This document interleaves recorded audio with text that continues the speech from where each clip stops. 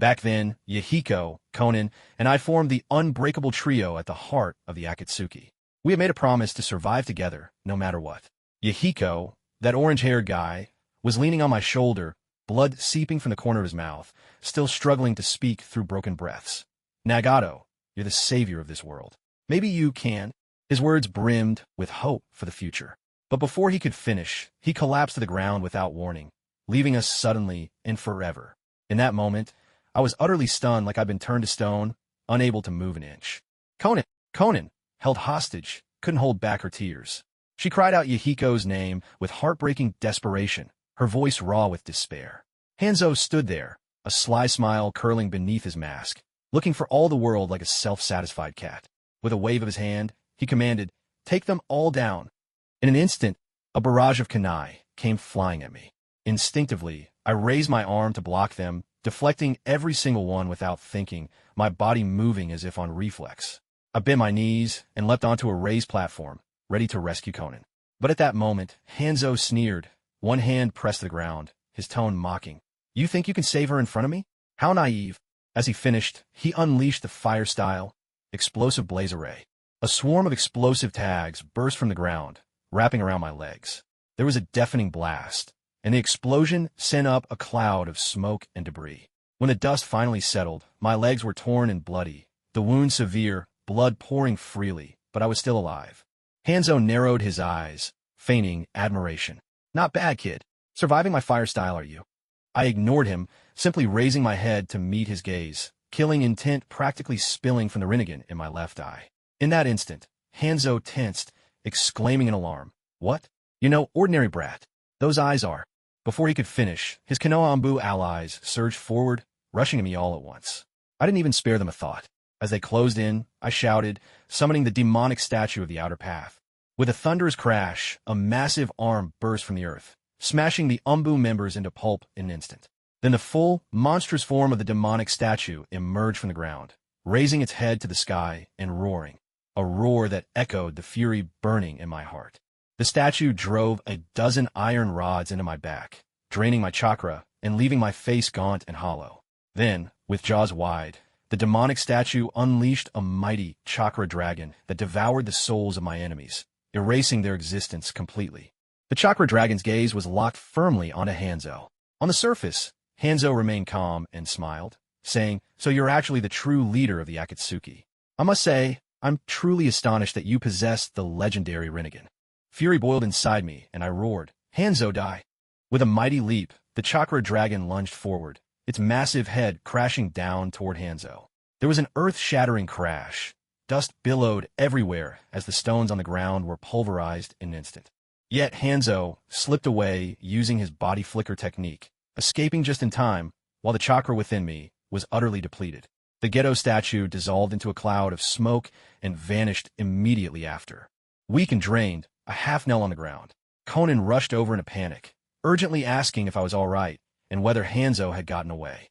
I was about to tell her that Hanzo had escaped when I suddenly sensed something off. Instantly, I shouted, "Conan, run! Hanzo hasn't left yet." Hanzo reappeared without warning, a cold sneer on his face. "I never imagined that you, little red-haired brat, would really possess the legendary rinnegan. That last attack was indeed formidable. Even I had to be cautious. But in the end, it's me, Hanzo, who stands superior." He declared his intent to seize my rinnegan, and with another flicker, appeared right behind me, shouting, "Sword art, flash!" Wielding his scythe, he was about to cleave me in two. At that very moment, a masked figure sporting a swirling pattern mask watched from the shadows, thinking to himself that the time had come. All it would take was a few more words to steer me onto his desired path and see his plan through. But just as he was about to make his move, a blinding light streaked across the sky like a meteor and crashed down between Hanzo and me with a resonant clang. The force of the impact drove both Hanzo and me back several steps. Hanzo was stunned, exclaiming, "What just happened?" The masked man was equally shocked. "A meteorite." Luckily, Conan shielded me. Otherwise, I might have been injured all over again. As the dust gradually settled, I saw that what had landed on the ground was a black cube, less than 2 meters tall, its surface shimmering with a faint violet glow. Cracking noises echoed from the cube as a black-haired boy emerged from within. He was pale, dressed in a white priestly robe, his expression somber and quietly melancholic. The boy murmured to himself, 10 whole years, and I've finally arrived. He softly prayed, hoping this was a world of healing or romance, saying he despised violence and killing above all else. Hanzo, tense and wary, demanded to know who he was, what the black cube was, and which country he had come from. Hearing Hanzo's voice, the boy looked up in surprise and said, "You're Hanzo the Salamander? The leader of Amage Cure, known as the demigod?" Hanzo let out a sigh of relief and said, "Since you know my name, why don't we just leave it at that and go our separate ways? After all, that red-haired brat behind you doesn't seem to have anything to do with you, right?" The young man glanced at me, so stunned he could hardly speak. With a grimace, he muttered, "The system actually dropped me into the world of Naruto this time?" And right at the moment when Hanzo and Danzo teamed up to wipe out the original Akatsuki, this is just too much. Yu had originally been just an ordinary office worker on Earth. One day, he was suddenly bound to a system called Anime Villain. The moment the system locked onto him, he had no choice in the matter. Without warning, the system flung him into a random anime world, and the very first one he landed in was Bleach. To make matters worse, the system stripped him of his human identity and turned him into a low-level hollow on the fringes of Hueco Mundo. Hueco Mundo was a brutal world ruled by the law of the jungle, where the strong preyed on the weak and stronger hollows devoured the lesser ones as a matter of course. Fortunately, he had the system's support. Yu fought and devoured his way through Hueco Mundo, and after 30 long years, he finally evolved into the highest form of hollow, a Vasto Lord.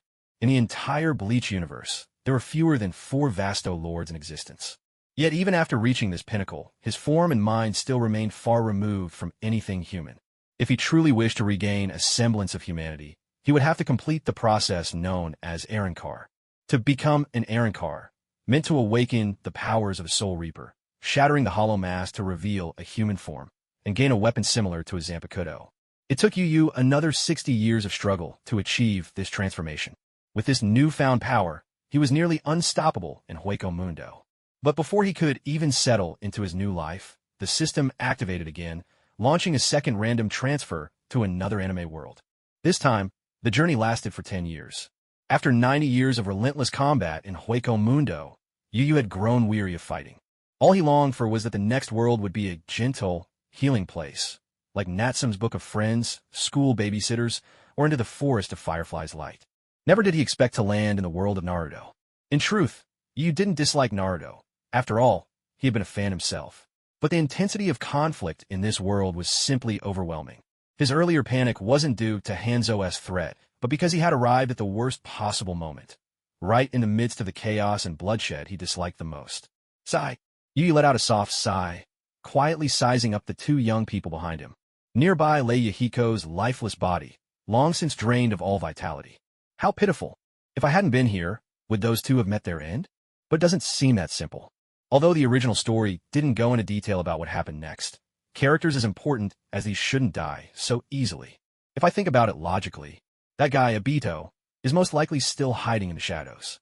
He probably plans to save the young Nagato at a crucial moment, then use the opportunity to influence him, recruiting him as a pawn for his future schemes. Yu fell silent for a moment, saying nothing.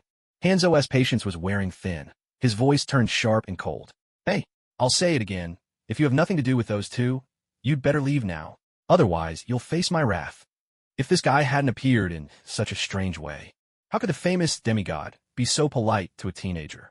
Nagato having the Rinnegan at 15 is already rare enough. Could you be some kind of super expert too? Yu finally snapped back to reality, his eyes narrowing slightly. "I'm not leaving. What can you do about it?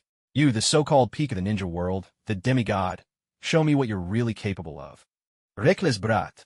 Body flicker technique. Hanzo was furious. In a flash, his figure vanished. In the blink of an eye, he reappeared at Yu's side, scythe in hand shimmering with chakra. Taijutsu, double strike, chain scythe. With a low shout, Hanzo's scythe swept down toward Yu's head. But Yu remained calm, casually extending a single finger. A metallic clang rang out. The scythe struck Yu's finger, but he was completely unharmed. Not even a scratch on his skin. How was that possible? Hanzo's pupils contracted sharply, his face frozen in shock. "What kind of monster are you?" Even so, his reaction was swift. Hanzo instantly leapt back, and Yu made no move to pursue. In truth, Hanzo's strength was nothing to scoff at. That last strike would have spelled disaster for an ordinary person. But Yu was no ordinary man. He was a true hollow, and among the highest tier. His entire body was sheathed in a unique steel skin, a layer of spirit pressure so dense it was harder than steel itself. Ordinary attacks couldn't harm him at all. Is that all you've got? You look coolly at Hanzo in the distance. If this is the level of the so-called demigod, then I must say I'm disappointed. Irrigant brat. Hanzo bellowed in fury. Summoning Jutsu, giant salamander. A cloud of smoke exploded out, revealing a colossal beast. It opened its maw wide, unleashing a thick wave of purple poison mist. Meanwhile, Hanzo's hands moved in a blur, weaving a series of hand seals. Fire style, multiple explosive flame array. In the blink of an eye, a multitude of explosive tags blanketed the ground beneath Yu's feet, layer upon layer, swiftly wrapping his entire body in a deadly embrace. This time, the number of explosive tags was 10 times greater than what had previously injured Nagato. A thunderous roar erupted. Explosions burst forth in rapid succession, their force shaking the very air and ground. The relentless barrage sent shockwaves all around, their power truly awe-inspiring. This attack had clearly taken effect. Yu's body was battered beyond recognition, blood streaming from grievous wounds, his injuries nothing short of horrific. Yet Hanzo's assault did not cease. Taking advantage of the concealing poison mist, he slipped silently behind Yu. Sword art, flash strike. He poured every ounce of his chakra into his blade, his killing intent radiating like a cold wind. With Yu's iron skin now broken, Hanzo's sword nearly cleaved him in two at the waist. Hanzo's eyes shone with confidence, a triumphant smile spreading across his face. This is what happens when you underestimate me. Still, to have forced me, Hanzo, to go all out. You've earned that much pride, green-eyed one. Your skin is tough, is it? Then let's see you withstand 10 times the number of explosive tags. And with my flash strike sword technique, can you possibly survive, now that you've been nearly cut in half at the waist? Just as Hanzo was about to turn his attention to Nagato, a voice sounded behind him, tinged with a note of surprise and admiration. As expected of the pinnacle of the ninja world, the one they call the demigod, I never imagined you'd actually break through my iron skin. I acknowledge your strength. From now on, I'll take this fight seriously. Hanzo stiffly turned his head, eyes locking onto Yu. To his astonishment, he saw Yu's wounds mending themselves before his very eyes, healing at a speed that seemed impossible. This can't be. Disbelief twisted Hanzo's features. Why aren't you dead? Such terrifying regeneration. Only the legendary god of shinobi could compare to this. In truth, this was Yu's unique ability. Hyper-regeneration was a powerful healing skill only advanced hollows could command. Except for his head, any part of Yu's body could heal at incredible speed. In less than half a second, every wound had closed, his body completely restored. Yu slowly drew his Zanpakuto from his waist, his voice calm and unhurried. Say yourself. Black-winged demon. A tearing sound sliced through the air. Amidst the drenching downpour, strange streaks of green rain began to fall. A surge of spiritual pressure swept out in all directions, savage and overwhelming. Yu's body underwent a dramatic transformation. His sword vanished from his hand, while the green tear marks on his cheeks became even more pronounced. The white bone mask on his face now covered him completely, and 2 solitary horns rose from his forehead, towering like a crown. Behind him, a pair of black wings, reminiscent of those of a bat, unfurled in the air. This form was none other than the unique sword release of the Arankar, also known as Resurrection. The sight made Hanzo's pupils contract sharply. His face was filled with shock and disbelief. What is this? Some kind of special bloodline limit? But why does his aura feel so much more powerful than before? Don't let yourself be affected. Stay alert, focus your mind, and don't relax for a moment. Otherwise, the battle will be over before you know it. Yu's voice came through, calm and steady. In an instant, he vanished without a trace. A brilliant streak of blue light cut through the air. A sharp sound sliced the silence. In the blink of an eye, an arm was severed and sent flying. Not far away, Hanzo clutched the bleeding stump of his arm, his expression turning darker than ever. His face went pale in a heartbeat, and his pulse raced wildly. Too fast. He's moving so quickly. I can't even track him with my eyes. Not even the body flicker technique could compare. Could this be the second Hokage's flying thunder god technique? Or, he found it hard to believe, that this was achieved by sheer speed alone. Yu now held a long spear shimmering with an azure glow, his tone carrying a hint of surprise. Not bad. You managed to dodge a fatal blow on instinct alone. Otherwise, your head would be rolling on the ground right now. Who are you really? How could someone like you suddenly appear in the ninja world? In your age, Hanzo pressed, gritting his teeth. Only now do you realize? Did you really think I was just a 17 or 18-year-old boy? Yu smiled. In reality, I'm old enough to be your grandfather. More than enough, in fact. Let's see. I'd say about 120 years old. He gestured with his fingers, as though seriously doing the math. After all, even his years working on Earth counted toward his age. So that's it. Sudden understanding dawned on Hanzo. All his doubts vanished. A powerhouse from the same era as the god of shinobi. Losing to you is hardly a disgrace. He no longer cared how Yu had survived all this time, or why he still looked so young. Such questions no longer mattered. With speed and strength like Yu's, escape was all but impossible. All right, it's time to send you on your way. Yuba paid no heed to Hanzo's misunderstanding, nor did he bother to explain. He spoke only those words, then hurled the spear in his hand, its azure glow slicing through the air. With a sharp whoosh, the spear shot forward at lightning speed. The gravely wounded Hanzo had no chance to react. He could only watch, helpless, as the spear drove straight through him with a sickening squelch, pinning his entire body firmly to a distant boulder. Thus fell Hanzo the demigod, once the mightiest force of the shinobi world. The air itself seemed to freeze, and the battlefield was swallowed by a deathly silence. From the moment Yuba gravely wounded Hanzo to the instant he struck the final blow, only a handful of seconds had passed. Nagato and Conan stood at the rear, utterly stunned. He's dead? Just like that. Nagato was the first to regain his senses, whispering in disbelief. The strongest man in the entire shinobi world. Killed with a single spear? His own powers were formidable.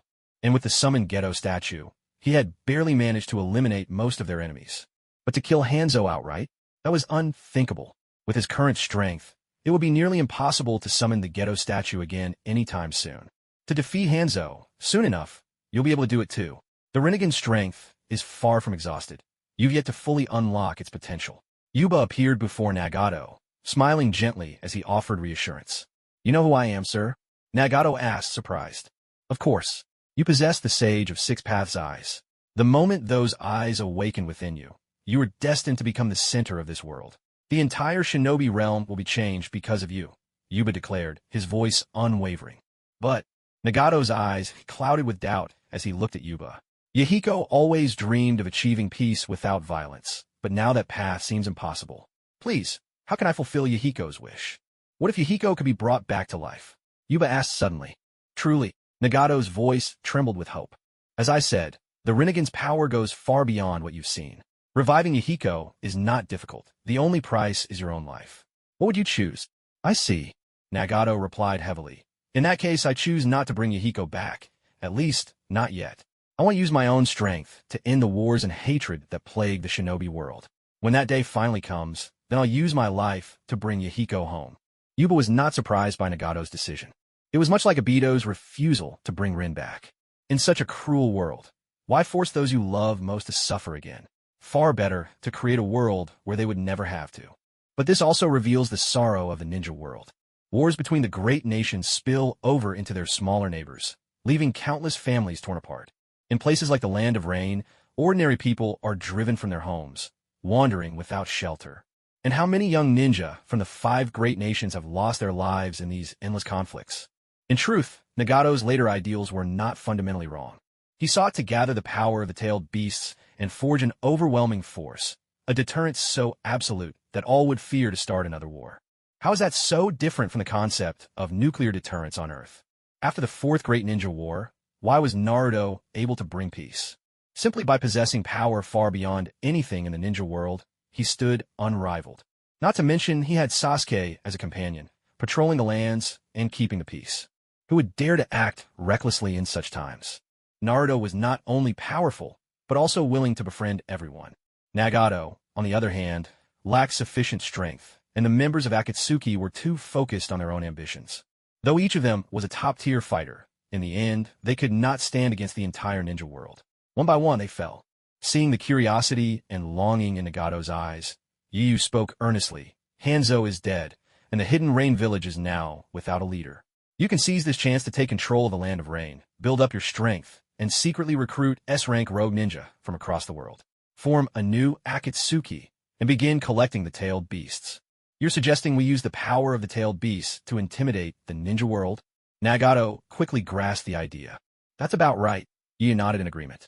In fact, as things progress, the significance of the tailed beasts will gradually fade. In the later stages, even Madara Uchiha will be able to defeat them with ease, stripping them of their former power to threaten. That's why strengthening oneself is what truly matters. Still, gathering the tailed beasts remains necessary, for they will become the spark that ignites the fourth great ninja war. Obito and Black Zetsu's plans can't proceed without the 9-tailed beasts. Only by securing them first can you seize the initiative. Yu and Nagato continued to discuss for a while longer, sketching out the first outlines of the future to come. As their conversation drew to a close, Yu suddenly asked with interest, Nagato, you know nothing of my name or origins. Why do you trust me so completely? Aren't you worried that, like Hanzo, I might also covet your Rinnegan? I'm not worried, Nagato replied firmly, looking him in the eye, his gaze clear and unwavering. Your strength far surpasses mine and Conan's. If you truly wanted the Rinnegan, you could simply take it by force. Besides, you are the one who saved our lives. Nagato's gaze grew ever more resolute. In you, I sensed the same leadership qualities that Yahiko possessed. He had unwavering trust in his comrades and showed great compassion to everyone. I believe that in the future, I will inherit Yahiko's will and become the one who guides the shinobi world toward peace. As for you, Senpai, you will become the watcher of the shinobi world, safeguarding its peace. The watcher, huh? Yu was taken aback for a moment, then smiled. Well, since you've already assigned me such a role, I suppose I'll accept it, though only reluctantly. Of course, Yu understood that Nagato's words were, in truth, an invitation to join the newly formed Akatsuki. After all, he was a figure from the same era as Hashirama Senju, and just moments ago, he had effortlessly defeated Hanzo, a legendary ninja known as the demigod, right in front of Nagato and Conan. It was only natural for Nagato to want him to join, and Yu had no reason to refuse. After a century of relentless battles in Hueco Mundo, Yu had long since grown weary of fighting. But now that he had come to this world, doing absolutely nothing would be far too dull. The two exchanged a knowing smile, a silent understanding passing between them. Just then, the ground behind Nagato suddenly split open. From the depths emerged a figure wearing a swirling mask. Nagato, this man does not belong to our era. Trust me, he's deceiving you. Obito's voice was tense and urgent, his expression grim beneath the mask. If he didn't act now, Nagato would surely be swayed by Yu. Though Obito deeply feared Yu's strength, his unique Sharingan abilities gave him confidence. He was not afraid. At last, you show yourself. I've been waiting for you. Yu narrowed his eyes, a glint of anticipation flashing within them. In an instant, a shimmering azure spear materialized in his hand, gleaming coldly as it swept toward Obito's head with lightning speed. Yet, the spear passed straight through the masked man, as if piercing nothing but air, leaving him completely unharmed. Your attacks are indeed powerful, but what good are they if they can't touch me? Obito sneered, placing a firm hand on Nagato's shoulder. Nagato, come with me. A sinister red light flickered in his eyes as the space around them began to warp and twist, forming a spiraling vortex. As the space-time transfer neared completion, Yu's voice rang out, sharp and commanding. You think you could just take someone away, right in front of me? You're underestimating me. No sooner had he spoken than he raised his right hand, index finger pointing straight at Obito's forehead. In a breath, pitch-black energy coalesced at his fingertip, forming a compact sphere of darkness. Yu chanted in a low, ominous voice, his eyes brimming with lethal intent. Zero flash. Black. Zero. Flash. Thunder exploded, rumbling through the air. A colossal surge of spiritual pressure erupted, transforming into a tidal wave of force that swept through the vast forest behind, obliterating everything in its path. A tail beast ball? No, it just resembles one. Obito's pupils contracted sharply, though his tone still carried a hint of disdain. No matter how powerful the attack, it's useless against Kamui. Physical assaults can't touch me. Yet, in the very next instant, the smile froze on his face. The space around him suddenly began to distort violently. The spatial vortex created by Kamui had become intensely unstable. Impossible. This power can actually shake the very fabric of space? Even my Kamui was forcibly interrupted. Obito's face changed drastically, shock written all over it. With a sickening crack, the attack from the Black Zero hadn't fully dissipated, but the remaining force crushed his right arm to pieces. If I hadn't switched to my intangible state in time, my head would have been blown clean off. Cold sweat broke out on Obito's forehead. What kind of technique was that? It twisted space itself, causing Kamui's dimensional shift to fail. This was the first time he had ever experienced failure in his space-time jutsu. Maintaining his intangible state with Kamui, Obito felt a tremor of doubt within. With my current strength, there's no way I can face this opponent. I need to find another chance to contact Nagato. The thought filled him with frustration. Originally, he only needed to seize the opportunity to rescue Nagato from Hanzo and give him a little guidance. Then, the Eye of the Moon plan would unfold smoothly. Instead, Yu had appeared out of nowhere, defeating Hanzo in an instant. Obito was so stunned he nearly forgot to blink. He continued to keep his intangible form, gradually retreating into the distance. Seeing that Yu wasn't pursuing, Obito breathed a silent sigh of relief. Long-range spatial transfer is out of the question. I'll have to use this clumsy method to escape. But I can only maintain my intangible state for 5 minutes at most. Time is running out. I need to get away quickly. Just as he was planning to pick up speed and retreat, Yu suddenly spoke, making him freeze in his tracks. Don't you want to know how Rin died? How do you know about Cough Cough? Obito managed to turn his head with difficulty, but his voice remained stubborn. Rin? I Uchihamadara, don't know any girl by that name. Are you really going to keep up this act at this stage? Nagato couldn't help but interject from his side. He had always harbored doubts about the masked man's true identity. Now that Yu had effortlessly broken his space-time jutsu and destroyed his right arm, this level of power was nothing like the legendary Uchihamadara, who stood as an equal to the god of shinobi. Obito's lips twitched slightly, but he forced himself to stay calm. I am Uchihamadara. I have no idea who this Rin is. Trying to buy time? Keep dreaming. He pulled away, making sure he was safe before initiating another space-time shift. Parading around under someone else's name, deceiving the world, but in the end, you're nothing more than a pawn being manipulated, completely oblivious to it, Yu said, his gaze filled with disappointment. Do you realize that this Uchiha Madara you serve is the very man responsible for Rin Nohara's death? You're devoting your life to your own enemy. Even in the Pure Land, Rin must think you're the height of foolishness. The moment Yu finished speaking, Obito's composure shattered. He stopped his space-time travel and, from a considerable distance, demanded in a low, trembling voice, What did you say? Rin was killed by Madara? Impossible. I saw it with my own eyes. Rin was forced to become the Three Tails Jinchuriki by the Hidden Mist. She threw herself onto Kakashi's Chidori to protect the village. It was her choice. Calling you a fool might actually be giving you too much credit. Yu sighed helplessly. Back then, the Bloody Mist village was already under Madara's control. Even the third Mizukage was nothing but his puppet. Capturing Rin, forcing her to become the Three Tails Jinchuriki, then ordering the Mist Ninja to hunt her down. None of that was difficult for Madara. This. Obito's face contorted in agony, his body trembling. Yu pressed on without pause. A few years later, as Madara's life neared its end, the third Mizukage lost control and was killed by him. After that, the fourth Mizukage, Yagura, became the new Three Tails Jinchuriki. And Yu, Obito, continued to pull the strings in the Mist Village under the name of Madara. Do you see the chain of cause and effect now?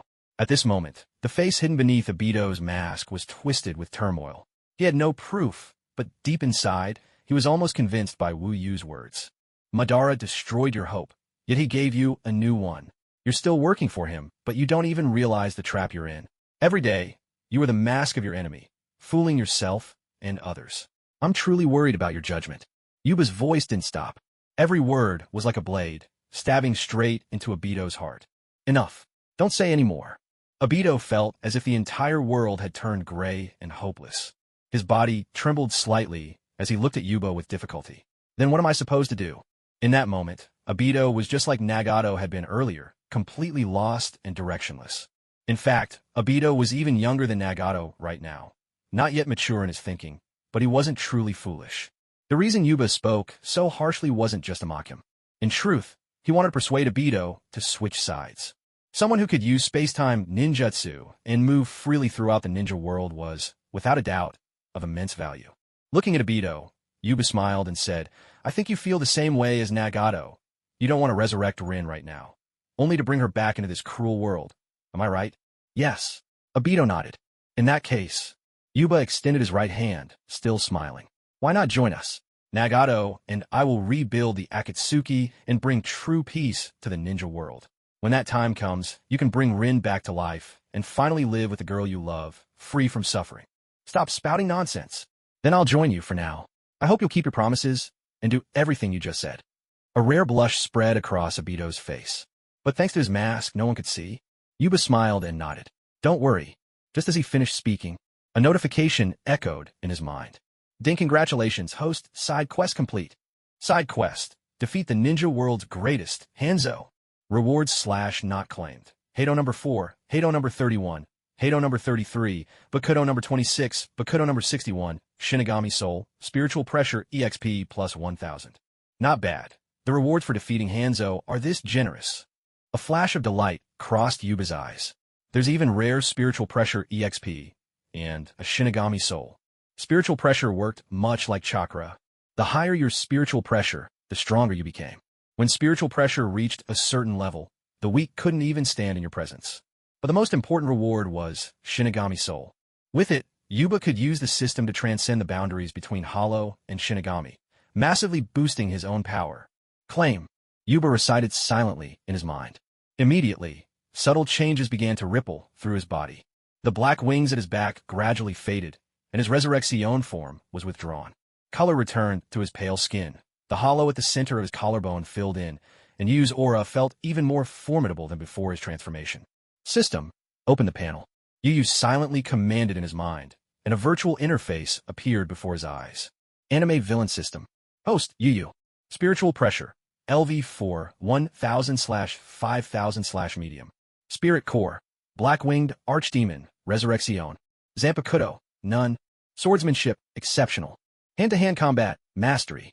Shuanpa, Mastery. Kido, Beginner.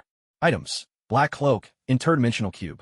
Since I've fused with a Shinigami Soul, does that mean I can now wield a Zanpakuto? Yu narrowed his eyes slightly, pondering to himself, and now I can use Kido as well. It may not be very effective at the moment, but at least it gives me another way to attack. In the nearby jungle, Black Zetsu witnessed the entire scene, his mind nearly slipping into a stupor. Nagato had become a loyal follower of Yu, and immediately after, Obito was also successfully swayed. And he, Black Zetsu, the third progeny of the progenitor of Chakra. Had he really ended up all alone in just half a day? Both key figures had betrayed him. If things continued like this, how could the Eye of the Moon plan proceed? How was he supposed to resurrect his mother? As for Yu's identity, he had already discerned the truth. From Yu, he could sense no trace of chakra whatsoever. Those jet black wings were even more striking, an unmistakable sign that this power did not belong to the chakra system. If his suspicions were correct, Yu, like his mother, was an outsider, someone from another world. Recalling the terrifying tales his mother once told of the Akatsuki clan, he realized at once that Yu was every bit as dangerous as she had been. No, I can't stay here any longer. A grave look crossed Black Zetsu's face. Nagato and Obito have both turned against me. I have to find new candidates for the Eye of the Moon plan, fast. And I still need to find a way to reclaim Madara's Rinnegan. If all else fails, I'll have to revive Madara ahead of schedule. Yu possessed power enough to instantly defeat a demigod-level opponent. If it came to a one-on-one fight, there might not be a single person in the entire ninja world who could oppose him. And Yu's abilities were simply astonishing. That spear-like secret technique could, with a casual sweep, sever Hanzo's arm. A jutsu akin to a tailed beast bomb, so powerful it could even warp space itself, rendering Obito's space-time ninjutsu useless. These abilities already defied all logic. If Yu had other secret techniques that could detect his presence, then he would truly be in danger. Just then, a soft, slightly amused voice rang out behind him. Black Zetsu, oh, dutiful child of the Akatsuki clan, don't be in such a hurry to leave. Care to have a little chat about family? Damn, he really found me. Black Zetsu was instantly struck with shock, his body instinctively sinking toward the ground. This person, he actually knows my true identity. But what does Akatsuki's silly sweetheart even mean? Although he couldn't grasp the exact meaning of the phrase, his instincts told him the stranger was referring to his mother, Kagaya.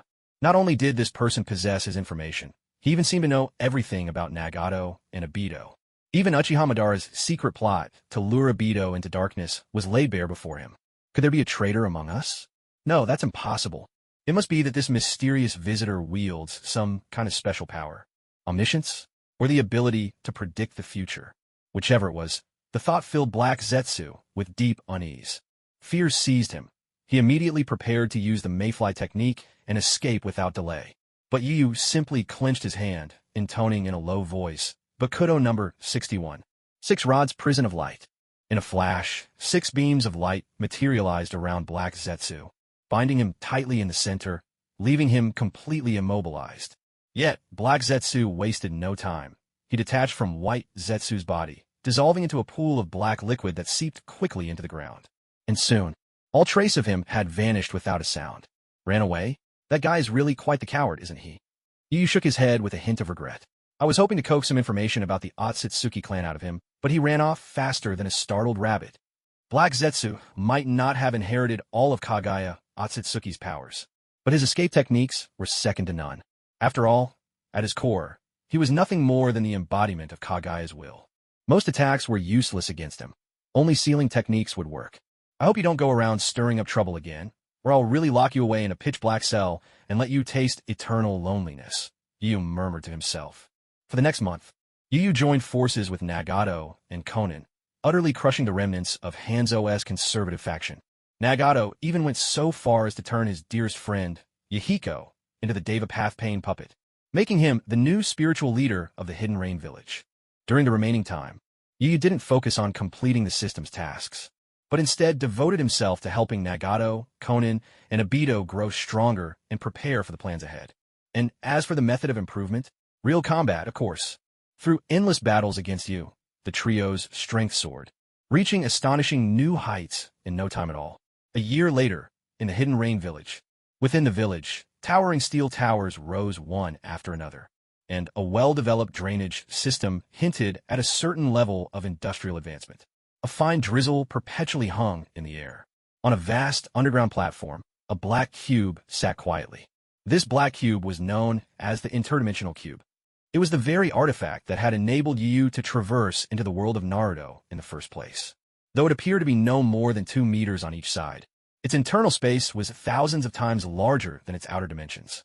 Inside, time seemed to flow so slowly as to be almost imperceptible, and unless Yu permitted it, or unless one possessed power that far exceeded the cube's utmost limits, it was nearly impossible to damage its inner space. And since it was impenetrable from the outside, it made for the perfect vessel to imprison Black Zetsu. Inside the interdimensional cube, all was pale and void. Yu was locked in fierce combat with 3 silhouettes. After half an hour, the battle finally drew to a close. Looking at the trio, their bodies slick with sweat, Yu couldn't help but remark, "You truly are top-tier prodigies. In less than a year, I can no longer best you in a fair fight." Obito had reached Kaga level strength. Conan too stood at Kaga level, and Pain possessed power beyond even that. With the 3 working together, even if I used my resurrection, it would still take considerable effort to suppress them. More importantly, this had only been a friendly spar, not a true fight to the death. If Conan were given enough time to prepare her technique, her so-called tears of an angle, 600 billion explosive tags, even in my resurrection form, I might not be able to withstand it. At present, Nagato only had the Deva Path puppet. The other 5 paths of pain had yet to be gathered or crafted, so overall their combat power was a bit weaker than in the original story. After offering a few words of praise to Conan and Nagato, Yu turned his gaze to Obito and spoke in a solemn tone. "Obito, your progress has been remarkable. Your mastery of wood release and fire release ninjutsu is impressive. With Kamui, you're nearly invincible in defense, but your offensive capabilities could still use some work." Obito replied, a little crestfallen, "But right now Kamui can only be used for phasing and space jumping. I can't seem to improve it any further." Yu shook his head. "No, there's actually a way to make your space-time ninjutsu more complete, perhaps even awaken an even greater bloodline ability." Obito looked surprised. "You mean?" Yu smiled, his expression earnest. "That's right. I'm planning to go to Konoha and help you reclaim the Sharingan that is rightfully yours." Obito hesitated, looking troubled. "But that Sharingan was a gift I gave to Kakashi when I was on the brink of death to celebrate his promotion to Jonin. Would it really be right to take it back now?" Yu waved his hand dismissively. "It's nothing. Kakashi never had much chakra to begin with, and that Sharingan was more of a burden for him than a help. Without it, he might actually become stronger. Besides, you're still alive. Who just gives away their Sharingan as a gift? That would be a waste. In truth, that I hadn't been of much use to Kakashi lately. Now, without the Sharingan, he no longer had to worry about excessive chakra drain. If he focused his efforts on mastering the Hitaki sword style and honing his ninja skills, perhaps where once he'd fought his opponents to a standstill, he could now surpass them." After listening to, Obito fell silent, lost in thought. "Let me think about it a bit more." "All right," Yu nodded. A few minutes later, Obito finally spoke. I've made up my mind. So, what's your decision? I want to reclaim my Sharingan. But I have one condition. What is it? Obito's gaze was resolute. I want to go to Konoha with you. Yu Yu smiled and nodded. No problem. Once they'd reached an agreement, Yu Yu turned to Pain and Conan to give instructions. It's about time we started recruiting members for the Akatsuki. Conan, I want you to get in touch with Sasori of the Red Sand in the Land of Wind. Pain, you'll be responsible for finding Kakuzu, the immortal ninja from the Land of Waterfalls. Let White Zetsu help you track down their exact locations. Understood. Understood. Conan and Pain nodded in unison. Ever since Black Zetsu had been isolated, White Zetsu wasted no time in switching sides, eagerly volunteering to serve Yu.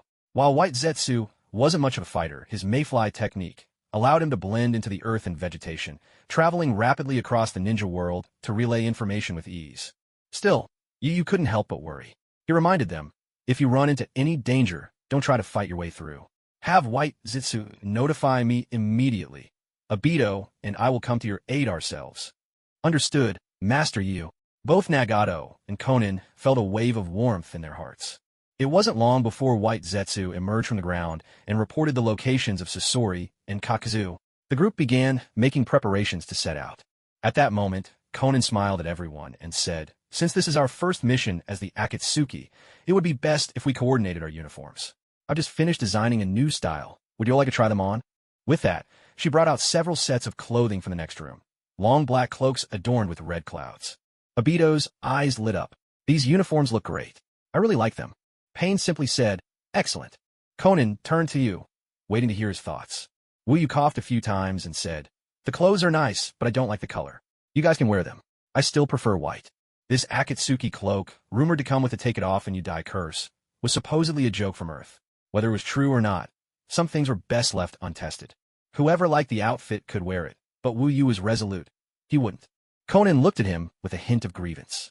Seeing Conan's disappointment, Yu had no choice but to fall silent. Once they finished changing, the four of them set off immediately. On top of a telephone pole in Konoha Village, Land of Fire, Yu stood dressed in white, his posture relaxed and carefree. Obito wore the Akatsuki cloak adorned with red clouds and concealed his face behind a swirling mask. It was the 47th year of Konoha, the end of the Third Great Ninja War. Minato Namikaze was serving as the fourth Hokage. Yu glanced at the ever-silent Obito by his side and mused to himself, with my interference, Obito shouldn't unleash the Nine-Tails attack, as in the original story. That means Minato and Kushina won't die, and Naruto can have a complete, happy family. As for capturing the Nine-Tails, there was no rush. After all, I don't necessarily need to extract the beast itself. As long as I can control the Jinchuriki and keep Black Zetsu's schemes at bay, that's enough. At that moment, Obito gazed at the bustling village below, his expression somewhat dazed. Once upon a time, he too had been one of them, a boy often late because he stopped to help others. What's the matter? Thinking about helping old ladies cross the street again. Yu teased from beside him. I'm not.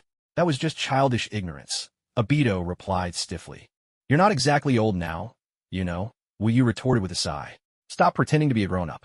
Ahem, enough pointless chatter, Obito said, clearing his throat to change the subject. Let's hurry and reclaim that Sharingan. You want to go first, or should I? Yu shot him a calm look. You go ahead. Isn't that why you came along? Afraid I might have designs on your friend? Suit yourself. I'll just wander around the village. Come find me when you're done. Before Obito could answer, Yu vanished from the pole in a blur with a body flicker. Unlike Nagato and Conan, Obito was more complicated and harder to approach. Especially after learning the truth about Rin's death, it was as if he'd locked his own heart away, becoming even more inscrutable, his emotions rarely surfacing. Simply put, this boy had a bit of a persecution complex, always suspecting others of ulterior motives, and naturally, he remained wary of Yu. But Yu didn't mind. His real purpose in coming to Konoha wasn't actually Kakashi's Sharingan, but to complete a side quest his system had issued a few days ago, and thereby strengthen his basic abilities. Out on the street, Yu had barely walked a few steps before he spotted a ramen shop. He stepped inside and told the owner, Boss, 1 bowl of ramen, please. All right, just a moment. The owner turned around, revealing an ordinary face, but his narrow, smiling eyes stood out the most. This was none other than the owner of Ichiraku Ramen, the enigmatic Ichiraku-san from the original story. Yu glanced at him nonchalantly, secretly amused. So it really is just a fan joke. Ichiraku is just a regular guy after all. Your ramen's ready. Be careful, it's hot. Ichiraku-san placed the steaming bowl on the table, and turned to attend to other tasks. Yu finished the noodles in just a few quick bites, leaving the bowl spotless. Satisfied and full, he couldn't help but sigh, "This really does taste great. No wonder Naruto could eat this for a lifetime without ever getting tired of it." Ding, congratulations, host. Side quest complete. Side quest. Try a bowl of ramen personally made by Ichiraku. Reward / unclaimed. Heido number 63, Heido number 78, Bakudo number 73, Spiritual Pressure EXP plus 500. Even such a simple side quest gives me spiritual pressure experience. The system is feeling generous today. If only it had been this generous back in the Bleach world, would I have needed to train for a full century? Yu couldn't help but grumble inwardly. Isn't this how a proper cheat system should work? Only by gaining spiritual pressure experience can my strength grow rapidly. If I really had to train for 100 years, everything would be over by then. After claiming his reward, Yu was just about to leave. At that moment, two young voices came from the doorway. "Itachi-san, I practice kunai, throwing all day today. Can I treat you to ramen tonight? You don't have to go to all that trouble, sure sway." "It's no trouble at all. I've still got some pocket money." Two boys lifted the shop's curtain and walked in side by side. One was tall with a forehead protector strapped onto his head, his large, expressive eyes especially striking. The shorter one had short black hair and seemed quiet and reserved. Both of their shirts bore the half-white, half-red fan crest of the Uchiha clan. Seeing them, Yu sat back down at his table. A look of curiosity crossed his face as he marveled inwardly. Who would have thought that just stopping for a random bowl of ramen, I'd run into the two genius youths of the Uchiha clan? Without a doubt, the taller boy was Shursui Uchiha, and the shorter one was Itachi Uchiha. At this moment, they were both still very young. Itachi looked no more than 4 or 5 years old, and Shursui was only about 8 or 9. But Yu knew well that in the world of Hokage, children matured far earlier than in ordinary places. After sitting down, each of them ordered a bowl of ramen. Itachi Uchiha looked rather downcast, as if something was weighing on his mind. "What's wrong? Sparring with someone again?" Shursui asked with concern. "Brother Shursui." Itachi's eyes were filled with confusion. "Tell me, why must living beings always fight each other? Why is there war? Is it truly impossible for everyone to live together in peace?" Shursui shook his head, his voice grave. "I don't know either, but if there's ever a chance to stop a war, I'll do everything I can to seize it." "So will I," Itachi nodded. Yu sat nearby, feeling a bit speechless. Unbelievable. Just listen to that, just listen. If anyone else overheard them, would they even believe it? Two kids, neither even 10 years old, spending their days contemplating the fate of nations and the world. Their minds were far more mature than children their age should be. But such was the harsh reality of the ninja world, a world that forced children to grow up too soon. Compared to kids the same age on Earth, the difference was astronomical. Yu let out a quiet sigh, resolving silently in his heart. Even if it's only for the sake of children whose destinies are so troubled, I must do something to change the ninja world. And if it truly proves impossible to change things, then let those 5 great nations, who care only for their own interests and never stop inciting wars, be wiped out for good. Again and again, these countries have plunged the ninja world into war for their own benefit. Yu didn't say much more to the two boys. He simply watched as they finished their ramen and left the shop. Clack! As he stepped out of the ramen shop, Yu stomped his foot hard on the ground. Just then, a girl passing by approached him, her tone sincere as she asked, "Excuse me, do you know how to defecate? If you do, could you tell me what it feels like?" A trace of exasperation crossed Yu's forehead. Toby was by far the most unusual among all the white Zetsu. Unable to carry out normal bodily functions, he was constantly curious, always pestering Obito with questions about things like excretion. Back in the day, Obito had been so weak that he relied on Toby's protection just to move around. But now, as Obito's strength had grown, Toby had become an independent existence. The girl shook her head with conviction, insisting, "I'm not Toby. Don't make things up. Come on, just tell me, what is it really like? Stop fooling around." Send a few white Zetsu to follow those two young Uchiha. If anything unusual happens, notify me immediately. Understood. Yu had no intention of entertaining him any further.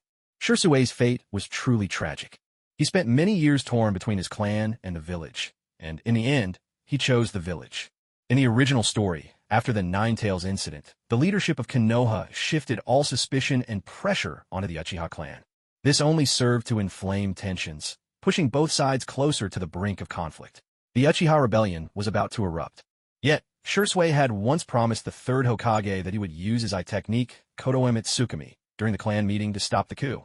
Little did he know that this move would not only expose his unique ability, but also make the already distrustful Danzo, Shimura, covet his Sharingan. Not long after, Danzo ambushed the unsuspecting Shursui using Izanagi and succeeded in stealing his right eye. Fearing that his remaining left eye would also fall into Danzo's hands, Shursui entrusted it to his only true friend, Uchiha Itachi. He urged Itachi to protect both the village and the honor of the Uchiha, and then, alone, took his own life by throwing himself into the river. Although the Nine Tails incident had not occurred now, the Uchiha clan remained competitive and obsessed with power and status. Even Madara Uchiha himself had never truly acknowledged his own clan. He once remarked, "They are all short-sighted people, completely incapable of understanding my ideals and the burdens I bear as Madara Uchiha." So, an Uchiha uprising was only ever a matter of time. Yu had no interest in saving such a foolish clan. But Shursui and Itachi possessed minds and talents far beyond the rest of their kin, and their abilities were exceptional. If there was a chance, recruiting them into the Akatsuki would indeed be a worthwhile option. Understood. Obito hunched his shoulders and asked, "Anything else you need me to do? What about Toby? Is everything settled with Kakashi?" Yu continued, "Not yet." Obito shook his head and explained slowly, according to White Zetsu's investigation, Kakashi recently joined the Umbu and is currently out on a mission. It might be a while yet. Go assist Toby then. Work with a few White Zetsu disguised as root members and seize Kakashi's Sharingan together, Yu said after a moment's thought. "Oh, are you planning to frame Danzo Shimura for this? That's brilliant." Obito's eyes lit up with excitement. "Frame him? Danzo really is the one behind this. We have nothing to do with it," Yu corrected sternly. "Understood, I'll get right on it." Obito nodded enthusiastically and then turned to leave. Watching Obito walk away, Yu let out a quiet laugh. Truly, disaster can strike even when you're sitting quietly at home. Once the third Hokage investigates, Danzo will likely be in for quite a shock. What a pity! Because Orochimaru's human experiments were exposed and he defected from the Leaf, Danzo, as his collaborator, was forced to clean up the mess. That's why he's not at Root's base at this moment. Ouya pressed his lips together, a glint of coldness flickering in his eyes. Otherwise, taking Danzo out directly would have been the most thorough solution. Now his strength was nothing to sneeze at. In his Resurrection state, there were hardly any opponents in the entire ninja world who could rival Ouya. Of course, things would be different if you were beset on all sides. But that didn't matter much. After all, his spiritual pressure had just reached the intermediate level at grade 4. As long as Ouya kept completing tasks and increasing his base spiritual pressure, once he broke into the advanced tier, most people wouldn't even be able to withstand him when he wasn't using his full strength. Moreover, his Arrancar power was truly unique. His strength originated from the world of Bleach, specifically from Espada No. 4, Ulquiorra Cipher. Within the Arrancar, the title of Espada was synonymous with overwhelming destructive power, though Ulquiorra was ranked 4th. He was the only Espada capable of a second release, another transformation of his Zanpakuto. That was known as Segunda Etapa. Many Bleach fans believed he was the true number 1 among the Espada. Now, with the help of the system, Ouya could rapidly master the Segunda Etapa as well. When that day finally arrived, who would be able to force him to reveal his true power? As he pondered these things, a mechanical chime suddenly rang out in his mind. Ding side quest issued. Side quest. Go to Konoha, borrow the Scroll of Seals, and read aloud the name of every jutsu contained within. Reward/failure. Unknown. Ouya stared in bafflement. Borrow the Scroll of Seals from the Hidden Leaf? Is this some kind of joke? System, you can't be serious. That scroll contains a trove of dangerous, forbidden jutsu, and it's personally guarded by the Hokage through every generation. Aside from a handful of jutsu that are actually worthwhile, the rest don't interest Ouya in the slightest. But for Konoha, this is unquestionably one of their greatest treasures. And you want me, a complete outsider, to borrow it? Aren't you afraid I'll get killed on sight? The only reason Naruto managed to steal the Scroll of Seals as a child was because the third Hokage tacitly allowed it. He used the opportunity to eliminate the traitor Mizuki, and let Naruto, overflowing with chakra, gain access to core jutsu. At the same time, Iruka's concern helped deepen Naruto's sense of belonging to the village. A single move with multiple gains. So borrowing the Book of Seals through normal means was utterly impossible. He could only rely on himself to take it by force. I hope everyone will show their support. Truly, thank you to all the amazing readers. Fortunately, with White Zetsu's help, he quickly discovered the exact location of the Book of Seals. It was right behind the Hokage's office building, near an unremarkable little wooden hut. 3 squads of A and BU guarded the area, each member on high alert. draped in a black cloak. Yu Yu watched from a distance and murmured. As expected, there's no way the Book of Seals would be left unguarded. Each AMBU squad consisted of 4 members. Their abilities roughly on par with standard Jonin, more than enough to handle ordinary intruders. But to Yu Yu, these sentries were hardly a threat. Even so, he had no intention of barging in headfirst. Instead, he chose to infiltrate. Bakudo number 26, Curved Light. Yu Yu lifted his hand and whispered the incantation. Immediately, spirit energy gathered around him, weaving a special layer of fabric that shrouded his figure. Bit by bit, he faded into the surroundings, as if turning invisible. This Kido wasn't especially powerful for attack or restraint, but its use was highly specialized. By crafting a cloak of invisibility from spiritual pressure, and pairing it with his black cloak artifact, he could utterly mask his presence. With both combined, Yu Yu became not only completely invisible, he didn't even make a sound. Every half hour, an AMBU squad would enter the hut to check that the Book of Seals was still secure. Yu Yu seized his opportunity, silently slipping in right behind them, and making his way into the small hut. So this is the legendary Book of Seals? Multiple Shadow Clone Jutsu, Rasengan, Edo Tensei, Mutual Multiplying Explosive Tags, Flying Thunder God, Water Release, Severing Wave, Water Release, Water Dragon Biting Explosion, Water Release, Great Waterfall, Fivefold Rashomon, 8 Gates Formation. Yu Yu unfurled the scroll on the table, swiftly scanning through all the jutsu listed. Not bad. The contents of this Book of Seals are even more valuable than I imagined. Edo Tensei, in particular, was the key technique for many of his plans. Although Flying Thunder God was also incredibly valuable, its difficulty to master was not to be underestimated. The 8 gates held enormous potential as well, but not everyone could wield them as perfectly as Might Guy. Without proper training, their effectiveness would be greatly diminished.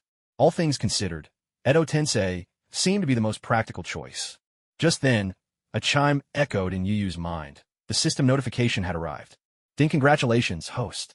Side mission complete. Side quest. Borrow the Book of Seals from Konoha and recite the names of all the jutsu contained within. Reward / not claimed. Heido number 90, Bakudo number 81, Bakudo number 99, Spiritual Pressure EXP plus 1,500, Insightful Soul Gauntlets. 1,500 points. That's quite a sum. This trip was absolutely worth it. Yu Yu nodded in satisfaction. He gazed at the large scroll on the table, paused in thought for a moment, then took out a blank scroll he had prepared in advance. Carefully, he copied all the ninjutsu contained within, planning to slip away the next time an Umbu squad came by. These techniques weren't of much use to him personally, but for Konan and Nagato, they would be invaluable. However, half an hour passed, and there was still no sign of movement at the door. Yu Yu grew puzzled. Had something happened? Did the Umbu at the entrance fall asleep? Or was there some other complication? Suddenly, an angry shout rang out from outside. How dare you try to steal the Scroll of Seals from Konoha? You got some nerve. Prepare yourself, ninjutsu. Here comes the human boulder. Taste this. With a thunderous crash, a massive ball of flesh barreled through the door, smashing the wooden house to pieces and sending splinters flying everywhere. When the dust finally settled, the attacker was nowhere to be seen. Yu Yu was already standing atop a nearby tree, watching the scene unfold. He saw 3 people in a clearing. In the middle stood a burly, rough-looking middle-aged man with auburn hair.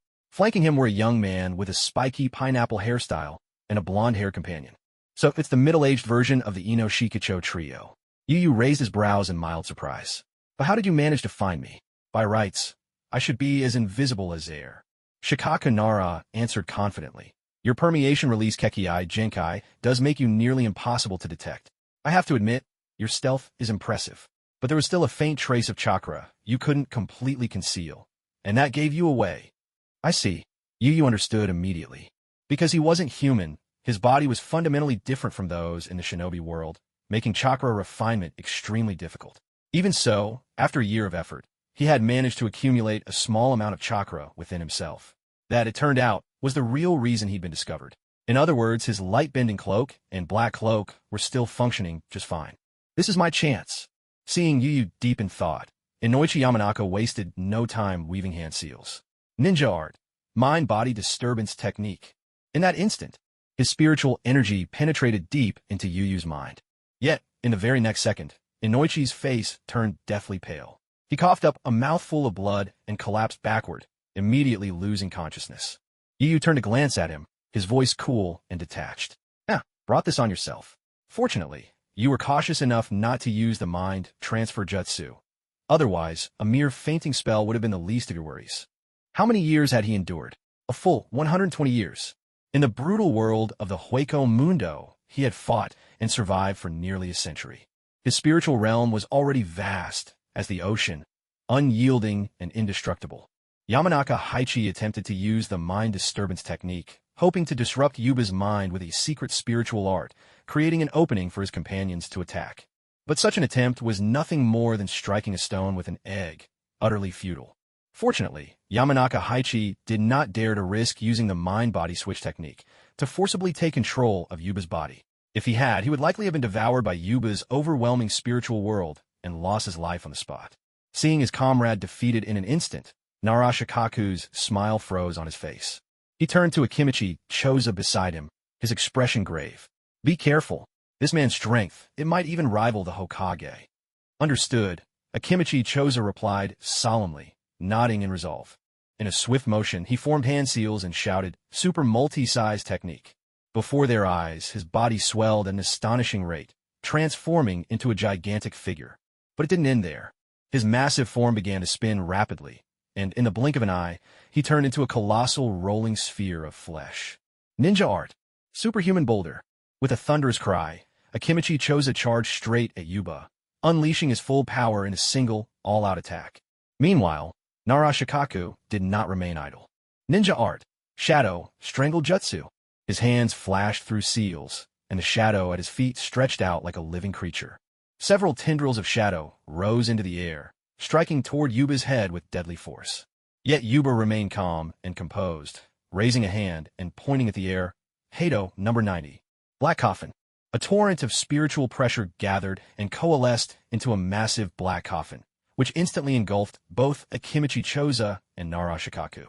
When the black coffin shattered, the two lay on the ground, battered and covered with wounds. Ding, congratulations, host. Side quest complete. Side quest I. Defeat Konoha Elite Jonin, Yamanaka Haichi.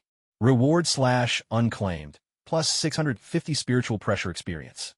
Side quest I. Defeat Konoha Elite Jonin, Akimichi Choza. Reward/unclaimed, plus 650 spiritual pressure experience. Side quest I. Defeat Konoha Elite Jonin, Narashikaku. Reward/unclaimed, plus 700 spiritual pressure experience. Claim, Yuba whispered in his heart. An immense surge of spiritual pressure flooded his body, and his power soared at an astonishing speed.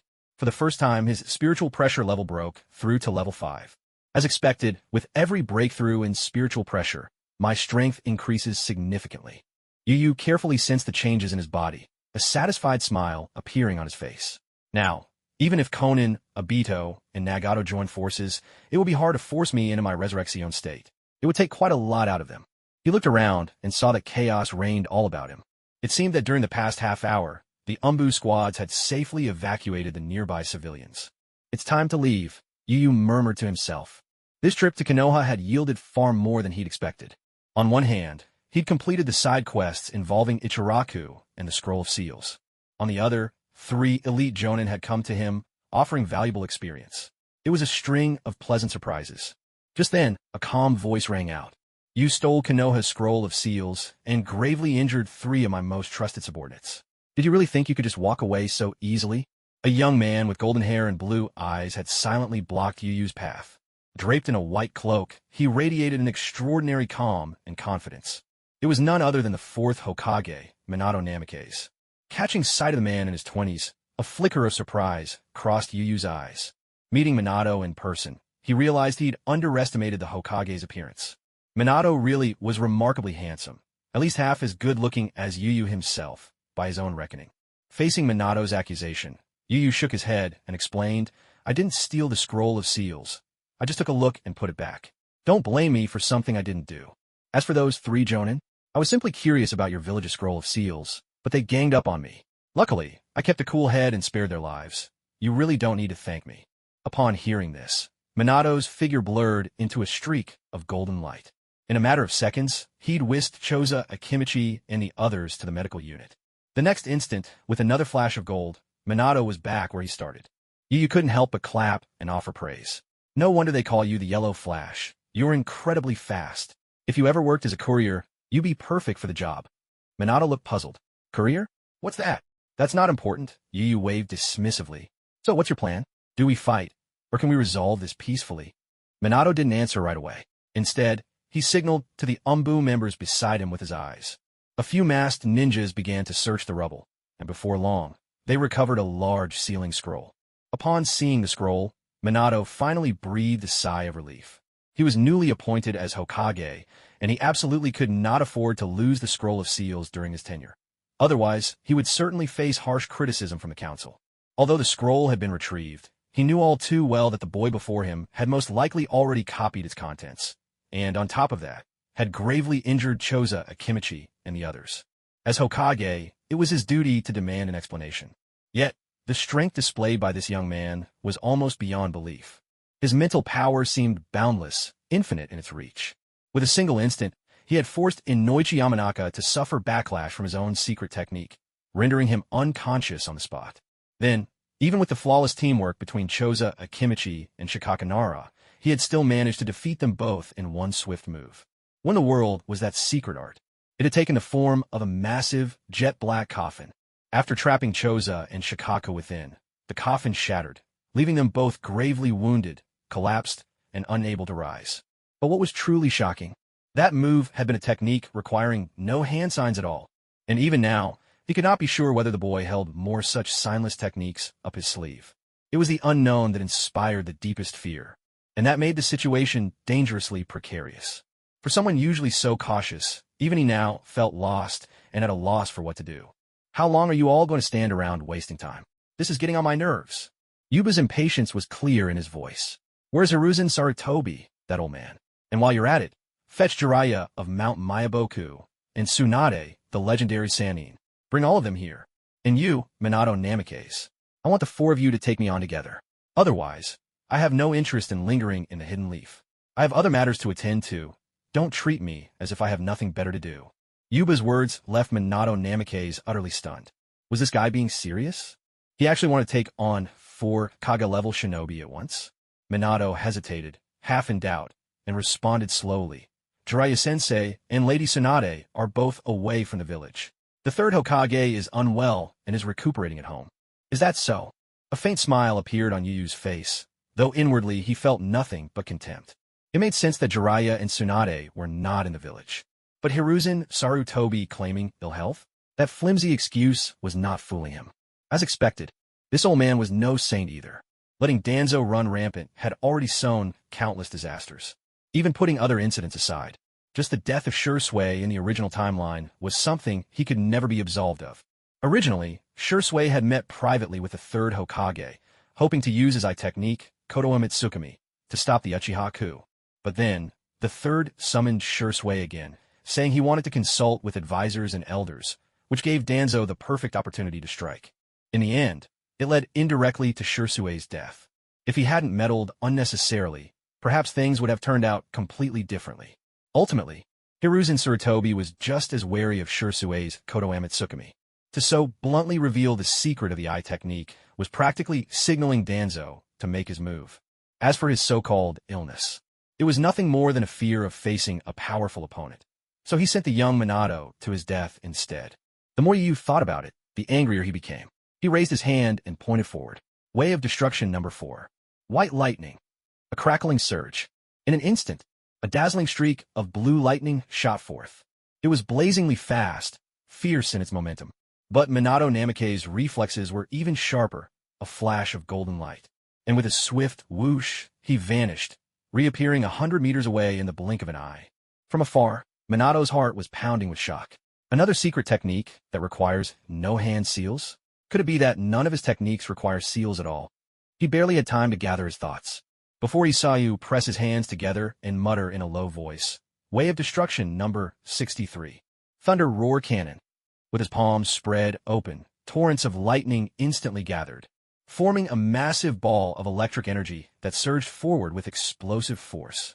If the white lightning earlier was just a gentle stream, then this Thunder Roar Cannon was a raging river.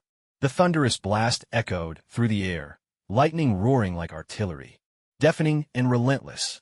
Once again, Minato relied on the Flying Thunder God technique to dodge with ease. Yet another secret technique, unleashed without a single hand sign. This guy. It was as if all he needed was to press his hands together, speak the name, and any technique would come to life. Though astonished, Minato couldn't help but feel a hint of confusion.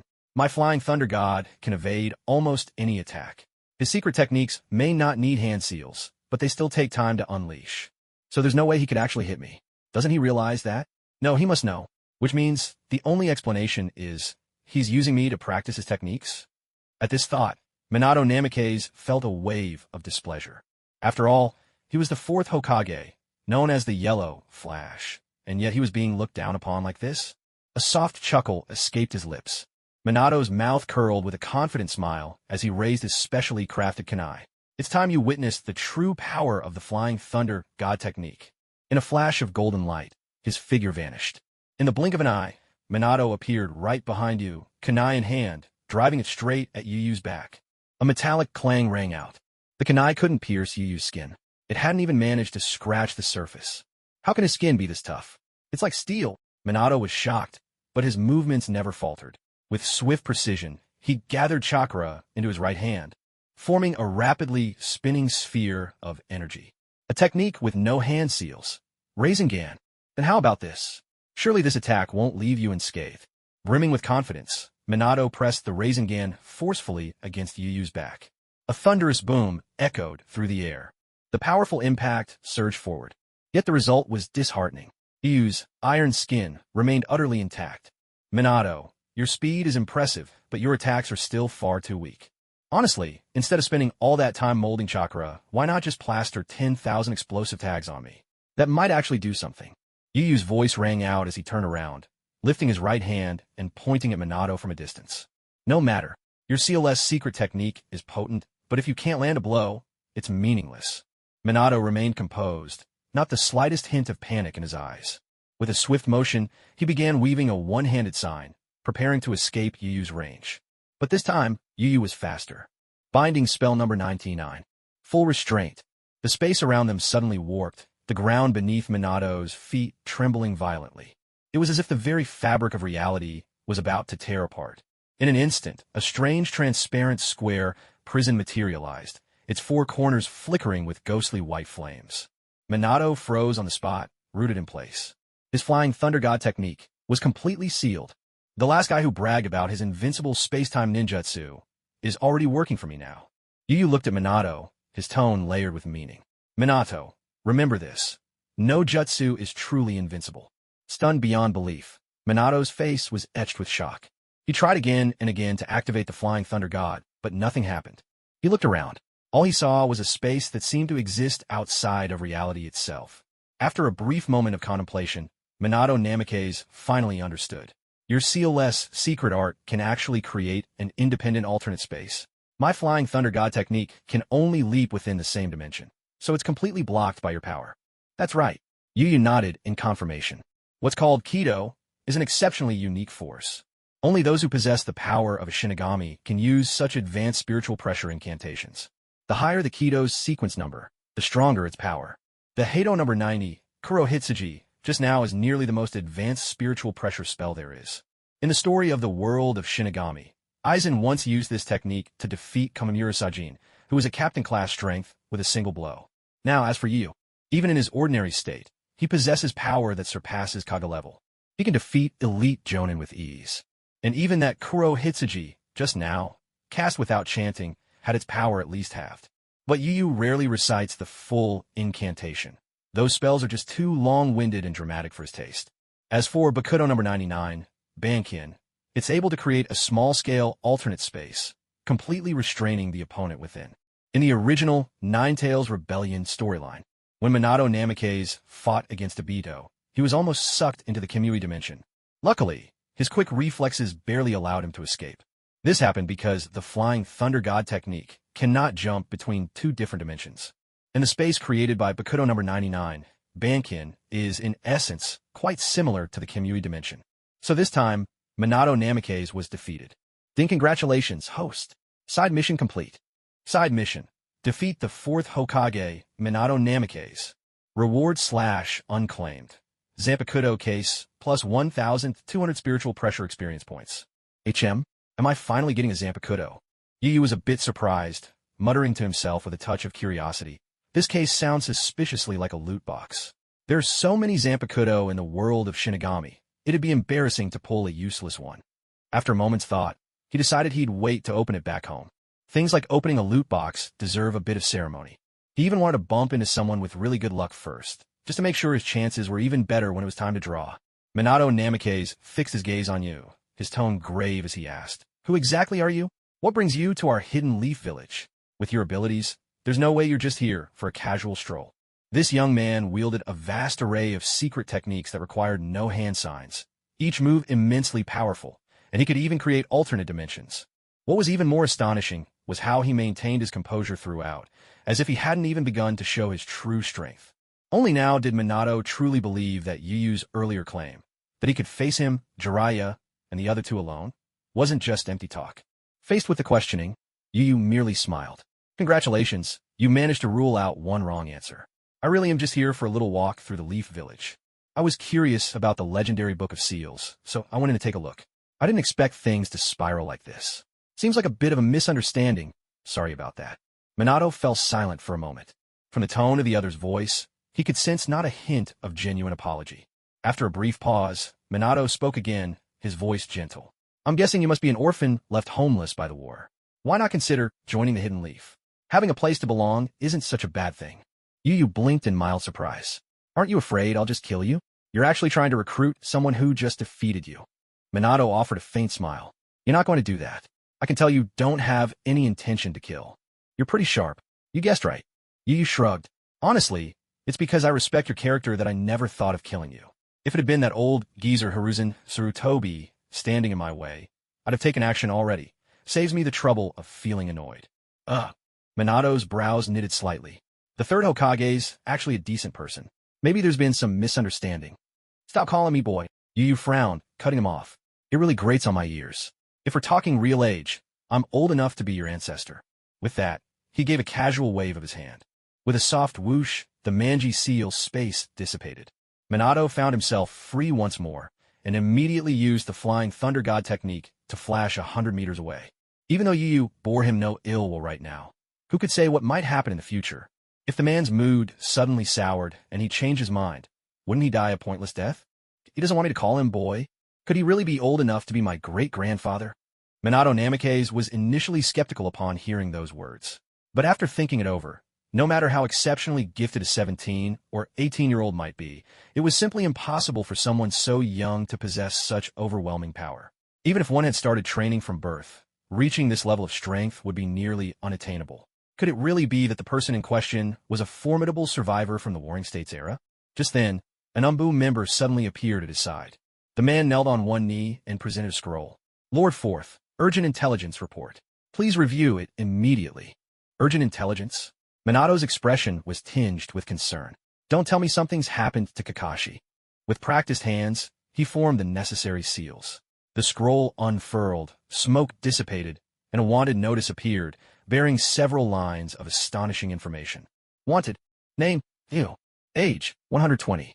Abilities, unknown. Bounty, 150 million Rio. Description, appears extremely young, around 17 years old. Rumored to possess the secret techniques of eternal youth and immortality. Suspected to be a contemporary of Hashirama Senju, the god of shinobi. 1 year ago, on the southeastern border of the Land of Rain, instantly killed Hanzo the Salamander. Renowned as the pinnacle of the ninja world and known as the demigod. Extremely dangerous. At that very moment, the other 4 great nations of the shinobi world received similar reports almost simultaneously. This shocking piece of intelligence spread through the ninja world at lightning speed. The demigod has fallen. The entire shinobi world was shaken to its core. Hanzo the Salamander, slain in an instant by a suspected Warring States-era powerhouse, sent a wave of dread through everyone. The 5 great nations began urgent discussions, almost in unison, to decide on countermeasures. Anyone capable of killing Hanzo in an instant could easily threaten the Kage of any nation. Though the newcomer's true motives remained unclear, it was imperative to establish the strictest possible precautions. Kanahigakure. Amid the shattered ruins, Minato Namikaze clutched the wanted notice, unable to hide the trembling in his heart. Noticing this, Yu Yu frowned slightly and asked in puzzlement, "What's wrong? Is your wife, Kushina Uzumaki about to give birth? If so, you should go take care of that. I won't make things difficult for you. Besides, I'm quite busy myself. But that can't be right. By all accounts, Naruto should have been born in the 48th year of Konoha. This is only the 47th year. Is he coming early? Minato drew a deep breath, his expression turning solemn as he looked at Yu. Sir, if you have other matters to attend to, then please leave. As for any damage you've caused to Konoha, we will handle it ourselves. I swear, as Hokage, there will be no retaliation against you.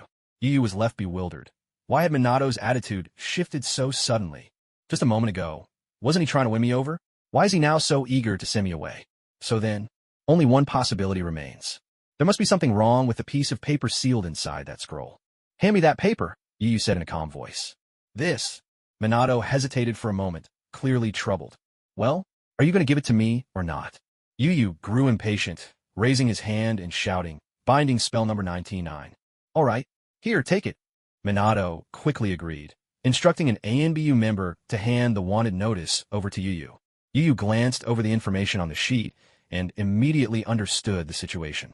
Hanzo was already dead, and Yu had done a thorough job of hiding this fact.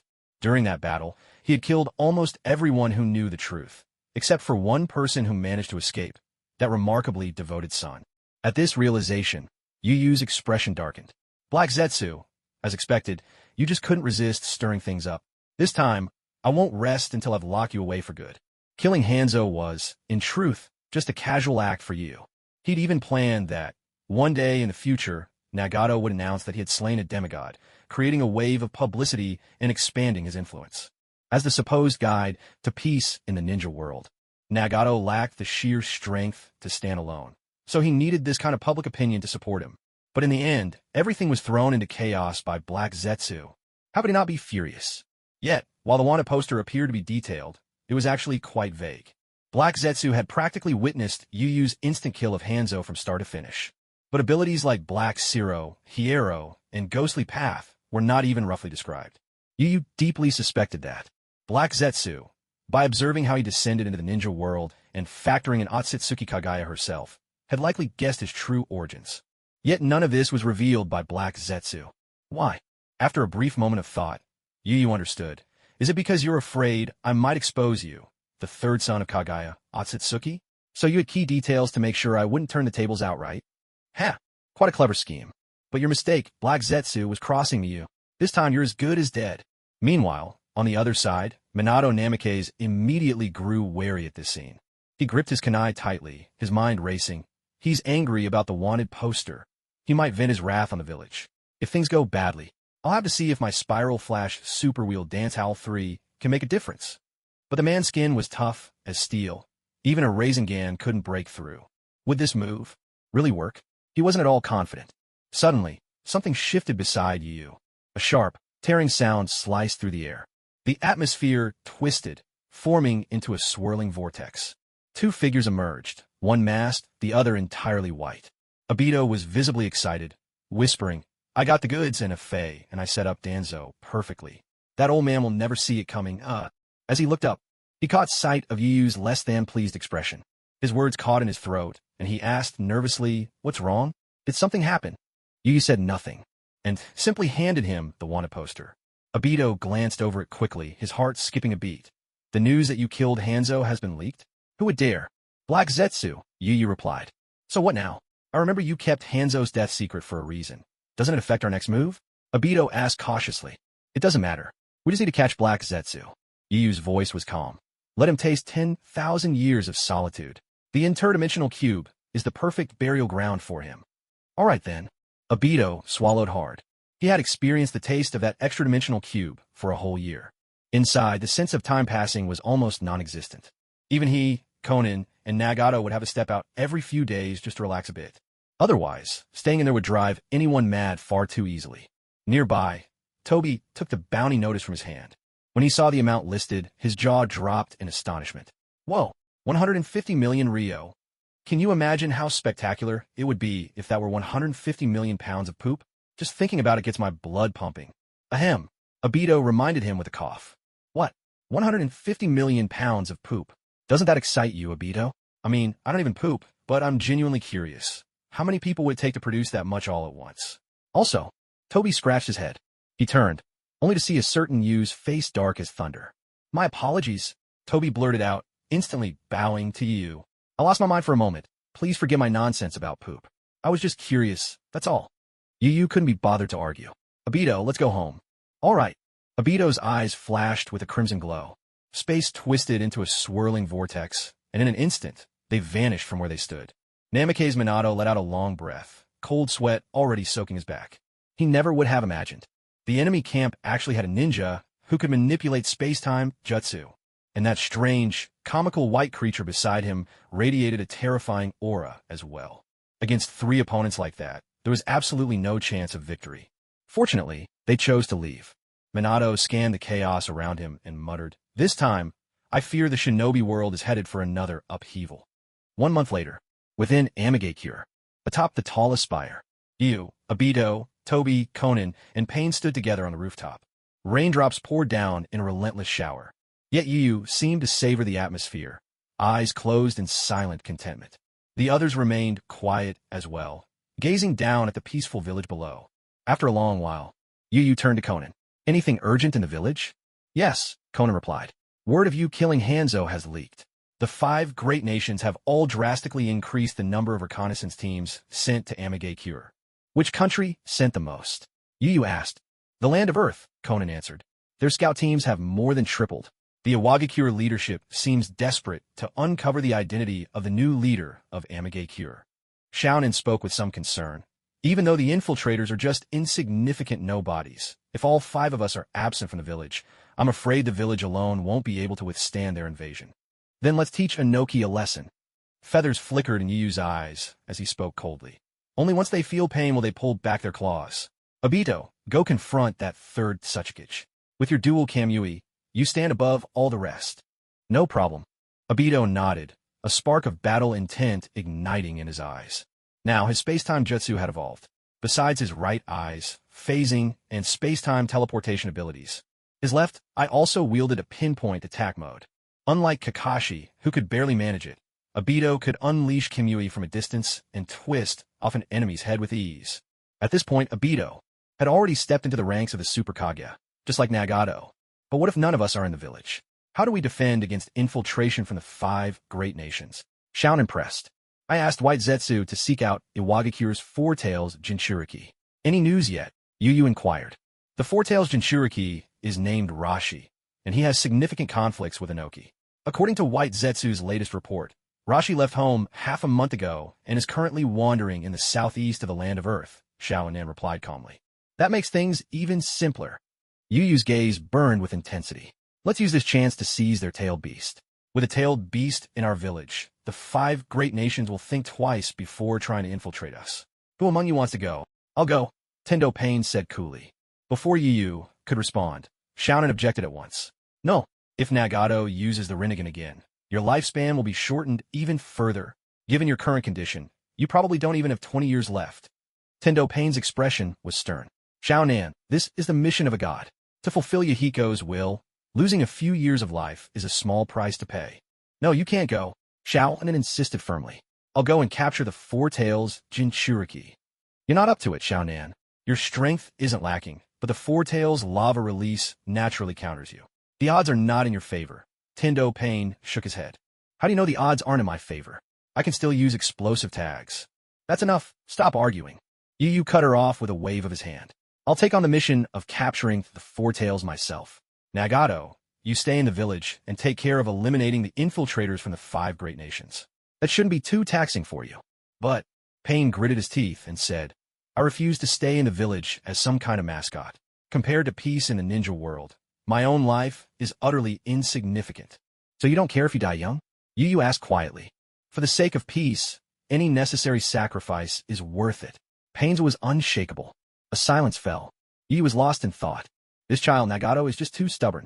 At that moment, he couldn't help but admire Naruto's gift for persuasion. After a moment's reflection, Yu patiently said, "Nagato, I never intended for you to become the village's good luck charm. It's just that the power of your Rinnegan is immense, and the burden it places on your body is overwhelming. That's why I need you to slow down for now.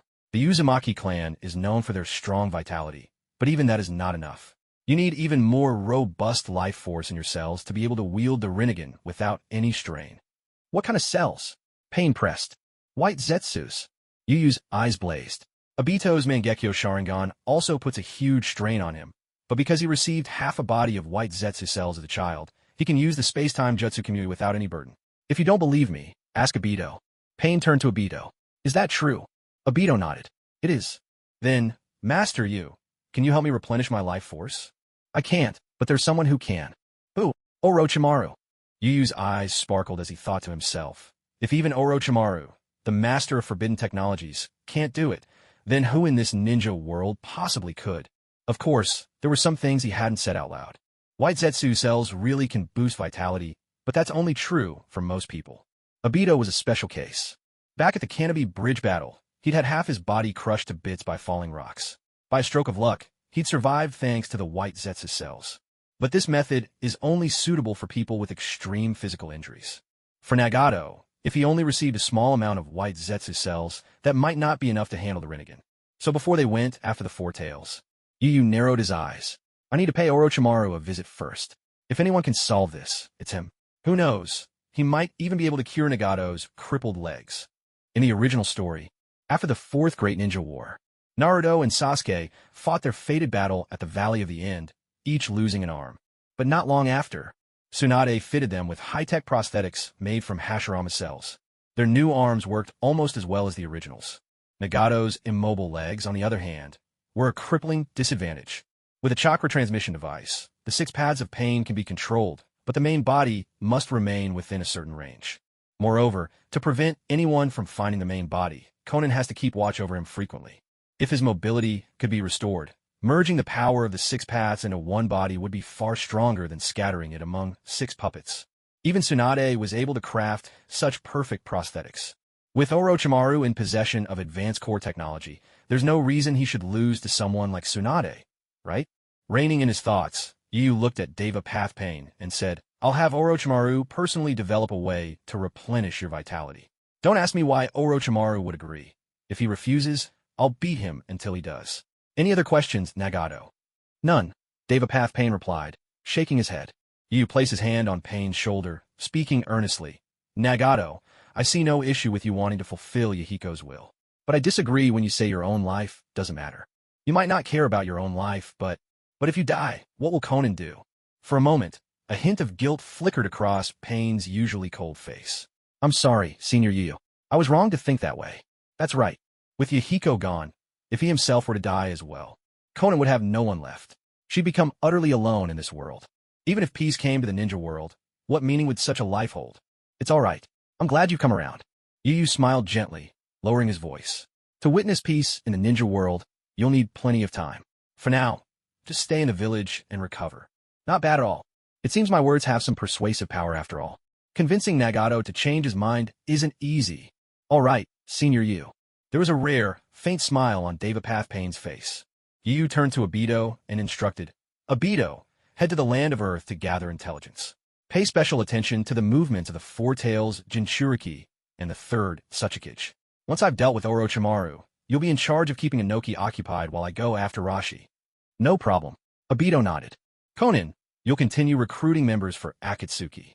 Our target remains the S-class rogue ninjas of the ninja world. Yu continued. Understood, Conan replied. What about me? What about me? Deidara pointed to himself, his voice full of excitement as he daydreamed aloud. I could go around collecting the freshest, stinkiest piles of poop from the entire ninja world.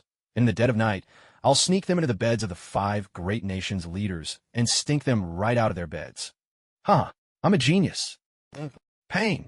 Conan, as an old partner, Obito could only rub his forehead in exasperation. Only you, Deidara, could come up with something so bizarre.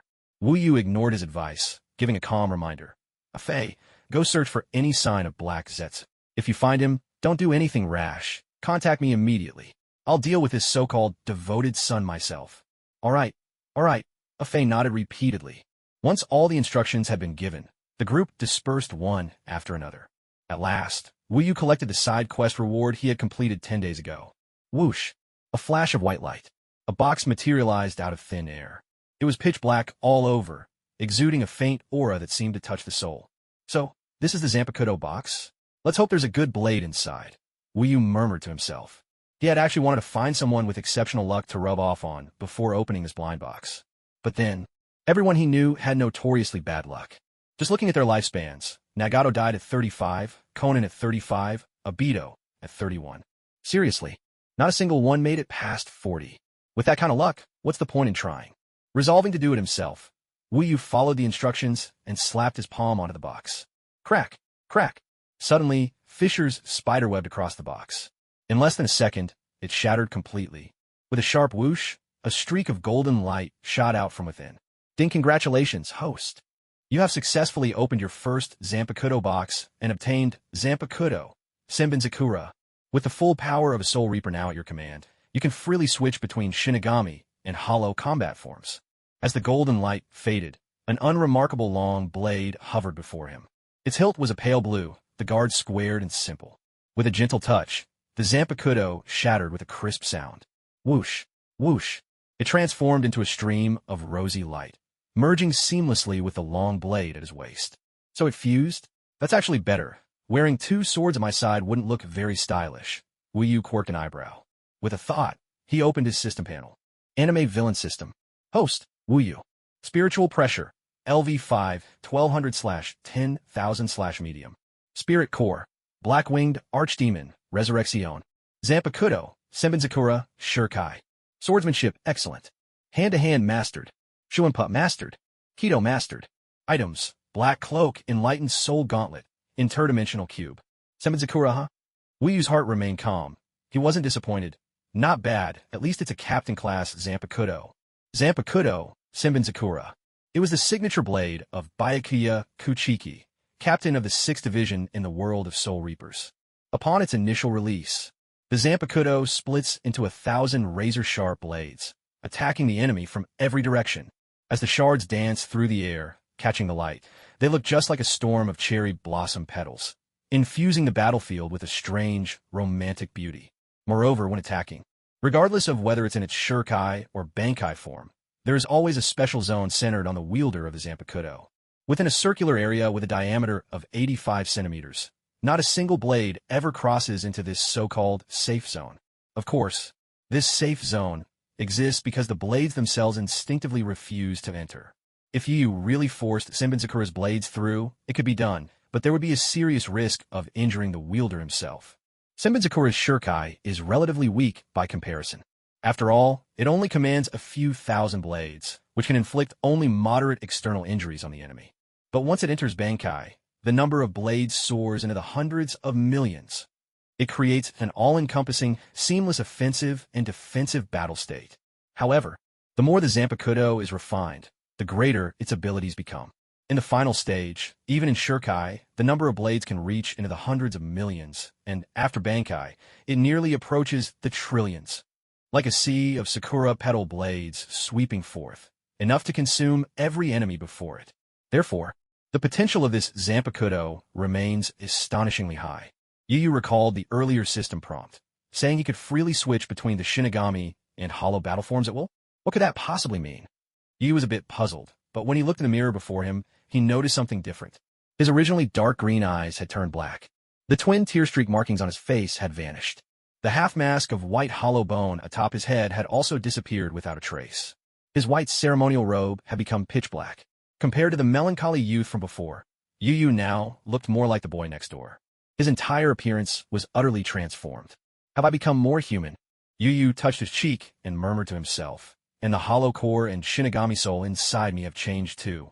The system has endowed them with something special, allowing me to instantly switch and unleash the powers of both forms. The old Yu had tried before. After merging with the Shinigami soul, using hollow powers had always felt clumsy and unnatural. But now, Yu's control over these two distinct systems of power had climbed to a whole new level. And it seems I've gained another identity, too. Yu gazed at the gentle, unfamiliar youth in the mirror. Let's keep this hidden for now. Who knows when the Shinigami form might come in handy. With a mere thought, his skin turned instantly pale. His eyes shifted back to dark green. The tear streak markings reappeared. His ceremonial robe turned from black to white, and with the white hollow mask atop his head, Yu stepped out from the tall tower. Time to find Orochimaru. I need to deal with Nagato's hidden physical problems first. Land of Fire. Deep within a dense forest, in an underground base hidden from sight. The place was filled with all manner of bizarre, experimental specimens. A figure moved with hurried steps, a boy of about 6 or 7, busy gathering up a trove of experimental data and destroying test subjects. Nearby, a young man stood with a somber expression, lost in thought. He had long, black hair cascading over his shoulders, and his golden, slit-pupiled eyes glimmered coldly. Purple eyeshadow reached down to the sides of his nose, his skin pale as moonlight. A pair of jade-blue magatama earrings dangled by his ears, radiating a sense of danger, as if one had stumbled upon a venomous serpent. This was none other than Orochimaru, the master who revered the power of science. The boy, Kabuto, handed a scroll over to Orochimaru, his expression respectful. All test subjects have been destroyed, and the crucial experimental data is packed and ready. You've done well, Kabuto.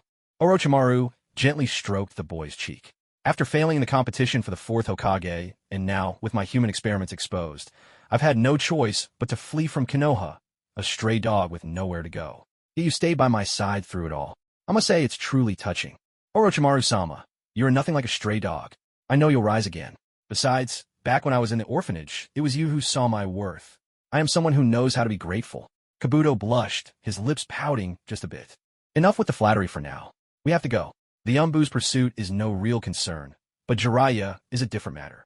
That guy's been chasing me for over a month now. His persistence is truly something. Orochimaru's patience was clearly wearing thin. But the young Kabuto looked puzzled. Isn't Jiraiya-sama your friend? Why is he doing this? Is he trying to kill you? To kill me? Not exactly. Orochimaru shook his head, his voice calm. He's probably chasing me down for an explanation, why I defected. But that fool could never understand my ideals. Life is so fleeting. Only immortality is worth pursuing. Even if I gave him an answer, he wouldn't comprehend it. And as for our friendship, maybe there's a shred left. But if the day comes when I truly harm Konoha, he won't hesitate to put an end to me. Seeing Kabuto's confusion, Orochimaru patted the boy's head. You're still young. You wouldn't understand. Perhaps, just as you look up to me now, someday you'll draw your blade against your mentor for the sake of your own ideals. Orochimaru-sama, Kabuto fumbled, flustered, as if searching for words to defend himself. Just then, a cool voice drifted in from the entrance of the base. Orochimaru, your lab really is a challenge to find. I almost got lost on the way. Who's there? Orochimaru's expression shifted, raising his right hand. Ninja art. Hidden shadow, snake hands. In an instant, dozens of venomous snakes burst from his sleeves, hissing as they lunged toward the doorway. But the youth at the entrance did not flinch or dodge. He simply stood there, letting the serpents coil around him and sink their fangs ever closer. Clang! Clang! The fangs struck the steel hide, but shattered into pieces every time. The venomous snakes slithered back, their eyes brimming with tears, feeling utterly wronged. Orochimaru looked at the young man, a flicker of surprise crossing his face. You're Yu, the one who wiped out the demigod of the ninja world in an instant. That's right. Since you know who I am, I'll skip the pleasantries. I've got important business with you. Are you in or not? If not, I'll just beat you into agreement. You got straight to the point. No problem. Orochimaru's eyes blazed with fanaticism. As long as you teach me the secret to immortality, I'll agree to anything you want. Yu was completely taken aback. Unbelievable. He'd been mentally prepared to force Orochimaru into submission with strength. But this guy didn't even hesitate. He just surrendered, no questions asked. Is this really the proud Orochimaru, who was killed countless times and yet always came back to life? Yu couldn't help but look down on him. Still, disdain aside, Yu could understand Orochimaru's desperation. As a scientific ninja obsessed with immortality, running into someone who apparently possessed the secrets of eternal life from the Warring States era. How could he not be excited? How could he not be obsessed? Especially now, at what could be considered a low point in his career, his longing for immortality burned even stronger. Unfortunately, the awkward truth was, Yu didn't know any immortality techniques at all. He'd survived this long simply because his true form was a hollow. Strictly speaking, he wasn't even human.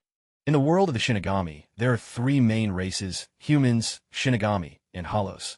Humans need no explanation. Shinigami are mostly souls of humans from the real world who, after death, are guided by Shinigami to the Soul Society. Over time, these souls evolve into a unique spiritual life form, the Shinigami. Hollows, on the other hand, are souls of the dead who linger in the real world, never guided to the Soul Society. Their unchecked desires gradually corrode their being, transforming them into hollows, evil spirits. Lesser hollows are mindless, driven only by the urge to kill, and can't even be compared to a top-tier hollow like you. Both hollows and Shinigami, having transcended humanity, undergo a fundamental evolution in their life forms, granting them extraordinary longevity. Take Yamamoto, the captain commander of the Godei 13. He's lived for thousands of years.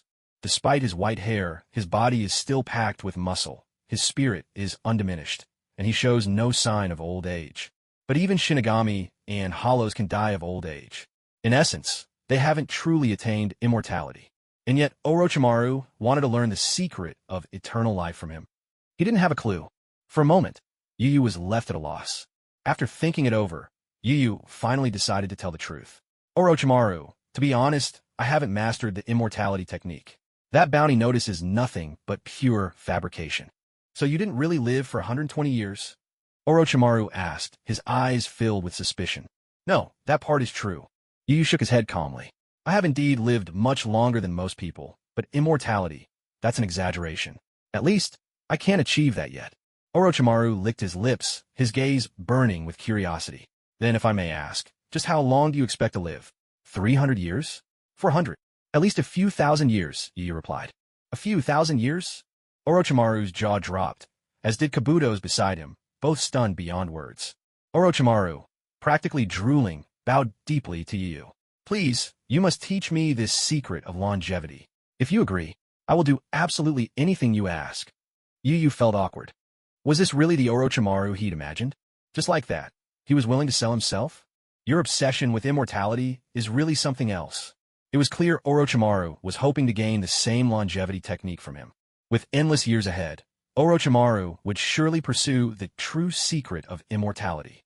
Even though they were of different races, with Orochimaru's brilliance, he might genuinely be able to develop an interspecies immortality technique. After all, in the later parts of the original story, Orochimaru basically had already unlocked the secret to eternal life. Not only that, he became younger and younger, even able to change gender at will. From Uncle Snake to Aunt Snake. What a transformation! He couldn't help but smirk at the thought. After considering for a moment, Yu Yu spoke slowly. Since you're so persistent, I'll reluctantly agree. But my longevity comes from my body itself. I don't even know the underlying principle, so I can't just teach you directly. But I can provide you with my hair, blood, even organs. Whether you can unravel the secret of longevity depends entirely on your own talent. What do you say? Orochimaru fell into deep thought. Nothing in the world could tempt him more than immortality. The fact that Yu Yu was willing to let him study his very body was already an incredible show of sincerity. He didn't ponder for long. Orochimaru nodded in agreement. No problem. Yu Yu simply smiled, saying nothing more. As a top-tier hollow, he possessed two powerful abilities. The first was the immensely destructive Zero. The second was the unparalleled regenerative power of high-speed regeneration. Aside from his head, any other organ could be restored in no time at all. He could slice off a bloody arm right on the spot and toss it to Orochimaru to experiment with. Why not? Still, he couldn't help but worry a bit about Orochimaru's unpredictable nature. After all, in the original story, this guy's betrayal of the Akatsuki was nothing extraordinary. Every now and then, he'd sneak up behind you and give you a deadly python's kiss. Who could possibly endure that? So Yu Yu issued a stern warning. Now that you've joined our ranks, let's make this clear from the start. No betrayal under any circumstances. If you do betray us, I will personally hunt you down. Do you understand? Understood, understood. Until I figure out the secret to immortality, I'm not going anywhere. Orochimaru replied with an awkward grin. That's settled then. Let's have a fight, Yu Yu said suddenly. A fight? Why do we need to fight? Orochimaru was taken aback. Hadn't he already agreed to join them? I just feel like it. Don't ask so many questions. Show me your full strength. Otherwise, even a small mistake could cost you your life, Yu Yu declared, totally unreasonable. Defeating a Kaga-level opponent came with some generous rewards from the system. There was no way he'd pass up any chance to milk the system for all it was worth. No more talking. Let's get started. Yu Yu pressed his hands together, then pointed at Orochimaru. Way of Destruction number 33. Azure. Fire. Fall. In an instant, a torrent of spiritual pressure gathered in the sky above. It transformed into dazzling streams of blue fire, raining down toward Orochimaru. The flames roared, surging with ferocious momentum. So, this is an unmarked secret technique? Yu Yu truly is not to be underestimated. He can unleash such powerful fire-style jutsu with barely any effort. Orochimaru was startled, but his reactions were swift. He quickly formed hand seals. Wind style, great breakthrough. In a split second, swirling gales gathered. They scattered all the blue flames in every direction. Oh, not bad at all. Seeing this, Yu Yu clapped his hands in appreciation. You actually managed to disperse my Azure Firefall with a wind-style technique. But what about this? How will you handle it? Way of Destruction number 73. Twin Lotus, Azure Firefall. This time, for times as many blue flames erupted as before. Once again, they surged down on Orochimaru. Thunderous explosions rocked the air. This time, Orochimaru wasn't so lucky. Though he managed to disperse quite a few, more than a dozen fireballs still crashed down. They struck him hard, sending him tumbling and leaving him motionless. Dead? No, I doubt it. Yu Yu smiled faintly, having seen through Orochimaru's trick. But he still pretended to check, step by step approaching where Orochimaru lay. The moment he got close, everything changed in a flash. Suddenly, Orochimaru's entire body stretched to dozens of times its length. He lunged at Yu Yu with terrifying speed. His jaws opened wide, aiming straight for Yu Yu's neck in a deadly bite. Too slow, Yu Yu's expression remained calm as he dodged effortlessly. Then, with his fingers shaped like a blade, he slashed gracefully. A sharp sound tore through the air. Orochimaru was sliced cleanly in two. But he wasn't dead. Instead, his upper body arched, mouth agape, as an inexplicable liquid spilled all over the ground. Yet another fresh Orochimaru slithered out, and from his mouth, a sharp sword blade thrust forward, stabbing fiercely into Yu Yu. "You-kun, you've underestimated me." Orochimaru grinned, brimming with confidence. "Your skin may be as tough as steel, an impressive defense, but I wield the divine grass gutter sword. This legendary blade can cut through any protection, no matter how strong your skin." He didn't get to finish. He froze, dumbfounded, because the grass gutter sword had indeed struck Yu Yu's chest. But it didn't pierce so much as a millimeter, completely halted by Yu Yu's skin. The sword, famed for overcoming all obstacles, now seemed utterly powerless. "Impossible. Your skin's defense is that strong. Even a divine weapon can't pierce it." Orochimaru's eyes were wide with shock. He simply couldn't believe it. A sword as renowned as the grass gutter unable to break even a person's skin. How humiliating could this be? Or maybe, was the opponent a monster merely wearing human skin? Relying on the grass gutter sword to break my skin? You really do dream big, Yu Yu thought to himself with a quiet chuckle. In the original story, Orochimaru had used this very sword against a beastly, transformed Naruto. And even then, he couldn't pierce the surface. Back at that point, Naruto's transformation had only reached the level of 4 tails. If the sword couldn't cut through even that, then to break through steel skin was pure wishful thinking. "Orochimaru, this farce ends now." Yu Yu's expression remained calm. "This next move will decide it all. Don't die on me, all right? Otherwise, there'll be no one left to do my work." No sooner had he spoken than he raised his forefinger. A surge of spiritual pressure gathered, condensing into a dark green orb. Even before it was fully unleashed, the ground around them began to collapse. A crackling, sizzling energy filled the air, the atmosphere trembling with overwhelming might. "It's Hell Beast Bomb." "No, but judging by that display, the power is on par with one." Orochimaru's pupils shrank. "At this distance, I'll be caught for sure. I have to get away." With a flicker of concentration, he urged the grass gutter sword to extend at lightning speed.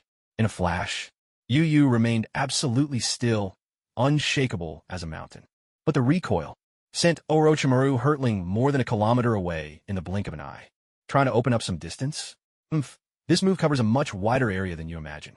Yu Yu sneered, then shouted in a low, commanding voice, "Zero." A massive wave of emerald light swept forth. The spiritual pressure was so intense, nothing could survive in its wake. In an instant, the kilometer-wide gap vanished. So fast. Orochimaru was inwardly aghast. The size of this jutsu's area and its sheer power are unbelievable.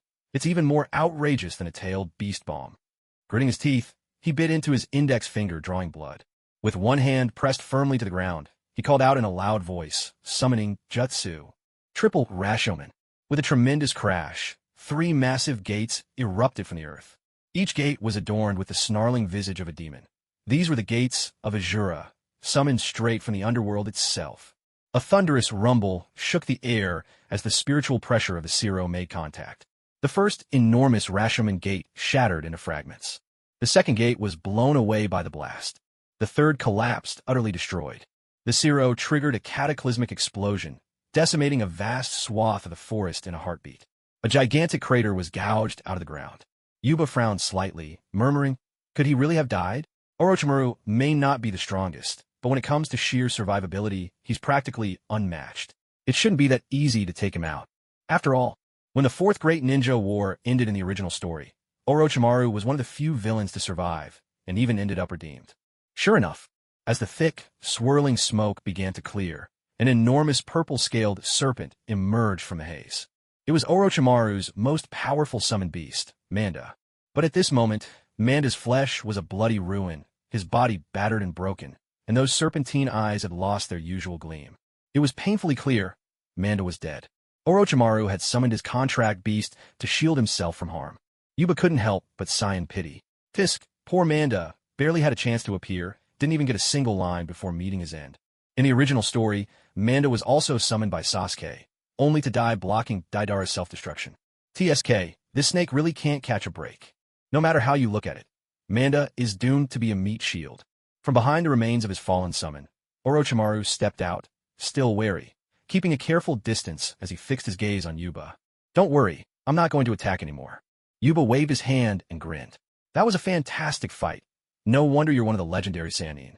You actually managed to withstand my Zero. Your strength is truly impressive. Very well. Thank you for showing mercy, Lord Yuba, Orochimaru replied, a wave of relief washing over him. Yet, not a single word of Yuba's praise did he trust. Orochimaru could see plainly that Yuba had simply been toying with him. Although it looked as if he was eager for a fight, Yuba clearly had another motive. He seemed to be after something entirely different. Unbeknownst to Orochimaru, Yuba's praise was, in fact, genuine. But it was only in regard to Orochimaru's current level. After all, a standard Zero was just the most basic form of the attack. In terms of both power and range, they all pale in comparison to the Zero unleashed after Resurrection. The Black Zero fired after Resurrection is known as the King Zero. Its destructive power is immense, and its area of effect is vast. What's more, it possesses the ability to distort space itself. This is a unique power that only the top-ranked Espada, those who bear the title of Espada, can wield. Now, in the current world of the shinobi, unless both Hashirama Senju and Madara Uchiha were to be resurrected, there would be no one who could stand against him. Suddenly, a system notification echoed in Yu Yu's mind. Then congratulations, host, you have completed a side quest. Side quest. Defeat one of the legendary Sannin of Konoha, Orochimaru. Reward / unclaimed. Hado number 32, Hado number 21, Hado number 25, Hado number 54, plus 1,300 spiritual pressure EXP, and a regeneration serum. Oh, 1,300 experience points. Yu Yu raised an eyebrow, a little surprised. That's actually 100 more than Minato. Does that mean Orochimaru is stronger than Minato? Minato should be around 20 years old right now. But Orochimaru is already in his 30s, right at the peak of his power. So getting 100 more points actually makes sense.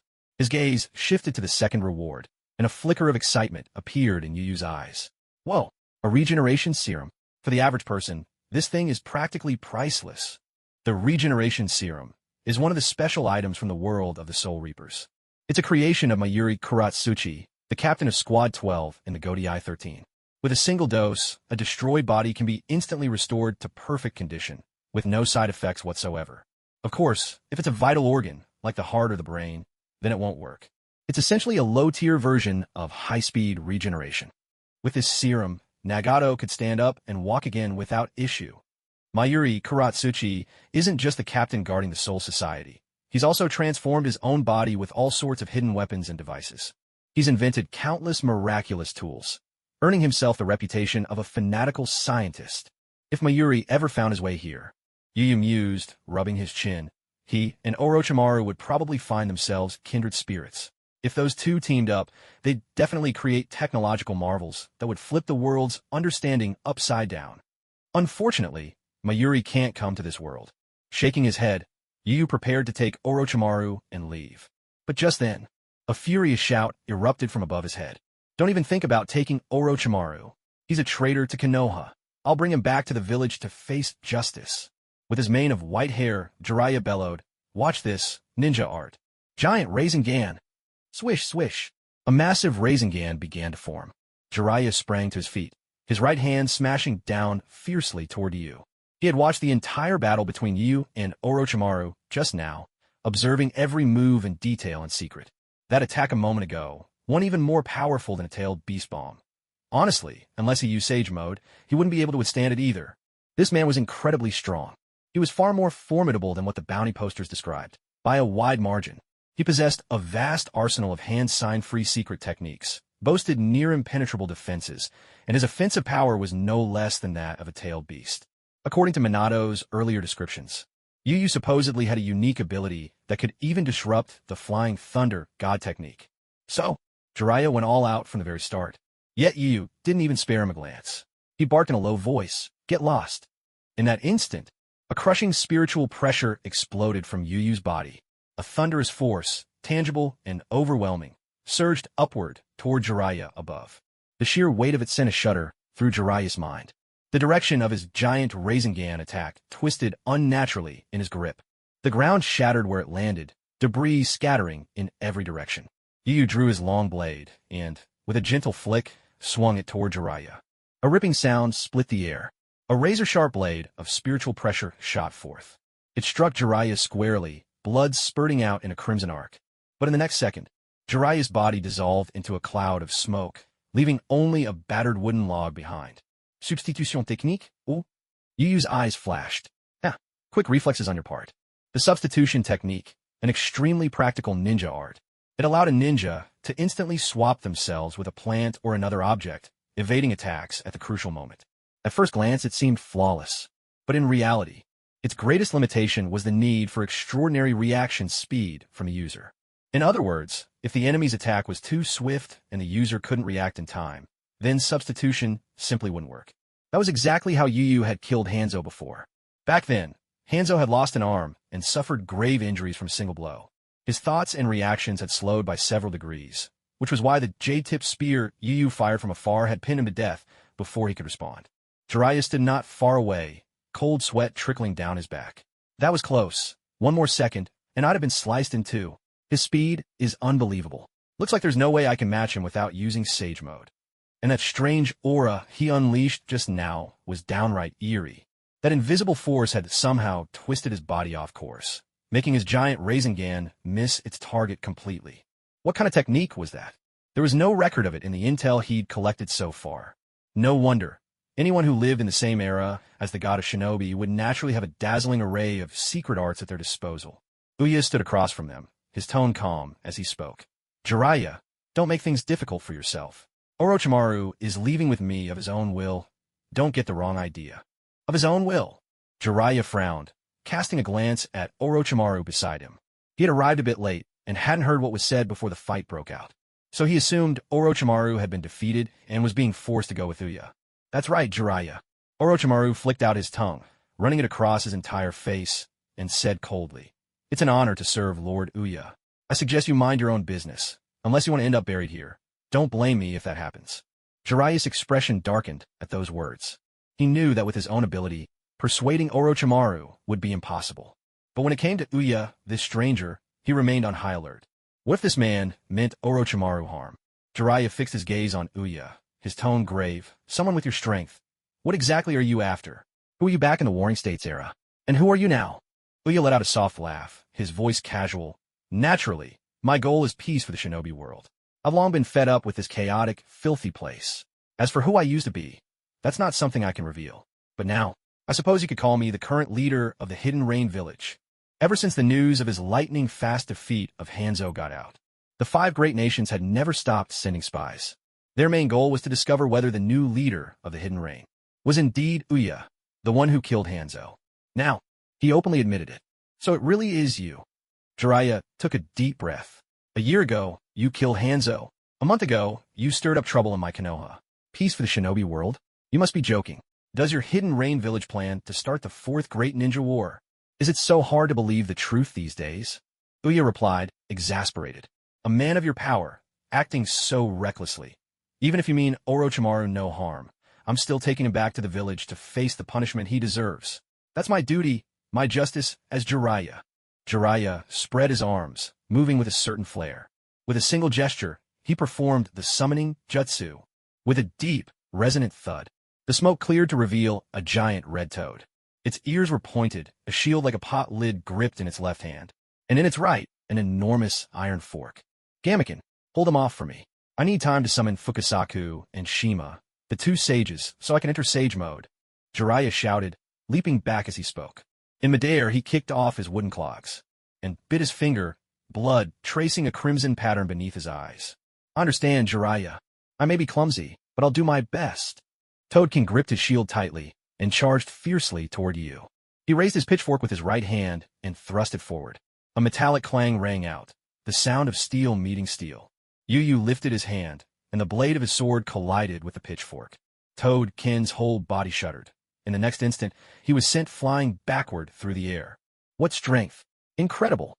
Toadkin managed to steady himself, disbelief in his voice. Can a human really possess power like this? But before he could say anything more, with a swift motion, Yu lifted his right leg and vanished in a blur of speed. In the blink of an eye, he reappeared in front of Toadkin, swinging his sword with his right hand. A gleaming arc of energy shot out, moving at lightning speed. With a heavy impact, the energy blade slammed into Toadkin's shield. A deep, resounding thud echoed, and Toadkin felt as if his whole body was about to fall apart. Sorry, Jiraiya. Toadkin's voice was tinged with guilt. This opponent's attacks are just too powerful. I'm afraid I'll have to retreat to Mount Mayaboku for a few months to recover. Seems I really am useless this time. I couldn't help you at all. Soma Mason, I'm sorry. As soon as he finished speaking, his body dissolved into a puff of smoke and vanished. Seeing his summoned beast disappear, Jiraiya gritted his teeth, ready to summon another giant toad. No need to summon another. No matter how many beasts of this level you call, it won't make a difference. At that moment, Yu spoke calmly, his expression unruffled. Since you want to fight me with your strongest trump card, I'll wait for you. I want to see for myself if this so-called sage mode is really as legendary as they say. Jiraiya couldn't help but glance at him in surprise. He could tell that Yu was being completely sincere. But to be safe, Jiraiya still put some distance between them. Time ticked by. 5 minutes later, 2 more toads appeared on his shoulders. One, Fukasaku, the other, Shima. Jiraiya himself was undergoing a remarkable transformation. His eyes became horizontally slitted, tiny speckles appeared along his nose, and his feet grew larger. The subtle signs of a frog-like metamorphosis began to show across his entire form. And, at that moment, immense sage mode was complete. With a sudden stomp of his foot, the ground shattered beneath him. Jiraiya radiated wild confidence, pointing a single finger at Yu as he declared, "The wandering dragon always returns to the sea, but the sea does not welcome Jiraiya. Today, as the Toad Sage, even if it costs me my life, I will not let you take Orochimaru." Hearing these words, Yu couldn't help but frown. Are you really this stubborn? You died just to bring Orochimaru back. Why did that sound so familiar? Naruto had said something similar about Sasuke when he defected. No wonder, then. It was only natural that Naruto chose Jiraiya as his master. In many ways, the two of them were very much alike. Orochimaru, standing to the side, couldn't help but feel a pang of emotion at Jiraiya's words. As expected of you, he thought. Once you set your mind to something, nothing can stop you from seeing it through. But this opponent is no ordinary foe. Just don't get yourself killed. With that thought, he signaled Kabuto to retreat. The shockwaves from this battle would be far too much for any ordinary person to handle. Jiraiya swiftly formed hand seals, his voice low and commanding. Sage art, great fireball. A deep, roaring sound rumbled through the air. In an instant, a massive sphere of fire hurtled forth. Ouya abruptly raised his hand. Way of Destruction number 21, Water Screen. A surge of spiritual pressure gathered at his command. In less than a second, it formed a towering wall of water before him. Steam hissed and rose as flame met water, the two forces clashing and canceling each other out. But the intense heat vaporized the water, sending thick billows of mist swirling across the battlefield. A perfect chance. Jiraiya's eyes flashed with resolve. In a blink, he used the body flicker technique to appear behind Ouya. Flattening himself to the ground, the white hair on his back bristled and stood on end. Sage art, needle jizo. With a sharp, slicing sound, countless hair-thin needles shot forth like steel darts. They rained down in a relentless shower. Ouya's brows furrowed as he prepared to dodge. But somehow, without him noticing, a patch of muddy mire had formed beneath his feet, locking him firmly in place. Unable to evade in time, The needle-like hairs struck Uya's body. A metallic clanging rang out in succession. But this time, things are different. One after another, gaping holes appeared in Uya's iron skin. Thin threads of blood seeped out. Jiraiya's sage art. Needle Jizo had pierced through Uya's steel defense. Oh, interesting. Uya arched an eyebrow, thinking to himself, it seems that Jiraiya in Sage mode truly has reached the initial level of a Super Kage. Looks like it's time to get serious. He raised his right hand and pointed through the air. Zero. A massive wave of green spiritual pressure swept outward. Its range was so vast that dodging was impossible for Jiraiya. His body was obliterated in an instant. But a moment later, with a soft pop, the remains dissolved into a cloud of smoke. A shadow clone. Uya's eyes narrowed in surprise. As he turned, he caught sight of Jiraiya's form leaping high into the air. If Needle Jizo worked on you, then Jiraiya's confident voice rang out. How about this, Sage Art? Super Giant Rasengan. He lifted his right hand. A colossal sphere of chakra condensed, glowing with power. With blinding speed, he hurled it straight at Uya. Uya had no time to turn, but he brought his hands together. Way of binding number 81. Danko. Spiritual pressure exploded around him. Behind Uya, a translucent crystal barrier sprang into existence. A thunderous crash reverberated as the super giant Rasengan slammed against the shield, the deafening impact echoing through the entire forest. The crystal barrier held strong for a few seconds before shattering, and the spiraling sphere gradually dissipated as well. Taking advantage of this moment, Yu Yu's body suddenly trembled with force. A surge of spiritual pressure swept out, crushing the mire beneath his feet deep into the ground. Yu Yu had just turned around, when he saw Jiraiya and the two-toed sages perched on his shoulders, all opening their mouths wide. Sage Art, Gomen. A torrent of flaming oil erupted forth in an overwhelming wave.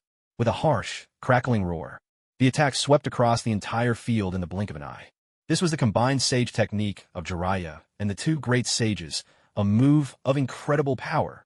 Jiraiya provided the oil, Fukasaku wielded the wind release, and Shima unleashed the fire release. The three techniques fused together, spewing forth a flood of scalding oil in an instant. The heat was so intense, it soared to thousands of degrees. Anything caught in its path would be utterly melted away. Seeing that Yu Yu had vanished, Jiraiya murmured under his breath. With this technique, even you should be reduced to ashes. Yet in the very next moment, Yu Yu's voice drifted down from high above, calm and unhurried. Sorry to disappoint you, but this move isn't enough to decide the outcome. Hearing this, Jiraiya's expression froze in shock. He looked up and saw the dark-haired, striking young man standing effortlessly in midair. You can fly. Jiraiya was utterly shaken. What kind of secret technique is this? Could it be Inoki's Earth Release, ultra-lightweight rock technique? Not far away, Orochimaru too was stunned for several seconds. You can fly as well. No, this must be some other secret art. As he studied carefully, he realized Yu Yu was completely suspended in the air. His feet seemed to rest on something solid, as if he were standing atop the sky itself. Inoki's ultra-lightweight rock technique only allowed the user to float lightly, and its flight speed was not nearly this swift. Moreover, from ground to sky, they had barely registered his movement. The sheer speed was staggering. It was obvious. This was a flight technique far superior to Inoki's. Jiraiya noticed the difference as well, his heart pounding with disbelief. Was there anything this young man could not do? Little did they know. For you, this was mere child's play. All he had done was gather spiritual energy from the air beneath his feet, using it to move swiftly through the sky. This was the most basic ability every Soul Reaper possessed. What now? Jiraiya stood on the ground, his face grim. He even knows how to fly. If he stays in the air, almost none of my jutsu will work on him. Damn it. Fukasaku and Shima exchanged a look, and Shima spoke in a low voice. Looks like we'll have to use Jinjutsu, old man. We'll create an opening for you, little Jiraiya. You two are actually capable of illusions? Jiraiya exclaimed in mild surprise. Yes, it's a bit embarrassing to admit, but desperate times call for desperate measures, Shima replied. Fukasaku and Shima gathered their chakra, their eyes flashing with resolve. Sage Art, Toad Duet. They opened their mouths and let out an eerie, resonant toad song. The haunting croaks echoed out, wave after wave of sound rolling swiftly toward Yu. In an instant, Yu Yu's eyes began to whirl uncontrollably. His footing vanished beneath him, and he plummeted toward the ground. A spark of joy flashed in Jiraiya's eyes. It worked. I can't believe the sage's illusion is this powerful. He closed the distance in a heartbeat. his right hand gathering a massive Rasengan, swinging it down toward Yu Yu's head. Though the earlier attack with the hair needles had worked, Yu Yu had recovered almost instantly. This time, not leaving anything to chance. Jiraiya chose to strike the head. If I blow your head to pieces, let's see how you recover from that. But then, just as the Rasengan was about to connect, Yu Yu's eyes snapped open, and he sprang back to his feet. Without hesitation, a burst of energy from his hand shattered the Rasengan with raw force. Then, with a swift motion, the blade in Yu Yu's right hand pressed against Jiraiya's neck. Jiraiya, you cannot stop me from taking Orochimaru.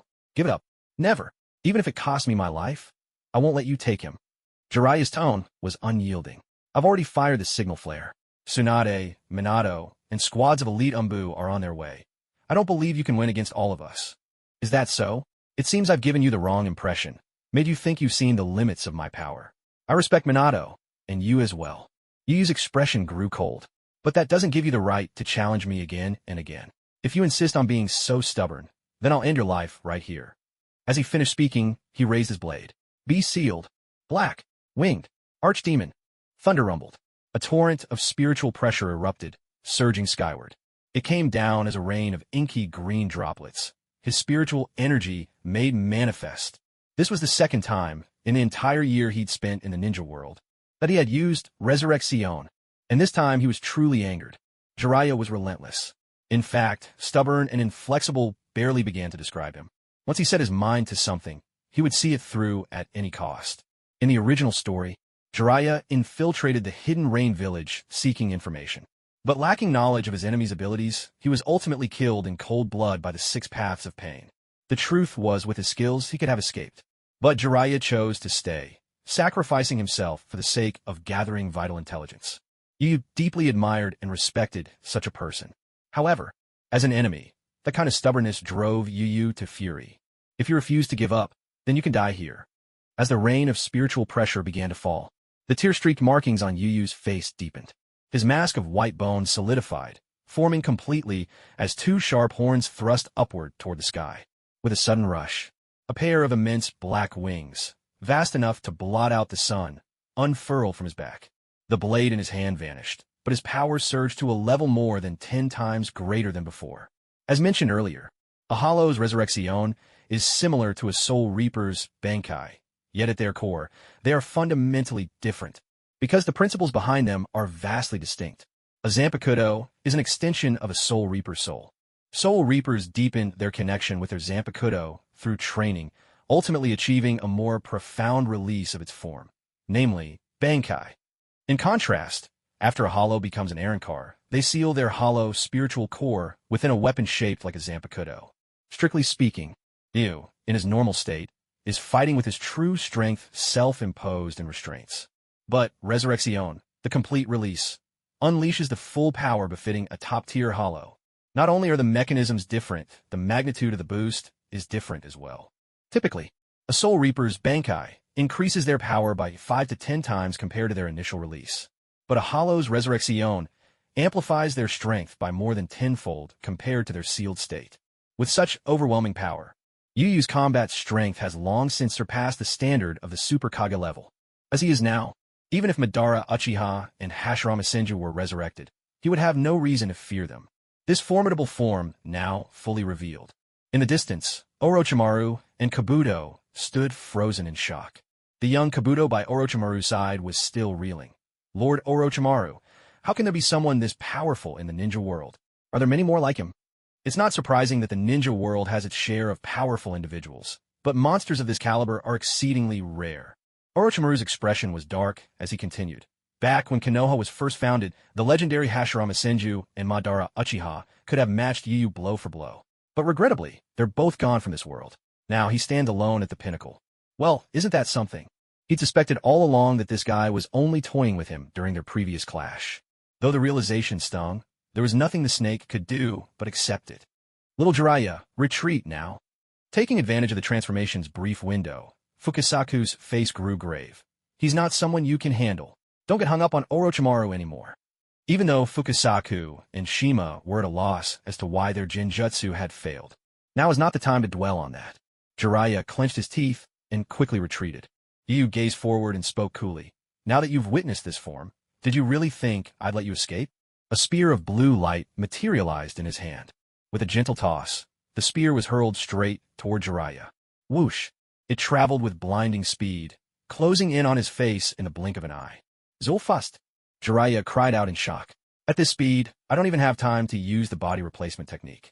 Is this how the demigod was killed? Damn it! Fear twisted his features. This azure spear was simply too fast. He didn't even have time to form hand seals. Frustration and unwillingness filled Jiraiya's heart. Is this how my story ends? I haven't married Tsunade yet, haven't had a big, healthy son with her. What a pity. A sigh echoed softly in his heart. Releasing Sage Mode on his own, he chose to give up resisting. Suddenly, a raspy voice cut through the tension. Summoning Jutsu, triple Rashomon. 3 colossal gates of hell erupted from the earth, forming a barrier in front of Jiraiya. Boom! Boom! The violent collision shook the surroundings. The 3 gates, as fragile as paper, were pierced straight through. They didn't do much, but the delay caused Yu's attack to veer just slightly off course. Instead of a fatal blow, the spear merely carved a bloody hole through Jiraiya's arm. Pale-faced, Jiraiya turned in disbelief. Orochimaru, you actually helped me? Yes. It was our Snake Lord who had intervened. Seeing this, Yu raised an eyebrow. Why? Did you help Jiraiya out of old friendship? He wouldn't have been surprised if anyone else had stepped in, but Orochimaru's action truly caught him off guard. This was a man who had abandoned all personal attachments, a mad scientist obsessed only with immortality. And yet, he'd save someone else? Was this some kind of joke? There's no special reason, Orochimaru rasped. It's not about old bonds. I simply value life. Both Jiraiya and I failed to see your true strength. You, on par with the legendary god of shinobi. Someone like you surveys the world from above. Every outstanding ninja can catch your eye. Just like you said, you admire Minato and Jiraiya. Wouldn't it be a shame to lose them so pointlessly? Yu's gaze remained cold, but my rage still needs to be appeased. Are you offering to die in Jiraiya's place? I'm not opposed. Orochimaru hesitated. To die in Jiraiya's place? That was out of the question. No need to even consider. As he wrestled with how to calm Yu's fury, Uyu's attitude suddenly shifted. With a wave of his hand, he said, forget it. Jiraiya, you can go. But if you persist in your stubbornness, next time we meet, I won't be so merciful. Orochimaru. Jiraiya. Why did he suddenly change his mind? Although he was puzzled, Jiraiya still chose to leave as quickly as possible. Watching his counterpart depart, Orochimaru approached Yu with a face full of curiosity. Yu-kun, what made you decide to spare Jiraiya? And why should I tell you? Yu shot him a sidelong glance, his voice calm. Let's go back. Next, it's your turn to come up with some strategies. Don't let me down. Why did he spare Jiraiya, after all? It was because, just a moment ago, the system had issued a side mission reward for defeating Jiraiya. The reward was so astonishingly generous that it instantly put him in a good mood. Since he wasn't upset anymore, there was no reason not to let Jiraiya go. Then congratulations, host. Side mission accomplished. Side mission. Defeat one of the legendary Sannin of Konoha, Jiraiya. Reward / unclaimed. Spiritual Pressure EXP plus 1,400. Skill. Spatial Rend. Accumulate by defeating 7 Kaga level or above ninja. The first reward was of little consequence. What truly mattered was the skill reward that followed. Spatial Rend. One of the unique abilities of the Aaronkar.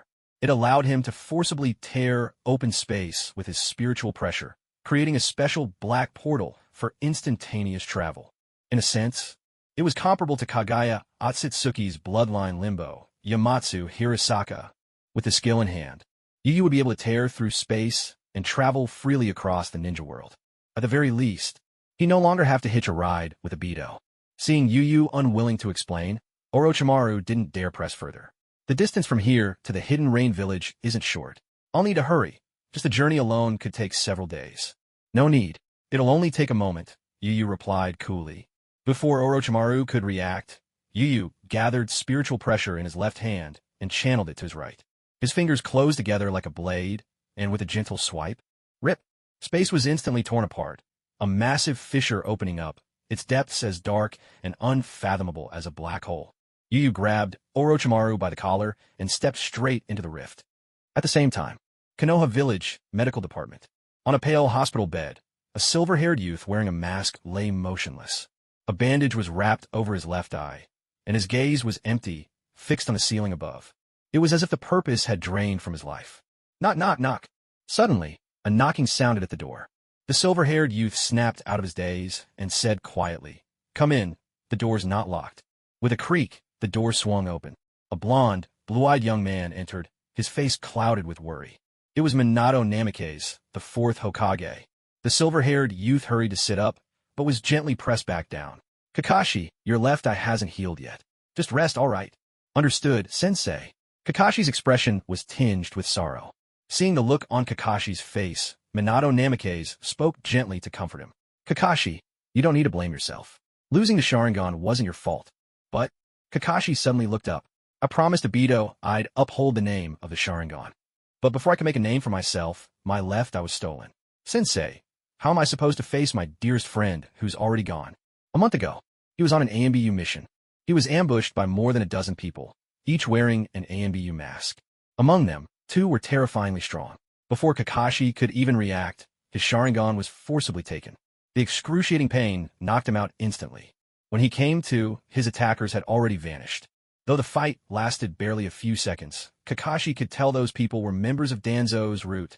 5 years ago, he had witnessed his father, Tsukumo Hatake, take his own life.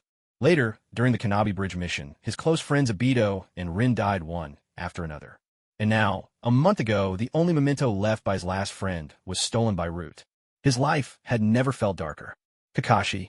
Minato hesitated, unsure what to say. Kakashi cut him off with a chilly tone. I can let other things go, but what about Elder Danzo? Sensei, how do you plan to punish him? At the very least, shouldn't you demand he returns the Sharingan to me? Is that too much to ask? Are you certain it was Root who took your Sharingan? Minato asked, suspicion in his voice. How could I be mistaken?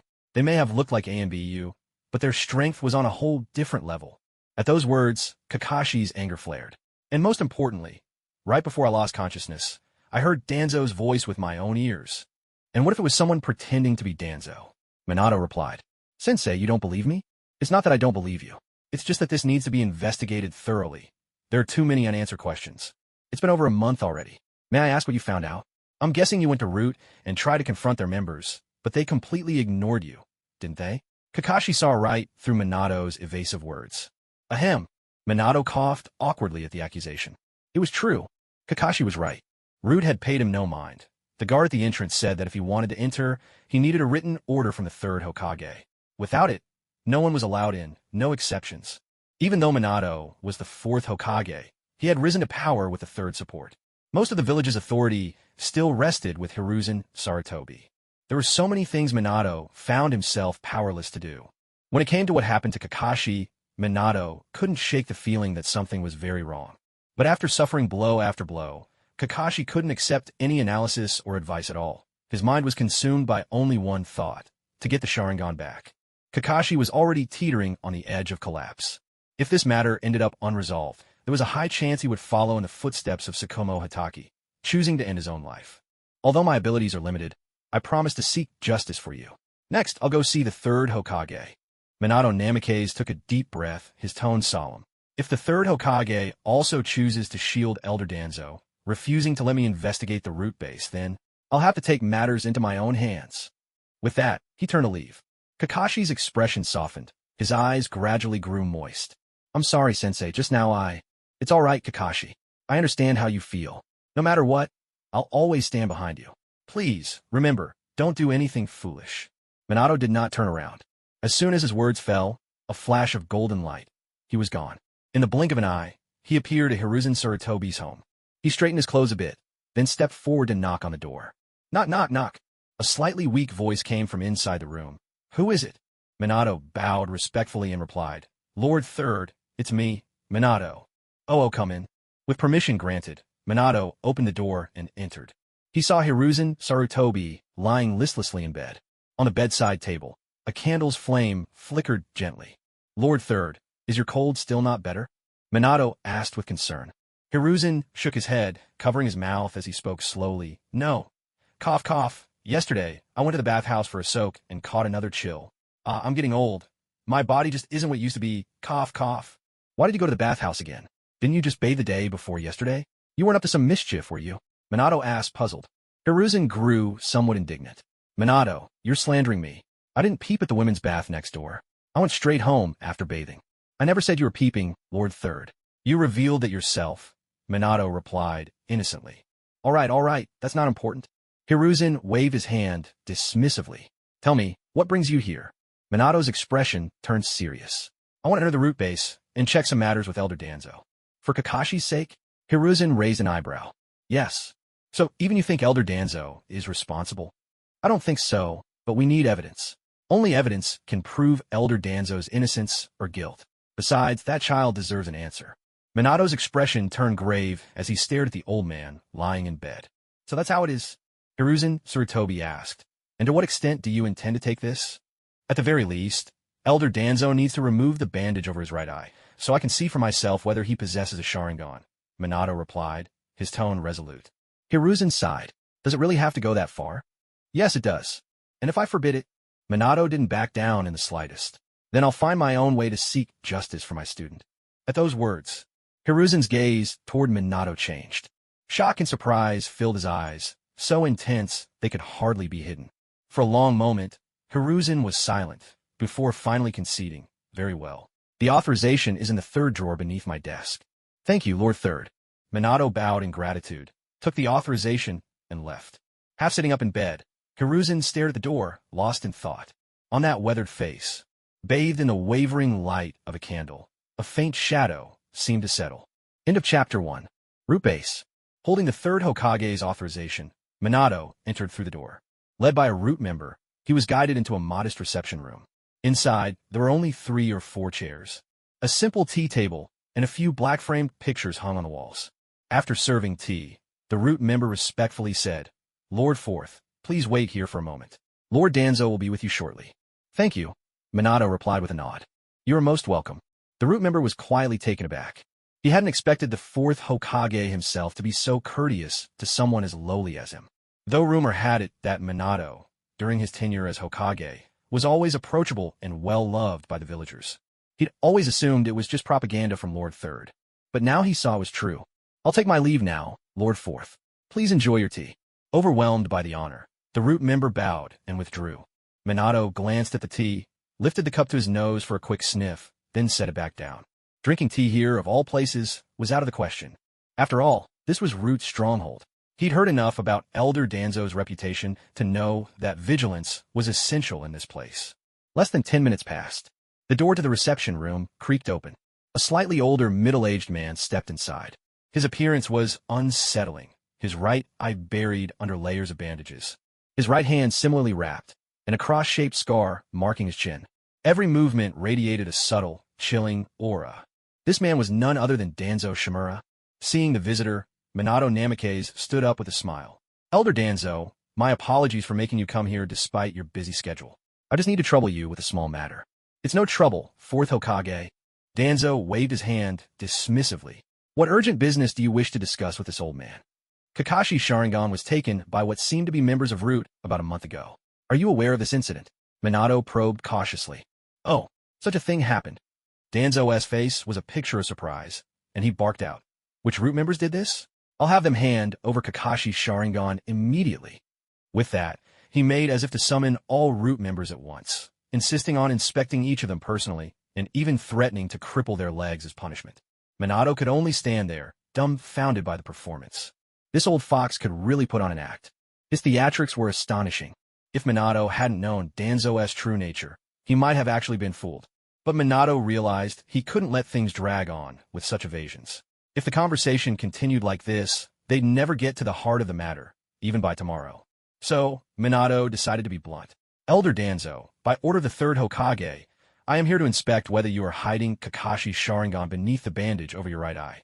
I must ask for your cooperation. Nonsense. At these words, Danzo erupted in fury. Try to use the third Hokage's name to pressure me? Have a third come see me himself. You're just a greenhorn, not qualified for this. I have never taken Kakashi's Sharingan, and you can forget about getting my cooperation. Then don't blame me for using force. A cold glint flashed in Minato's eyes. He raised his special kunai, making it clear he was ready to strike Danzo at any moment. Faced with this, Danzo's eyelid twitched violently. Though he had just blustered, he knew better than to ignore Minato. The sheer threat of the Flying Thunder God technique alone demanded that he take this rising star seriously. Seeing Minato about to make a move, Danzo quickly relented. Don't do anything rash. Fighting in the root base could cause unnecessary casualties among nearby civilians. I'll cooperate, 4th Hokage. That's good. Elder, if you would please remove your bandage. Minato nodded, putting away his kunai. With his hands behind his back, he appeared calm and unruffled. But beneath the surface, a cold bead of sweat silently slid down the back of his hand. He, too, had only been pretending to resort to force, wanting to apply enough psychological pressure on Danzo. After all, he didn't want to risk harming innocents by fighting within the village. Fortunately, Danzo had given in. With a rough, tearing sound, Danzo reached up and slowly removed the bandage from his right eye. He revealed an empty socket, the wound long since scarred over. Minato observed for a few seconds, even leaning in closer, but detected nothing amiss. There truly was no Sharingan. Just as his hand was about to touch, Danzo bristled with anger. Enough. Do you really think I'm afraid of you? 4th Hokage, don't push your luck. Danzo blocked Minato's hand, fury blazing in his eyes. Observation is one thing, but now you want to touch my old wounds? Are you planning something against me? Hearing this, Minato withdrew his hand. He realized he might have gone too far. For Danzo to go along with things to this extent was already no small feat. At such close range, Minato was certain there was no Sharingan, nor any sign of Genjutsu trickery. The wound itself was ancient, clearly not the result of having a Sharingan forcibly removed. My apologies. Minato gave a slight bow, smiling as he apologized. It seems Elder Danzo is indeed innocent. I'll take my leave. With a flash of golden light, he vanished from the spot. Watching the 4th Hokage disappear, Danzo's aged face clouded over at once. He truly was innocent. A month ago, not long after Kakashi's Sharingan was stolen, news reached him. At first, he suspected his own subordinates had acted behind his back. But after an exhaustive investigation, he found that none of his people had moved. It was someone else framing him. This left him both furious and stifled. Yet he was not entirely innocent, for his right eye was, in fact, a Sharingan. He had seized a regular Uchiha Sharingan during a lull on the battlefield. This eye had been transplanted less than a year ago. It was supposed to last him a while, until it neared the end of its usefulness. Then, and only then, would he consider taking Kakashi's Sharingan for himself. But who would have thought? Someone would get there before him, and leave him to take the fall. That feeling. It was as if someone had forced him to swallow a mouthful of filth, and now he could neither spit it out nor stomach it. Lost in these thoughts, suddenly, with a soft whoosh, the same root member who had greeted Minato appeared. He dropped to one knee before Danzo, speaking in a low voice. Elder Danzo, Lord 3rd Hokage asked me to remind you. You'll have to endure some inconvenience these days to guard against surprise inspections from the 4th. I know. Now get out. Hearing this, Danzo's anger flared anew. A surge of chakra exploded from him. With a tremendous crash, the tables and chairs around him were reduced to splinters. The messenger, not daring to tempt fate, used a quick body flicker, vanishing on the spot. In truth, he was not a member of Root at all, but belonged to Sarutobi Hiruzen's personal ANBU. In fact, as soon as news broke that Minato had visited Kakashi today, Hiruzen had already guessed Minato's likely suspicions. To be safe, he had Danzo get rid of the Sharingan in his possession immediately. To avoid detection, Danzo had a member of the Aburame clan use destruction insects to ruin his right eye socket, then disguised it with special methods to make it look like an old, long-healed wound. As long as Minato didn't personally examine the injury by hand, even the keenest I would see nothing suspicious. This move was exceedingly cruel. Only someone as ruthless as Danzo could carry it out. The message from the 3rd Hokage's direct umbu just now was nothing more than a warning not to transplant any more Sharingan for the time being.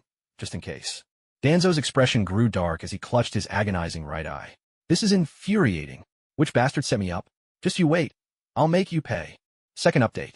As for the Sharingan in Danzo's possession, Hiruzen Sarutobi was, of course, well aware. He hadn't stopped Danzo, largely because of the influence of Tobirama Senju's early ideological teachings.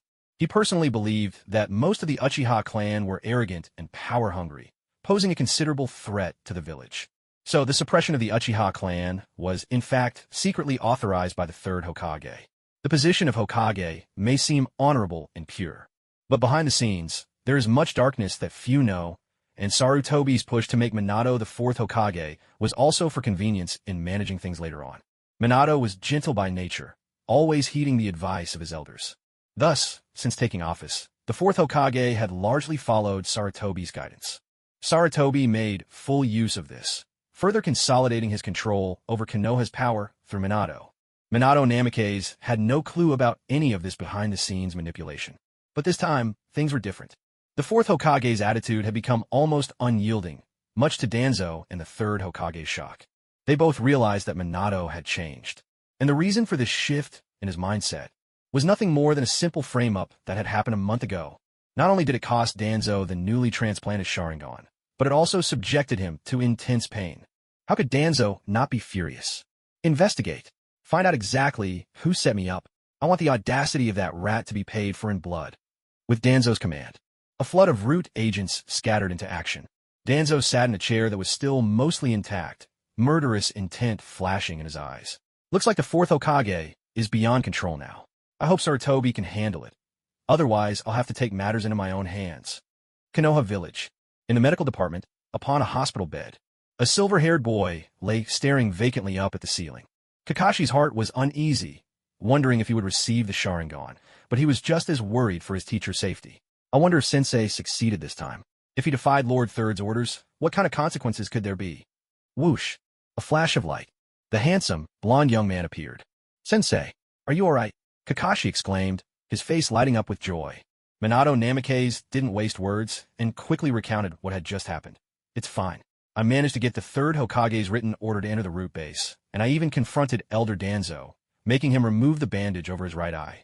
So what was the result? Is my Sharingan in his eye socket? Kakashi's eyes shone with anticipation. No, it's not. Minato shook his head. There was nothing in his eye socket, and the wound is very old. If the Sharingan had been removed recently, it wouldn't look like that. Nothing. Kakashi froze in disbelief. Could it be that Elder Danzo really wasn't the one who took it? He hadn't considered whether Danzo had a Sharingan or not, because right before he lost consciousness, he had seen Danzo, albeit vaguely, and watched as a Sharingan was forced into Danzo's hand right then and there. So there was no way Danzo had simply hidden the eye somewhere else. So could it be Elder Danzo was really being framed? The more he thought about it, the more obvious it became. The group that had ambushed him had acted almost suspiciously, as if they wanted him to notice they were root members. Kakashi, are you feeling clearer now? Did you remember something? Minato asked with a smile. Yes, Sensei. Kakashi scratched his head, feeling guilty. Those attackers were probably enemies in disguise, deliberately trying to frame Elder Danzo. We misunderstood him. He really didn't have my Sharingan. Minato shook his head. The misunderstanding is real, but Danzo almost certainly does have a Sharingan, just not yours. What? Elder Danzo, actually? Shoo. Minato raised a finger to his lips, signaling for silence. Then, he swiftly traced a code on the back of Kakashi's hand. Walls have ears. Let's use our squad's secret code to communicate. Right. They kept up their conversation about the misunderstanding with Danzo for anyone listening, but at the same time, secretly passed messages to each other using coded touches on each other's backs. Before long, their conversation came to an end. Minato hadn't discovered anything suspicious about Danzo's right eye, but he had, by chance, noticed a strange fluctuation of chakra from Danzo's right arm. That unique chakra could only come from the Sharingan. In this period, Danzo's right arm only had a few Sharingan embedded in it. There wasn't much burden, so no special sealing devices were necessary. It was only later, after he'd collected 10 Sharingan, that such measures became essential. It was obvious. The original owners of these Sharingan were Uchiha, who had gone out on missions. Taking 1 or 2 eyes might slip by unnoticed. But to do it repeatedly, and the third Hokage didn't notice anything? Minato didn't believe it for a second. For the first time, he caught a glimpse of a side to Hiruzen Sarutobi that few ever saw. After parting ways with Kakashi, Minato used the Flying Thunder God technique and appeared atop a tall utility pole, surveying the village from above. So, you're not as noble and upright as I once imagined. He gazed at the face of the third Hokage carved into the Hokage rock, a sigh escaping his heart. No wonder Lord Yu once said, if it had been you standing in his way, he would have cut you down without a moment's hesitation. Hidden Rain Village. Inside the tallest spire, with a ripping sound, a vast spatial rift tore open. 3 figures stepped out from within. Orochimaru and a rather flustered Kabuto. Orochimaru's face was filled with astonishment. You can use space-time ninjutsu? We came from the land of fire to the Hidden Rain Village in the blink of an eye. It's nothing worth mentioning. Yu replied with an air of indifference. All right, now let's get to the point. I need you to restore the vitality of a certain young man. What do you suggest? I'll need to examine the boy first, assess his physical condition, then I can devise an appropriate plan, Orochimaru rasped. Very well, come with me. With that, Yu led Orochimaru off in another direction. Before long, they arrived at a vast underground platform. Upon the platform, a red-haired youth sat, his cheeks gaunt and his expression weary. He was restrained within a steel wheelchair device, his back bristling with black rods. The sight of those swirling, vortex-like eyes made Orochimaru's heart skip a beat. Who is this boy? He possesses the legendary sage's eyes. In that instant, a wild ambition to seize the Rinnegan surged within Orochimaru. But glancing back at Yu's predatory gaze, he quashed the thought without hesitation. Not only was Yu's own strength intimidating, but even this red-haired youth might prove too much for him to handle. Still, this boy actually had the Rinnegan. Incredible. So Hidden Rain Village had been hiding such a formidable trump card all along. Orochimaru scrutinized Nagato's features, a sense of familiarity dawning on him. You're one of those 3 brats from the Second Great Ninja War? I can't believe you actually survived. Well, how lucky you are. Nagato couldn't be bothered to respond. He turned to Yu and asked, Senior Yu, are you certain he can restore enough of my vitality and heal my legs as well? I'm sure of it. As for your legs, you won't need his help. I can have you standing again right now. Yu nodded. Nagato, Orochimaru, In this storyline, I arranged for the 3rd Hokage to originally intend for Danzo to deal with all the Sharingan in his possession. However, Danzo took matters into his own hands, believing that the young Minato wouldn't notice, so he only disguised his right eye. This left a flaw, and at this very moment, Minato's mindset began to change. Both Minato and Jiraiya are characters I really like, so rest assured, they'll definitely have a good ending. After all, novels are here to mend regrets, aren't they? By the way, please support the 3rd update today. You can heal my legs. Orochimaru and Nagato both turned to look at him, eyes full of skepticism. Previously, Yu had mentioned to Tendo Pain that he wasn't skilled in these things. Otherwise, he wouldn't have tried so hard to recruit Orochimaru for help. And now he was changing his tune, claiming he could heal. Nagato looked unconvinced. Don't try to fool me, just because I haven't read many books. Ahem, it's true. Yu cleared his throat and spoke with a serious expression. Nagato, do I have any reason to lie to you? I paid a steep price to obtain this rare elixir from someone. It can regenerate damaged flesh and bone. There's absolutely no problem. As he spoke, he retrieved a small vial of liquid from his inventory. It was milky white and incredibly viscous. Frankly, it didn't look like any proper medicine. Catching Orochimaru's suspicious gaze, Yu coughed again. Ahem, I can run some tests on this potion's ingredients, and then... No need. Nagato interrupted. I trust you, Senior. With that, he took the potion that was handed to him. He uncorked it and swallowed the milky liquid in a single gulp. Gulp, gulp, gulp. No sooner had he downed the potion than Nagato's body began to tremble. Within seconds, his eyes rolled wildly, and foam began to spill from his mouth. Orochimaru watched, his heart pounding with anxiety. Yu, are you sure this is safe? Don't tell me you got scammed by some con artist? I'm not too worried about Nagato's body, but if the Rinnegan is ruined, that would be a disaster. It should be fine, right? Yu looked at Nagato's symptoms, feeling a growing unease. In the world of the Shinigami, he remembered this potion was meant to be swallowed. But he'd never seen anyone foaming at the mouth before. Could something really have gone wrong? Unable to hold back, Yu was just about to step forward and check on him.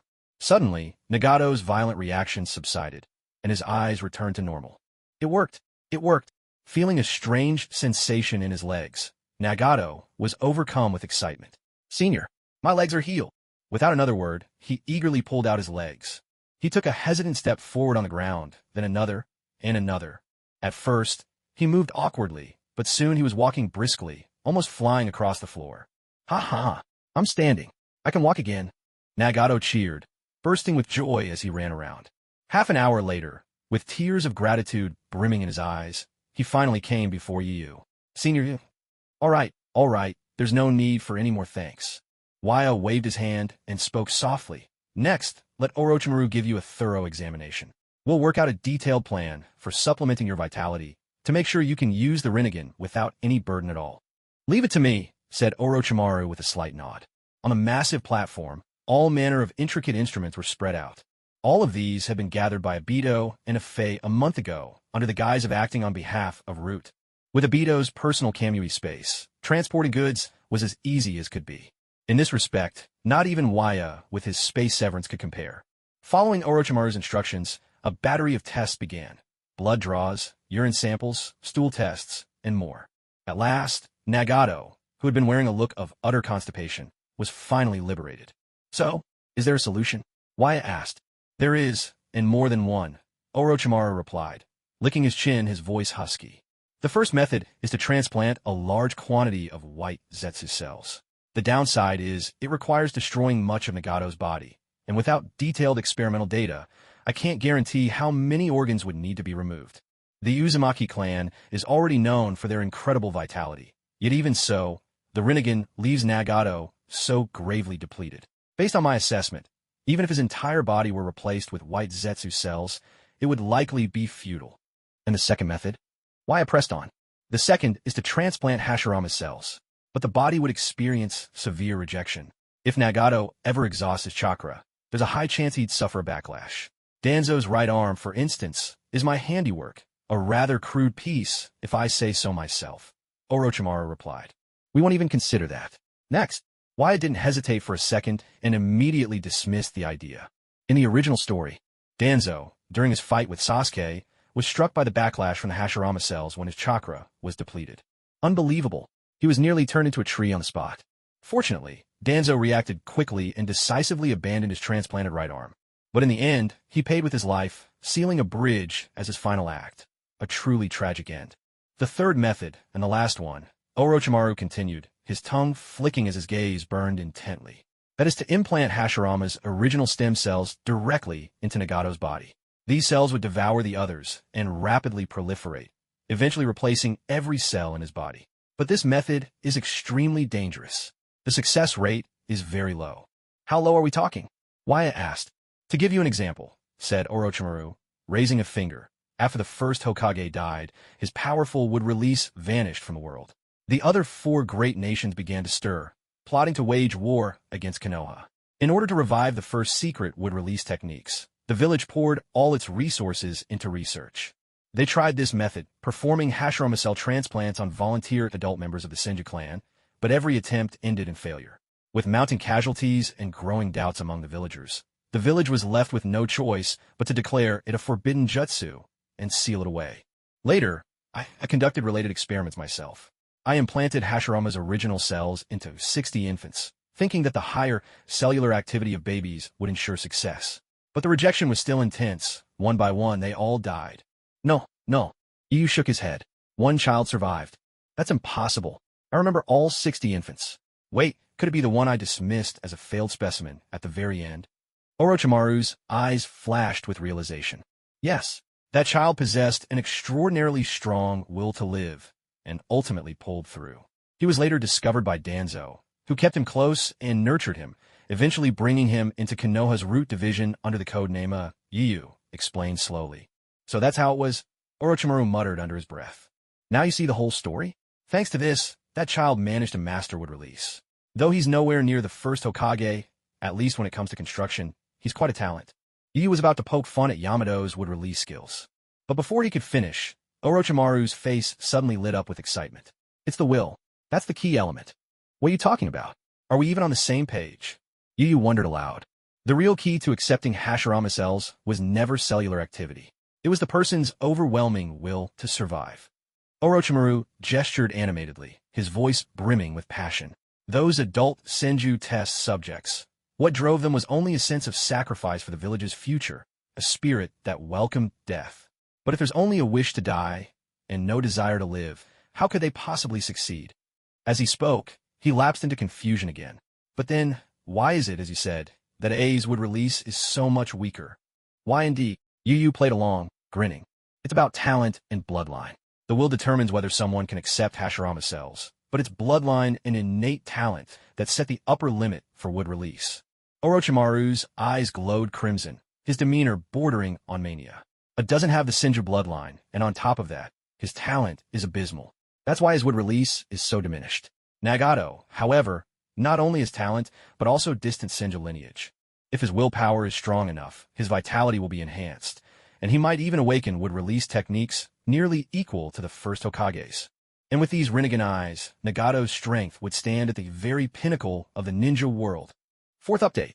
I'm burning the midnight oil. Please support me. I'm really about to collapse here. He could only stare at Orochimaru, who was completely swept away by excitement. His emotions didn't waver in the slightest. If anything, he actually felt a bit amused. Orochimaru's reasoning was solid enough. But the real issue was this. Even if they succeeded in implanting Hashirama's cells and awakened an unprecedented would-release technique, even if the transformation was complete, it would still be a lesser version of Hashirama's cells. No matter how perfectly they extracted the original cells from the first Hokage, nothing could ever surpass Hashirama himself. That meant the power of any would-release technique born from these cells would inevitably fall short of Senju Hashirama's own. Besides, Hashirama's would-release was so ridiculously powerful that Yu Yu strongly suspected it had everything to do with being the reincarnation of Azura's chakra. His version of would-release went far beyond the boundaries of any Kekkei Genkai. So even if Nagato did manage to awaken would-release, its power would probably be underwhelming. At best, a bit stronger than Yamato's. Even with the added boost of the Rinnegan, reaching Hashirama's level was all but impossible. To stand at the very pinnacle of the shinobi world, that was pure fantasy. The three of them debated for another 10 minutes or so, and after getting Nagato's own approval, they finally settled on the third plan. They divided it into 4 stages of implantation, to be spread out over 4 years. Starting with White Zetsu's cells, then moving to a low-tier version of Hashirama's cells, then a higher-tier version, and finally the supreme version. Step by step, gradually replacing the old with the new, allowing Nagato's body to slowly build up its capacity. The whole process would be carefully paced, so his mind wouldn't shatter from the strain all at once. At this moment, Nagato had already removed the dozen or so black rods from his back. He placed the puppet bodies of the 6 paths of pain into a special device designed to keep them alive. Then he lay down on the high bed, leaving himself at Orochimaru's mercy. Watching the now anesthetized Nagato, Yu Yu turned a calm gaze to Orochimaru and said, "Orochimaru, focus on what you're supposed to do. Don't cross any lines, or you'll pay a price you can't afford." "Understood. Understood, Lordu," Orochimaru rasped. With that assurance, Yu Yu ascended to the top of the Rain Village Tower. Nagato's willpower was never in question. He should be more than capable of bearing Hashirama's cells. After all, he was a young man who spent every day hypnotizing himself into believing he was a god, always ready to hand out a sack full of suffering at a moment's notice. Without rock-solid willpower, how could that ever work? Yu Yu wasn't worried about Nagato. It was Orochimaru he didn't trust. Honestly, the moment Orochimaru set eyes on those Rinnegan, he looked ready to throw himself right onto Nagato. If Yu hadn't been present, Orochimaru probably would have tried to seize the Rinnegan on the spot. For now, Yu Yu's presence kept him in check, but who knew how long that would last? Clearly, someone needed to keep an eye on Orochimaru. And as for who, well, Toby would do. That guy spent all day spouting the most outrageous things. Utterly exasperating. Back at the tower, Yu Yu found himself once again standing on the rooftop. Nagato's implantation process would be a long one. Except for the brief moments after each treatment when he was allowed outside, he spent nearly all his time immersed in nutrient fluid. Because of that, he was unable to lead the Akatsuki, even temporarily. So Nagato had him take charge of the Akatsuki for the time being, giving him the title of acting leader, in plain terms, the vice leader. "It feels like I keep collecting all sorts of strange titles for no reason," Yu Yu muttered to himself. "I'm already the head of the Hidden Rain Village. Now I'm also the acting boss of Akatsuki. I was planning to let Nagato handle things while I just lazed about behind the scenes. How did it turn out like this? This is all Black Zetsu's fault. Speak of the devil." Just then, the ground rippled and Toby emerged, looking somewhat panicked. "What's wrong? Don't tell me you lost track of Black Zetsu. It's fine, I won't blame you. After all, that guy's as slippery as they come." Yu Yu arched an eyebrow. Before he could finish, Toby, fear written all over his face, blurted out, "I did find Black Zetsu, but I nearly didn't make it back. That guy's seriously terrifying. I always thought he was a total pushover, but who could have guessed he was hiding so much?" "What do you mean?" "Slow down. Toby, tell me everything," Yu Yu said, his brows knitting together. "I went out this morning, and after wandering around the northwestern border of the Land of Fire for a bit, I saw Black Zetsu meeting with someone. I remembered what you said and didn't act rashly. I plan to come right back and report to you." Toby's face grew more anxious as he spoke. "But Black Zetsu noticed me right away. He lunged at me. I thought, he's weak. What's there to be afraid of? But before I could react, he'd already wrapped around me. I didn't think much of it at first, but then my consciousness started slipping away, like I was losing myself. I was so scared well, if I could, I would have wet myself. Too bad I don't have that function. In the end, I had to burn through all my chakra just to barely escape. Yukuin, that guy's jutsu is freaky. There's no way I can catch him alone. I need someone to back me up." Listening to Toby's account, Yu Yu finally understood. This was his own oversight. He'd assumed Black Zetsu was just a minor player, easy to handle, since he hadn't inherited the Akatsuki power. But that was a grave mistake. The enemy possessed a secret technique, spiritual fusion. This technique allowed Black Zetsu to latch onto an opponent's body, gradually taking over their will and controlling all their actions. Chakra flow, hand seals, even jutsu. In the past, Black Zetsu had used this very jutsu to control Obito, forcing him to perform the outer path, samsara of heavenly life technique, and resurrect Madara Uchiha. But this secret art had its weakness too. If the target's willpower was strong enough, they could turn the tables and take control instead. Later, Obito unleashed his own inner cosmos. Not only did he let Black Zetsu cling to him, but he also performed a heart extraction technique on Sage Madara. What's more, Black Zetsu can only control one person at a time. If there's more than one enemy, it's not so easy for Black Zetsu to possess them all. After thinking for a moment, Yu turned to Toby and said, "No need. You don't have to worry about tracking Black Zetsu. I'll assign someone else to handle it later." "Huh? Really?" Toby was moved to tears. "Thank you, Yu. If I'm not tracking Black Zetsu, what else can I do? Keep an eye on everything Orochimaru does. The moment you see anything unusual, report to me immediately," Yu instructed. "Understood. I'll get it done." Toby raised his hand in a salute, grinned, and then vanished into the ground. Before long, a striking figure approached. Conan, full of curiosity, asked, "Senpai, why are you back so soon? Did you settle things with Orochimaru?" "It's all sorted. Nagato is receiving treatment from Orochimaru now. The therapy will take about 4 years, but there's nothing dangerous," Yu replied with a smile. "That's a relief." Conan nodded, hesitating as if she had something more to say. "What is it? Did something happen with the Akatsuki?" Yu asked, a note of suspicion in his voice. "Yes. After all, they only just joined us, and without the deterrent force of Nagato's Rinnegan, some of them are getting bold, demanding to see Nagato to discuss big plans," Conan said quietly. Yu's interest was piqued. "Who is it? Which fool has that much nerve?" "Kakuzu. Oh, is it that so-called weakling who once hurled kunai at the first Hokage from miles away?"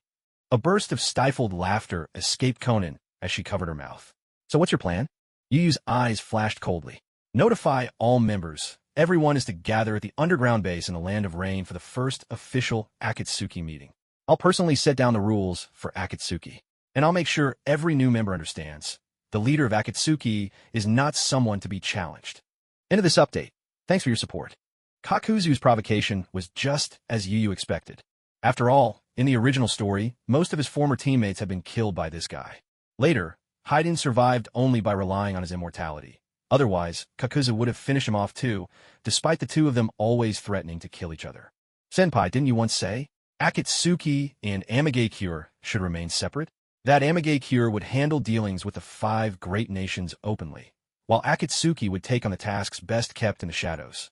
There was a hint of curiosity on Conan's face. To have a hand in both light and dark is the true path. Once Amegakure has grown to surpass even the 5 great nations, then Akatsuki can finally wash what again? "Wash ourselves clean, go legit," Yu reminded her. "Oh right, go legit." Xiaonan nodded blankly. "But, Senior, you already revealed your identity as the leader of the Hidden Rain Village earlier. If you show up at the Akatsuki again, won't that risk exposing you? It'll be hard to clear your name in the future. Maybe you should wear a mask." "No need. I'll just use a different identity." Yu smiled calmly. Right in front of Xiaonan, he shifted into his Shinigami form. His deep green eyes darkened to jet black, the tear-streaked markings on his face vanished, and the bone-white mask atop his head shattered to dust. His white ceremonial robe flowed and darkened, turning pitch black. Where his skin had been pale as death, now a flush of blood-red color returned. His entire appearance was transformed. He was utterly unrecognizable. "Senior Yu." Xiaonan was left momentarily stunned by the transformation. My goodness. If she hadn't witnessed it with her own eyes, she would never have believed that the man standing before her and Yu were one and the same. His looks, his aura, everything about him was completely different. The Yu from before had an air of melancholy, a cold detachment that made him seem distant. But now, he radiated warmth and openness, like sunlight breaking through the clouds. Yu winked. "So, which version looks better?" This one looks better," Xiaonan stammered, a rosy blush creeping up her cheeks. "Oh, so you're saying my old look wasn't any good?" Yu teased with a sly grin. "No, it's not that. Before, you had this aloof vibe like no one could get close. But you were definitely handsome." Xiaonan rushed to explain, flustered. "Huh, I'm just messing with you." Yu's smile softened as he shifted to a more serious tone. "From now on, I'll use this new appearance to attend the Akatsuki meetings as the acting leader. I can't use the name Yu anymore. Let's go with Subaru for now. Subaru, got it. This will be your first appearance in the Akatsuki Senior. I'll go get you a set of Akatsuki robes and your code ring. With that, Xiaonan turned and went to fetch the uniform. Watching her leave, Yu couldn't help but laugh to himself. Well, whatever. It's just the Akatsuki uniform. As long as I don't take it off, no one's going to take me down. Before long, Xiaonan returned with a brand new Akatsuki cloak. She also handed him a bottle of nail polish and a ring inscribed with the code name Void. Yu stared at the nail polish in silence. He suddenly remembered. All the Akatsuki members wore nail polish in bizarre, flashy colors. Pain's was crimson, Haiden's was green, Kakuzu's was black, Itachi's was blue, and this one was white. What kind of strange, avant-garde performance art is this? As a red-blooded man, Yu refused without hesitation. After donning the Akatsuki cloak and slipping the code ring onto his finger, Yu and Xiaonan set off together. After all, this was going to be his debut at the Akatsuki's first full meeting. Therefore, he also summoned Suji, who was out gathering intelligence in the Land of Earth. Within the borders of the Land of Rain, inside an enormous underground cavern, a sharp, tearing sound split the silence. A slender rift in space stretched open, as if a giant mouth had appeared. From within, a handsome man and a beautiful woman stepped out. Senior Yu, I didn't expect you to have mastered such a rare time-space ninjutsu. Compared to Obito's technique, which one is stronger? Conan exclaimed in awe, unable to hide her curiosity. That's hard to say. Each has its own advantages and disadvantages, Yu replied, after thinking it over, humbly as ever. His own void passage, in a sense, only served the purpose of time-space travel. What's more, he could bring others along with him.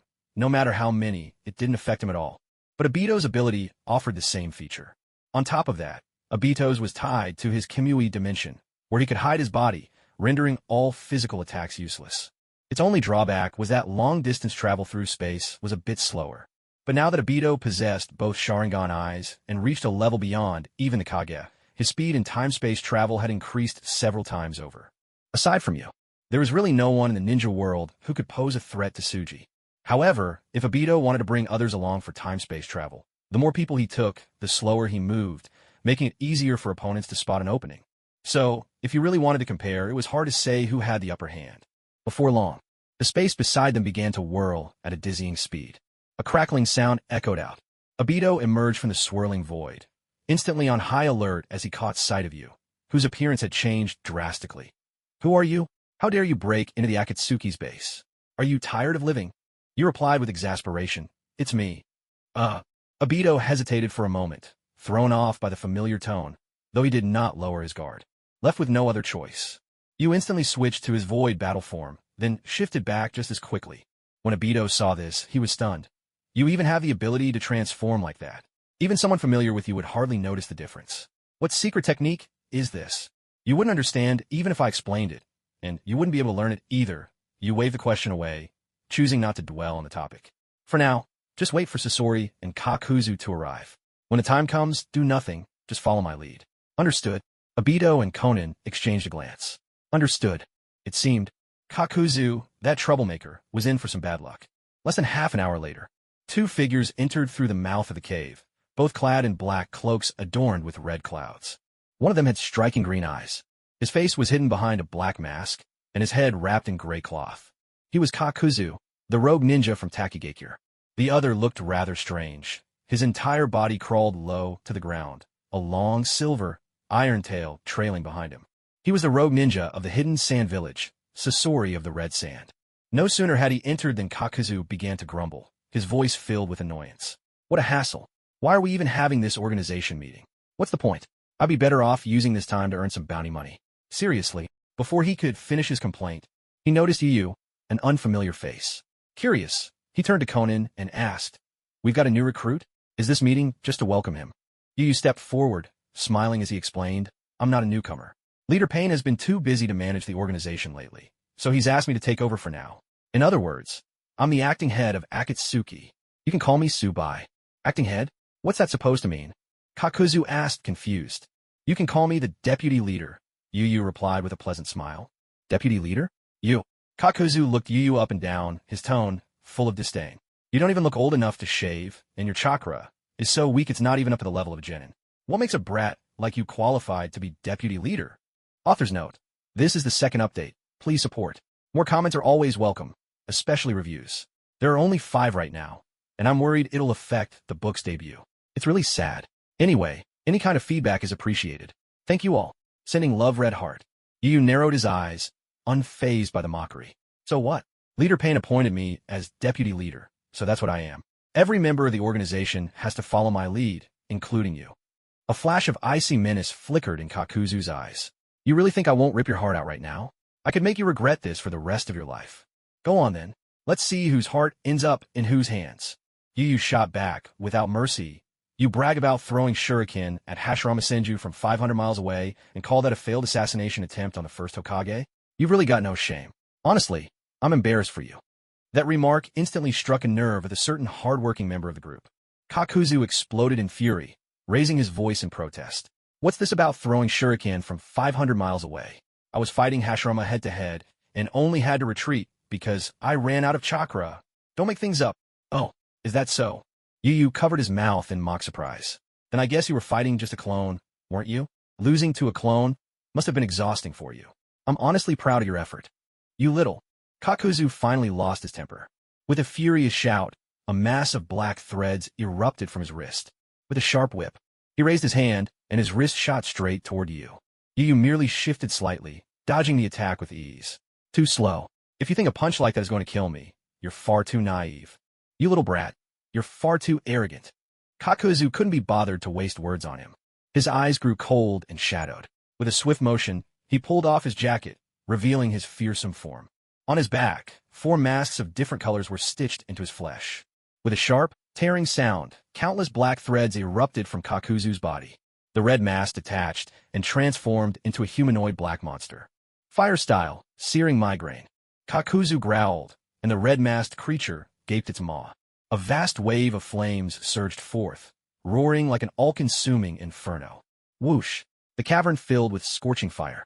Yu remained calm and composed, drawing his Zanpakuto and holding it before his chest. The sword pulsed with spiritual energy, forming an invisible shield that kept the flames at bay. Not a scratch on him? Is it because of that sword? Kakuzu's eyes narrowed, his expression turning grim. As he suspected, he had underestimated him. How could someone appointed by the Rinnegan wielder, Pain, as the acting leader, possibly be a weakling? And yet, he'd already boasted so much. Wouldn't giving up now make him look utterly cowardly? Almost as if reading his thoughts, Yu smiled and teased. What's wrong? The infamous immortal ninja, Kakuzu, is chickening out? Surely not, right? Kakuzu forced a smirk. Me afraid? It's just a fancy ninja tool. Don't think you can scare me with that, brat. With that, he clenched his teeth, letting loose another torrent of black threads, unleashing the remaining masked monsters at once. The red and green masks intertwined, merging their power. In unison, they chanted combined jutsu, scorching wind, raging wave. Whoosh! Another sea of fire exploded forth. This time, with wind amplifying the flames, the inferno was many times stronger than before. Yu, however, looked unimpressed. What's the point of making it bigger? The damage doesn't change. Just a pointless show. He calmly raised his Zanpakuto again. The spiritual shield formed, blocking all the raging fire outside. Suddenly, something stirred behind him.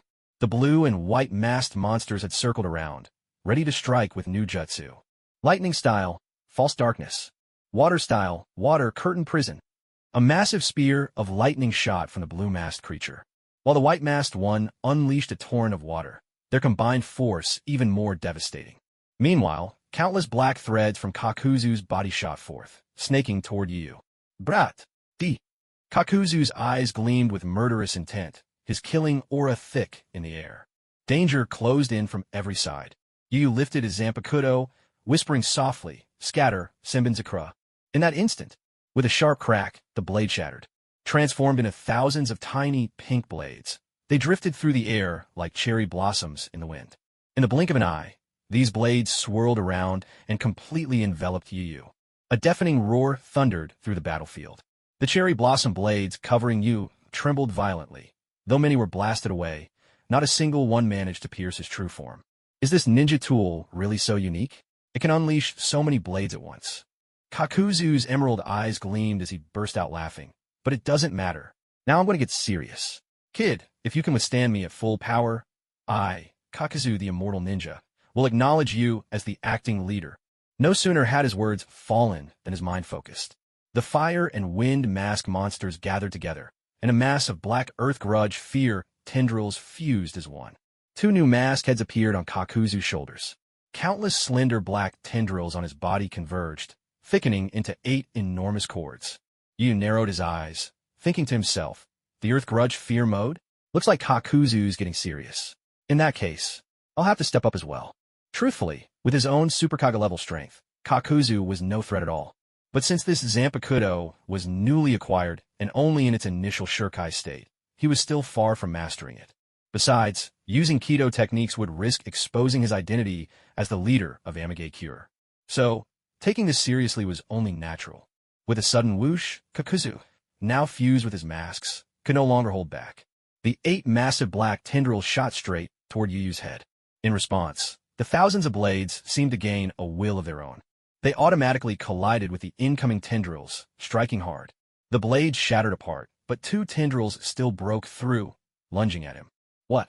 Even the fused earth grudge fear, tendrils can't be stopped by Senbenzakura now. Yu Yu's eyes narrowed sharply as he stepped forward. With a flash, he vanished in a burst of Shuinpa, evading the attack. So you used the body flicker technique? But let's see how you dodge this.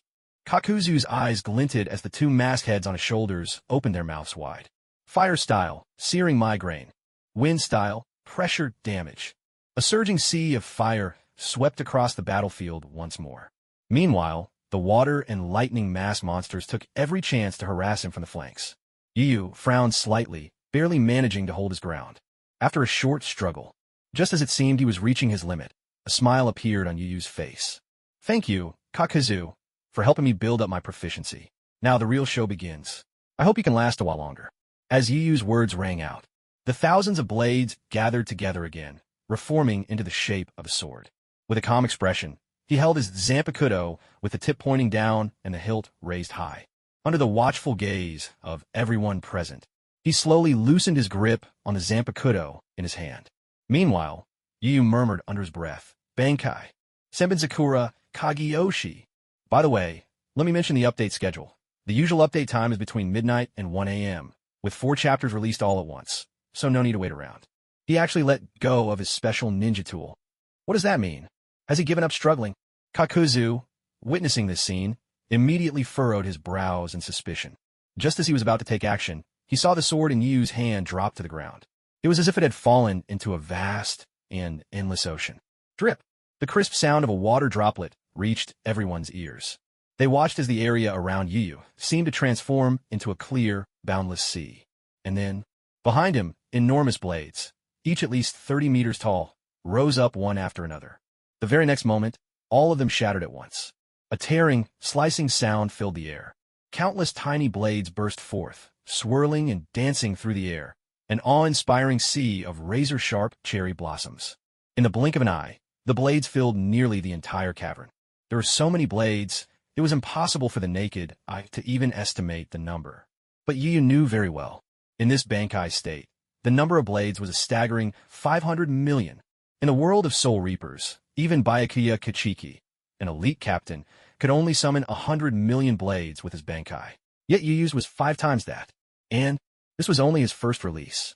Without a doubt, Yu Yu was a true prodigy. The sheer spectacle left not only Kakuzu dumbfounded, but even the distant onlookers, Sasori of the Red Sand, Conan, and Toby, were all collectively stunned. What kind of ninja tool was this exactly? How could it unleash a torrent of tiny blades as vast as the ocean itself? If Toby were there, no doubt the whole mood would have shifted, and he would have blurted out, "Whoa, so many cherry blossom blades. There must be hundreds of millions. Just imagine if all those blades turned into poop. How spectacular would that be?" Yu Yu felt quite relieved that he'd left Toby back in the Hidden Rain village. He could see their shock written on their faces, but he simply stood calmly on the ground, motionless, waiting for Kakuzu to make his move. At that moment, Kakuzu's jaw dropped, and cold sweat began to drip down his face. Yes, he was terrified. Earlier, just 5,000 blades had been enough to block his fire-style jutsu. Now, with the number of blades soaring to what must be 100,000 times more, how could his ninjutsu possibly stand a chance? Everyone could see the fear in Kakuzu's eyes. At that moment, from a distance, Sasori kindly reminded him, "You'd better fight Kaku, otherwise, your fate might not be so pleasant." Hearing this, Kakuzu's entire body trembled. Now he understood. Yu Yu's display was a classic warning to others through an act of punishment. And he was the chicken, while Sasori was the monkey. His earlier words of provocation had no doubt already reached the others' ears. By disciplining him now, it would also serve as a warning to any future members joining the organization, not to repeat the same mistake. Kakuzu glanced at Yu Yu, gritting his teeth. He gathered the wind, fire, and lightning masks of his earth grudge, fear technique on his right arm, channeling all of his chakra. "Your strength is indeed beyond my imagination. I provoked you with my words, so it's only natural for you to take my life in return. I, Kakuzu, hold no resentment." With a grave expression, Kakuzu called out in a low voice, "This next move is my strongest technique. Please receive it, acting leader Subai." Earth Grudge Fear, final shot. All of the chakra in Kakuzu's body converged at once. The Earth Grudge Fear masks opened their mouths wide, and an immense blast of chakra erupted forth. A thunderous boom shook the air. A wave of 500 million cherry blossom blades surged forth, merging into a colossal hand. It shielded Yu Yu, effortlessly blocking the attack. Yu Yu clenched his 5 fingers, and that giant hand crushed the chakra blast in its grasp, snuffing it out completely. A surge of chakra burst out, flooding the cavern. Yu Yu curled his index finger. A sharp, swift sound sliced through the air. A portion of the sea of cherry blossoms broke away on its own, transforming into 4 Senbonzakura Zanpakuto. They struck the masks behind Kakuzu, shattering them all and leaving only his main heart intact. Kakuzu looked at Yu Yu in a daze. Why didn't you kill me? Your life isn't worth much. What I want it for?" Yu Yu curled his lips in mild disdain. "Besides, since this is your first offense, and the Akatsuki is short on members, I'll spare you for now." Kakuzu was momentarily at a loss for words. He had thought for sure Yu Yu would kill him on the spot. He hadn't expected that only his 4 Earth Grudge Fear masks would be destroyed. Though that was no small loss, it was something he could bear. As long as his main heart remained intact, he could use his secret technique, Heart Steel, to take his enemy's heart and restore the 4 masks once more. But the simplicity of Yu Yu's actions, it revealed that Yu Yu had a deep understanding of his secret techniques. Staring at the calm and collected Yu Yu before him, Kakuzu was left deeply shaken. If even the acting leader is this powerful, just how terrifying must the true leader, Pain, with the Rinnegan, be? The Akatsuki really is full of hidden dragons and crouching tigers. He had fought Pain before. Even after unleashing his most powerful attack, he hadn't been able to land a single blow. He had been thoroughly defeated within a few moves, which was how he'd been recruited into the Akatsuki in the first place. So he had no idea just how strong Pain truly was. And then there was the masked man always beside Conan. His strength was equally astonishing. Because the other party possessed the Uchiha clan Sharingan and also had a strange, almost supernatural space-time ninjutsu. This was someone he absolutely could not afford to provoke. Although Conan was a woman, she had effortlessly defeated the Scorpion of the Wind Country and even recruited him into the organization. It's worth remembering. This Red Sand Scorpion was the man who killed the strongest Kazekage. So by that measure, this woman's strength must be quite formidable as well. When you add it all up, doesn't that make him the weakest of the group? Meanwhile, Yu had no idea that someone's imagination was running wild in that instant. After the battle, everyone gathered for Akatsuki's very first official meeting. Conan, Tobi, Sasori, and Kakuzu stood before him. Yu put on a solemn expression and said, "What I'm about to tell you are the rules of the Akatsuki, along with our first strategic plan. The most important rule is this. No matter the circumstances, members of the organization are absolutely forbidden from killing one another. Understood?" The moment he said this, his gaze naturally settled on Kaku. Conan, Tobi, and Sasori all followed his gaze to look at Kakuzu. Kakuzu shifted uncomfortably under the scrutiny. Why is everyone staring at me? Do I look like the type who'd randomly kill my teammates? Why are you all giving me that look? But under Yu's intense gaze, Kakuzu could only nod with a hint of resignation. Understood, acting leader. I definitely won't kill my teammates unless they really make me angry. Not even then, Yu said calmly. If you have any serious personal grievances, report them to me. I'll consider switching up your partners. All right, Kakuzu replied, nodding reluctantly. After laying out a few more rules, Yu got down to business. Here's our initial plan for Akatsuki. Kakuzu, you'll be responsible for completing bounty missions to earn enough operational funds for the organization. No problem, Kakuzu said, thumping his chest with confidence, his eyes alight. Earning money? That's my specialty. Don't worry, leader. I already have a target in mind. As he spoke, he pulled a bounty ledger from his cloak and flipped open the first page. Bounty notice. Name, Ew. Age, 120. Abilities, unknown. Bounty, 150 million Rio. Description. Appears extremely young, roughly 17 years old. Rumored to possess eternal youth and the secret of immortality. Allegedly lived during the same era as the god of shinobi, Hashirama Senju. 1 year ago, this individual killed the so-called pinnacle of the ninja world, Hanzo the Salamander, regarded as a demigod, in an instant on the southeastern border of the Land of Rain. Extremely dangerous. This is him. Yu. Kakuzu jabbed a finger at the information above, his excitement barely contained. A bounty of 150 million Rio. If we can take this guy out, our organization will be flush for years. Isn't this a brilliant idea? Fourth update. Please support. There might even be a fifth. As soon as he finished speaking, the room fell into a brief silence.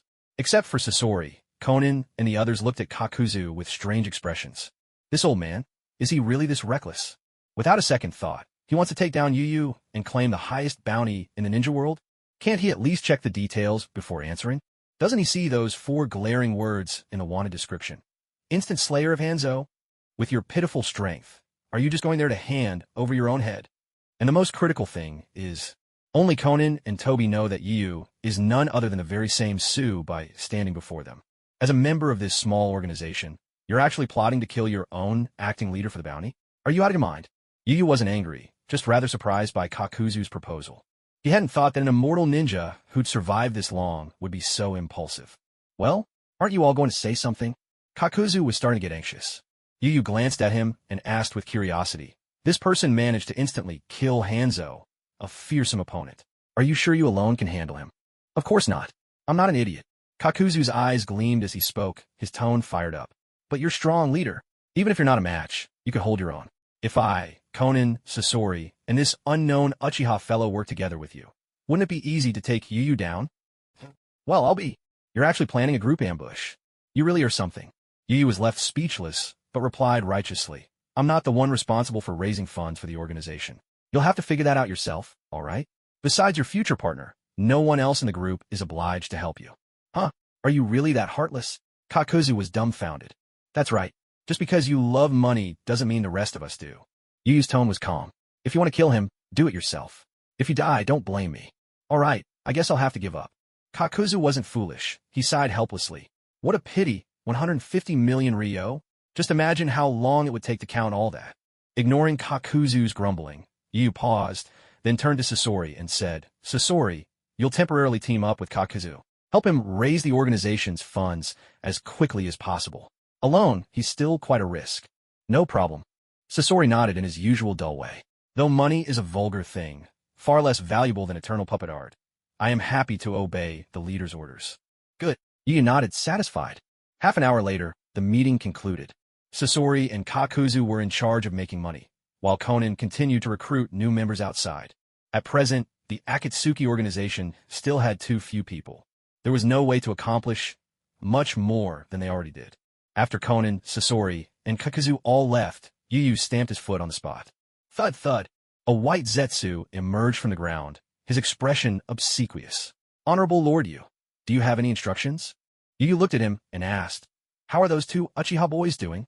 Nothing's happened to them, right? Nothing at all. The 2 boys haven't had any accidents, White Zetsu replied honestly. However, there's news about Danzo, whom you asked me to watch. Not long ago, Kakashi's Sharingan was taken by Bido. Minato Namikaze went to Konoha's root division to confront Danzo, but came back empty-handed. Yu's interest was piqued. Oh, and then, after that, Minato visited Kakashi. That boy's mental state is very poor. He spends almost the entire day staring blankly at the ceiling. Seeing his student in such pain, Minato was truly enraged. He went to see the 3rd Hokage, and was finally allowed into root. White Zetsu paused for a moment, then continued slowly. The root members are heavily guarded, so it's not easy for us to infiltrate. We're not clear on exactly what happened inside their base, but afterward, Danzo apparently wasn't punished. I suspect he simply gouged out the Sharingan in his right eye to cover things up. But later, Minato was seen standing atop a utility pole, staring at the Hokage rock for a long time. He seemed a bit off. Lord Yu, what do you think was going on with him? What do I think? Isn't it obvious? Yu smirked, replying coolly. Even with my eyes closed, I can guess it. Minato must have realized that the treacherous Danzo and the third Hokage, whom he's always respected, have been in cahoots all along.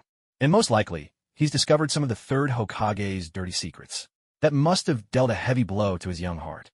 The shock was just too much, so he had to stand on that pole and calm himself down. Obito, standing to the side, asked, "So what changes do you think the fourth Hokage will make?" "He'll probably act just as before, still revering the third Hokage and pretending nothing happened," Yu answered. "Why's that?" Obito was puzzled. After all that, why doesn't the fourth just seize real power as Hokage? How could he? With just words? Yu curled his lip. Hiruzen Sarutobi controls the fourth not just with psychology, but also with a huge force of loyal Umbu under his command. Minato's only been in office for less than a year. Where would he get his own people? Apart from Uzumaki Kushina, whom he can trust unconditionally, I suppose there's only that former classmate and close friend of yours, Kakashi, but that kid's probably finished after suffering so many blows in a row. So there are only a handful of people the fourth Hokage can truly trust, and even breaking free from Hiruzen Sarutobi's control is already difficult for him, let alone seizing the full power of the Hokage. Realization dawned on Obito. So, just as you said earlier, for now the fourth will have to act, as he always has. He needs to be patient, quietly amassing his own strength until he's powerful enough to overcome Sarutobi. Exactly. Not bad. You're not slow on the uptake. Yu praised him, a wry smile playing on his lips. But here's the thing. Danzo, that old snake, will never just sit back and let the fourth grow stronger in secret. He'll do everything he can to stop it first. And if Hiruzen doesn't act, Danzo might even take things into his own hands and kill the fourth outright. What? Then what should we do? Obito's face showed a flicker of panic. What's the matter? Worried about your teacher? Yu teased. I'm not, Obito stammered, clearly flustered and impatient. Just tell me, how can we help the fourth? There's only one way. What is it? And that is, Yu's eyes flashed coldly, his pupils glinting with a chilling light. Go to Konoha and deal with that old fox Danzo once and for all. Eliminate the threat at its source. 1 month earlier, before heading to the Hidden Leaf Village, Yu had already sent White Zetsu to investigate whether Danzo was at the root base. Had Danzo been there, Yu would have taken him out then and there, ending it for good. But as luck would have it, Danzo was out of the village. And now, at last, that old schemer had shown himself again. There was no way Yu was going to let him slip away this time. After all, as the saying goes, you might lose the team fight, but Danzo must die. If he was allowed to skulk around for even a few more days, the ninja world would be thrown into chaos by his schemes yet again. At that moment, Obito asked, "But what if the third Hokage steps in to stop us?" A murderous glint shot through Yu's eyes. "Then we'll just kill him too. It's not like that guy's any saint. So, shall we move out?" Yu's gaze burned with intensity. "Move out. To Konoha. Fifth watch of the night. My energy is all but spent. The story is about to hit a major climax. Please keep supporting me. Land of Fire."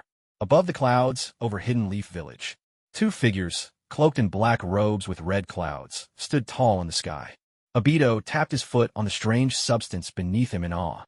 "So this is your secret flying technique? I can't believe it even allows others to stand high above the clouds. What an incredible power." "It's nothing special," Yu replied coolly, shaking his head. "This is just the simplest of basic techniques." He could condense spiritual particles from the air beneath his own feet. And just as easily, he could condense them beneath someone else's feet, a transparent, floating platform sturdy enough to support another. However, this technique was almost never used in actual combat. After all, if you want to carry someone else with you at any moment, you'd have to constantly track their movements. That's far too troublesome. "Well, even if it's just a basic technique, I still find it impressive," said Obito, pulling his thoughts together and speaking in a more serious tone. "So what's next? What's the detailed plan?" "The plan is simple," Yu began slowly. "You'll just need to stay hidden in the shadows. I, acting as the interim leader of the Akatsuki, will enter the root base and eliminate Danzo in an instant. Then, using space-time ninjutsu, we'll immediately retreat. What if something goes wrong and you can't kill him instantly?" Obito asked. "Then you need to be ready to hold off the fourth Hokage." Yu's eyes sparkled, his expression proud. At that point, Konoha's elite Jonin will definitely rush over. Tsunade and Jiraiya, the legendary Sannin, as well as Hiruzen Sarutobi, the professor of ninjutsu. I'll face them all myself. Are you sure you can handle it?" Obito sounded worried. "Don't worry." Yu gave a slight nod. "Even if I can't beat them, I still have the means to escape. In that case, let's do it." Obito nodded in agreement. "Let's move out," Yu commanded. With that order, Obito's eyes flashed a vivid crimson. In a swirling vortex, he vanished from sight. Meanwhile, pressed his fingers together and drew them lightly through the air. A sharp tearing sound cut through the silence. A massive rift in space opened up, and Yu Yu stepped inside. Konoha Village. Inside the corridors of the root base. Dozens of root members, all masked, patrolled back and forth, keeping a watchful eye. Suddenly, a pitch-black rift split open, like the maw of a giant beast. Yu Yu emerged from within, his gaze cold as he swept his eyes over the group. Tell me where Danzo is hiding, and I'll spare your lives. Who are you? Are you seeking death? How dare you infiltrate the root base? Death is your only fate. Seeing the intruder, the squad leader shouted, Attack! Fire style, Grand Fireball Jutsu. Wind style, Great Breakthrough. Water style, Water Dragon Bullet Technique. A barrage of jutsu, at every level, hurtled toward him without restraint. Yu Yu frowned slightly and drew his Zanpakuto. A clear, ringing note rang out. Scatter, Senbenzakura. The blade of his sword shattered, transforming into countless slender blades. Petals of razor-sharp Sakura whirled around him, surrounding him in a protective storm. A rapid series of metallic crashes echoed through the corridor as the jutsu struck. Yet Yu Yu remained completely unharmed, not a scratch on him. With a mere thought, he sent a portion of the blades surging outward, each one piercing straight through the enemy's bodies. Agonized screams filled the air as the root members fell one after another. In the end, only 2 survived by sheer luck. Even so, they were far from unscathed. Their clothes were in tatters, and they barely stood. The blade carved hundreds of wounds, blood seeping out without end. It appeared truly tragic, but the injuries themselves were not severe. Yu Yu looked at the faces of the 2 before him, surprise flickering across his own. It's actually you? How interesting. Danzo has already taken you in at this point. These 2 were dressed a bit differently from the other members of the root. One was wrapped in black from head to toe, revealing only his eyes. The other had long orange hair and wore a pair of black gloves. They were Torian Aburame and Fu Yamanaka. From their looks, they still seemed quite young, merely teenagers. Torian gritted his teeth. Who are you really? Why have you come to the root base? What is your purpose? Me? Yu Yu let out a soft chuckle, introducing himself. Acting leader of the Akatsuki, Tsubai. I've accepted a contract to claim Danzo's life. The 2 of you show some promise, so I'll give you a chance. Run as far as you can. You want to kill Lord Danzo? You're out of your mind. You'll have to get past US first. Fu, work with me. Torian was instantly consumed by rage. He stripped off his jacket and pants, leaving nothing but a pair of large shorts. His whole body turned a deep, purplish black as he charged straight at Yu Yu. Got it. I'll hold him in place. Fu swiftly formed a series of hand seals, fixing his gaze on Yu Yu. Ninja art. Mind-body switch technique. In an instant, his spiritual energy surged into Yu Yu's mind. But the moment he entered, Fu's expression twisted in horror. Impossible. How can anyone in the ninja world possess such overwhelming spiritual force? The other's mental world stretched out before him, vast and boundless as the ocean. Fu felt like a lone skiff, utterly at the mercy of the waves, ready to be swept away by the smallest ripple. And so was, before he could do anything, his face drained of color. With a sudden gasp, Fu spat out a mouthful of blood. He collapsed instantly, dead, his face frozen in unspeakable terror. What? Torian blanched in shock. Fu, what happened? In his panic, he left himself exposed. Yu Yu suddenly raised his right hand, summoning thousands of Sakura blade fragments. In a rushing flurry, the blades locked Torian in a cage, crushing him to death. When the cherry blossoms faded, all that remained was a field of bloody fragments. Yu Yu's face remained impassive. If you won't listen, then you can die. Some people just don't know when to show gratitude. He didn't recall much about Torian or Fu. They'd been Danzo's trusted aides in the later years, but were wiped out in a few moves by Obito. He'd only thought to spare their lives because they were still so young. But the 2 of them saw Danzo as their idol. If that was the case, there was no point in letting them live. Sweeping his gaze across the corpses, Wu Yu raised an eyebrow in mild surprise. Oh, there's actually one who slipped through the net. He strode forward. Peeling off the person's mask, he discovered a young boy with a tender, youthful face. The boy wore a strange forehead protector that wrapped around his cheeks, his hair a bit long, and he had already fallen unconscious. Wu Yu was a little astonished. So it's you? Ugh. I didn't expect you to be this lucky. You actually survived. This was the very kid mentioned earlier, the little brat who'd inherited the secret would-release technique. He would later become the tool known as Yamato.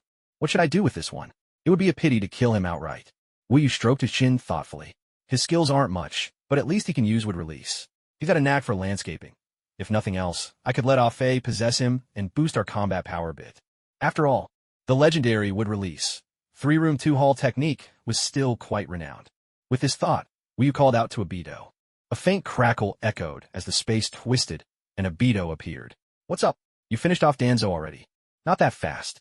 Do you think it's as easy as stepping on an ant by the roadside? Wu rolled his eyes at him. Take this guy and stash him away for now. We'll deal with him at home later. Fine. Obito couldn't be bothered to ask what use the boy was. He simply sucked him into the Kamui dimension, then vanished without a trace.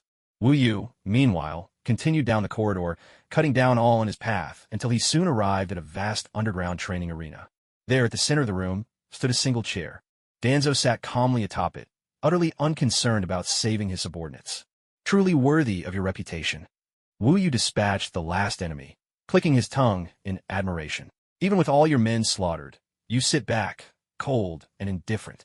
Danzo remained unfazed, sneering. They're just pawns. I can always get more. Wu Yu clapped his hands in applause, quite pleased with the answer. Excellent. That's exactly what I wanted to hear. When I kill you in a moment, I'll have no regrets. Might I ask your name and why you're so determined to kill me? Danzo asked warily. In truth, he was only putting on a show.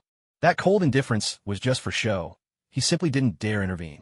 He'd seen how his men fell before this opponent, as effortlessly as chopping vegetables. Against such power, he needed his subordinates to throw themselves at the enemy, hoping to wear him down. I just don't like the look of you, Wu Yu replied coolly. Danzo was taken aback. What? That's your reason? How absurd. Just as he was about to protest further, Wu Yu waved him off. Enough. Don't bother stalling for time. Your death is at hand. He gripped his Zanpakuto tightly. The tip of the blade pointed down, the hilt raised high. Bunki. Senbenzakura. Kagyoshi. Drip. As Crowfeather released his right hand, the Zanpakuto sank into the illusory sea. Behind him, thousands of massive blades materialized, each towering over 30 feet tall, exuding an overwhelming aura of power. Clang, clang, clang. Once the blades appeared, with a swift motion, they dissolved into countless tiny fragments, spreading through the air. A sea of pink petals filled the sky, like an endless ocean of cherry blossoms. Against Danzo, he didn't bother with any warm-up. From the very start, he unleashed his Bankai. What the hell is this? Some kind of illusion? Staring at the spectacle, Danzo was dumbfounded. No, it's that special ninja blade. That blade alone can create so many fragments. Dunso, Crowfeather said coolly. Whoosh. The tide of blade petals surged, sweeping toward Danzo in a vast wave. Danzo quickly formed hand seals, his mouth opening, wind style. Vacuum serial waves. Whistle, whistle, whistle. Blades of wind shot out, forming a giant net to shield him. Clang, clang, clang. Countless blade fragments ricocheted off. But there were simply too many. His wind barrier was woefully insufficient. In the blink of an eye, Danzo was buried alive beneath the storm of blades. The relentless barrage sliced through him, cutting him down where he stood. Danzo fell, lifeless, but Crowfeather narrowed his eyes. It can't be that easy, can it? If I recall, that old fox has some forbidden technique. And sure enough, before he could finish the thought, someone silently reappeared behind him. Wind style, great vacuum sphere. With Danzo's shout, a violent gale erupted from his mouth. Unlike the thin wind blades before, this time it was more like a compressed cannonball of air. Crowfeather flicked his hand. 200 million tiny blades split off, rapidly condensing behind him into a thick shield. Boom! A thunderous roar echoed. The air cannon crashed into the mass of blades, blasting through layer after layer until only 30 million remained, finally halting its advance. Crowfeather arched an eyebrow, his tone admiring. Worthy of the dark shadow of the ninja world, he almost shattered 200 million of my Senbenzakura blades. Even as he spoke, his gaze flickered discreetly to Danzo's right arm. The bandages were gone, revealing 4 Sharingan eyes, though one was now closed. The remaining 3 rotated slowly, casting an eerie glow. 4 eyes in total, huh? I killed him once already. Crowfeather narrowed his eyes, muttering, that means there are 3 Sharingan left, plus the original body. So I'll have to kill him 4 times to finish this. What a hassle. No doubt about it. At this point in time, Danzo had already mastered the Uchiha clan's ultimate ocular jutsu, Izanagi. This technique was notoriously overpowered. For a fleeting moment, it allowed the user to transform any harm they suffered, including death itself, and all unfavorable outcomes into nothing more than a dream. In other words, during that window, all attacks became completely ineffective. However, once the jutsu was used, the Sharingan that cast it would lose its light forever, never to open again. At this moment, it was clear that Danzo hadn't yet transplanted enough Sharingan into his right arm.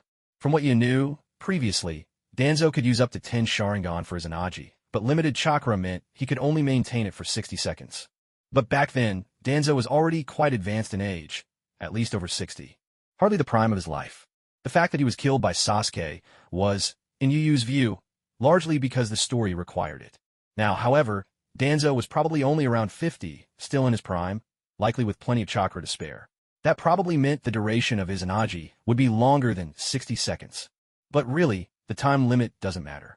I'm not about to stand around for over a minute waiting for the Sharingan to shut down on its own. That would be a complete waste. A glint flashed through Yu's eyes as he considered inwardly. All I have to do is kill him as quickly as possible or inflict a significant injury. Then one of the Sharingan in his right arm will close. That's the most efficient way to finish this. While the other side was deep in thought, Danzo swiftly widened the distance between them, eyes locked on Yu. This guy's hundreds of millions of blades create a perfect offensive and defensive form. Half of them can defend him, while the other half attack me. How on earth am I supposed to land a hit? It took him less than half a second to come up with a plan. He bit down hard on his thumb. Blood welled up, which he pressed into his palm before rapidly forming hand seals. Summoning Jutsu, Dream Eater, Baku, with a sudden burst. A vast cloud of smoke dispersed. A gigantic creature with an elephant-like trunk emerged. Its entire body was covered in orange fur, and its limbs ended in tiger-like claws. With a thunderous bellow, the Dream Eater Baku lifted its head to the sky and opened its mouth wide, drawing in everything with a powerful inhale. A massive suction swept the battlefield, greedily devouring the countless blades that surged like waves. So if that's his plan, looks like the old man's prepared to sacrifice his summoning beast. Ruthless as ever. Yu Yu smirked, allowing the Dream Eater to continue its feast. In no time at all, 500 million blades had vanished. A perfect opportunity. Danzo's lips curled in a sly grin. Wind style, shuriken. He opened his mouth and let out a soft puff. He infused a massive amount of wind chakra into 2 petite shuriken. With a sharp whistle, Danzo hurled them. The 2 shuriken tore through the air. But Yu Yu's lips curled into a mocking smile as he stepped forward. Whoosh! In a flash, he sidestepped and appeared behind Danzo. With a single-handed grasp, thousands of cherry blossom blades gathered once more. Danzo's expression shifted ever so slightly. What? You actually... With a thought, the myriad blades fused into the form of a Zanpakuto. He gave it a gentle swing, and with a slicing sound, a head soared high into the air. With a look of disdain and a voice as calm as still water, Yu Yu said, "Did you really think that without the protection of Senbin Sakura's blades, I was powerless in battle? How utterly foolish." Second watch. Countless blades tore and churned inside the belly of the Dream Taper beast. In no time, the Dream Taper met its end. At Yu Yu's mental command, 500 million blades burst forth from its corpse. In mere seconds after Danzo died a second time, he reappeared not far away. Yu Yu eyed him and couldn't help but sneer. Izanagi, what a vile technique. I could have killed Danzo in an instant, but this Ijutsu has forced me to waste so much time. I can't afford to drag this out any longer. If this continues, the commotion of battle will surely draw the 3rd Hokage and Jiraiya. Though he no longer fears being outnumbered, he cannot reveal the power of the Hollow, which means he can't unleash his full strength. In his Shinigami form, he's only just begun to master it. In terms of raw power, he's still a shade weaker than before. If too many enemies arrive, there's no guarantee he won't be overwhelmed. Steeling himself, he raised both hands. Countless cherry blossom blades transformed into 10 gigantic hands. With a mighty rush, the formidable hands surged toward Danzo. Previously, the blades acted on their own, but now, under Yu Yu's direct control, their speed more than quadrupled. The 10 colossal hands blotted out the sky as they descended. Danzo's face turned pale. Zulfust.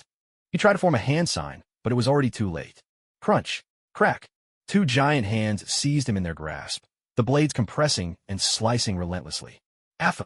His screams echoed, but in moments he was crushed to death. With a whoosh, Danzo materialized again at a different spot, the Sharingan in his right arm closing. Only one remained open now. Yu Yu pointed abruptly again, sending the 10 Senbin hands flying out once more. Swish! Swish! Danzo darted about desperately, unable to avoid them. With no time to form hand signs, he cursed his luck These blades are flying so much faster than before. I can't even get a single jutsu off. Who is this guy, anyway? Could it be that bastard who set me up before? Seeing the massive hands coming for him again. This time, there was nowhere to run. Gritting his teeth, Danzo pressed down on his right arm. Would release. Bursting spear tree. Even before the words had faded, his right arm began to writhe, and countless branches sprouted forth. In the blink of an eye, they transformed into a towering, majestic tree. He actually managed to keep all 10 giant hands at bay. Asterisk rip. Tear. Asterisk. But that wasn't all. The massive tree shot out several thick vines, all lashing toward Wuyu. The sight made Wuyu's expression shift slightly. What the heck? That old fox even knows would release. He moved his feet. Asterisk swish. Swish. Asterisk. With instantaneous steps, he flashed away at high speed, narrowly avoiding capture several times. Thankfully, the blades of Senbonzakura swiftly returned, slicing through the vines again and again, allowing him to slip free from the attack. The giant tree was then absorbed into Danzo's right arm, returning once more to its original form. I've underestimated you. It seems things don't quite match the way they're described in the original story. Wuyu looked at Danzo, astonished. It's hard to believe you'd ever try something as ridiculous as stabbing Susanoo with a kunai, or sealing a bridge with a forbidden jutsu. But thinking it over, it actually made sense. At this point in time, Danzo was at the peak of his power. Using would release once or twice would be a breeze. Later on, as he aged, his control over the Hashirama cells in his right arm deteriorated. Even if he could activate would release, whether he could rein it back in was another question entirely. With Danzo's would release in mind, Wuyu left 200 million blades behind to protect himself.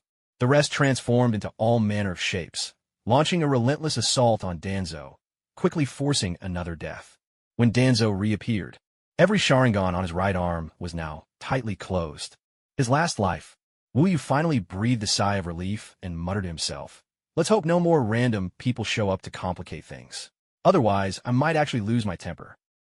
Danzo, for his part, seemed a little panicked. He turned and fled swiftly down a secret passage. Now you think of running? Isn't it a bit late for that? Swish! With a flash, Wuyu blocked his path.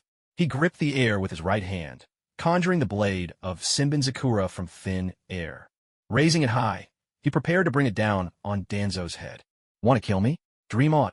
Danzo's face twisted with fury. If I die, I'm taking you with me. Remember this. You died because you let your guard down. The words had barely left Danzo's lips when Wuyu's brows arched in suspicion. What's that supposed to mean? Are you planning to use the reverse force symbol's ceiling? That's a powerful move, but it takes ages to activate. I really don't need to worry. He cut off mid-sentence, his expression suddenly changing. Because at that moment, he realized Danzo wasn't using that technique at all. Instead, Danzo pressed his left hand to the transplanted right arm, formed a one-handed seal, and roared, "Would release." Root binding burial.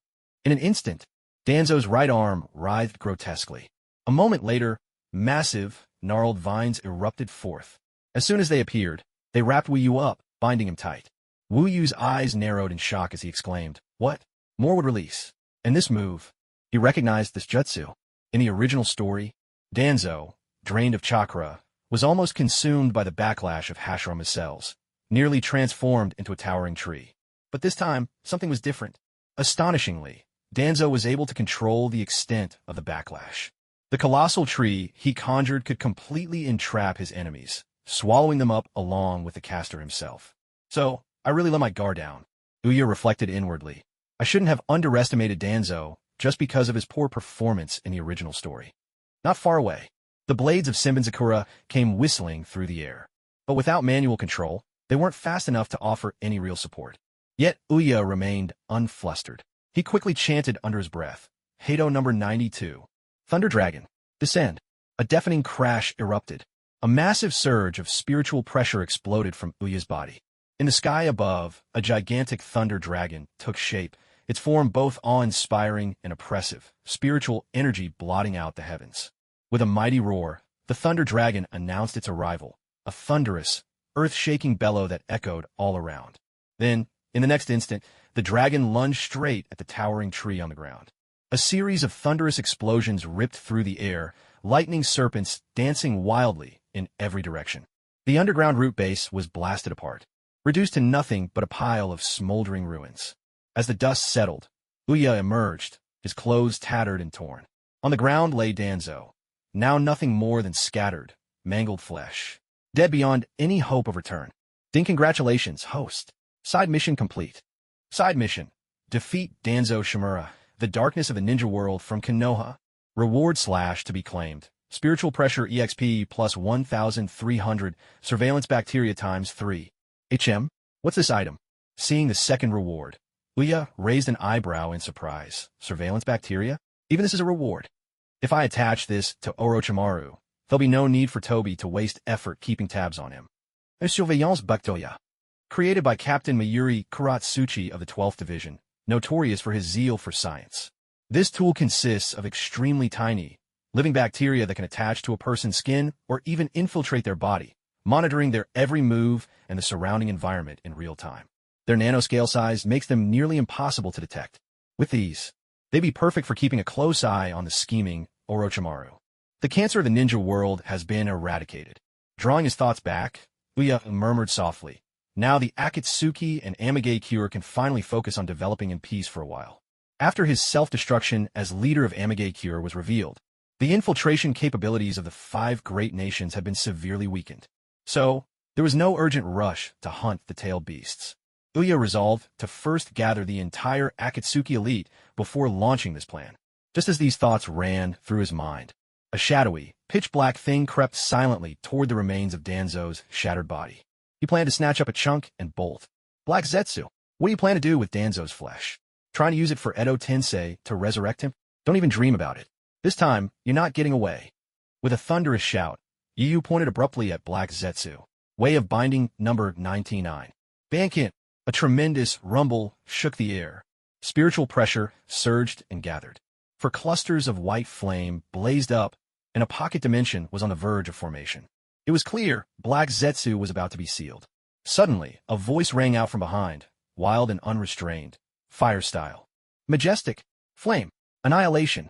In that instant, as the deep voice echoed, a surge of scorching flames roared forth behind him. The flames swept outward, spreading like a raging sea of fire. Yu hadn't intended to intervene, but the sheer power of the fire style caught him off guard.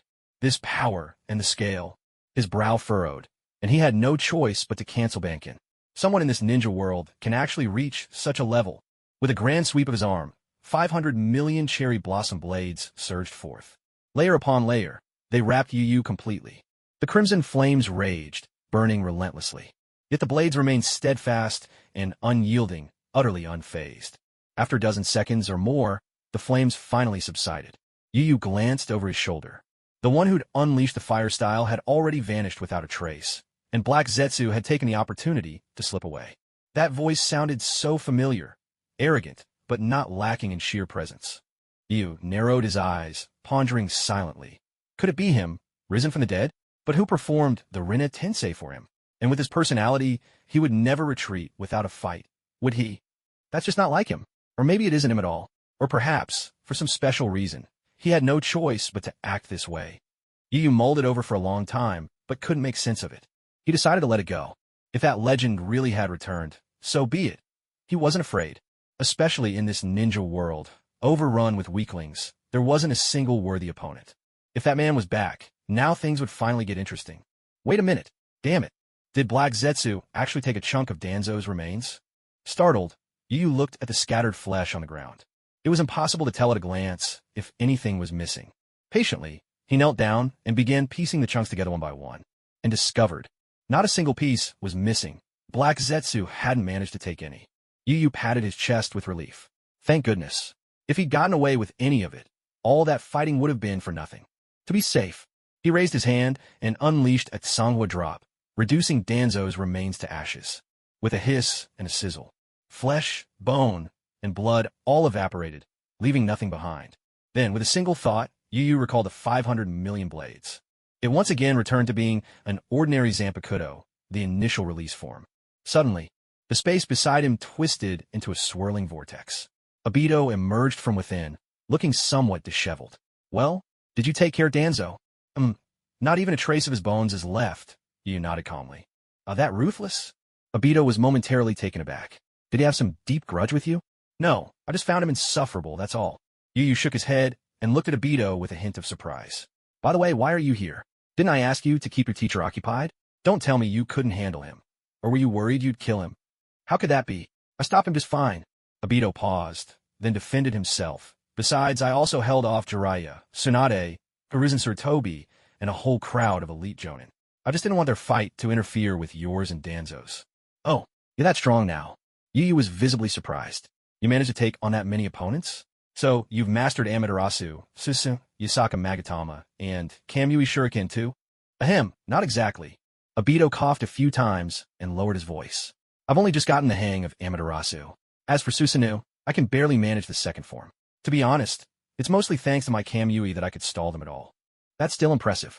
Yu Yu nodded approvingly. From here on, you just need to keep practicing. He hadn't finished speaking when a slightly hoarse, aged voice echoed from afar. Fire style. Fire dragon flame bullet technique. A barrage of fireballs shot toward them. With a practiced calm, Obito stood his ground, letting the fireballs phase harmlessly through his body. Who, on the other hand, raised his arm sharply. Hado number 54, Waste Flame. A massive red fireball erupted from his hand, blasting through the oncoming fireballs and shattering them into sparks. As the smoke cleared, several figures appeared ahead. Tsunade, Jiraiya, Minato Namikaze, Hiruzen Sarutobi, over 100 of the 3rd Hokage's personal Anbu, and several elite jonin, including Chozo Akimichi and Shikaka Nara, stood assembled. They gathered atop a high platform, gazing down at Yu and Obito. Hiruzen Sarutobi, mustache bristling, surveyed the ruins of the root base and glared, his anger barely contained. Damn it, you've reduced Konoha to this? Your crimes are unforgivable. I'll see to it that you... He was abruptly interrupted, as Jiraiya coughed beside him, cutting in. Old man, maybe first ask what happened to Elder Danzo. See if he's, still around. Only then did Hiruzen remember. He composed himself and demanded sternly, what did you do to Elder Danzo? Speak honestly. What did we do? Obviously, we killed him. Yuba's gaze was as if he were looking at an utter fool. If I don't kill him, am I supposed to keep him alive so he can attend your funeral? A collective gasp swept through the crowd. You actually killed him? The shock in Jiraiya and his companions was unmistakable. Hiruzen Sarutobi was beside himself with rage. Brazen criminals. You dare invade my Hidden Leaf village and openly murder its leaders. No one can save you today. All forces attack. With a sweeping motion of his hand, he gave the order. In an instant, over 100 elite Umbu operatives surged forward, relentless and unwavering. Ninjutsu rained down like a storm, hurled with utter abandon. Yet Yuba stood his ground, unmoving. Seeing this, Obito leapt into the fray, plunging straight into the heart of the encirclement. All attacks passed through him harmlessly, as if he were made of mist. Nothing could touch him. In a flash, he reached the center. Obito slammed his hand onto the ground with a forceful motion. A deadly glint flashed in his eyes. Wood style. Pandemonium of hell. The earth split apart with a vicious crack. Massive wooden tendrils erupted from the ground, writhing and surging forth. Like living serpents, they lashed out, mercilessly crushing the feeble Umbu in their grasp. Within seconds, not a single one remained alive. What? Wood style? He can actually use the first Hokage's secret wood style techniques? And that masked man, look at that single exposed eye. That is Sharingan. Who are these people? What connection do they have to the Uchiha? Aside from the battle-hardened Jiraiya and his companions, the onlookers were stunned and pale with shock. To wipe out so many elite Umbu in an instant, this wood style's power was truly extraordinary. Their opponents wielded the Senju clan's secret techniques, as well as the might of the Uchiha. These were not enemies to be taken lightly. Hiruzen Sarutobi. Yuba looked on with cold indifference, mocking without mercy. Your shamelessness rivals your old friend Danzo, Shimura. You knew full well I could kill Danzo, yet you still sent your men to their deaths. Truly, I am impressed. Don't you dare slander me. I only... Sarutobi's face was red with anger, his voice desperate as he tried to protest. Shut up, you hypocritical old man. But Yuba couldn't be bothered with further argument. He stepped forward decisively. A sudden burst of spiritual pressure exploded out from him. The air itself seemed to rumble and crack. This tangible force didn't just weigh on their hearts. It crushed their bodies as well. All but the elite jonin were forced to their knees, flattened to the ground, as if a heavy gravity field had descended. They couldn't move an inch. Since everyone's here, why not come at me together? Yuba's spiritual pressure soared, his powerful aura sweeping across the battlefield. Let me see if the so-called Hidden Leaf is truly worthy of being called the #1 ninja village. 4th update. That's it for now. Not in good shape today. Saw the These wild words echoed into the silence. No one present dared to argue. Why was that? Because they were all cowed by this eerie and overwhelming power. The man before them had, with sheer force of presence alone, managed to knock down every ninja above the Jonin level. Each and every one of them lay half buried in the dirt, battered and humiliated. Is this the same kind of power as the one I fought back then? Only Jiraiya's eyes narrowed sharply. He took a step forward, his voice low and heavy.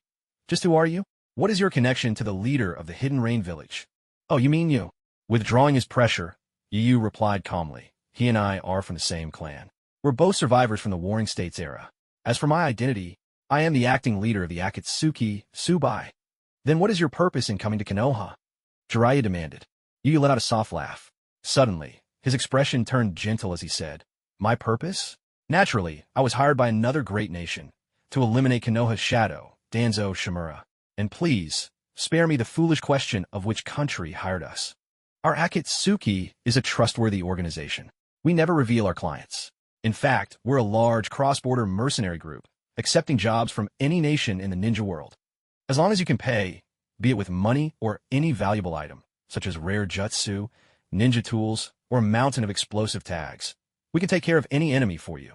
A friendly reminder, for the first commission from any country, Akatsuki offers a 15% discount on our fees, but only for a month. After that, the offer expires. Thank you for your business. Tsunade, Jiraiya, Hiruzen, Sarutobi, Minato Namikaze. Weren't you just saying you'd take on all four of us alone? Why has the tone suddenly shifted so drastically? When did this turn into an Akatsuki commercial? Everyone stared at the two standing before them, each swept up in a swirl of bewildered emotions. Hiruzen Sarutobi was the first to snap out of it, shouting angrily, You scoundrel! Do you dare mock us? After brazenly murdering Konoha's high command, you still have the audacity to announce it to the world? Are you courting death? Hiruzen was no fool. He could see it clearly. The other side was using this opportunity, the killing of Danzo, to spread the Akatsuki's reputation across the ninja world and achieve some secret agenda. Whether or not Danzo's death truly involved the other great nations, there could be no doubt. This group intended to throw the entire ninja world into chaos. But all of this relied on one crucial condition, that they could escape Konoha's encirclement alive. Hiruzen Sarutobi's expression turned grave as he barked out an order. Minato, you go and intercept the masked man. Don't let them escape with their space-time jutsu. Jiraiya, Tsunade, you'll attack with me. The remaining Jonin, prepare for battle and prevent any other Akatsuki members from interfering. He issued his commands swiftly and decisively. In the blink of an eye, Minato Namikaze and Obito both vanished from sight. Hiruzen, meanwhile, donned his battle headband, its long straps fluttering dramatically in the wind. The battle was on. Tsunade, ever impatient and already on edge, closed in on Yu with lightning speed. She leaped high into the air and brought her heel crashing down. Monster strength, heavenly foot of pain. Her shout rang out with explosive force. With a thunderous impact, the ground split into jagged shards, sending a spray of rubble flying. Without even drawing his blade, Yu caught Tsunade's thigh with a single hand. That won't be enough to decide the outcome, Tsunade. He had only just begun to speak, when suddenly, what he saw before him left him utterly dumbstruck. No way. That's enormous. Could a human really possess such mountains? My God, those must be at least a G-cup. Completely unbelievable. Yu's momentary distraction gave the others exactly the chance they needed. Jiraiya launched a Rasengan straight at him. Yu snapped back to his senses, but it was already too late. Scatter, Senbenzakura. Fortunately, he managed to mutter swiftly under his breath. Thousands of tiny blades instantly enveloped Yu's entire body. A sharp metallic clash rang out as the Rasengan was forcibly dispersed. Tsunade withdrew her leg, seizing the opportunity to retreat. That was close, way too close. Yu patted his chest and exhaled a heavy breath. Who knew that a stray glance could almost cost me everything? Ahem, better not look again. It's not like I haven't seen those before. Countless slender blades hovered around him, making a faint, slicing sound. Under the light, the blades shimmered like a romantic shower of cherry blossoms. Jiraiya narrowed his eyes, studying him intently. So this is the secret art that killed Elder Danzo? It seems to be connected to that special, sword-shaped ninja tool. Tsunade, though irritated by his gaze, was far more shocked, because her monstrous strength had been blocked, almost casually, by this man's arm. For the first time, someone had matched her in raw power, and she couldn't help but feel the weight of that realization. As expected, Tsunade bit her lip, muttering inwardly, "Anyone who could kill someone like Shimura Danzo is never going to be easy to deal with." In this fierce exchange, Hiruzen Sarutobi still held back, cautiously observing Yu Yu's abilities. His eyes stayed fixed on the countless blades swirling relentlessly around Yu, his mind racing with possibilities. Jiraiya, Tsunade. A sharp glint flashed in Hiruzen Sarutobi's eyes. The weakness of this secret technique is %*#. You two, buy me some time. In a moment, I'll deliver the finishing blow to this man. Understood, sensei. Jiraiya and Tsunade exchanged a look and nodded with excitement. Hiruzen Sarutobi's reputation as the professor of ninjutsu was not just because of the sheer number and variety of techniques he had mastered. It was also thanks to his extraordinary powers of insight. With just a few observations, he could analyze and deduce the general attack patterns, weaknesses, and essential elements of most ninjutsu. Hearing Hiruzen's confident assessment, Tsunade and Jiraiya naturally grew excited. This meant there was finally hope of defeating their foe, the one named Tsubai. Jiraiya made the first move. He weaved hand signs at lightning speed and slammed his palm down. Sumanin technique. With a mighty burst, the massive Gamabunta appeared. Standing atop the toad's head, Jiraiya bellowed, "Composite ninjutsu." Toad oil flame bomb. Gamabunta spewed a torrent of oil, and Jiraiya unleashed a powerful fire release. Combined together, a roaring inferno of blazing oil flames surged forward with unstoppable force. With a blast this wide, even Shirkai probably can't withstand it. Karasu's brow arched slightly. He clapped his hands together. Binding spell number 73. Sajin Koten. In a rush, spiritual pressure surged upward, forming a crystalline shield that shimmered in front of him. Jiraiya's expression shifted. The leader of the Akatsuki, and he can use those strange, seal-less techniques, just like Karasu? Well, he remembered now. The two were of the same clan. It made sense they shared the same secret arts. But if that was the case, it would be impossible to create an opening for Sensei to attack. No worries, I'll handle this. Seeing Jiraiya's moment of panic, Tsunade's face hardened with resolve. She leapt high into the air. Her long legs swept up and came crashing down toward Karasu's head. Secret art, sky-crushing heel. A massive surge of chakra gathered at her right foot, its power unmistakable. But Karasu remained calm, pointing a single finger. In an instant, thousands of blades hurtled toward Tsunade. Her strength was tremendous, but without activating the strength of 100 seal, she had no means of defense. Leaping into the air with an ordinary body, she was a perfect target. The sound of blades cutting through the air filled the scene. Tsunade was about to be engulfed by the deadly rain. Suddenly, a shadow darted forward at blinding speed.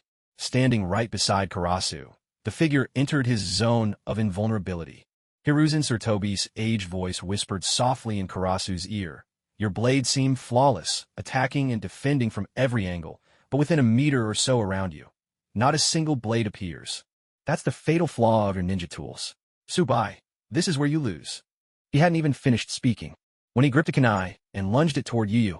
But to his surprise, a triumphant smile crept across Yu Yu's face. You think you've seen through my Senbenzakura, but in truth, what you saw was only what I wanted you to see. It was all to lure you in. Sarutobi Hiruzen, your time has come. At these words, Sarutobi Hiruzen's face changed dramatically. He's fallen into a trap. Just as he was about to retreat, Yu Yu suddenly closed his hand in the air and spoke quietly. Too late. Bankai. Sunkei. Senbenzakura. Kageyoshi. Huh, I've updated again today. Surprised? For chapters all at once. And there will be more tonight, though I'm not sure how many. I'm writing like crazy, and I'll post as much as I write. There should be at least 10 updates. He hadn't even finished speaking when he gripped a kunai in his hand, ready to strike at Yu Yu.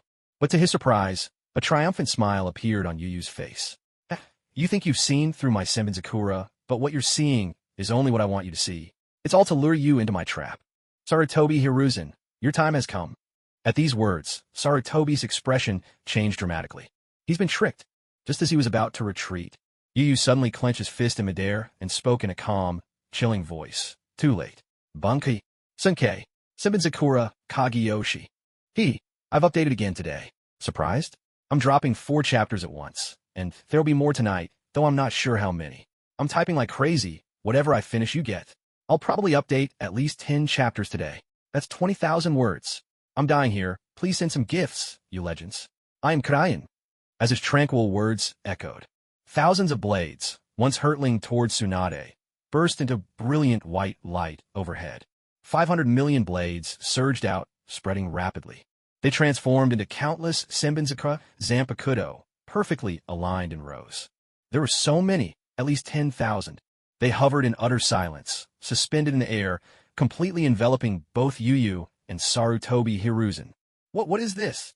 Sarutobi swept his gaze around, suspicion clouding his face. Where have Tsunade and Jiraiya gone? And I can't sense anything outside. Is this some kind of special illusionary sword formation? He didn't panic.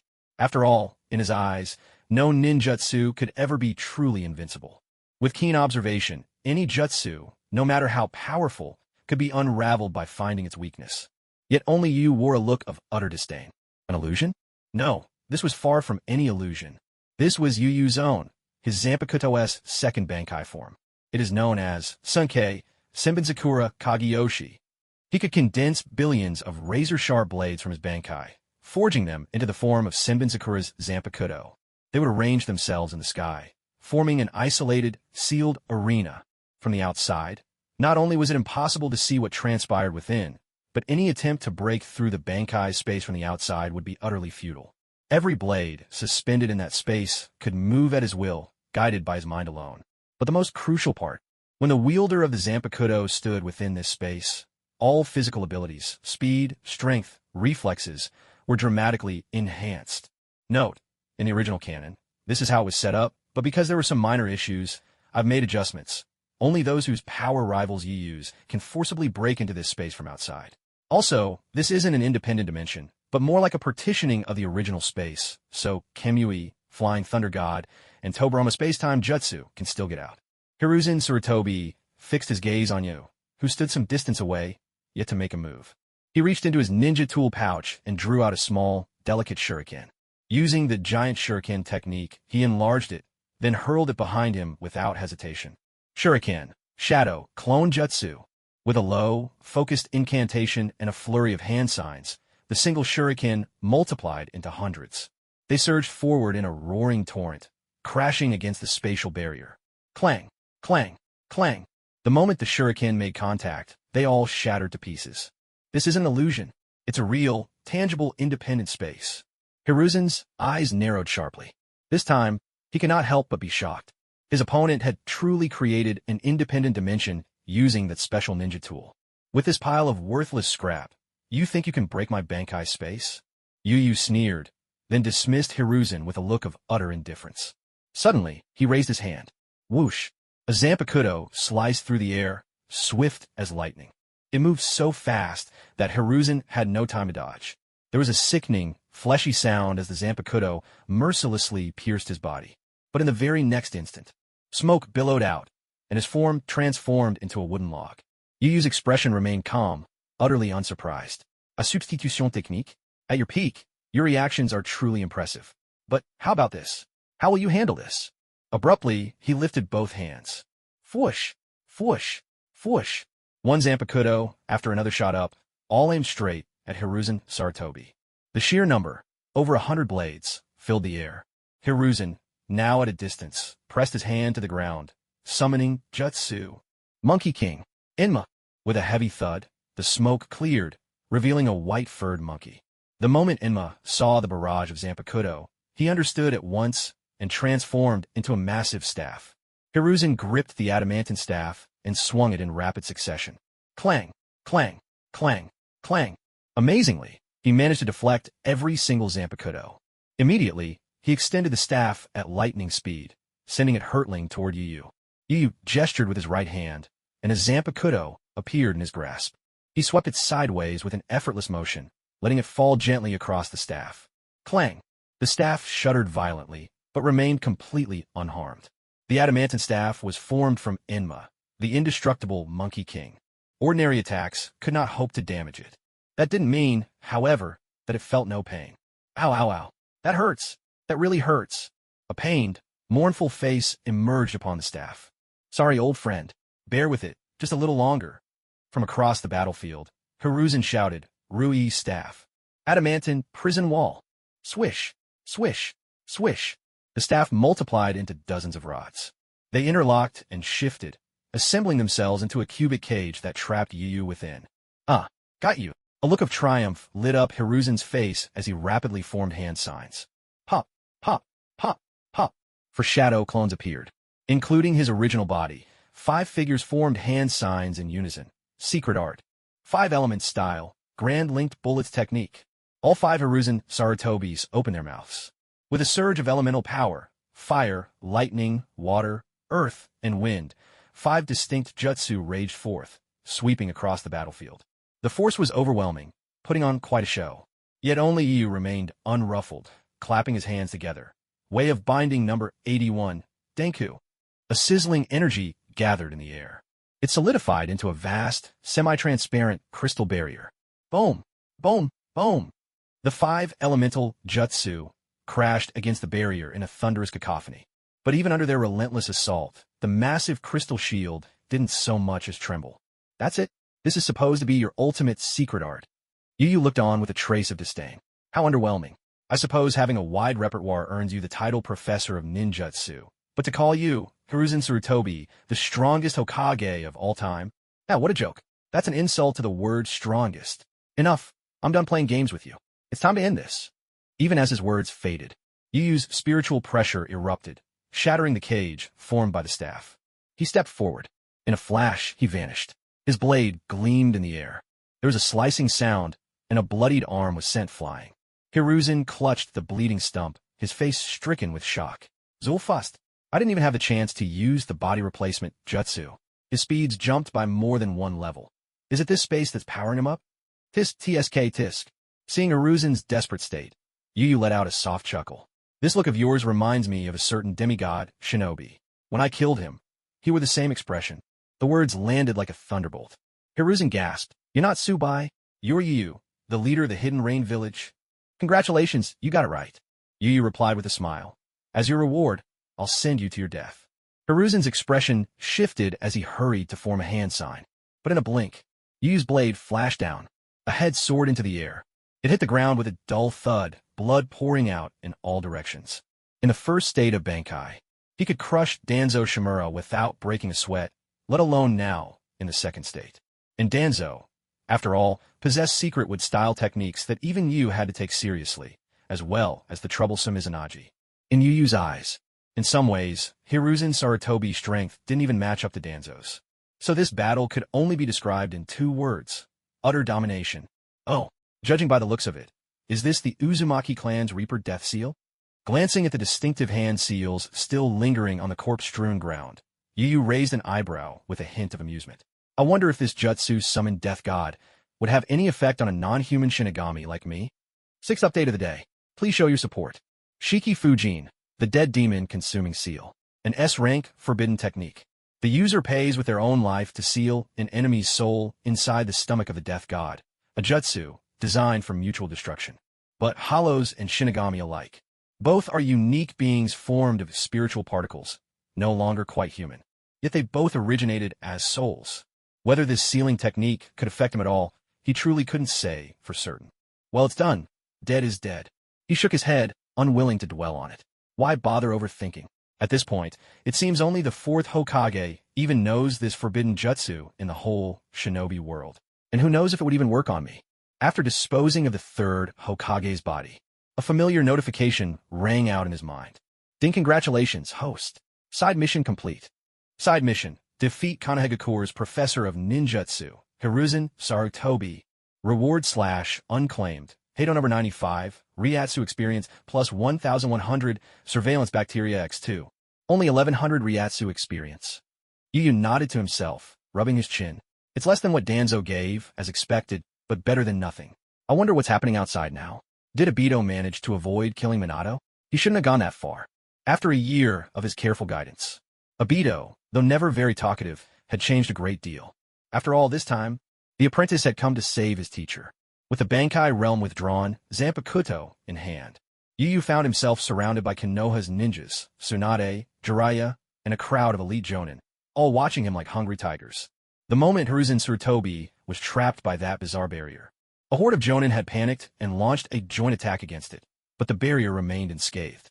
Despite their deep concern for the 3rd Hokage's safety, All they could do was wait anxiously. But now a barrier was gone, and the third Hokage was nowhere to be seen. Where could he be? Had he perished? And yet, why wasn't there even a body left behind? Tsunade fixed Yu Yu with a fierce glare, her voice cold and heavy. What did you do to the third Hokage? Is he dead or alive? He's dead, Yu Yu replied with a pleasant smile, even bowing low in mock courtesy. I ground his bones to dust, left not a trace behind. No need to thank me. Bastard, I'll kill you. At those words, Tsunade's fury erupted. In seal, release. In an instant, her chakra surged forth. The diamond-shaped mark on her brow unfurled, and at once, black streaks spread across her body, exploding with power. Tsunade stamped her foot hard, launching herself straight at the enemy. Monster strength, chaotic body rush. In the blink of an eye, she closed the distance, her body suddenly emanating a strange force field. Tiny serpents of electricity unfurled, crackling through the air around her. Sparks snapped and crackled, filling the space with intense electric energy. Yuba's eyes flickered in surprise. What's going on? You can use lightning release too. As the arcs of electricity danced across his body, Tsunade's face broke into a delighted grin. It worked. Jiraiya now. I'm on it. Watch this. Jiraiya leapt high into the air. Giant Rasengan. Chakra gathered in his right hand, forming a massive, swirling sphere that he brought crashing down on Yuba's head. A thunderous explosion shook the battlefield, sending clouds of dust billowing in every direction. Yet when the smoke cleared, Yuba stood unharmed, his Zanpakuto already released. No one had noticed when. Over 5,000 blades shimmered, merging to form an impenetrable wall. The Rasengan slammed against the barrier, unable to break through. Only then did Yuba realize what was happening. He glanced at Tsunade and said, "Oh, so it's not lightning release after all, but a special kind of electromagnetic field." Chaotic body rush wasn't primarily a physical attack. Instead, it transformed the chakra within her body into electrons, generating a unique electric field that released a surge of electrons into the enemy's nervous system. Its purpose, to disrupt the opponent's control over their own body. In the original story, Tsunade used this very technique to strike down Kabuto. It was actually a clever move. Unfortunately, Yuba was not human. He didn't even possess a nervous system. Trying to paralyze him with an electromagnetic field, the very idea was almost laughable. Seeing her technique had no effect, Tsunade pressed the attack. Monster strength. Heavenly foot of pain. Just as before, she stomped down with tremendous force. Yuba raised his arm to block. A heavy, dull thud resonated through the air. He immediately felt a tremendous force bearing down on him. Her strength has increased. Noticing this, Yuba's brow furrowed. She must be using the strength of 100 seal. But what about her body? Only one way to find out.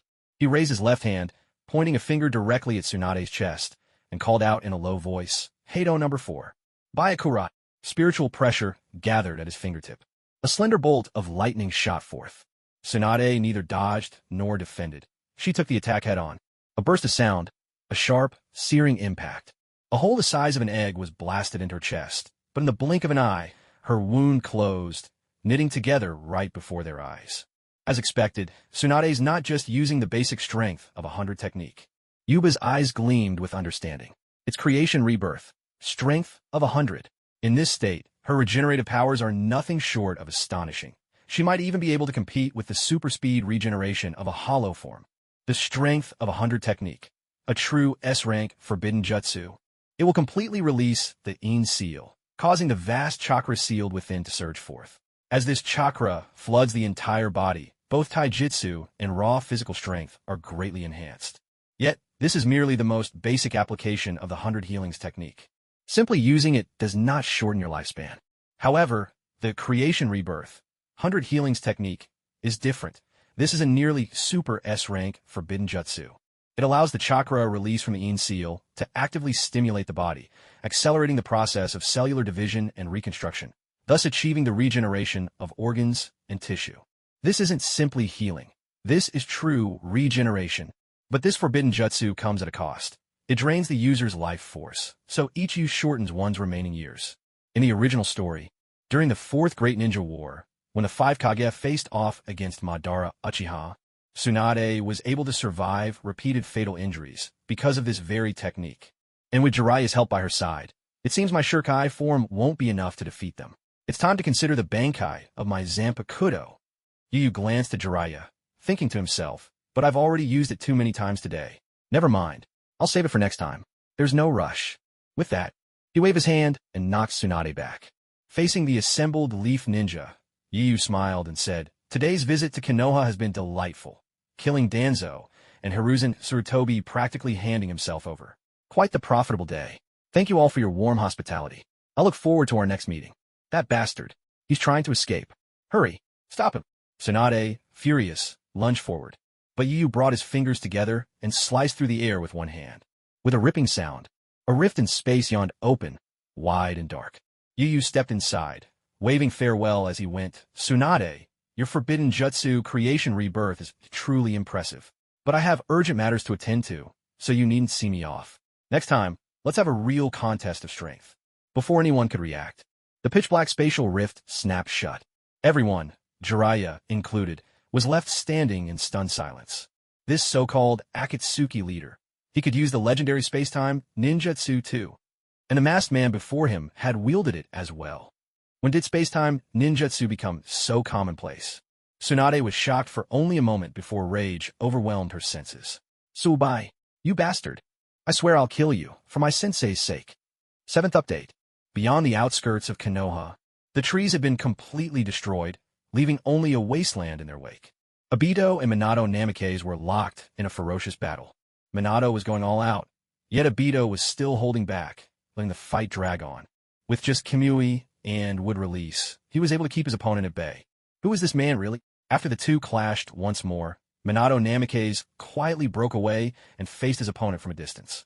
This kind of space-time ninjutsu is almost on par with mine.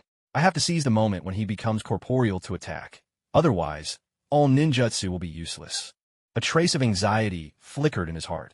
He wanted to return to Konoha, but as long as he used the Flying Thunder God to escape, his opponent could follow him, traversing space just as easily. The leader of the Akatsuki, since he dared to challenge all of Konoha's might alone, and managed to kill Shimura Danzo in such a short time. His strength was undoubtedly formidable. If the masked man joined forces with this leader, the situation for everyone in Konoha could become even more dire. "Forget it, I won't go back," Minato muttered through gritted teeth. "As long as I keep the masked man occupied here, that's our victory. There are so many Jonin in the village, plus Lady Tsunade, Master Jiraiya, and the third Hokage. Together, they should be more than enough." His thoughts were cut short. A calm voice sounded from behind him. "Fourth Hokage, to fight me while distracted. Aren't you underestimating me a bit too much?" Obito silently emerged from the ground. The Tomo and his Sharingan spun, and space rippled in an instant. The air crackled, heavy with tension. In the blink of an eye, Minato was about to be forcefully pulled into Kamui's dimension. Not good. Feeling the spatial force tugging all around him, Minato gritted his teeth and formed a hand sign with one hand. A flash of golden light. He staggered and tumbled, landing on an empty stretch of ground several hundred meters away. Minato hurried to his feet, his heart pounding in lingering fear. That was close. I nearly lost my life. Looks like I'll need to use some stronger techniques. He flung his special kunai at his opponent.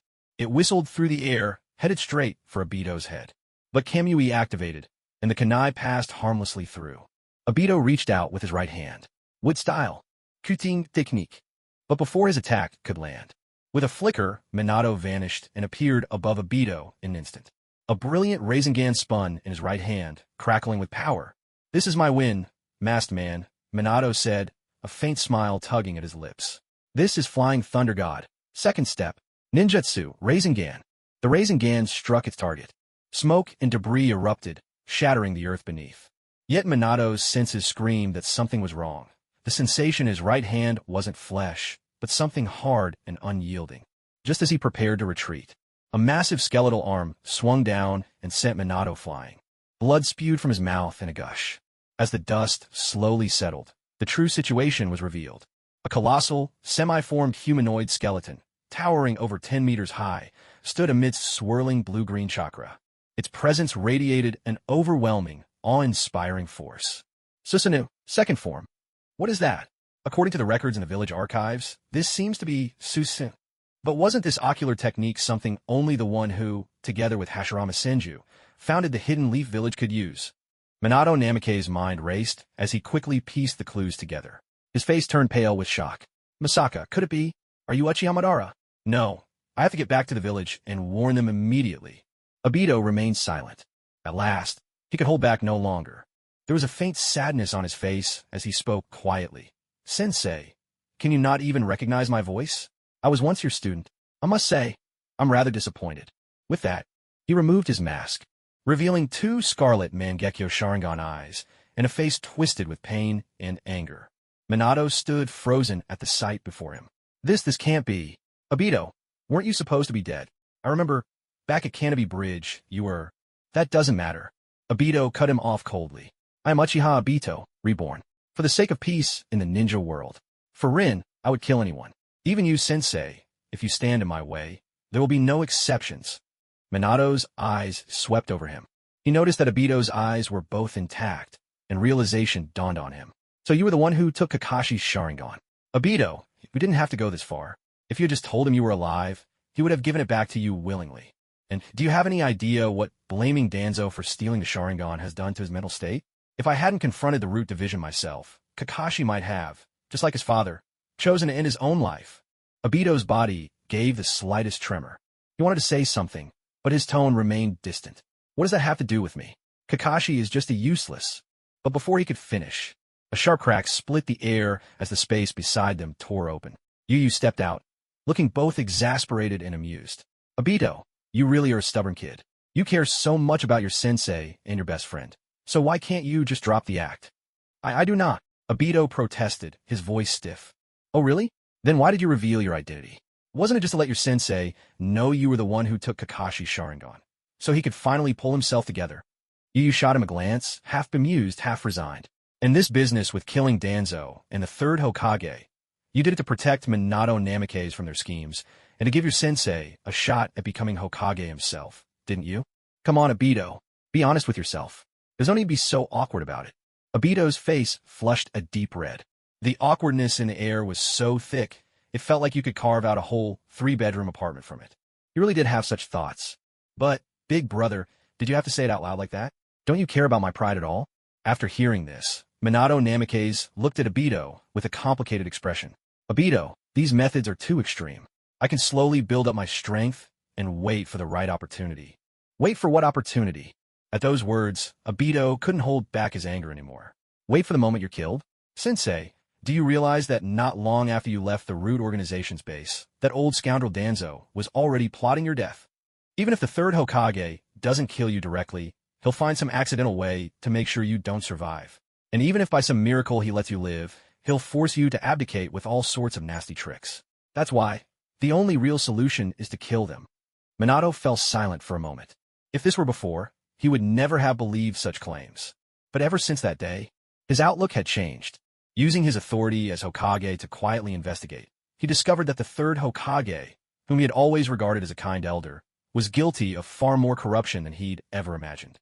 So he made up his mind. He decided to quietly gather strength, waiting for the right moment to seize full control as Hokage. But before he could put his plan into action, Danzo and Hiruzen Sarutobi were both dead the very next day. And all of it had been orchestrated by the very Akatsuki leader standing before him. It had only taken Obito disguising himself as Danzo Shimura to plant seeds of doubt in his heart, even against the third Hokage whom he had always respected. To be honest, when he heard of Hiruzen Sarutobi's death, he didn't feel much grief. With a sigh, Minato looked at Yu and asked, Lord Void, why did you do all this? What's your true purpose? Uyu's expression turned solemn. Do you really have to ask? Of course, it's for the peace of the ninja world. 8th update. Please support. Minato, why did this sound so familiar? He remembered when his mentor Jiraiya once pursued the rogue Orochimaru and clashed, with much suffering, against the leader of Amage. That man had also claimed to be fighting for the peace of the ninja world. Is there some strange connection between these two? Minato stared at Yu, suspicion in his eyes. Lord Void, have we met before? Of course, 4th Hokage. Uyu smiled warmly. I came to your village last time to borrow that sealing scroll. Remember? I have to say, it's a fascinating read. The last time he visited Konoha, he'd hidden his appearance beneath a black cloak, completely concealing his face. That way, no one saw his void form. So that was you, not the leader of Amage. Minato Namikaze scratched his head, looking puzzled. But that doesn't make sense. If it wasn't about Lord Yu, why did you get so angry after seeing his wanted poster? Yu rolled his eyes, then replied in a serious tone, "Because we're from the same clan. And now, there are only the two of us left in the entire clan. Even though, in some ways, I'm not too fond of him as kin, I still don't want to see him put on a wanted list." "What clan are you from?" Minato asked. "The Sioux clan." "The Sioux clan." Minato stroked his chin and thought to himself, "That name sounds strange. Almost made up. I'll have to check the records when I get back and see if there ever was such a clan during the Warring States period." You could see right through Minato's thoughts, but only smiled and said nothing. Of course, the Sioux clan was made up. Even if Minato couldn't find any trace of it, he still couldn't prove the clan didn't exist. After all, the Warring States era is so far in the past, it's impossible for any complete record of every clan to have survived. Besides, the ninja world is vast. How could anyone be certain there wasn't once a small, obscure clan called Sioux? Not every clan is as famous and powerful as the Senju or Uchiha. Even if a minor clan is wiped out, their name might not be remembered by history. In those war-torn days, a single ordinary ninja could easily have wiped out a weak clan. So Yu didn't bother explaining any further. He just smiled at Minato and introduced, "Our Akatsuki organization is dedicated to taking on missions from any country in the ninja world. As long as you're willing to pay, there's no one we won't dare to kill. If you want to hire us, just shout the passphrase 3 times in a deserted place. Eat shit you in Cantonese. Our professional intelligence agent, White Zetsu, will appear at once to take your request. But you'll need to pay 50% of the fee up front as a deposit." Missions are ranked in 5 levels: B, A, S, SS, and SSS. After White Zetsu accepts the request, our organization will evaluate the target's strength and rate the mission's difficulty accordingly. B rank is Jonin level. A rank is Elite Jonin. S rank is Kage level. SS rank is above Kage, and so on. Once we accept a mission, the appropriate members will be assigned to complete it. Don't ask why we don't bother with Chunin or Genin. If a country can't handle such weaklings on their own, we certainly won't waste our time on them. Remember, Akatsuki is a high-end mercenary organization.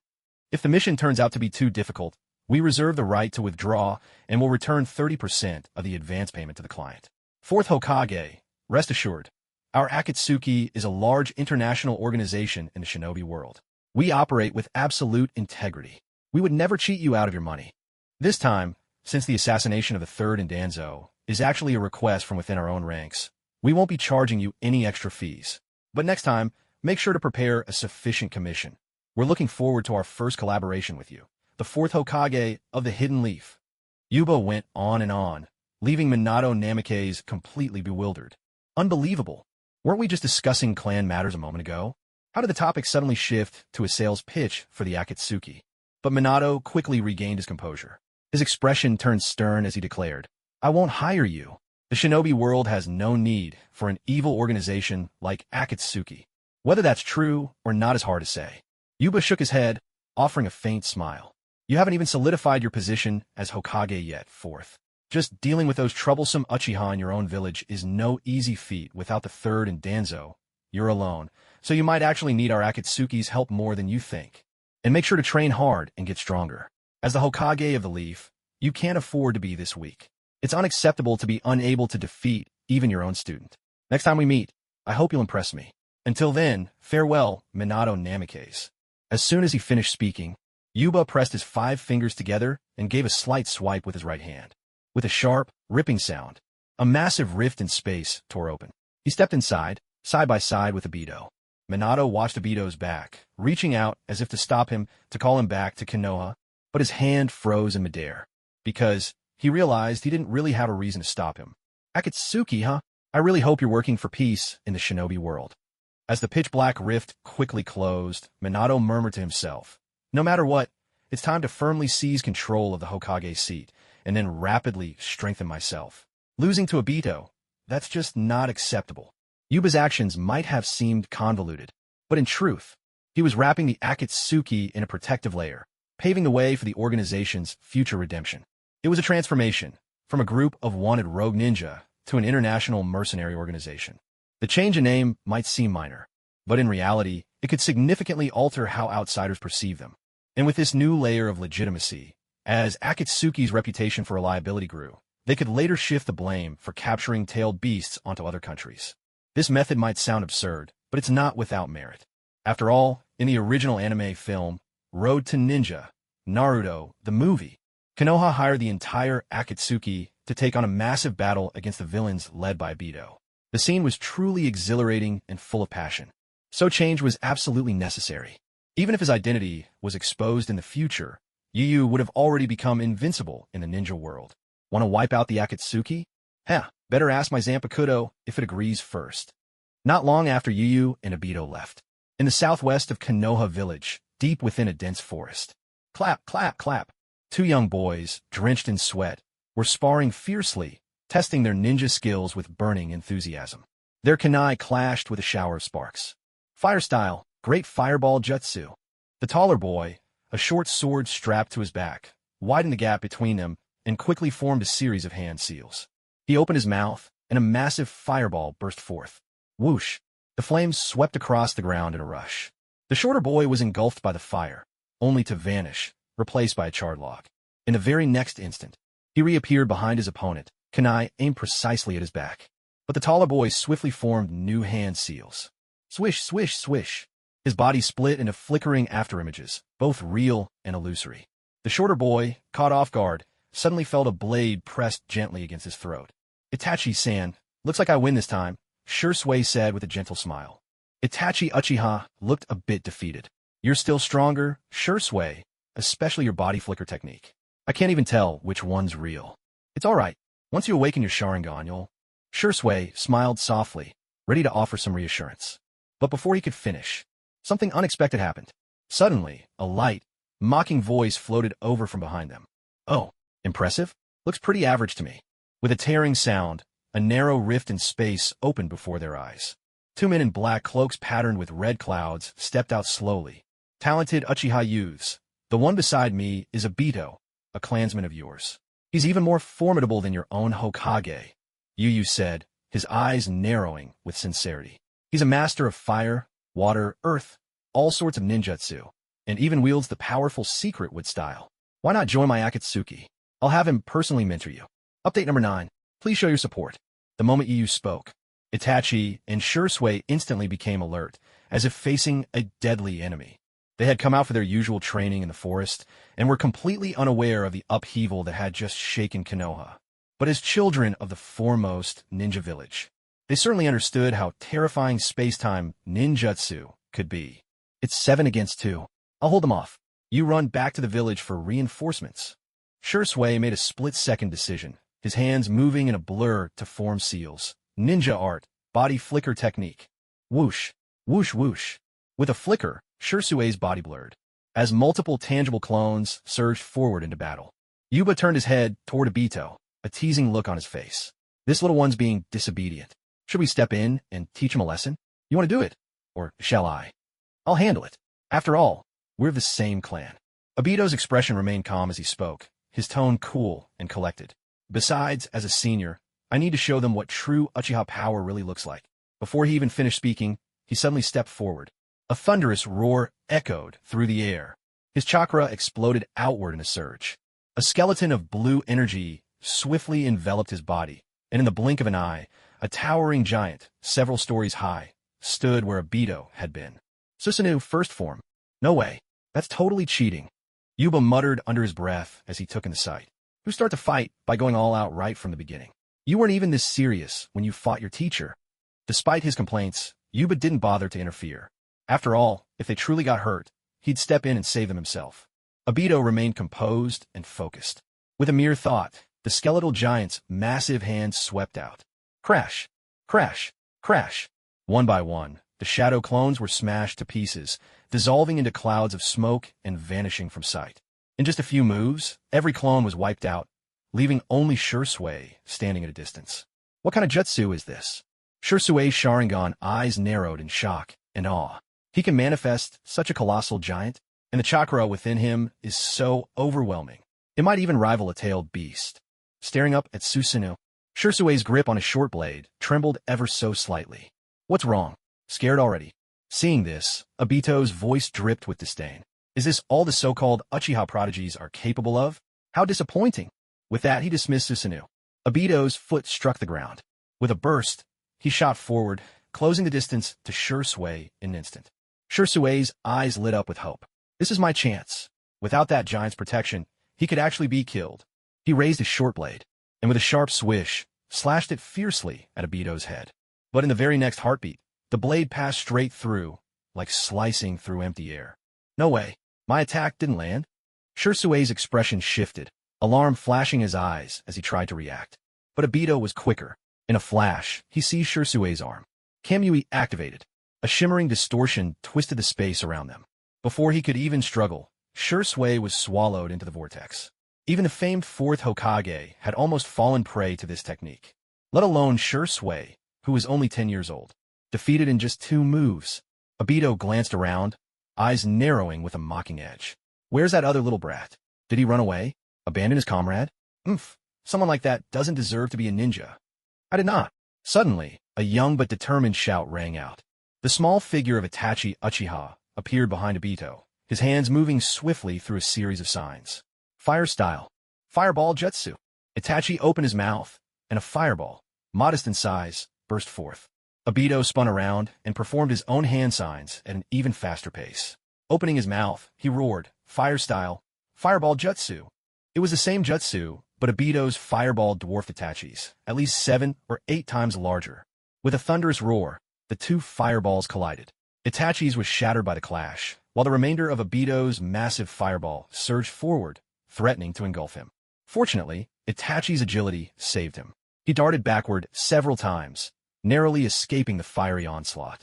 From 100 meters away, Itachi shouted urgently at Obito, What did you do to Brother Shirsue? Answer me now. Of course he's dead, Obito replied coldly. That's impossible. You're lying. A look of fear and disbelief flashed across Itachi's face. Brother Shirsue is so strong. Nothing could have happened to him. Why would I lie to you? What makes you think you're worth deceiving? Obito's eyes narrowed, his voice icy. Anyone caught by my space-time ninjutsu is consumed by the chaos of the void, torn apart with no hope of survival. There are no exceptions. Even your 4th Hokage, Minato Namikaze, barely escaped death from this technique. Do you really think Shirsue could have gotten away? Watching the exchange, Yu almost burst out laughing. Unbelievable. Obito could tell a lie without even blinking. Space-time chaos? Torn apart alive? If Yu didn't already know the truth about Kimui's dimension, he might have believed it himself. Still, he could guess why Obito was lying. He just wasn't sure whether the trick would work on Itachi. He decided to wait and see. Obito's explanation struck Itachi like a thunderbolt.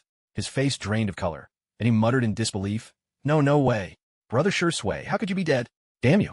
How dare you kill him? His eyes turned a deep blood red. Thin crimson veins spread around his pupils like spiderwebs. Watching the transformation, Obito felt a surge of nervous anticipation. Is it happening? Please let it work. Otherwise, it'll only be harder next time. A crackling energy filled the air. In that moment, chakra surged violently from Itachi's body. His eyes, once black, began to shift, slowly, inexorably, toward a deep, blood-red hue. With a thunderous surge, a wave of powerful chakra swept outward. Itachi's eyes were now entirely crimson. In each of his eyes, 2 jet-black tomo spun rapidly. It worked. Ha ha ha. Obito exclaimed, elated. Excellent. Awakening the double tomo right away. A genius, just like I was. In a flash, Itachi vanished from where he stood. He gripped the kunai and thrust it toward him, his voice cold as ice. Since you killed Brother Shirsue, I'll kill you and avenge him. The kunai flashed, but Obito dodged it with ease. He caught Itachi's arm with one hand, and in the blink of an eye, Kamui was unleashed. A strange sound shimmered through the air as the space twisted into a spiraling vortex. In that instant, Uchiha Itachi was pulled into the Kamui dimension. The battle was over. Uwu feathered his way over to Obito, his pace unhurried and his expression tinged with surprise. You're really that confident Itachi will awaken his eyes? If you fail, it'll be much harder for him to awaken them next time. He had seen it all just now. Obito had unleashed overwhelming force to crush Shirsue without mercy. But it wasn't just for show. He had done it to push the young Uchiha Itachi into awakening his Sharingan. I don't know if Itachi can awaken his eyes, Obito replied, shaking his head. But I observe the chakra within him. Even as a child, Itachi's chakra far surpasses his peers. While it's not quite enough yet, there's still a decent chance he'll awaken the Sharingan. And right now, we're strangers to them. The trauma of an enemy killing a dear friend is exactly the kind of emotional shock that could trigger the awakening. Fortunately, we succeeded. Yes, we did. Uwu shot him a glance. Otherwise, Itachi would hate you forever. Even if he didn't, you'd have left a shadow on his childhood. A shadow isn't important. What matters is this. Uchiha Itachi, awakening the double Tomo Sharingan at age 5. Obito's eyes gleamed, his heart surging with excitement. In the long history of the Uchiha clan, no one has ever done this. It's nothing short of a miracle for our clan. 10 releases. Please show your support. Each of my chapters is longer than most authors. I just checked. 9 releases add up to nearly 24,000 words, and this chapter alone is over 2,200. That's 10 releases, 22,600 words. Almost 23,000. I'm still writing, but the next update will probably be after midnight. Can't say for sure. Just check back tomorrow. I'll publish as soon as it's done. If you spot awkward phrasing or typos, please point them out so I can fix them later. Send me gifts if you can. If you're well off, shower me with gifts. If not, free ones are great too. I appreciate every bit. Tomorrow's update should be hefty as well. Sending hearts.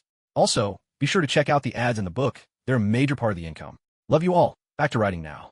I'll reply to your comments and reviews before I rest. Red Heart Heartsuit Red Heart. Absolutely. Uwu nodded in agreement. Itachi is a true prodigy.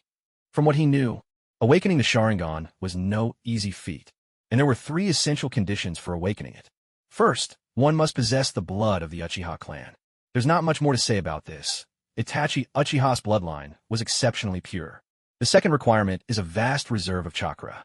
When awakening the Sharingan, one must have enough chakra in the body to surge into the eyes and trigger the transformation. The third, and most crucial condition, is a mental stimulus, specifically an intense psychological shock in an extremely dangerous situation. Most of the time, this is a matter of life and death, involving either oneself or someone dear, family, friends, or loved ones. According to the second Hokage, Tobirama Senju, every member of the Uchiha clan harbors an immense capacity for love in their heart. Once they lose that love, a special kind of chakra floods the brain, affecting the optic nerves and transforming their eyes. This is what's commonly called awakening the Sharingan. However, if one tries to force the awakening, if the chakra is insufficient or the emotional trigger falls short, the attempt will fail and the next opportunity will become exponentially more difficult. Itachi awakened his double Tomo Sharingan at just 5 years old. The youngest in Uchiha history, truly a prodigy with no equal before or since. Obito's awakening was also to the double Tomo stage. In the original storyline, Itachi awakened his Sharingan at 8, which is already considered quite young. But what set Obito apart? He awakened his Mangekyo Sharingan by skipping straight from double Tomo, bypassing the triple Tomo stage entirely, a feat unparalleled in the clan's history. It really is hard to say whose natural talent was greater between the two. Obito glanced over and asked, "So what's the plan? Should we take the 2 brothers to the Akatsuki's base, or head back to Amigakure?" "Wait, let me think." Yu fell silent, lost in thought. To be honest, he hadn't really known that the Uchiha brothers were training here in the forest. His original plan was to finish pitching the Akatsuki to Minato Namikaze, then tear open a rift in space and return directly to Amigakure. But then, out of nowhere, a notification from the system sounded in his mind. Ding, main quest released. Main quest. Head to the dense forest southwest of Konoha and recruit 2 Uchiha prodigies, Itachi Uchiha / Shursui Uchiha, persuading them to join Akatsuki. Reward / incomplete. Unknown. That was the mission briefing at the time. This was his very first main quest since arriving in the Naruto world. And it was no simple task. At this stage, both Itachi and Shursui, though not yet at the point of sacrificing themselves for the village, were already remarkably mature in their thinking. Trying to lure them into the Akatsuki by promising benefits? Almost impossible. So what to do? After a long pause, Yu spoke in a low voice. "Let's head back to Amigakure. They're still so young. It's best not to let them face Kakuzu and the others just yet." "All right then." Obito looked at Yu, words lingering on the tip of his tongue but left unsaid. "What's the matter?" Yu asked, puzzled. "Well, I'm sorry." Obito hesitated, but finally spoke in a low voice. "I shouldn't have made a decision on my own and revealed my true identity to Sensei. You said before that Kakashi had a breakdown because of the Sharingan, and that's why I—" "It's fine, really. These are all small issues." Yu waved his hand dismissively, showing he didn't care. "I was planning to have you reach out to Kakashi anyway, to help him recover. Telling the 4th Hokage isn't a big deal either. After all, the Obito of today is no longer the Obito of the past." "Ooh, Obito? What are you talking about?" Obito was completely confused. "Ahem, Slip of the tongue, slip of the tongue. I meant Minato Namikaze. Yu cleared his throat and said earnestly, besides, you can't live your whole life behind a mask. You're no longer the Uchiha Madara you once pretended to be.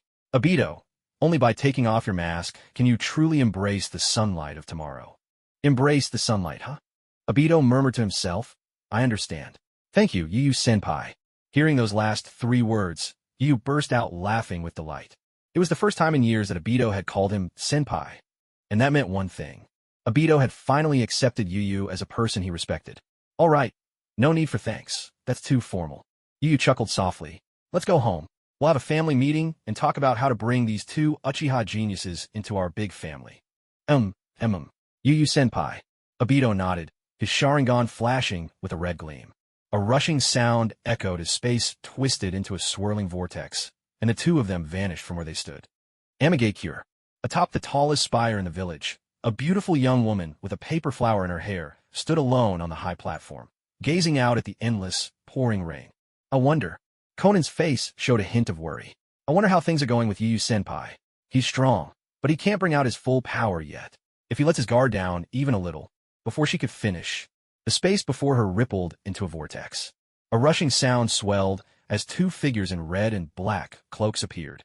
Yu smiled warmly, ruffling Conan's hair. Underestimating the enemy? Not a chance. Both Danzo and the 3rd Hokage are dead by my hand. The 3rd is dead too? Conan was momentarily stunned. I thought you only went after Danzo. The 3rd was a bonus. The old man insisted on getting in the way, so I dealt with him too. Yu waved his hand dismissively, then asked, How's Nagato doing? Is Orochimaru behaving himself? Nagato has already received the initial implant of White Zetsu's original cells. There's little rejection, and he's adapting quickly. Orochimaru has been keeping to himself as well, Conan replied. That's good, then. As he spoke, he withdrew his hand. Feeling the warmth above her head vanish, Conan couldn't help but feel a tinge of disappointment in her heart. Uha didn't notice, and turned to Obito beside him. Let those 2 boys out.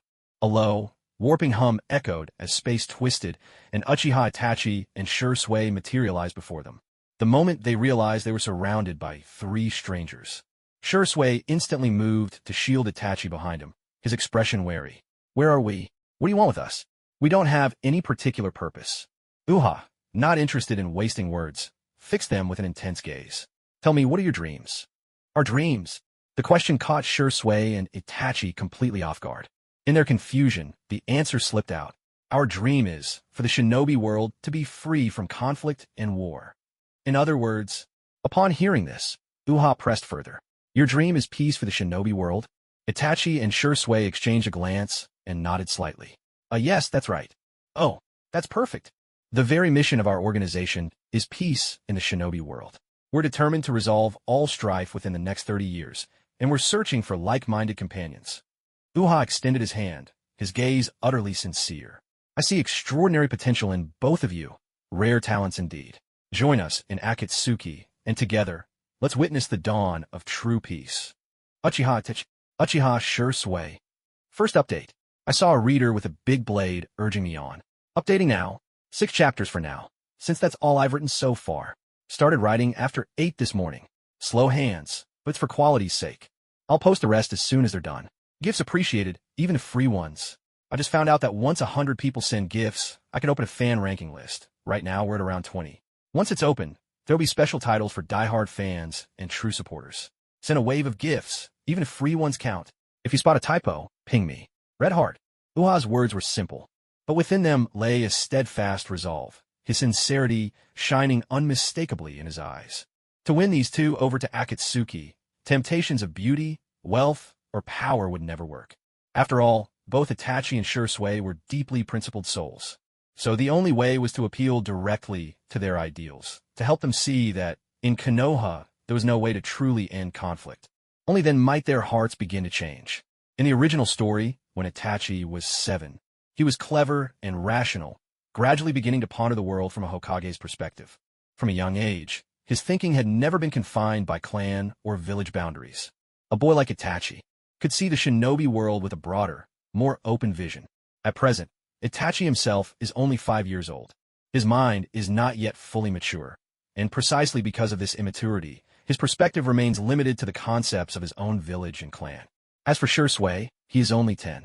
His thinking is already quite mature, but still has some flaws. He is a descendant of Uchiha Kagami, a member of the second Hokage's elite guard. Having inherited the will of fire passed down by Kagami, Shui, much like his ancestor, harbors a narrow sense of clan loyalty.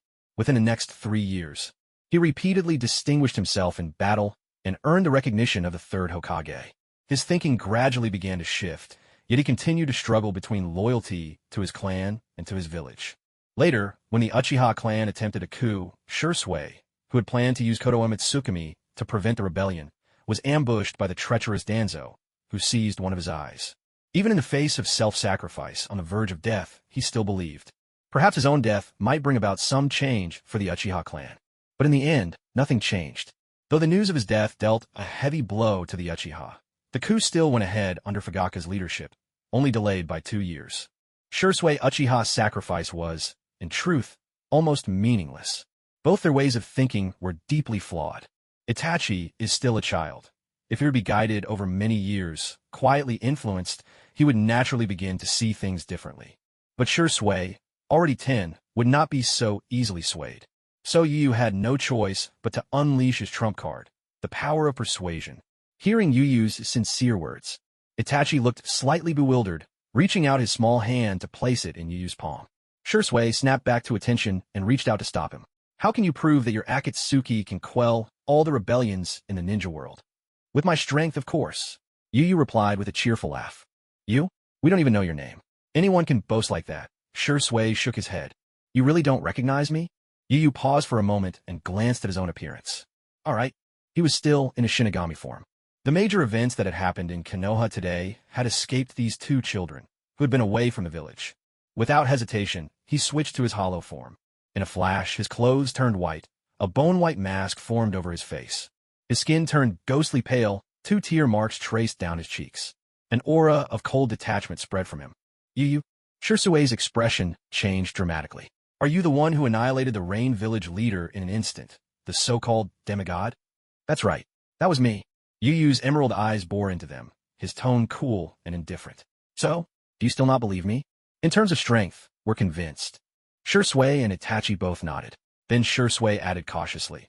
But if you use force to end the wars of the ninja world, won't that just breed more hatred? Is that really the right thing to do?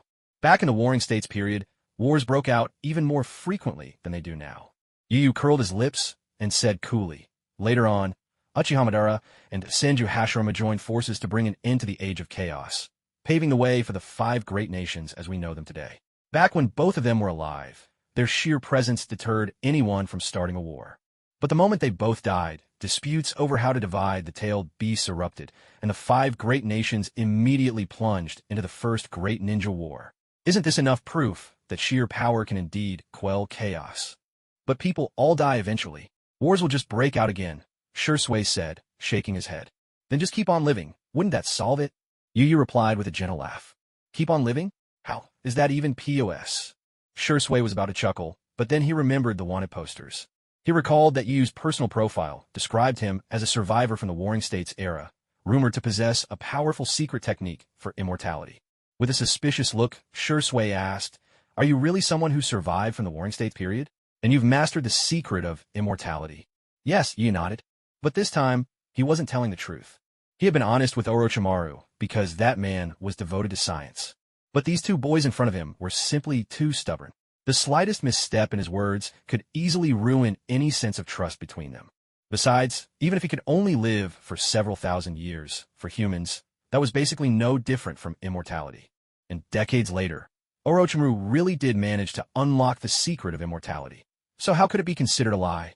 It's actually true, Itachi exclaimed in shock. Shui also froze for a moment, then frowned. Impossible. You must be lying, right? There's no such thing as an immortality technique in the ninja world. And why would I lie to you? Yu gave an exasperated sigh. It does exist. When all of you have died of old age, just look at me and see if I've changed. And even if there were no immortality technique, peace in the ninja world could still be achieved. Ow! Shui and Itachi pressed him for an answer. By gathering all the tailed beasts and using them as a deterrent. A sharp gleam flashed in Yu's eyes.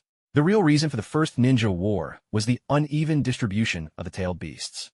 Back then, The first Hokage was unmatched in strength, but he was too soft-hearted, and that's why the other four nations dared to overstep their bounds. No matter how you divide nine-tailed beasts, you can never achieve a perfectly equal balance. The first Hokage might as well have gathered all the tailed beasts himself. Even if he and Uchiha Madara eventually died, their legacy would have been enough to keep the other nations in check. But Shursui scratched his head, puzzled. Controlling the tailed beast requires the Senju clans with style or the Uchiha's Mangekyo Sharingan. Right now, neither of those powers exists in the Leaf or even in the entire ninja world. Then that just means the Leaf has run out of talent and deserved to lose the tailed beasts. Yu Yu wore a look of disdain and gestured toward Obito, standing nearby. We may not have the formidable wood style that can control tailed beasts for now, but isn't the Mangekyo Sharingan right here before your eyes? What's so difficult about controlling a tailed beast? Itachi and Shursui turned their gaze to Obito. The former's expression was somewhat complicated. After all, it was thanks to Obito that he awakened his own eyes, though it did leave him with a bit of psychological shadow. They acknowledged Yu Yu's strength. And as for the Mangekyo Sharingan, their opponent possessed it as well.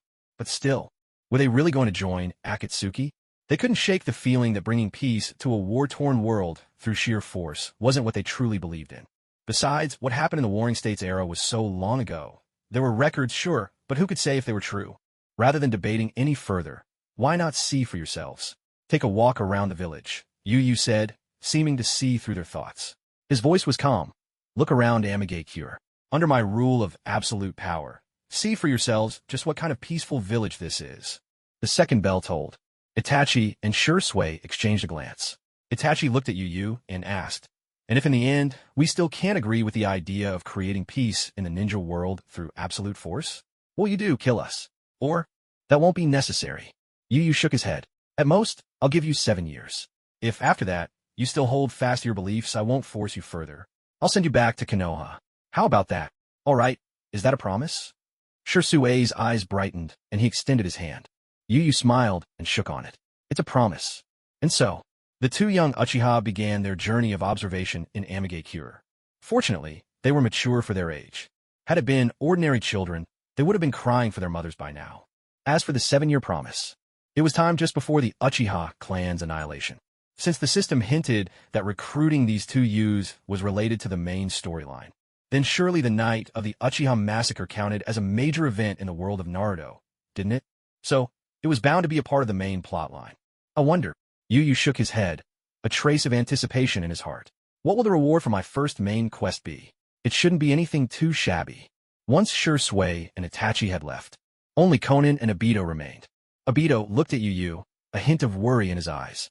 Are you sure that, after seeing the peace in the village, they'll really change their minds and join us? I'm not certain, but it's worth a try. Yu Yu shook his head and smiled serenely. Still, there's a good chance of success. The more talented an Uchiha is, the more stubbornly obsessed they tend to be. Shursui and Itachi are prime examples. And you, Obito, you're even more unyielding. To be honest, that day we met, I was genuinely surprised that my words actually managed to convince you. It seems, just as Nagato said, I must have the same powerful charisma as Yahiko. Since I could win you over, dealing with those two shouldn't be a problem either. Ahem, win over. Upon hearing that phrase, Obito looked a bit awkward. About the plan we made earlier to capture the Four Tails in the Land of Earth, do we still proceed? Although Inoki did send a covert team to infiltrate the village, after learning you're the new leader of Amigakure, he's cut back their numbers by nearly 60%. Notarus. Hearing this, Yu Yu shook his head. For now, just have the White Zetsus keep watch. What's most urgent right now is to grow the Akatsuki and strengthen our village's real power. How do we do that? Obito asked. We'll wait for now. The deaths of Konoha's third Hokage and Danzo Shimura will eventually make waves across the entire shinobi world. When that happens, the name Akatsuki will reach the ears of every nation. Yu Yu paused, his tone measured. The other 4 great nations besides the Land of Fire may be wary and avoid contact with us for a while, but the smaller countries will come to us of their own accord. Still, small countries are just that small. For them, an A-rank mission suitable for an elite jonin might be the limit. When the time comes, Obito, you'll mainly handle the A-rank jobs. I'll have Kakuzu and Sasori take care of the remaining B-rank missions. Once our organization earns a reputation, then it won't just be the 5 great nations.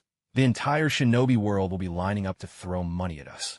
With Akatsuki's fame soaring, we'll be able to recruit top talent from everywhere, which will, in turn, strengthen both the organization and the village naturally.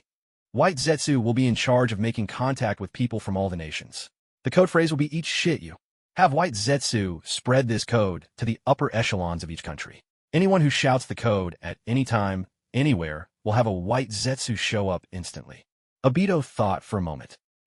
The idea that any White Zetsu in the shinobi world could respond to this code is pretty clever. The only problem is there aren't enough White Zetsus right now, so we can't quite pull it off just yet. Yu Yu scratched his head, suddenly remembering a tool he'd nearly forgotten. When we infiltrated the root base, didn't I have you retrieve that member codenamed Alpha? That kid has Hashirama cells in his body. If we let him fuse with the demonic statue of the outer path, we can speed up the creation of White Zetsus. All right, got it. Obito nodded, though he still looked a bit puzzled.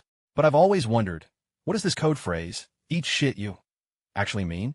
It really doesn't sound like something nice. I feel like you're just trolling the 5 great nations. Ahem. And why wouldn't it be something nice? Waya coughed a few times, then explained with utter seriousness. This code means you're awesome. It's a way to encourage and praise someone.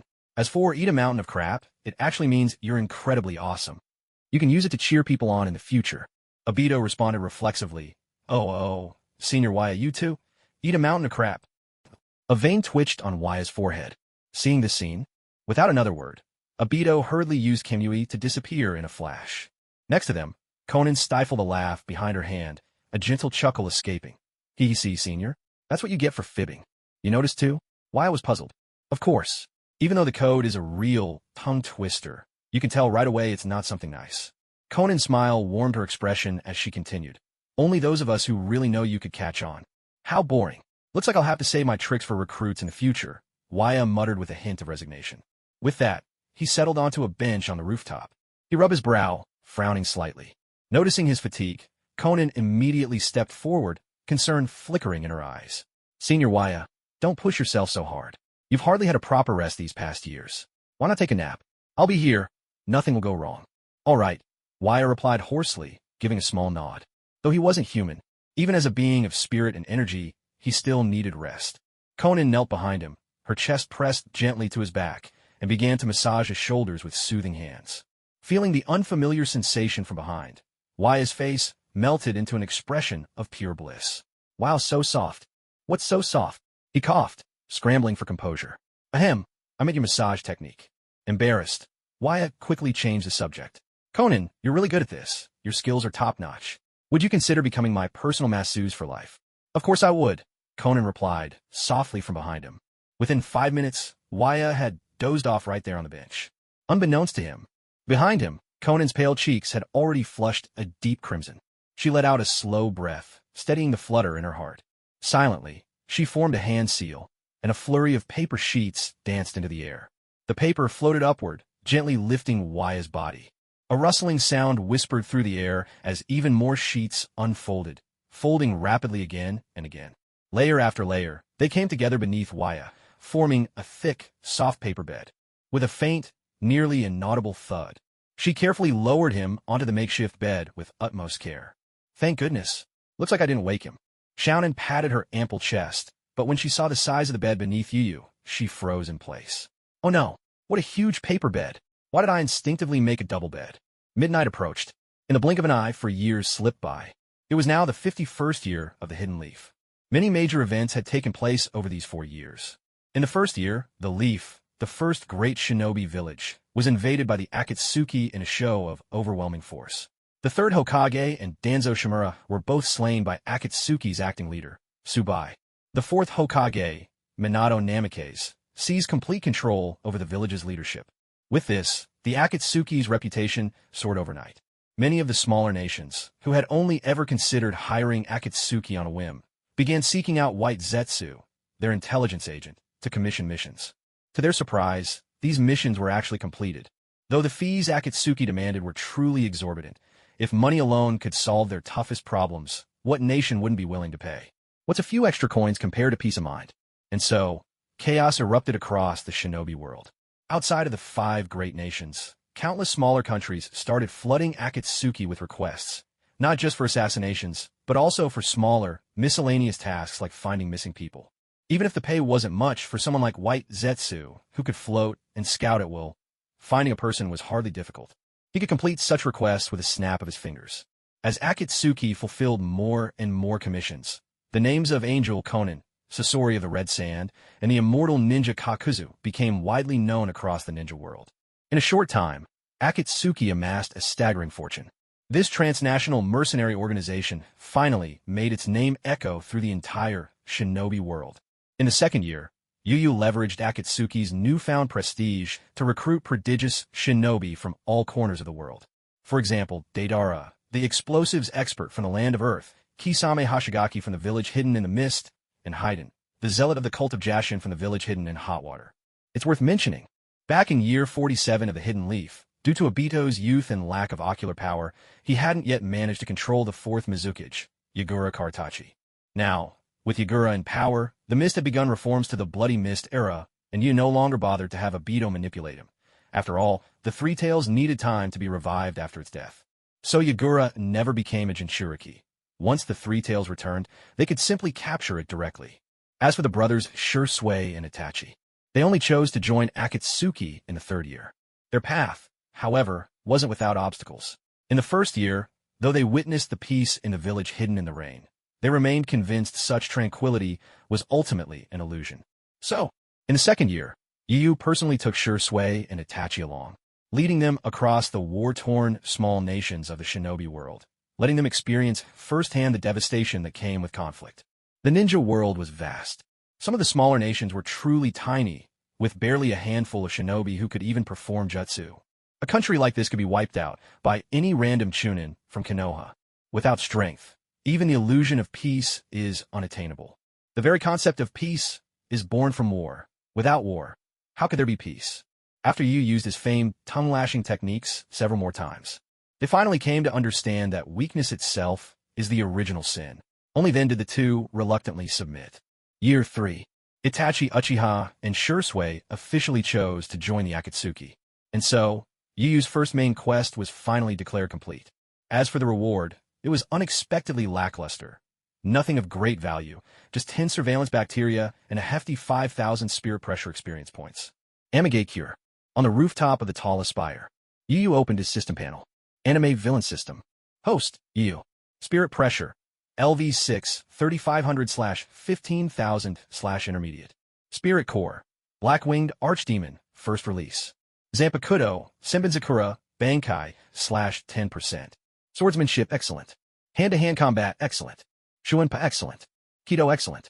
Items, Black Cloak, Soul Seer Gauntlet, Interdimensional Cube, Surveillance Bacteria, X18. His spirit pressure level had already broken through to level 6 a year ago. Though it was still considered intermediate, the panel had changed considerably. For example, next to his hollow spirit core, the words first release had appeared, indicating that the second stage of transformation was within reach. And next to his Shinigami Zanpakuto, a percentage had appeared beside Bankai, marking his Bankai mastery at 10%. Don't be fooled by how small that 10% seems. In reality, his Zanpakuto had advanced more than just a single level. Where once, in its initial release, it could manifest thousands of blades, in Bankai that number soared to 500 million. Now, even in its initial release, Senbenzakura could unleash 50,000 blades, and in Bankai, 5 billion blades. As he was now, even at his baseline, he had reached the pinnacle of Kaga-level power. As for the true extent of his abilities in Bankai, or hollow form, even he couldn't say for sure. With no worthy opponents to measure against, Yu had no way to gauge his full strength. He just knew it was formidable. At this moment, Yu stood on the rooftop, contemplating his next move. But then, a sudden vision flashed through his mind, and his expression shifted ever so slightly. In that vision, inside the laboratory on the ground-level platform, Nagato was lying in a cultivation pod, his body trembling faintly. Tiny green sprouts began to emerge from him. Orochimaru stood before the pod, his face contorted with panic. What do I do? What do I do? This is bad. Nagato's done for. This is infuriating. It could have worked. Why didn't Nagato listen to me? Will you blame me? Blame me for messing things up? If Nagato dies, I won't escape unscathed either. Maybe I should just take the Rinnegan and run. The shinobi world is so vast. I doubt he could ever find me. This was the message transmitted by the surveillance bacteria attached to Orochimaru's body. Noticing this, Yuyu's brow furrowed. Something happened to Nagato. With a sudden swipe of his hand, he tore through the air. A pitch-black rift in space opened up with a sharp hiss. Yuyu stepped inside, and in the next instant, appeared before Orochimaru. What happened? Did the transplant of Hashirama's original cells fail? Yuyu, you got here so quickly. Orochimaru was visibly startled, a hint of panic in his voice. It's not that the procedure failed. I divided the transplant into 4 stages. The first 3 were all successful, and Nagato no longer needed to worry about the strain from using the Rinnegan. I even advised him to skip the 4th stage. But Nagato stubbornly refused to listen. He was adamant about continuing with the transplant, insisting on using the most perfect Hashirama cells. After a few months, the cells began to devour him from within. The balance of power has collapsed. He's on the verge of total breakdown. In other words, he's about to be consumed by the Hashirama cells and turn into a tree. Yuyu's brow tightened. Yes. Orochimaru nodded anxiously. This isn't my fault. He made this decision himself. Enough with the excuses. How do we save Nagato? Yuyu snapped coldly. Nagato absolutely couldn't die. If he did, there'd be no explaining things to Konan. He had promised her there would be no issues with his transplant. And now, everything had gone sideways. Orochimaru shook his head and spoke quickly. It's already too late. Once the backlash begins, it can't be stopped. The massive imbalance between the 2 powers won't just destroy his body. It will shatter his very mind. Unless what? Unless someone can pull Nagato's soul out. But souls, those are the domain of the Sage of 6 Paths, aren't they? I don't believe anyone could possibly. I can. In the next moment, Yuyu declared. Without hesitation, he retrieved a jet-black, fingerless glove from his inventory. A faint aura, tinged with the essence of souls, emanated from the glove. With a swift motion, Yuyu flexed his fingers and yanked backward. With a tearing sound, in an instant, a translucent, ethereal mass was forcibly ripped from Nagato's body. Holding Nagato's soul in his hand, Yuyu turned to Orochimaru and asked, the soul's out. What now? Orochimaru. Ever since Yuyu had recruited Orochimaru, he'd spent nearly every waking hour in the laboratory devoted to his research. He hadn't set foot outside since. He'd become the very picture of a reclusive scientific genius. And as a true technological fanatic, he truly couldn't wrap his head around it. How could one person possibly be this strong? Mastering space-time ninjutsu was impressive enough. But why did you have the power to forcibly rip someone else's soul out as well? Even though he could tell that Yuyu was using some kind of special tool, it was still enough to leave him utterly astonished. What are you standing there for? Yuyu's brow furrowed as he barked in a deep voice. Now that the soul's been extracted, what's next? What do I do now? Oh, you don't have to worry about that, Lord. Orochimaru opened the hatch of the cultivation pod and began his procedure. From here, it's all professional work.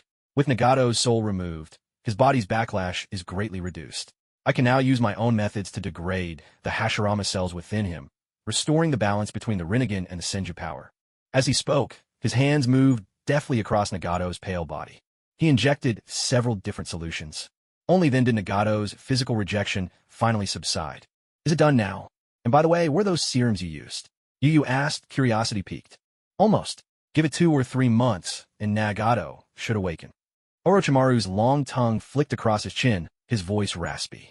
These serums are the result of 4 years of meticulous research. I call them the Hashirama cell degradation cocktail. As for the details, you wouldn't understand even if I explained. He couldn't help feeling a little looked down upon. But then again, it seemed pretty typical for a scientist to talk like that. Orochimaru's gaze shifted to the semi-transparent substance in Yu's hand, his eyes alight with curiosity. So this is a soul? It really isn't much to look at, but I'd love to study it. Ow! Yuyu spat, voice sharp. Ahem, Lord. Realizing he'd hit a wall, Orochimaru quickly changed the topic. That glove on your right hand, what is it exactly? How can it extract a soul? And can a soul be put back in? Otherwise, Nagato really will die for good. Obviously, how else am I supposed to explain things to Konan if I can't put his soul back? Yuyu rolled his eyes at him. This glove is beyond your comprehension. It's not your field, so don't go poking around. Orochimaru, this glove was called the Soul Grasp Gauntlet. It was one of the special artifacts from the world of the Shinigami. By wearing it, one could extract the soul from any human body and return it to the flesh at will. Most importantly, it possessed an extraordinary trait. Once the soul was removed, the body would remain alive and viable for a very long time. Note, in the original Bleach series, the protagonist Ichigo Kurosaki is both a human and a soul reaper, meaning he possesses a physical body. When he transforms into a soul reaper, his soul leaves his body in a spirit-like form, leaving his physical body behind. Sometimes his soul is away for years, yet when he returns, he can still re-enter his body. I suspect this is because a soul reaper's body retains vitality for a long time. Otherwise, it would have decayed long ago. This Gohan Teko possesses a similar function. You can think of this as a system setting, as I couldn't find concrete information on this in the references. Only a body that retains its vitality can be manipulated by Orochimaru. Dead cells would definitely not work. Once everything was confirmed, Yu pushed Nagato's soul back into his body. Orochimaru then returned Nagato to the incubation chamber. He turned to Yu, eyes glinting. "You can. The Rinnegan Nagato possesses, it doesn't actually belong to him, does it?" "Oh, how did you figure that out?" Yu asked, a hint of surprise in his voice. "It's simple. That's the legendary sage's eye. Yet even when faced with nothing more than Hashirama's original cells, just barely approaching infinity, it couldn't suppress them. That's simply unbelievable." Orochimaru licked his lips with that peculiar tongue of his voice gravelly. "There's only one explanation. The Rinnegan was never truly his. Since it can't perfectly adapt to his body, the Hashirama cells end up overwhelming him." "Very astute." Yu waved a hand dismissively. "But this isn't your concern. Just focus on doing your own job." His tone shifted, voice turning cold. "And another thing, don't ever get any ideas about Nagato's Rinnegan. If I catch you even thinking about it again, I'll make sure you suffer a fate worse than death. Remember, not just physically either." As soon as those words fell, Yu didn't even unleash his spiritual pressure. He merely glanced at Orochimaru. That alone sent chills down Orochimaru's spine, cold sweat breaking out across his body. His heart skipped a beat. Did he just catch on to what I said? Can Yu monitor me at any time? How is that possible? He instinctively wanted to check his body. But after hearing that threat, his back involuntarily bent in submission. "I understand. Please forgive my mistake, Yu-kun." "See that you do," Yu replied calmly. Then, ripping open a rift in space, he left.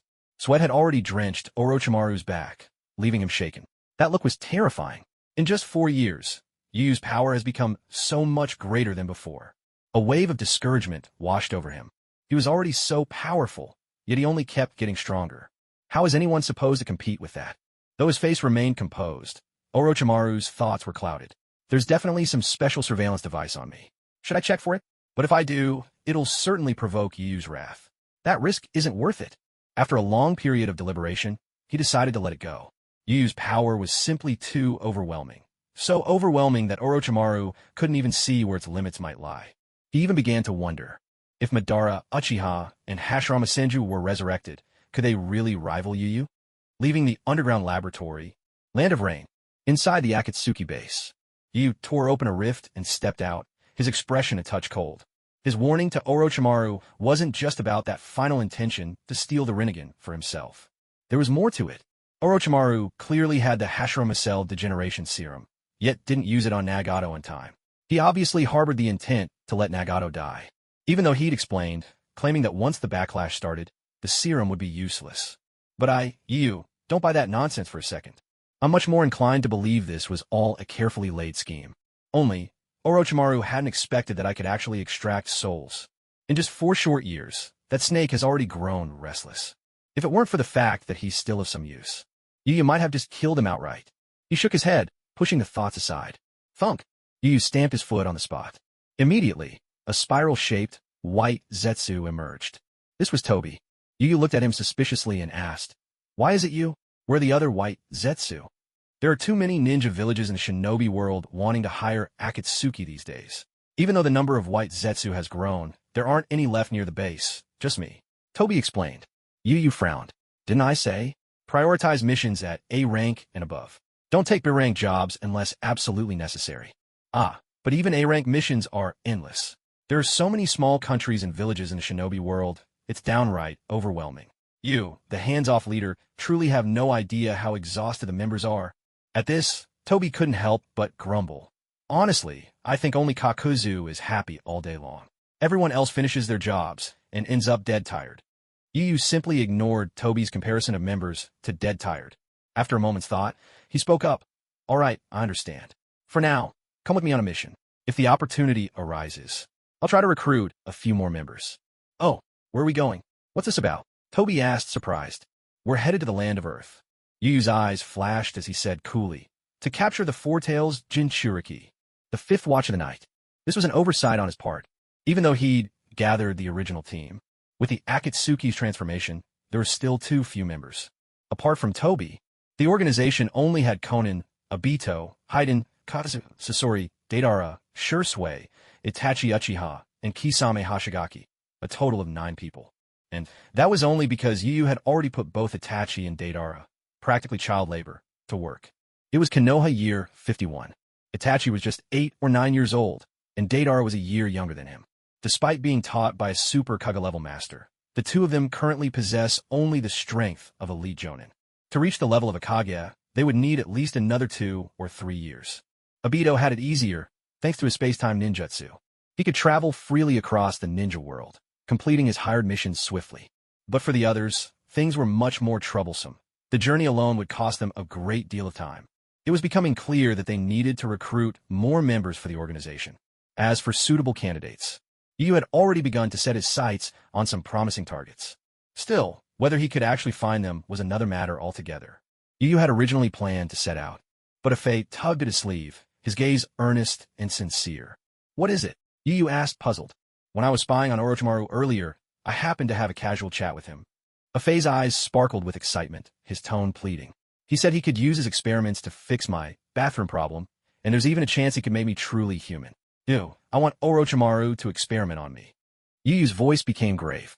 "Do you really want to know what it feels like to relieve yourself that badly?" Yes. I want to know more than anything." Afei nodded with great enthusiasm. "It's the dream of my whole life. But if you really did become human and finally experienced it, wouldn't that mean you've lost your life's goal?"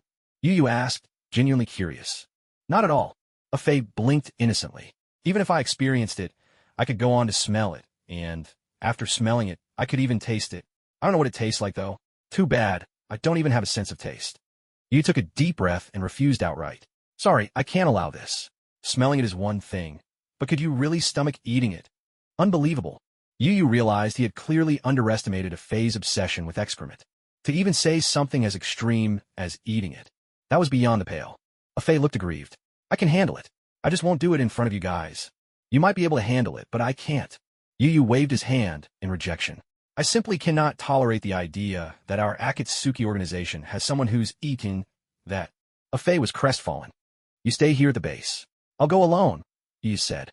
With a tearing sound, he ripped open a rift in space and vanished. Just talking about this topic, he could almost imagine the air thick with an unbearable stench. He had planned to take Afei along, but after this conversation, he quickly changed his mind. Land of Earth, on its southwestern border, a long, slender rift in space opened up. From the pitch-black darkness where you couldn't even see your own hand, a young man in a black robe adorned with red clouds stepped out. Black hair, tousled and slightly messy, lips pressed in a faint line. On that strikingly handsome face, there was a trace of frustration. He let out a heavy sigh. Frowning, Yu murmured, "Afei disgusted me all of a sudden. I'm in a terrible mood and just don't feel like fighting anymore. What should I do? Maybe I should let someone else from the organization handle this? Yes, that's what I'll do." With a decisive stomp, he summoned a White Zetsu. White Zetsu's face was full of flattery. "Lord Yu, what are your orders?" "Where's Kisame?" Yu asked. "He's in the Land of Earth, just finished an A-rank mercenary mission and is about to return to base," White Zetsu answered respectfully. "Oh, he's in the Land of Earth too?" Yu's eyebrows arched, a smile flickering in his thoughts. "Perfect, I'll have him deal with the Four Tails Jinchuriki. Heh, this is a good chance to see for myself if Kisame is really strong enough to handle that red-bearded old man." Without needing White Zetsu to provide Kisame's location, Yu simply used the Void Shift to bring Kisame over. To prevent any of the organization's members from falling into danger, he had placed a monitoring spore on each of them, including Konan. That way, he could swoop in and save them the moment they were in real peril. For the sake of the organization's safety, Yu truly went to great lengths. Let's be clear, he absolutely wasn't doing this to spy on anyone's private life. They're all men. After all, what's there to see? Well, except maybe Konan. Ahem, not even Konan, honestly. As a senior member with impeccable values, Yu would never stoop to such tasteless things. Underscore. It took less than 10 seconds. A young man with blue hair appeared before Yu, looking utterly bewildered, a bizarre sword strapped to his back. He, too, wore a black cloak with red clouds, his skin a pale shade of blue. On either side of his face, there seemed to be something resembling shark gills. A row of razor-sharp teeth and golden eyes completed the look. Yu Yu clicked his tongue in wonder. Staring at Kisame, he couldn't help but marvel inwardly. Is this really a human face? If he hadn't specifically asked Orochimaru to look into it, Yu Yu would honestly have thought Kisame was an alien. What's going on, leader? Kisame eyed him suspiciously. Why did you call me here? Go capture the Four Tails Jinchuriki. I just don't feel like fighting right now, so you take care of it. Yu Yu waved a hand nonchalantly. Oh, and bring him back alive. Absolutely do not kill him. Kisame's mouth twitched. Understood, leader. He was a bit speechless inside. As the head of the organization, Yu Yu's strength was beyond question. All the members respected him, but sometimes Yu Yu could be quite eccentric, always coming up with baffling ideas. And this time, they actually called him over just because they didn't want to fight. What else could Kisame do? When it's your own leader, all you can do is indulge him. They arrived at a rather ordinary patch of mountain forest. Scanning the area, Yu tapped into his spiritual pressure, searching for their target. It didn't take long to lock onto it, and from the look of things, the other party, aided by the tailed beast, had already sensed their arrival. Footsteps echoed through the woods. An elderly man with a red beard strode toward them, his face full of impatience. Who are you people? This isn't a place for children to wander. Leave this instant. You smirked, eyes filled with disdain. Hiding deep in the mountains, totally cut off from the world? Looks like you really are a stubborn old man. In the original story, Rashi was a ninja from Awagakure, the hidden stone village in the land of Earth. Just like the Tsuchikage, he was notoriously stubborn, which was why the two often clashed. After leaving the village, he became a wandering monk, frequently retreating to the mountains for rigorous training in controlling the Four Tails. Over time, he mastered jutsu in sync with the tailed beast. But you had no interest in wasting words. He pointed a commanding finger and shouted, Kisame, take him down. Got it. Kisame was already harboring a bit of resentment. So without a word, he stepped forward. His fingers flashed through a series of hand signs. Water style, flood barrier, water release, great exploding water colliding wave. 6 chapters in a row. That's really it for now. No more left. Off to write more. We'll update as soon as it's done. Please show your support. I really want to start a fan leaderboard. Sob sob. Before Kisame finished, he opened his mouth wide, and a torrent of water poured forth. Wave after wave surged out, relentless and unending. The sheer scale of it was enough to leave one in awe, like a small ocean springing into existence. Amazing. Such a sea. Where does all that water come from? Watching from above, you couldn't help but marvel. Even at this age, Kisame can already use this technique? He's a true prodigy. But he's honest to a fault. He actually took the time to weave hand signs. Unlike the original, this version of Kisame was still very young, drawn to Akatsuki by its growing reputation. He was about 19 now, right in the prime of his youth.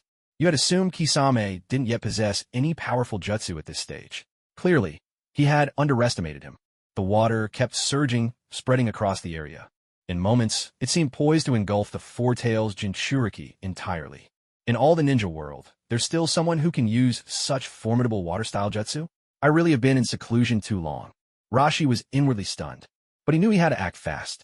Forming hand signs, he called out, lava style. Chakra. Mo. In an instant, a wave of chakra surged from Rashi's body. Molten lava wrapped around him, radiating intense heat from head to toe. Its form was reminiscent of armor forged from molten lava, sending a shiver down one's spine. Oh, lava release, chakra mode. Kisame bared his sharp teeth in a wide grin. Is it something like the fourth Reikage technique? If that's the case, then you might just be worth cutting down. With a harsh rasp, he slowly drew the massive sword from his back.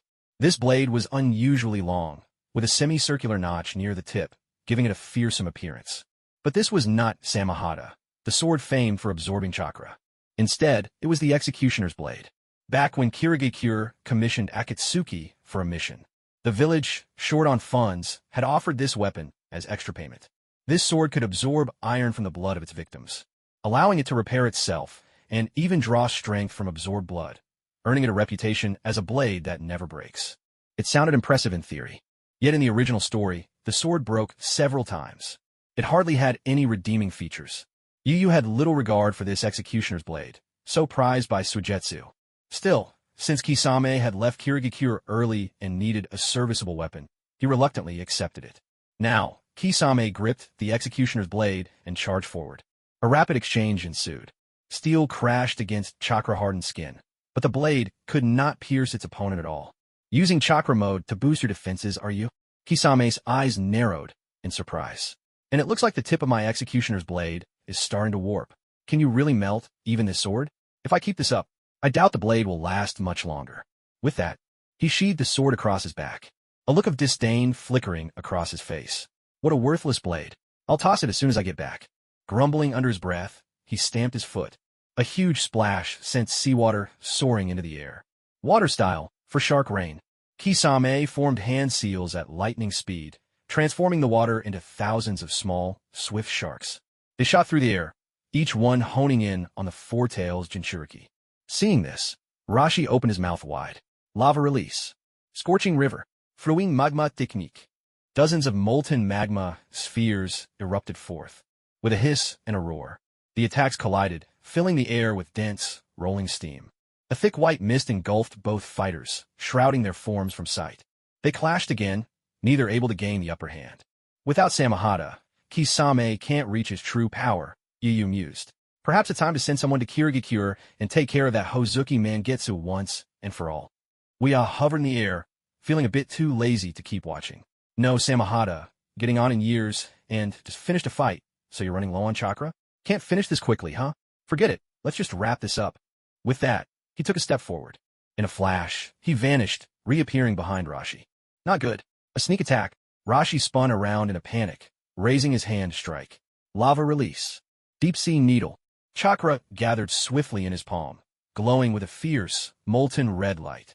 But Weah simply drew his Zanpakuto and made a gentle slash. Seeing this, Rashi sneered inwardly. This is my lava release. Chakra mode. One of my strongest jutsu. This hit will pierce you straight through. But the very next second, with a sickening rip, his right arm was severed. A sharp gasp escaped Rashi as searing pain surged through him, forcing him out of chakra mode entirely. Deep sea needle? What a joke. Weah cast him a cold, dismissive glance. All you're doing is gathering lava release chakra in your palm, and you call that ninjutsu? You've been a Jinchuriki for 40 years, and yet you're still behind people who've had their tailed beasts for just a few. Before Rashi could even react in anger, Weah raised his left hand and pointed a finger. Hato number 4. Byakurai. A deafening crack split the air. A narrow bolt of lightning shot from his fingertip, piercing straight through Rashi's shoulder in an instant. A bloody hole gaped where the lightning struck, and a lingering electricity sent Rashi collapsing into unconsciousness. Kisame stared in shock. That's it? It's over already? Boss, you really are something. Rashi's not dead, is he? Otherwise, we'd have to wait ages for the tailed beast to resurrect again. No, I deliberately avoided the vital spots when I attacked. Weah shook his head. Kisame, your strength is still lacking. You'd better train harder. I'll make sure one of our members takes out Fuguki Suikazan and get you that Samahata blade. How does that sound? Kisame paused, then nodded slightly. Yeah, go ahead and take him out. I never liked that old man anyway. Good. Weah nodded. Is Rashi, the Four Tails Jinchuriki, powerful? Not in the least. Compared to the other Jinchuriki, he's even weaker.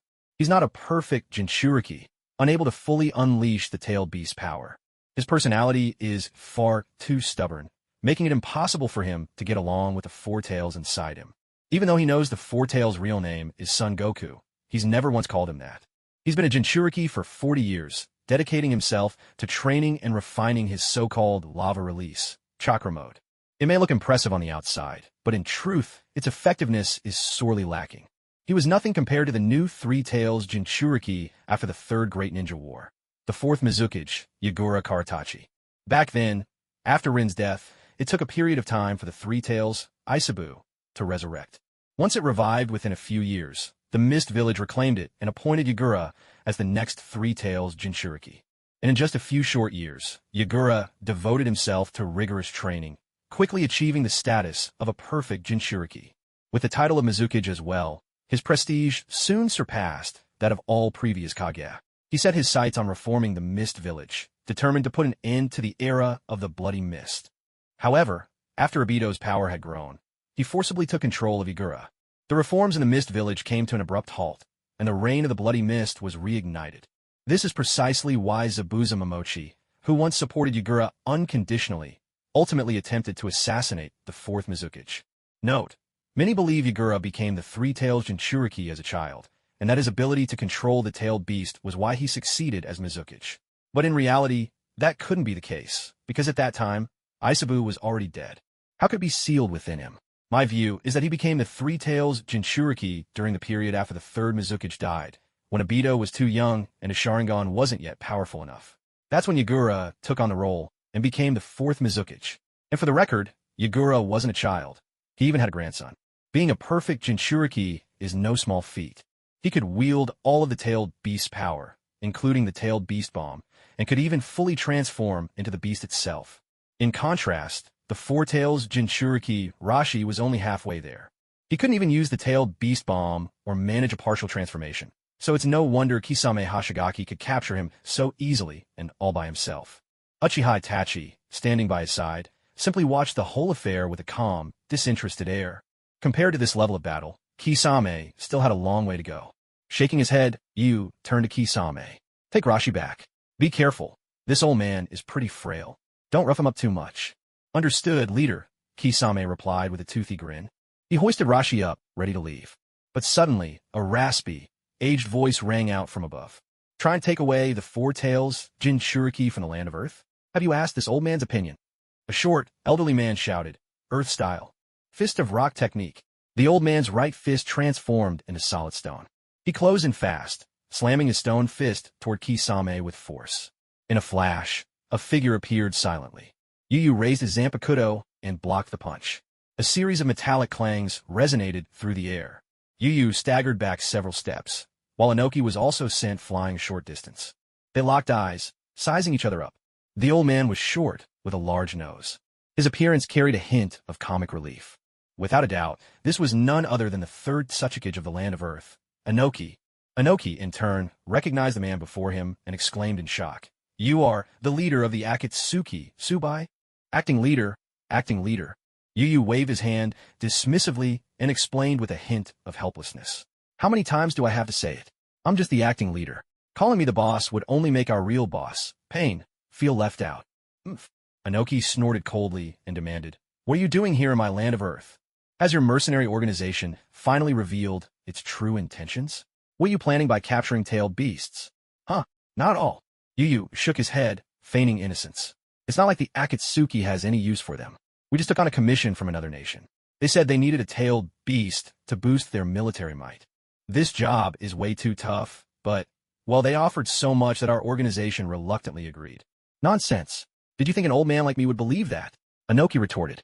Believe it or not, what does it matter to me? Yu rolled his eyes. Kisame, take the Four Tails Jinchuriki and go. If Inoki tries to stop you, I'll handle him. Thank you, boss. I'll make my exit now. Kisame replied gratefully. He then grabbed Rashi and bolted off at full speed. It couldn't be helped. The strength of the third Tsuchikage was recognized throughout the ninja world.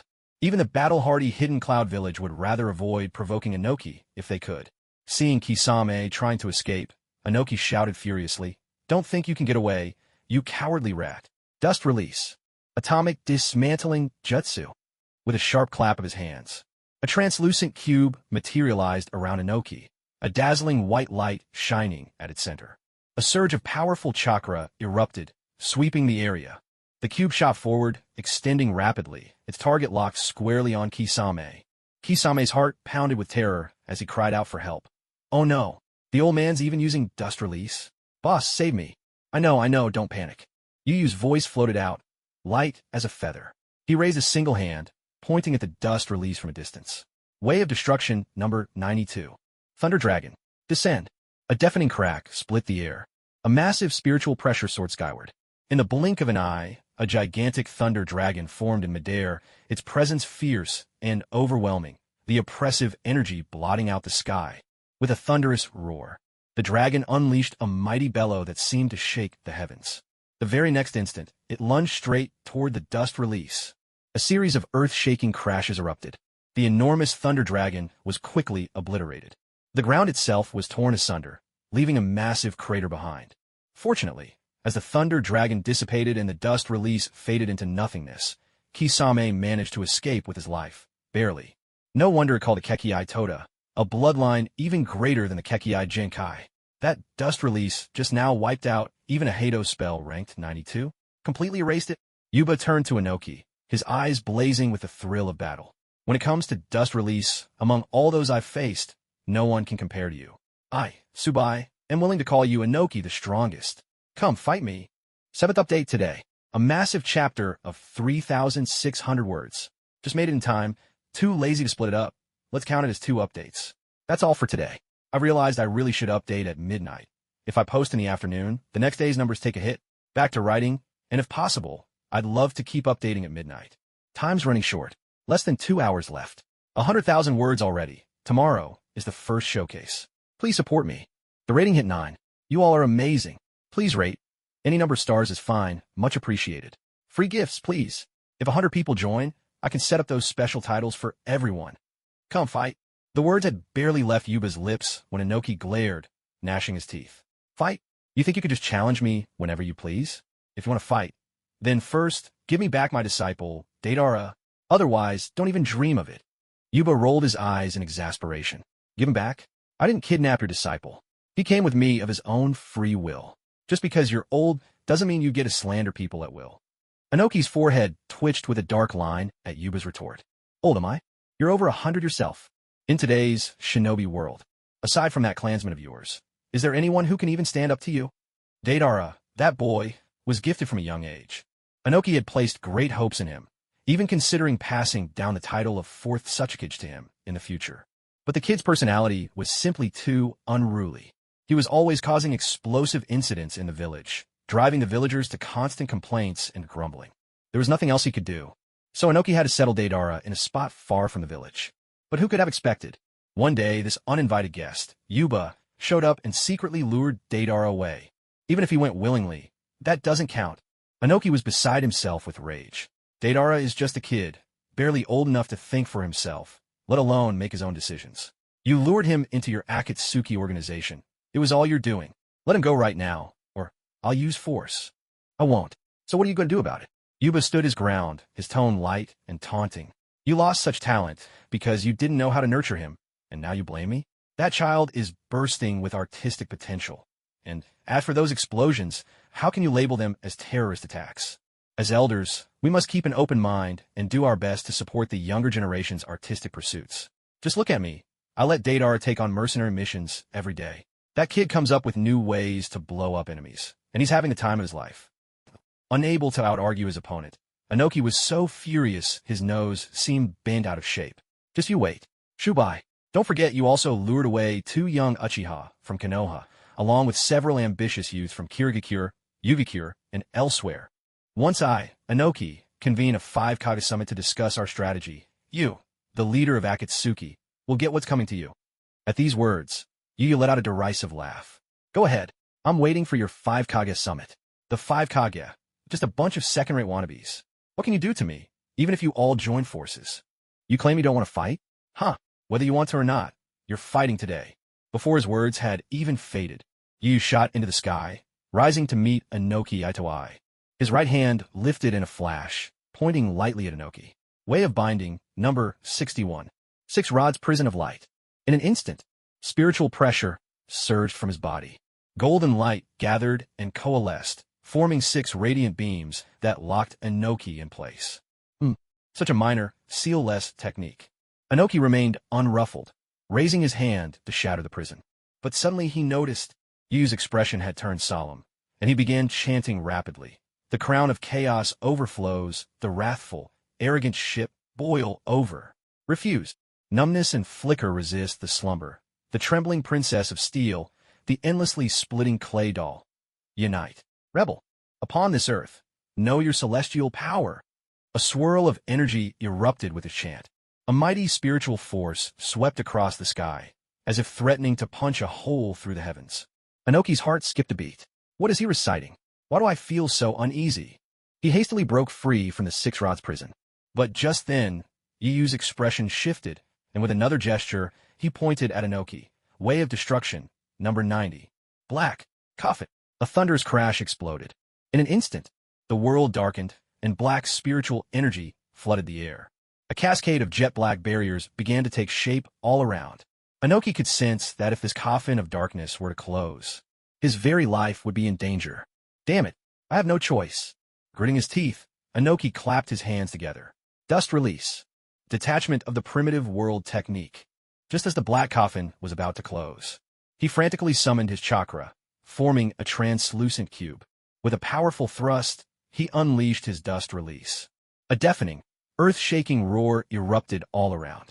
The black coffin began to tremble violently, gradually dissolving inch by inch. Crack, crack. In no time at all, the black coffin was completely reduced to nothingness. He managed to counter even this technique. That brat Inoki is really something. Yuba's eyes narrowed slightly in surprise. No wonder in the original story, during the Five Kages battle against Uchiha Madara, Madara praised Inoki so much. Inoki's strength. In his eyes, Inoki was definitely at the level of a super Kage. And with his mastery of dust release, the bloodline elimination technique, there were truly few in the ninja world who could stand against him. That was why, just now, Yuba had chosen to chant and unleash the full power of the black coffin. Yet, it still seemed to have little effect. As the black coffin dissipated, Inoki's figure reappeared.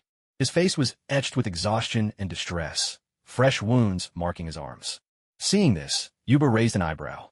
Oh, so it wasn't completely ineffective after all. I thought as much. A level 90 Kido shouldn't be entirely harmless. Inoki was lucky to react in time. He released a full-powered dust release right away.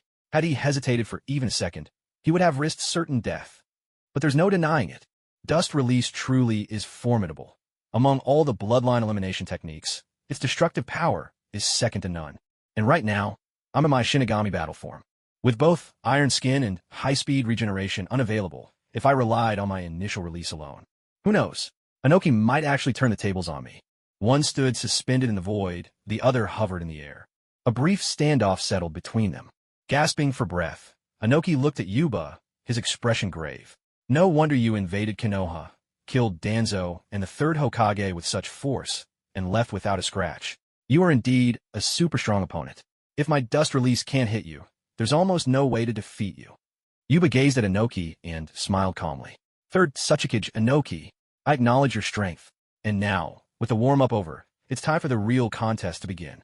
Hearing this, Inoki braced himself, every muscle tensed. And as the final word left Yuba's lips, he drew the Zanpakuto from his waist, murmuring, Bankai, Senbenzakura, Kageyoshi. A ringing chorus filled the air. Thousands of massive blades rose up from the water's surface. Then, one after another, they shattered, transforming into a vast ocean of cherry blossoms that swept outward. With a rush, countless razor-thin blades filled the atmosphere. The number was staggering. 5 billion in total. How could there be so many? I thought Konoha's intelligence said that the blade called Senbenzakura wielded by the Hollow White could release at most 500 million tiny blades.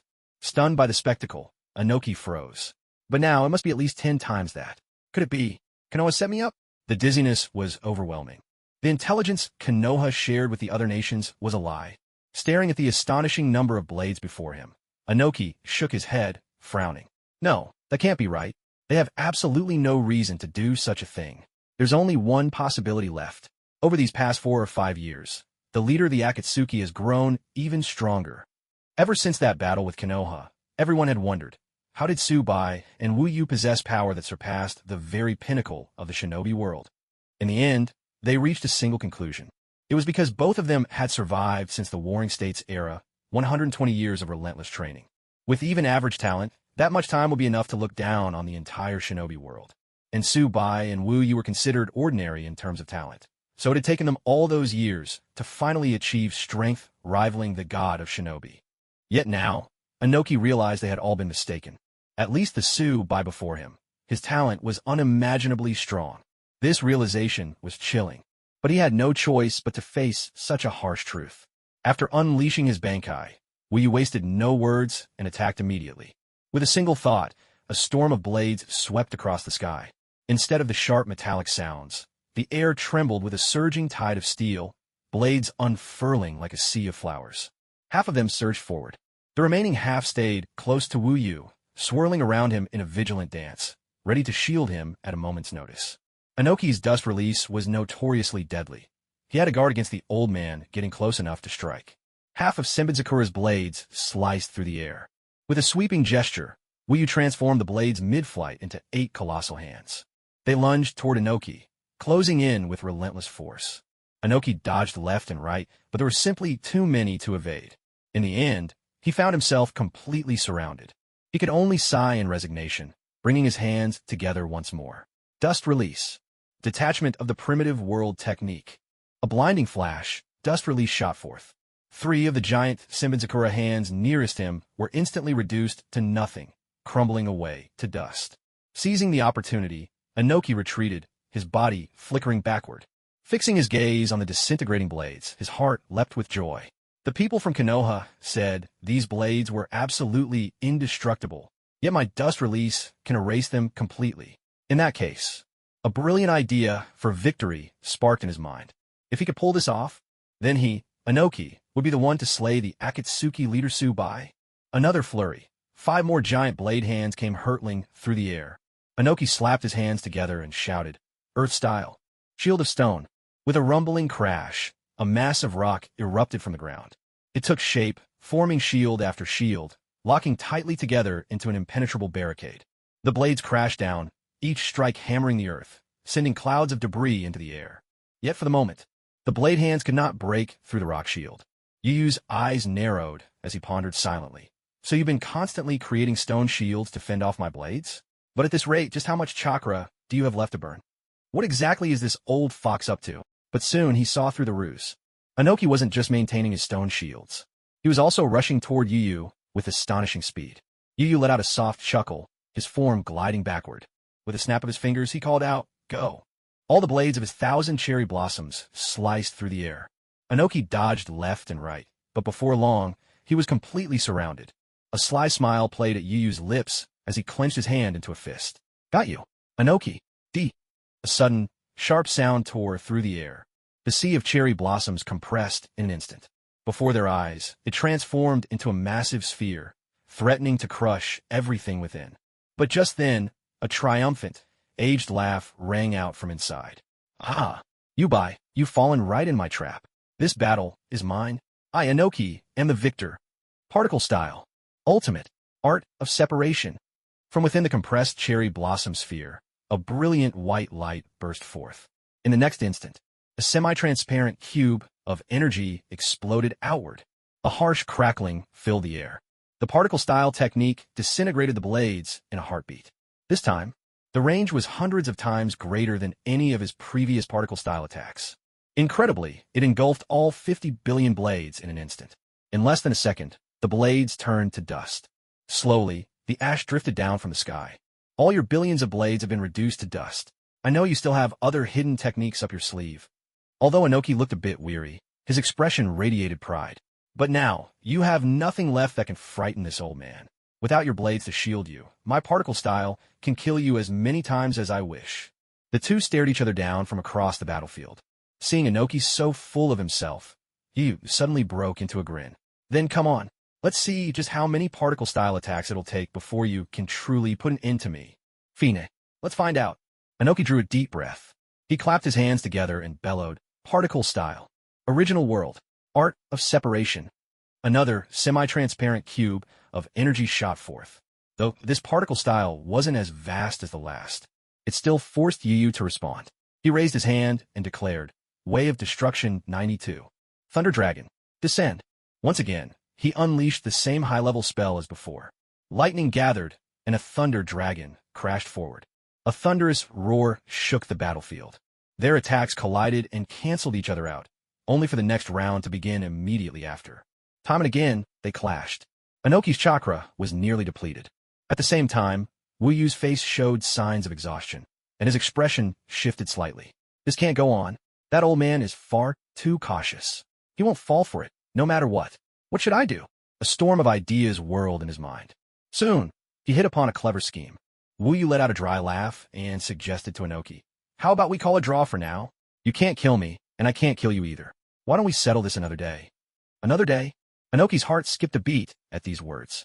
How could that be possible? "Unless you hand over my disciple Deidara. Otherwise, you're dreaming." Wu Yu sneered dismissively. "You wish." Inoki frowned and hurled another dust release. Once again, Wu Yu dissolved it with his ghostly magic.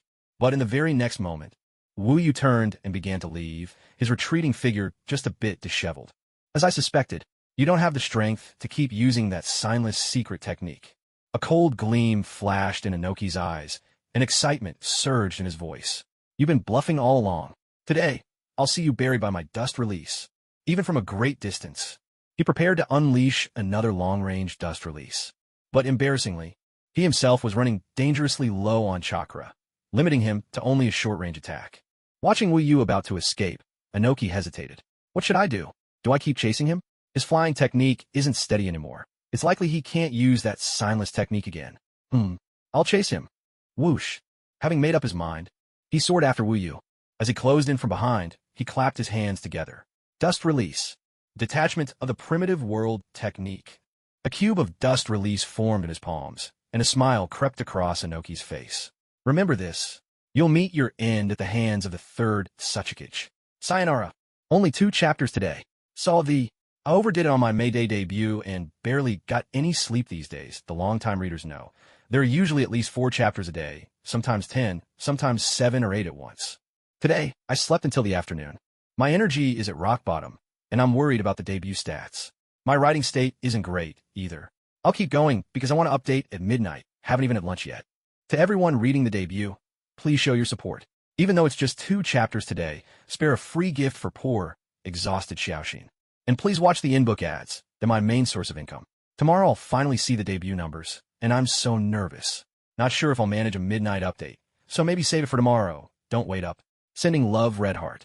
Meanwhile, a translucent dust release cube sliced through the air. Just as it was about to take his life, Wu Yu quietly turned around. At last, you've taken the bait. A faint, satisfied smile appeared at the corners of Yu Yu's lips. Seeing that expression, Inoki felt a surge of dread in his heart. This is bad. I'm finished. I need to run now. He immediately canceled his dust release, ready to make his escape.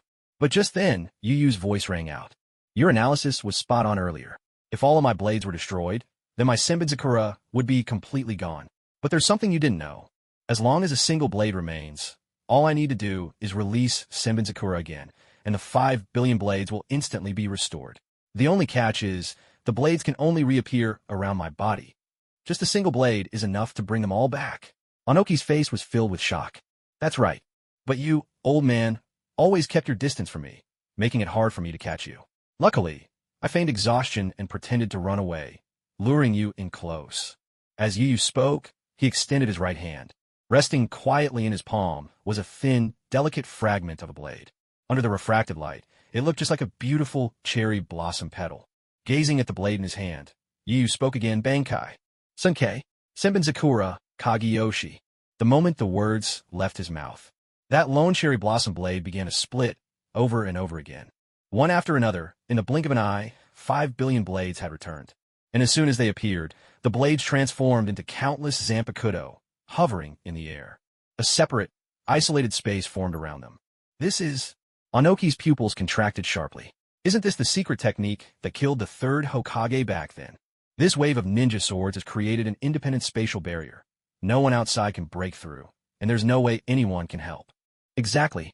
But this time my Bankai space, whether in size, defense, or other aspects, is far superior to 4 years ago. Yu Yu smiled faintly.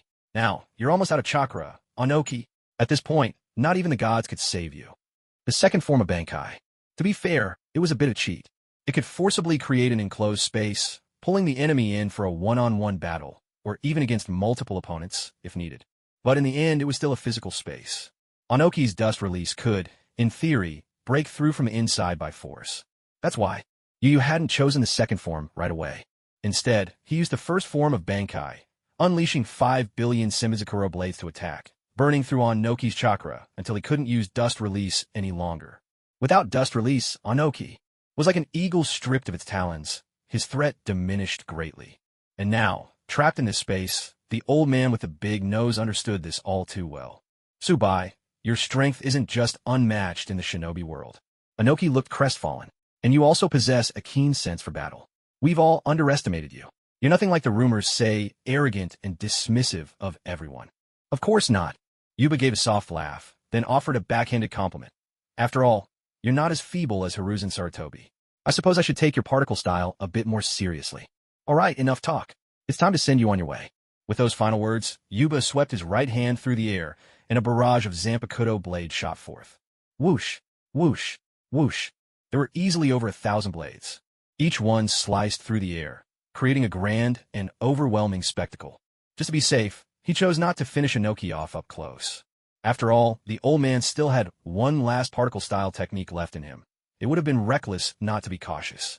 Yet, Inoki let the blades come at him without resistance. He didn't even form a single hand sign. It was as if he'd given up struggling altogether. Hundreds upon hundreds of blades rained down, just as they were about to pierce through Inoki's body. Suddenly, a dramatic turn, a flash of golden light streaked by. In the blink of an eye, Inoki's figure vanished from the spot. All the blades missed their mark, striking nothing but empty air. Where did he go? Yuba's brow furrowed as he scanned the space. He realized that Inoki's presence had completely disappeared from within the confines of the dimension. That could only mean one thing. The old man had been rescued. The Bankai space was extremely secure. There were only two ways to break free. First, to possess power on par with the wielder of the Zanpakuto and forcefully shatter it from within or without. Second, to use space-time ninjutsu to slip away from this dimension. But in the entire ninja world, there were only a handful who could use space-time ninjutsu. Aside from himself and Obito, there was only Konoha's Yellow Flash, Minato Namikaze. Well, let him run. The old man's particle style is a bit of a threat, but he's far too old. When it comes to potential, he can't hold a candle to Itai Mai. He released the Bankai space. And as he looked out into the now empty world, Yuba felt a twinge of irritation. Despite his annoyance, Yuba couldn't help but marvel. For short years, and Minato's Flying Thunder God technique has grown even faster. Impressive. I didn't even get a chance to cast my Binding Path Bankai Seal space. I can only hope our next fight will be a bit more interesting. Even among space-time ninjutsu, there are differences. Compared to Kimi, Obito's technique, Flying Thunder God is much faster at spatial jumps, though it requires a marker to teleport to specific points. Yuba's dimension had no such Flying Thunder God markers, so the only explanation was that Inoki already carried one on his person. It seems that in these past 4 years, Waya narrowed his eyes, murmuring, so the 5 great nations haven't been completely idle after all. Because I've killed several Kaga-level powerhouses in a row, even an old fox as cautious as Inoki had to compromise and send Minato to intervene in time. Is that it? But in truth, it didn't really matter. He wasn't some bloodthirsty killer. What he cared about, above all, were the system rewards. Shaking his head, he decided not to dwell on it any further. At that moment, a mechanical chime rang out in his mind. Ding, congratulations, host, side quest completed. Side quest, defeat the 3rd Tsuchikage, Inoki. Reward, unclaimed, Heido number 93, Heido number 94, Bakudo number 79, and plus 1,500 spiritual pressure experience. Oh, a full 1,500 points of spiritual pressure experience. Waya arched his brows in surprise. That's probably the highest reward out of all the Kaga-level powerhouses so far, isn't it? Not bad at all. After claiming his reward, he gently tapped his foot on the ground. A metallic resonance rang out. From the earth, a Fae popped up with a mischievous grin. Lord Waya, is there anything I can do for you? You again? Waya was perplexed. What's wrong with that? A Fae replied, equally puzzled. Waya could only sigh. Nothing. But don't think that just by following me around every day, I'll give you permission to eat poop. A Fae protested. I never ate your poop. Why not let me have it? A black line practically appeared on Waya's forehead. After all, he wasn't even human. As a unique spirit particle life form, would he even need to, well, you know? Still, a Fae's stubbornness never failed to rile him up. Looking at a Fae's obstinate face, Waya felt helpless inside. Obito, how on earth did you make it through the old days? First update. Worried everyone's waiting anxiously, so I'm posting it early. If you catch any typos, let Xiaoxin know. Much love. Everyone's a white Zetsu, after all. So why is a Fae the only one who's so peculiar? If being special was all, that'd be one thing. But couldn't he develop a hobby that was at least somewhat normal? Why was he so fixated on, well, poop? Waya truly couldn't figure it out. He looked at a Fae and asked, why are you so obsessed with poop? What special appeal does it have for you? How to put it? A Fae fell in a deep thought, then answered earnestly, honestly, I'm not sure myself. But if I use your human terms, I guess it's a kind of fetish? Like how some people like eating dirt or chewing on tree bark. But you're way too strange. Waya shook his head in disbelief and warned sternly, this isn't a quirk any normal person could accept. So don't even think about it. And don't try sneaking off to find Orochimaru for experiments. Either, never mind whether you can turn into a human. Even I have trouble figuring out what Orochimaru is really thinking. Do you honestly believe he'd be so generous as to help you? What he truly wants is probably to study you, the most unique white Zetsu of all. Don't come crying if you end up dissected on his table. A Fae jumped in fright. What? Really? Of course. If you don't believe me, go ahead and try it yourself. But don't blame me if you wind up dead. Yu replied coolly. On second thought, I'd better not. I knew he was up to no good. Fei muttered awkwardly, then quickly added a flattering remark. Good thing our leader is so wise and perceptive, seeing through Orochimaru's tricks in advance. Otherwise, your most loyal Fei would be lost to you. All right, enough already. Your flattery is painfully forced, Yu said, waving his hand in irritation. What's happening with Kirigakure, the village I told you to monitor? Has Yagura begun reforms to end the bloody mist yet? Fei answered honestly. The reforms have already started, just 5 days ago. What triggered it? Yu pressed. It all began a year ago, on the day of the Kirigakure Ninja Academy graduation exam. There was a kid who single-handedly slaughtered all the other examinees. Oh, what's the child's name? Momochi Zabuza. They call him the demon. I see. A sharp light flashed in Wu Yu's eyes. No wonder Yagura is pushing for reform. What exactly is the Bloody Mist policy? To put it simply, it's a cruel system that forces ninjas to kill each other, using survival of the fittest to select the strongest talents. But who could have predicted? During last year's graduation exam, one ninja massacred every single one of his peers. That shocking act sent tremors through the whole of Kirigakure. As ruthless as the policy was, there was an unspoken rule. At least a few students had to survive to graduate. But Momochi Zabuza broke that rule, leaving only himself standing. On that very day, the fourth Mizukage finally realized, no matter what, this village had to change.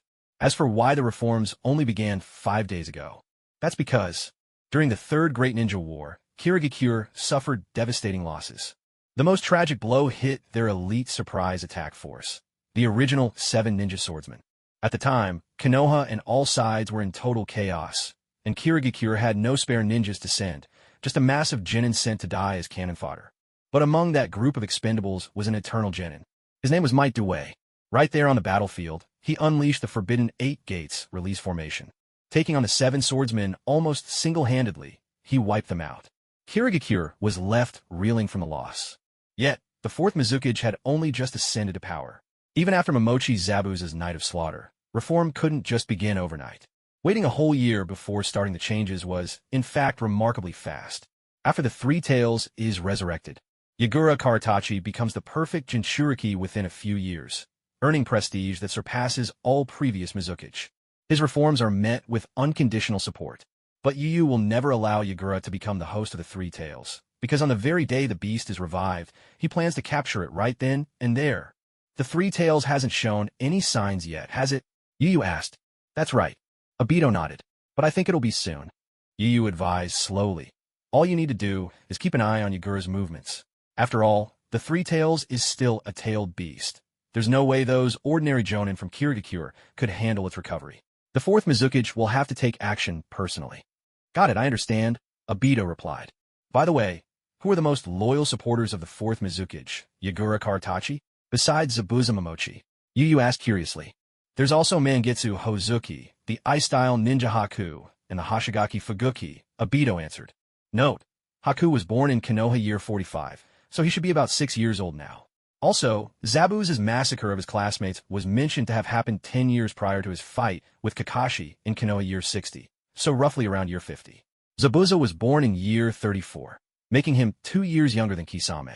As for Haku meeting Zabuza, that should be after year 51. If information is scarce, let's treat this as a new setting. Not bad at all. It's rare to see so much talent gathered in one place. Hearing this, Yu's eyes lit up. It'd be a waste not to take advantage of this. Let's go. To Kirigakure. I'll take out Hoshigaki Fuguki, hand the big sword Samehada over to Kisame, and recruit everyone else into our organization.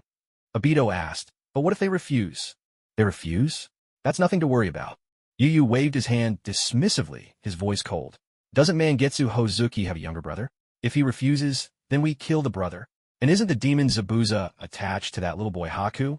I'll kill him too, and see if they're still unwilling to join us. Huh, isn't that a bit too cruel? Obito scratched his head. Yu rolled his eyes at him. Are you stupid? We're Akatsuki. We're the villains. Isn't cruelty just par for the course? Obito was stunned. We're villains, so isn't being ruthless expected? Now that he thought about it, Yu made a lot of sense. Obito found himself unable to argue. Time to move, Yu announced. With a slicing sound, he drew a single hand through the air, tearing open a rift in space. Grabbing Obito by the collar, he stepped inside. Land of Fire. Deep in the forest along the southwestern border. On an unremarkable tree, a technique mark glowed, blade of shinobi love. Suddenly, a flash of golden light. Two somewhat battered figures appeared out of thin air. One was Inoki, and the other, of course, was Minato Namikaze, the fourth Hokage. The old man with the large nose looked battered, his clothes torn and his former dignity long gone.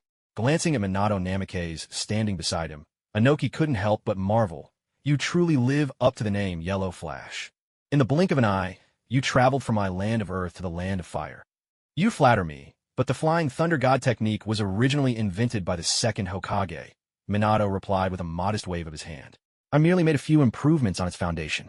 The humility of the fourth Hokage caught Inoki's attention. To be honest, though both of them were Kage, they had never really interacted before. He had only heard bits and pieces about Minato Namikaze's character.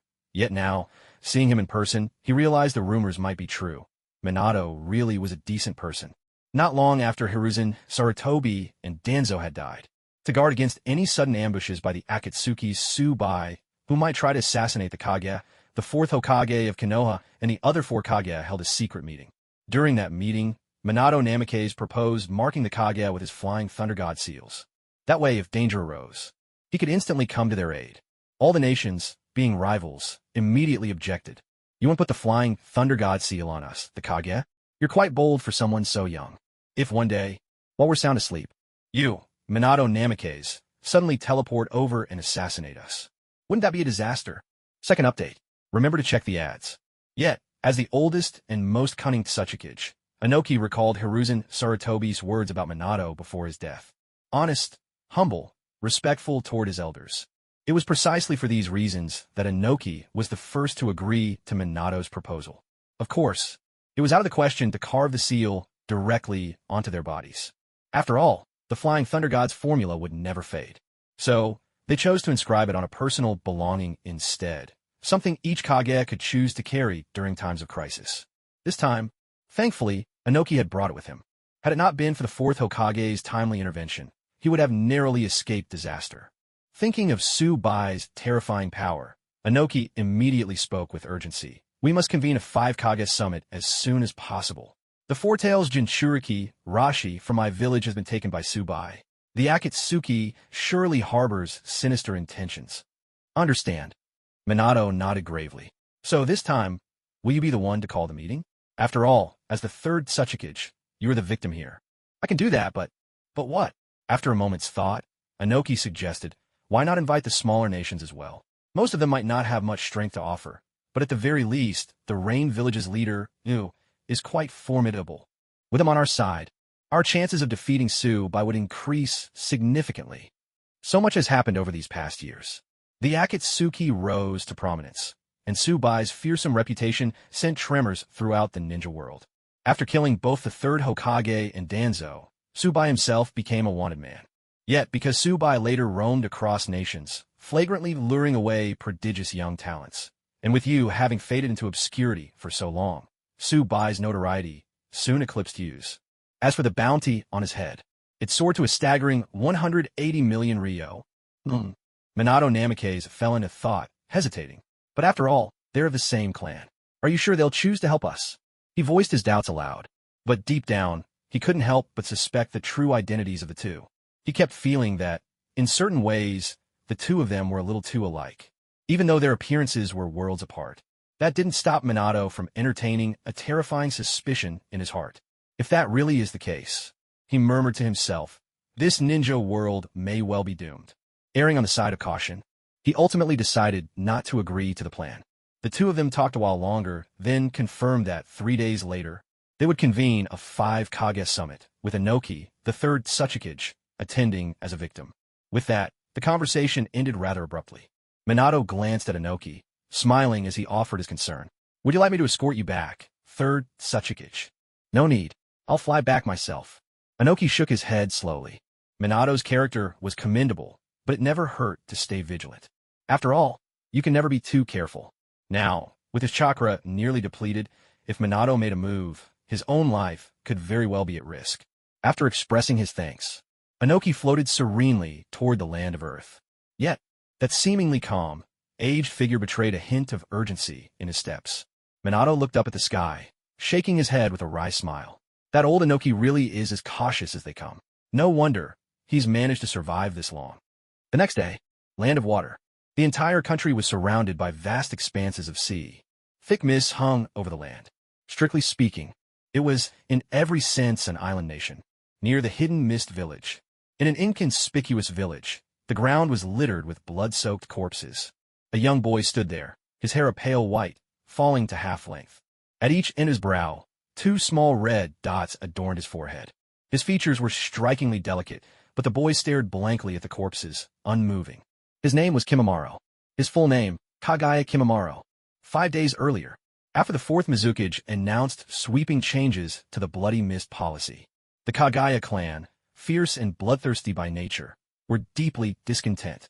They made a strong protest against Yagura, insisting that the war with the Leaf should continue. When Yagura rejected their demands, they abruptly changed their target.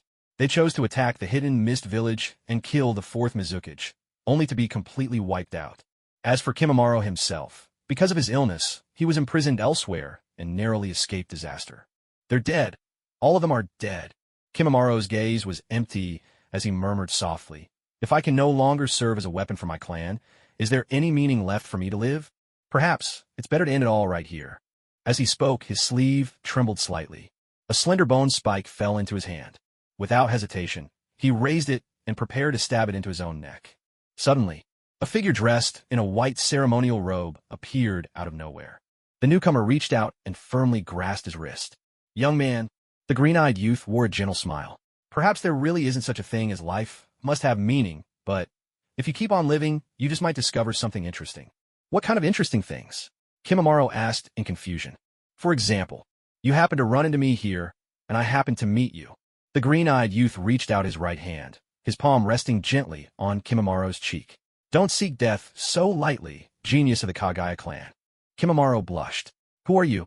"I am you, the current leader of the Hidden Rain village."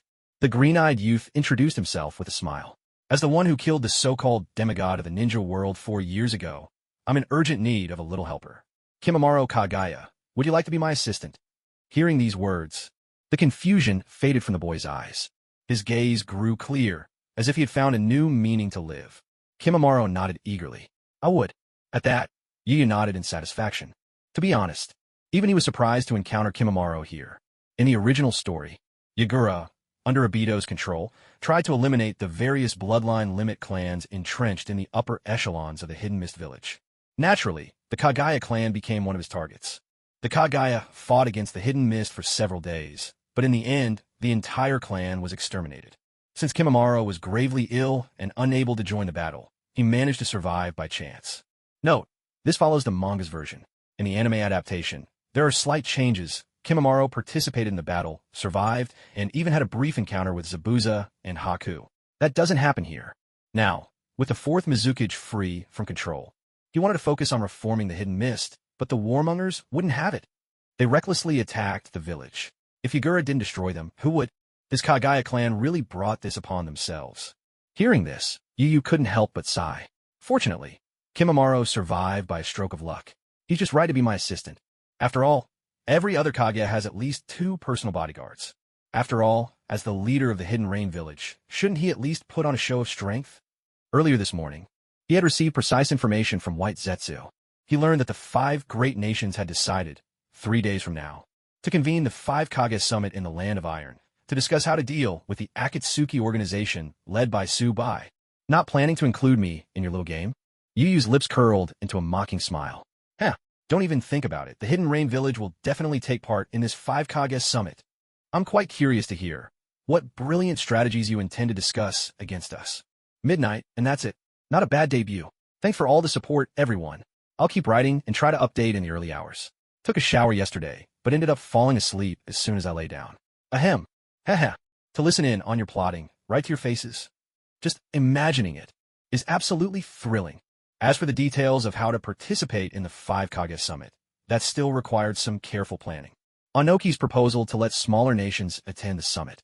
Yu's eyes narrowed thoughtfully, and yet Minato Namikaze vetoed it. As expected, he's sharp. Even though we only met once, and I was masked with a black cloak, he still managed to spot the flaw. But in fact, it didn't really matter. Minato Namikaze had no real evidence. he was probably just going on intuition. And even if he did figure something out, so what? Would he dare to expose it? If he did, Yu Yu would simply flip the table. He'd kill all 5 Kage on the spot, then wipe out the 5 great nations. And if he didn't dare, then Yu could just continue to toy with everyone in this shinobi world for a while longer. That's the confidence that comes from overwhelming power. Just then, Toby appeared beside him, pulling a wanted poster from behind his back. Wanted poster. Nim, Subai. Age, over 100 years old, approximately. Abilities, Senbenzakura, a ninja blade, sealless secret techniques, space-time, ninjutsu. Bounty, 180 million Ryo. Description, appears to be around 17 or 18, hails from the Warring States era's Sioux clan, along with Yu, leader of the Hidden Rain Village. Possesses the secrets of eternal youth and immortality. 4 years ago, this individual invaded the Hidden Leaf Village, killed both the 3rd Hokage and Danzo Shimura, and escaped unscathed. Extremely dangerous. Yu-kun, the bounty on your Akatsuki leader Su by has already far surpassed mine. Toby stared at the information in awe. Wow, a whopping 180 million Ryo. If only they were paid out in rainbow-colored poop. Toby, shut up. At that, Yu rolled his eyes. Humans don't produce rainbow-colored poop. What do you think we are, unicorns? But when people have diarrhea, the colors sometimes, Toby blurted out. Shhhhk. Yu drew his Zanpakuto. The blade fell on Ah-Fei's neck, a flash of cold steel glinting in the air. Gulp. Sumimasen, I'm Sora. Ah-Fei's throat bobbed as he swallowed, immediately surrendering. I was just possessed by, well, poop, by accident. Please, Lord Yu, have mercy. Your most loyal subordinate. Ah-Fei really doesn't want to die like a dog right now. A dark vein twitched across Yu Yu's forehead. This guy Fei, he was completely out of control. Other members of the organization might act up every now and then, but none dared to test Yu Yu's patience. But this one, he'd love nothing more than talk about poop with you every single day. And each time, his jokes got even more outrageous. Yet as soon as Yu Yu got angry, Ah-Fei would back down without a second thought. Not that it mattered. He'd dare to do it again next time, without the slightest hesitation. Yu Yu shot him a glance, then sheathed his Zanpakuto and ordered, take Kimimaro back to the village. I'm heading to Kirigakure to deal with Suigetsu's predecessor, the Hozuki Fuguki. Then, while I'm at it, I'll, recruit Zabuza Momochi, Mangetsu Hozuki, and the others. Oh, come on. That's outright kidnapping, isn't it? Over the years, your talent for abducting kids has skyrocketed. You're practically the founding father of ninja kidnappers. Ah-Fei salute you as. Ah-Fei couldn't help but start to complain. The very next instant, Yu Yu Zanpakuto came crashing down. Boom! The ground split apart into 4 or 5 jagged pieces. But by then, Ah-Fei had already vanished. No one knew when he'd slipped underground. He popped back up beside Kimimaro, showering Yu Yu with flattery. Ah, truly, Lord Yu, what power! Not even Lady Tsunade's monstrous strength could compare. Thank you, Lord Yu Yu, for sparing my life. Well then, Kimimaro and I will make ourselves scarce. See you around. With that, Ah-Fei whisked Kimimaro away, disappearing in a flash. Yu Yu watched them leave, feeling a wave of relief. He stomped his foot, summoning another ordinary white Zetsu. The white Zetsu looked up with a fawning smile. Lord Yu, we've located Hozuki Fuguki, Zabuza Momochi, and the others. Take me to them. Yu Yu commanded. At once. White Zetsu nodded respectfully. No more words were wasted. The two set off straight for their destination. Kirigakure. Inside an unremarkable building. In the meeting hall, on the seat of honor, sat an enormous, rotund man with a mane of orange hair flowing down to his waist. His teeth were razor-sharp, and thick bandages were wrapped around his neck. Green stripes were painted across his cheeks. There was no doubt. This was the former wielder of Samahata, Hozuki Fuguki. 3 more chairs were arranged around him. Seated in them were Zabuza Momochi, Mangetsu Hozuki, and Amuri Ringo. The reform is about to begin. The pufferfish demon of the watermelon mountain grinned wide, bursting into hearty laughter. The 4th Mizukage will surely succeed, and we will be hailed as heroes of the hidden mist. Someday, even in death, our names will be recorded in the annals of mist history as legends. That's right, our land of water needs to change at last. Hozuki Mangetsu narrowed his eyes, a hint of excitement gleaming within. The bloody mist policy will be brought to an end, and those opposition factions will be tossed into the dustbin of history. Fortunately, Zabuza killed all the other candidates in the graduation exam, snapping our 4th Mizukage to his senses. Otherwise, our land of water might have been booted out of the 5 great nations altogether. As they spoke, their gazes turned to Zabuza. They bowed their heads slightly, gratitude in their eyes. Zabuza, you've worked hard. It was my duty. Zabuza offered no more words, simply giving a heavy nod. Just as their conversation reached its peak of excitement, suddenly, a jagged tear of pitch black split the air. A young man in a cloak patterned with red clouds stepped out, surveying the scene with a single sweep of his eyes. Well, what are the odds? Everyone's here. How convenient. I won't have to waste my time chasing you down. Yu greeted them with a smile. You're the leader of the Akatsuki, Tsubai. What are you doing here? Their expressions changed in an instant. Cold sweat broke out as every one of them tensed, as if facing a deadly enemy. Oh, you all know me. Yu's face remained calm, his satisfaction evident. In that case, no need to waste time on introductions. As for my purpose, in a flash, Yu vanished. With a single step, he was suddenly standing before the pufferfish demon. The pufferfish demon's face twisted in terror, the hair on his arms standing on end. Ninja art. But Yu gave him no chance. With a gentle, sideways sweep of his Zanpakuto, a wet thud, a head flew into the air, blood gushed, and the corpse collapsed to the ground. Did you really think I'd let you get off a jutsu? Yu curled his lip, muttering inwardly. A bit player needs to know his place. Did you really think you were a protagonist? If I didn't dispose of you instantly, it'd be an insult to my reputation. Nearly 200 million strong. Silence. The entire hall was plunged into an uncanny stillness at the sight. Just a single, casual swing, and the pufferfish demon was dead? They all knew the Akatsuki's leader was reputed to be the strongest in the shinobi world, but none of them had expected such overwhelming power. He was the first of the 7 ninja swordsmen, the wielder of the great blade Samahata, and now he was gone, just like that. After dispatching the pufferfish demon, Yu bent down and picked up the massive Samahata blade from where it lay. Then, facing the 3 before him, Yu offered a warm, gentle smile. Please, everyone, don't panic. Taking down that giant watermelon was just a sideshow. My true purpose in coming to Kirigakure is to invite you to join the Akatsuki. A friendly reminder. This is a formal invitation from the acting leader of Akatsuki, Tsubai. I hope you'll recognize this honor and not turn it away lightly. First update. If you spot any typos, let Q Xiaoxin know. There are now 79 readers who've sent gifts. Only 21 more to go before I can set up special titles for everyone. Just tap those free gifts, no cost, just watch an ad and you're good. Much love, Red Heart. Upon hearing all this, Zabuza and the others didn't feel even a hint of relief. In fact, their tension only grew. A personal invitation from the leader of Akatsuki? They were flattered, overwhelmed, even but above all, anxious. To be honest, Kirigakure was undergoing reforms, and they wanted to be part of that change. They weren't keen on leaving the village behind, but if they refused to join, would Tsubai kill them? Mangetsu Hozuki spoke up, a little uneasy. May I ask, if we refuse to join the Akatsuki, would you kill us? No, Yu replied with a smile, but I would kill your younger brother. What? Mangetsu's voice faltered. But he's only a year old. Someone of your stature. Could you really bring yourself to kill a baby? He's just 1 year old?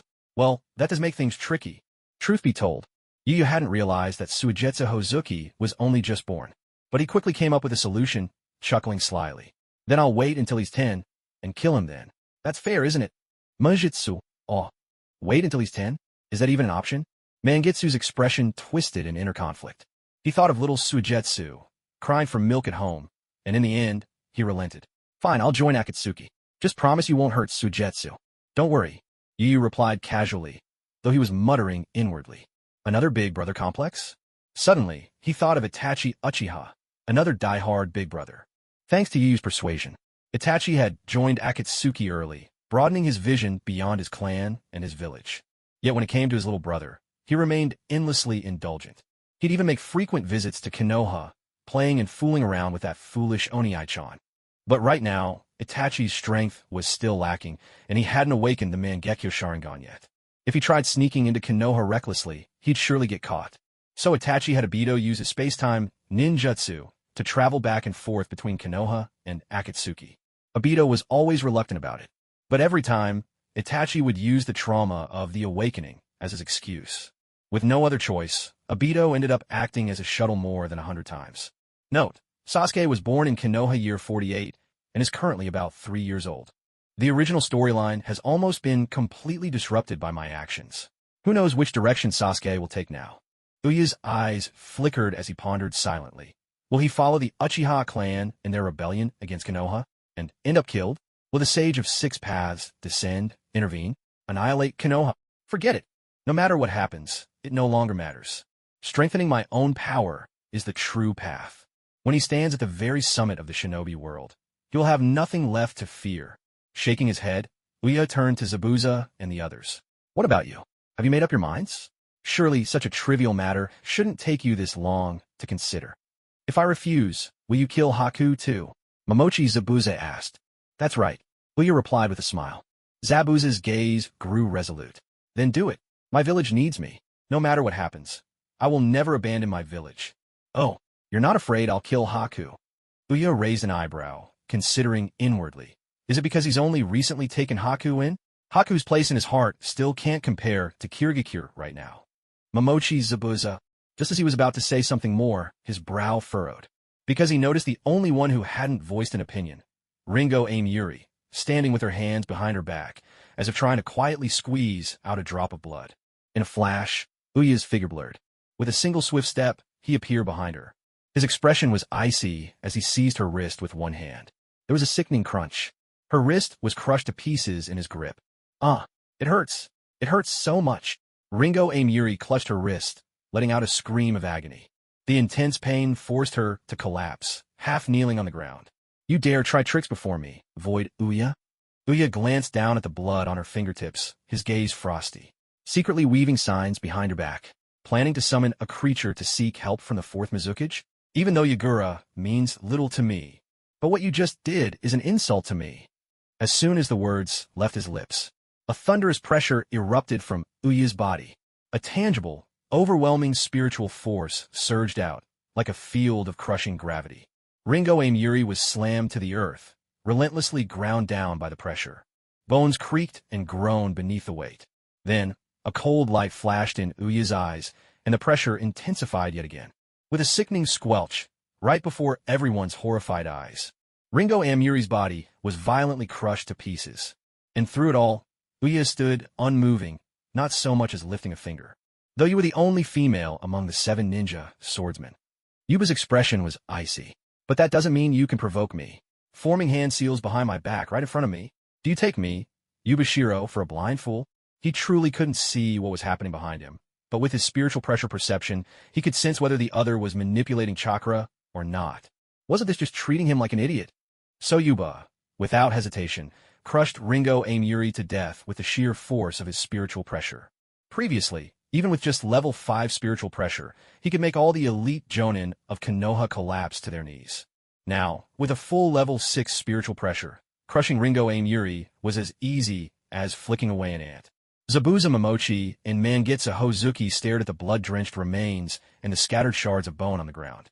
A cold terror seized their hearts. Even for seasoned killers like them, this scene was utterly horrifying. But at the same time, it was their first time witnessing the true terror of the Akatsuki leader. I'm running out of patience, Yuba said coldly. Mr. Zabuza, you have 3 seconds to answer. Do you accept or refuse? His narrow eyes radiated a chilling threat. If you refuse, then both you and that little brat Haku, your lives end right here. Each word struck Zabuza's heart like a hammer. Sweat beaded down his forehead as 3 seconds ticked by, and he prepared to speak. Suddenly, a clear, commanding voice rang out. The mighty leader of Akatsuki, forcing a weakling into submission? Isn't that disgraceful for someone of your power? Yuba didn't even look over, just smirked with disdain. What good is honor among the strong? My strength surpasses his. If he refuses to join me, why should I keep him around? As for you, Yagura, you actually dare confront me face to face? I was too lazy to come looking for you, but here you are, offering yourself up. Do you really think you can act with impunity here in the Hidden Mist Village? Outside the house, Yagura's proud voice echoed. Of course I know what I'm facing. 4 years ago, you invaded Konoha and killed Hiruzen, Sarutobi, and Danzo in cold blood. Your power now must be far greater than before. But as the Mizukage, I will never abandon anyone from my village, even if it means facing death. Water style. Hidden Mist Jutsu. Suddenly, a thick mist rolled out, blanketing the area. In an instant, Yuba's vision was obscured, and Zabuza and Mangetsu seized the chance to escape. Surprisingly, Yuba didn't move to stop them. Very well. You have guts. In that case, Yuba's gaze turned frosty as he looked toward the faint silhouette of the young man in the mist. Today shall be the day you, Yagura, the fourth Mizukage, meet your end. Second update. Seeing readers urging me on, I'm releasing this chapter ahead of schedule. As you may have noticed, apart from the beginning and the character settings, almost everything that follows is original. It's truly a mental grind. I'm feeling a bit stuck in the writing process, especially now, as the story nears its climax. After this arc, the 5 Kage Summit is up next, and it needs careful planning. After all, that's going to be a major turning point. It's really tough. My brain feels like it's about to explode. I'll grab a late lunch, then get back to writing. Don't call my chapters short. Just as the words left her mouth, Yuba took a step forward. In a flash, with a swift movement, she closed the distance, her Zanpakuto slicing through the air with a gentle swing. A sharp, slicing sound rang out. Kuju Yagura's body was cut clean in half at the waist. But in the very next moment, his form dissolved into a puddle of water on the ground. A water clone?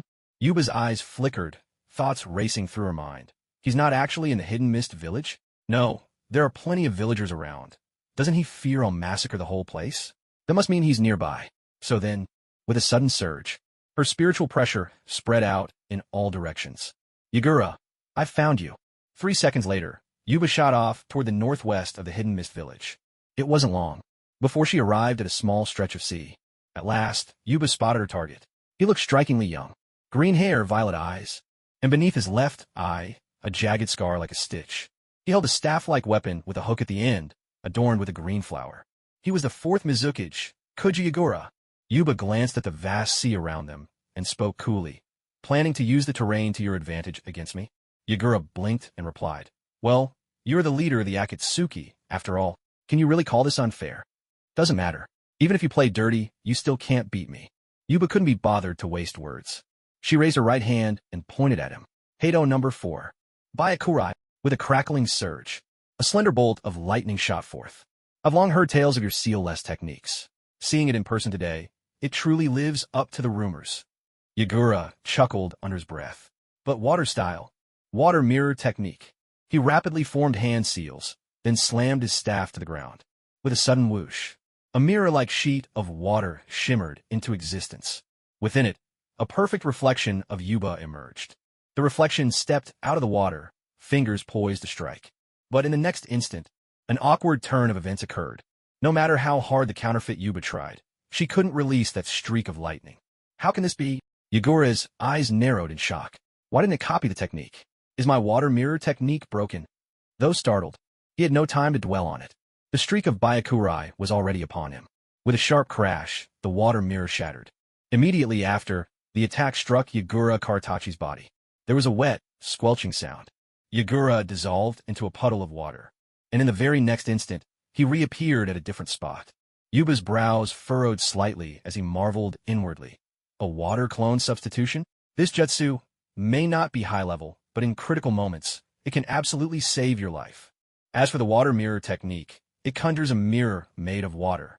From within that mirror steps out a person identical to the enemy, able to use the same ninja techniques as the opponent. Although the inner workings of this jutsu are a bit of a mystery, it likely has something to do with copying the opponent's chakra flow and similar factors. However, Yuba wasn't using chakra at all, so naturally, there was nothing for the technique to replicate. That was close. Good thing I used the water clone, just in time to dodge. Yagura patted his chest, surprised. Too bad the water mirror technique failed to copy him. Looks like this move won't work against his hand-sign-free secret techniques. I'll have to try something else. A flicker of determination crossed his face as he rapidly formed hand signs. Water style, water barrage. Yagura lifted both hands, launching a volley of water bullets. Yuba remained calm, his Zanpakuto slicing through the air with a few swift swings. The water bullets burst apart with ease. It seemed Yagura had anticipated this. He channeled chakra into his massive iron staff. In a flash, he darted forward with the body flicker technique. Raising his hefty staff, he brought it down hard toward Yuba's head. Water style, water blade slash. Yuba lifted his blade, blocking the attack without effort. A metallic clang rang out. Yuba's brows knit in mild confusion. Is this all you've got? Don't you have any stronger water style jutsu? If not, you probably won't even force me to use my Bankai. And you call that move water blade slash? Looks more like water big stick to me. He had already expected Yagura to be weak, especially without a tailed beast His combat strength had plummeted. But still, to be this feeble? The fourth Mizukage, unable to unleash a single powerful jutsu? That seemed utterly unthinkable. What do you mean, water big stick? It's water blade slash. Yagura's face flushed with indignation. Who says I don't have powerful jutsu? Watch this. Water style. Water. Razor. Blade. Yagura opened his mouth and spat out a thin, razor-sharp stream of water. The speed was astonishing. In the blink of an eye, it shot straight at Yuba's face. Oh, that's almost like the second Mizukage's water-severing wave. But it's still not enough. Yuba glanced at him with new interest, then murmured, "Scatter, Senbenzakua." There was a soft, slicing sound. The Zanpakuto in his hand expanded, unleashing 50,000 blades in a sweeping torrent. They transformed into a thick, impenetrable wall, rising up to block the way ahead. A thunderous rumble echoed, again and again, as the surging water relentlessly forced back the countless cherry blossom blades. At last, when only a few thousand blades remained, the water-severing blade came to a halt. Even the water-severing blade had no effect. Seeing this, Yagura Kokitsu felt a surge of dread within. He quickly widened the distance, keeping a safe space between himself and Yuba. Yuba narrowed his eyes, his expression dismissive and cold. Shadow or not, your strength ends here. Whether it's Hiruzen, Sarutobi, or Inoki, you pale in comparison. It's about time to bring this to an end. Before his words had fully faded, Yuba pointed with both hands, sending a barrage of blades surging forth. A piercing rush filled the air as thousands of cherry blossom blades shot toward their mark. Yet Yagura Kokitsu remained calm, a faint smile playing at the corner of his lips. I know I can't measure up to those two. Your strength truly lives up to the legend. But what if there are two Kage? Even if we can't defeat you, we can still retreat with ease. As he spoke, he reached up, aiming for the great iron staff above him. But to his shock, after fumbling for a while, he found nothing. Yagura Kokitsu looked up, utterly bewildered. Where's my little flower? Who took my little flower? Originally, the green floral ornament on top of the iron staff had vanished without a trace. That little flower had always been nothing more than a simple decoration, devoid of any mysterious power. But the key was inscribed upon it was the fourth Hokage's flying thunder god seal. At that moment, a soft, amused chuckle drifted from across the way. Are you looking for this? Yuba raised his hand, and in his palm lay a small green flower. Between its petals, a sealing formula was etched, the blade of shinobi love. Yagura Kokitsu, was dumbfounded. How did you discover it? I used to think Minato Namikaze had marked you with the flying thunder god seal, but later I realized that couldn't be right. The seal can never be erased. Even if my presence has forced you all into alliance, the 5 great nations, once bitter enemies, would never allow Konoha's Kage to tamper with their bodies. That leaves only one explanation. You all carry items marked with the flying thunder god seal. Yuba's words rang out coolly, his gaze icy. You think I've spent all this time toying with you just to test your strength, Yagura? Completely wrong. I did it to strip away your hope of escape. When I Subai, say I'll kill you today, you'll die. Even if the Sage of 6 Paths himself descends, he couldn't save you. As soon as he finished, Yuba swept his arm through the air. With a sharp, slicing sound, more than 50,000 blades tore through the sky. And in an instant, the warehouse of Gokitsu was about to be swallowed whole. Gokitsu Yagura turned pale with shock. This is the end. Water release. He was just about to perform a water release technique. Suddenly, a dramatic turn of events erupted.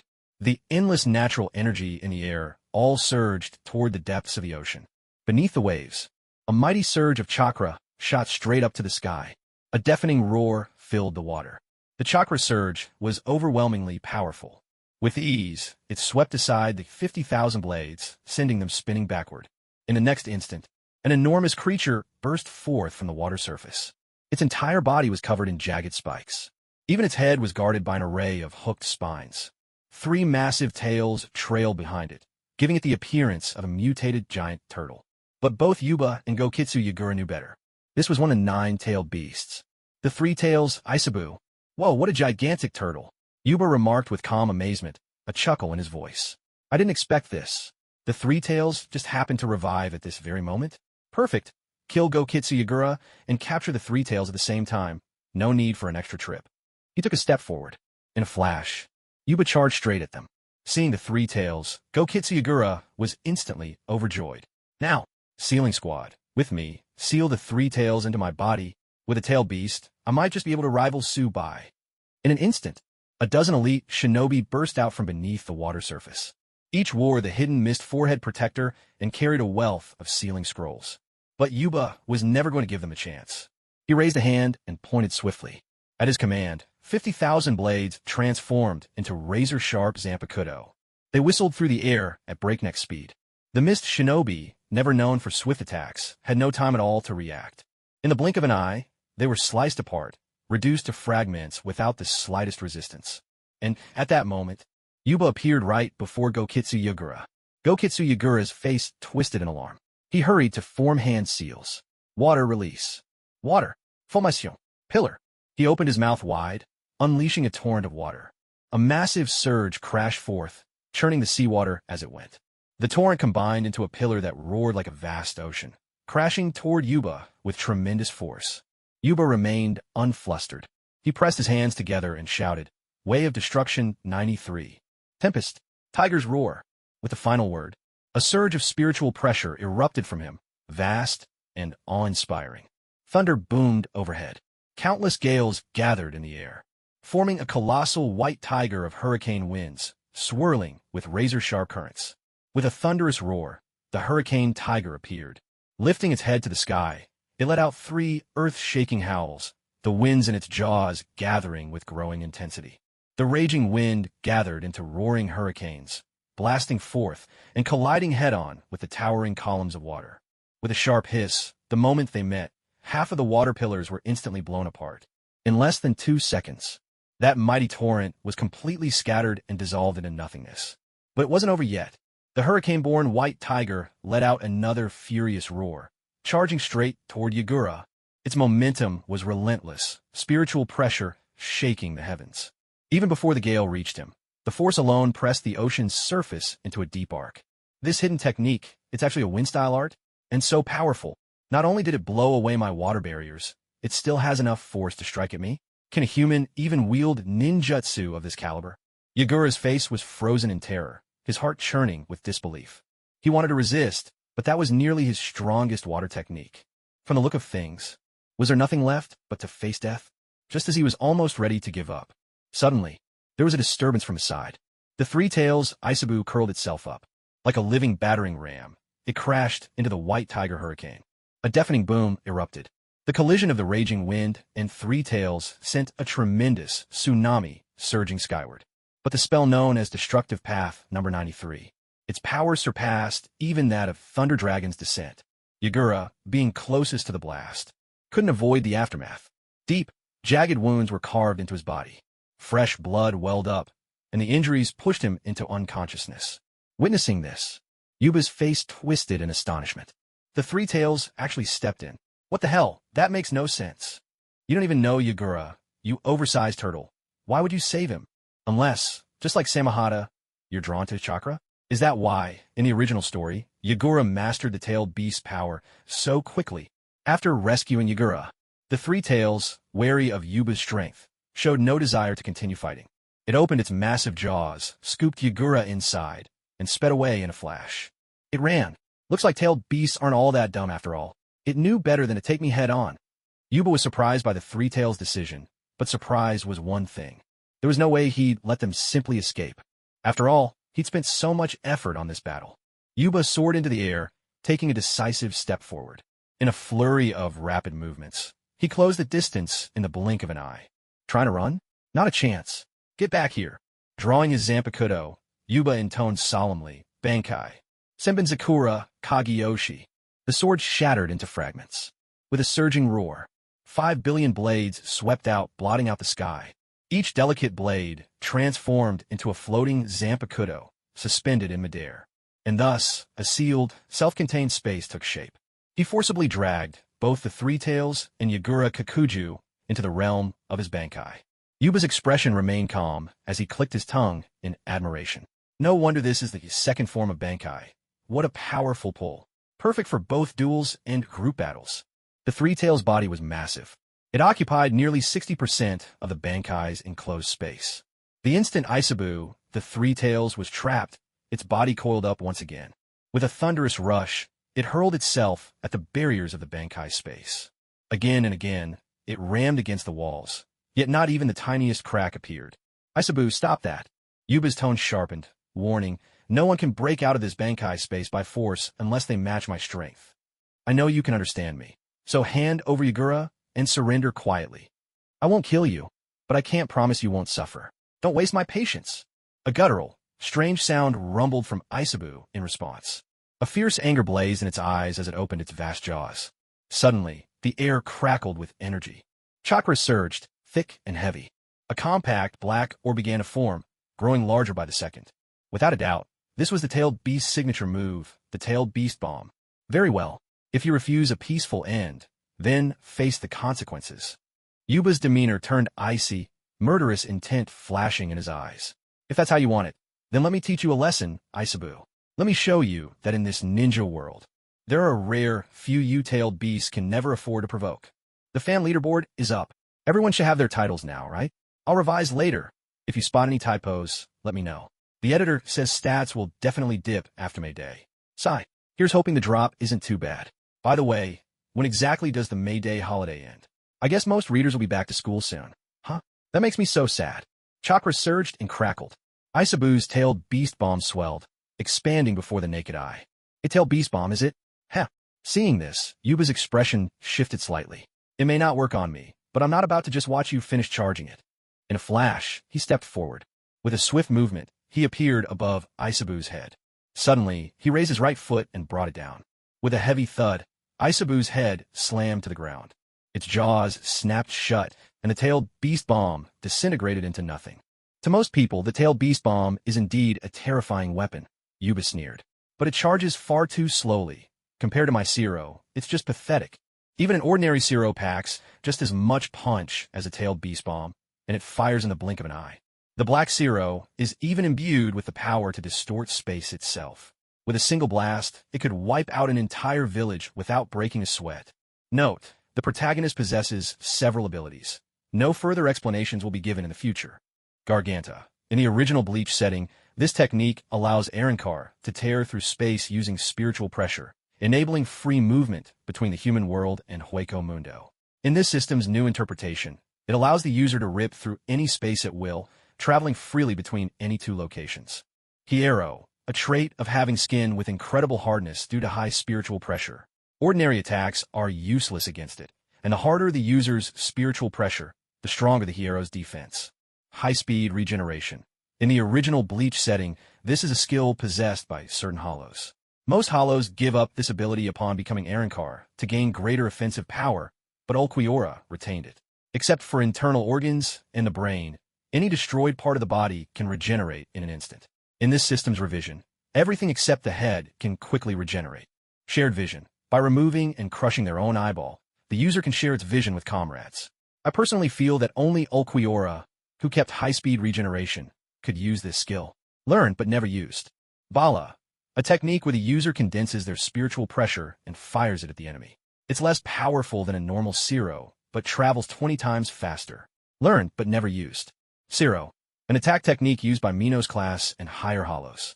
The user concentrates their spiritual pressure and unleashes it instantly, causing massive destruction. Sonido. The advanced movement technique of Arrancar, faster than a Soul Reaper's Shuinpa, and able to evade detection. Even among the Espada, few have mastered it. In the original, Ichigo once used it. Not yet learned. Will appear later.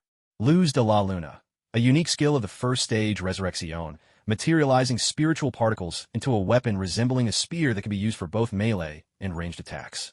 It is exceptionally fast, and was the move that instantly killed Hanzo at the beginning. Black Zero. In the original Bleach, this is the King's Zero, which only Espada in their release state can use, also called Black Zero, with immense power and range. In this system's new version, it is further enhanced with the power to distort space. Lanza del Relámpago. A unique skill of the second stage Resurrección, materializing a spear of lightning in the user's hand. It can be used in close combat or thrown, with power and range vast enough to obliterate an entire nation in a single strike. Not yet learned. Will appear later. Seeing its tailed beast ball interrupted. The three-tailed Isabu's eyes blazed with fury as it stared fixedly at you. Yu remained calm and indifferent, mocking with disdain. What are you looking at? Upset because I stopped your tail beast ball? Come on then, hit me if you can. A deep, guttural roar of rage echoed through the air. Upon hearing those words, Isabu, the Three Tails, threw back its head and let out a thunderous roar. Its massive paws shifted, and its hulking body charged straight at Yu Yu with force. Yet, Yu didn't even bother drawing his Zanpakuto. He simply countered with a single punch. Bang! The Three Tails took the blow head-on. Its entire body was sent tumbling backward, crashing hard against the very walls of the dimension. Dazed and reeling, Isabu began to doubt reality itself. This human is actually stronger than me. How could there be such a powerful ninja in this world? This is absurd, but for you, it was as effortless as flicking water from his hand. With each rise in spiritual pressure, his physical prowess soared to new heights. In terms of sheer strength, there was no one left in the shinobi world who could surpass him. Even Tsunade, famed for her monstrous strength, couldn't compare. While the Reikage power was a notch below Tsunade's, he could still easily suppress the Eight Tails. So, beating up the Three Tails? Wasn't that just like roughhousing with a little kid? Isabu refused to give in and charged once more.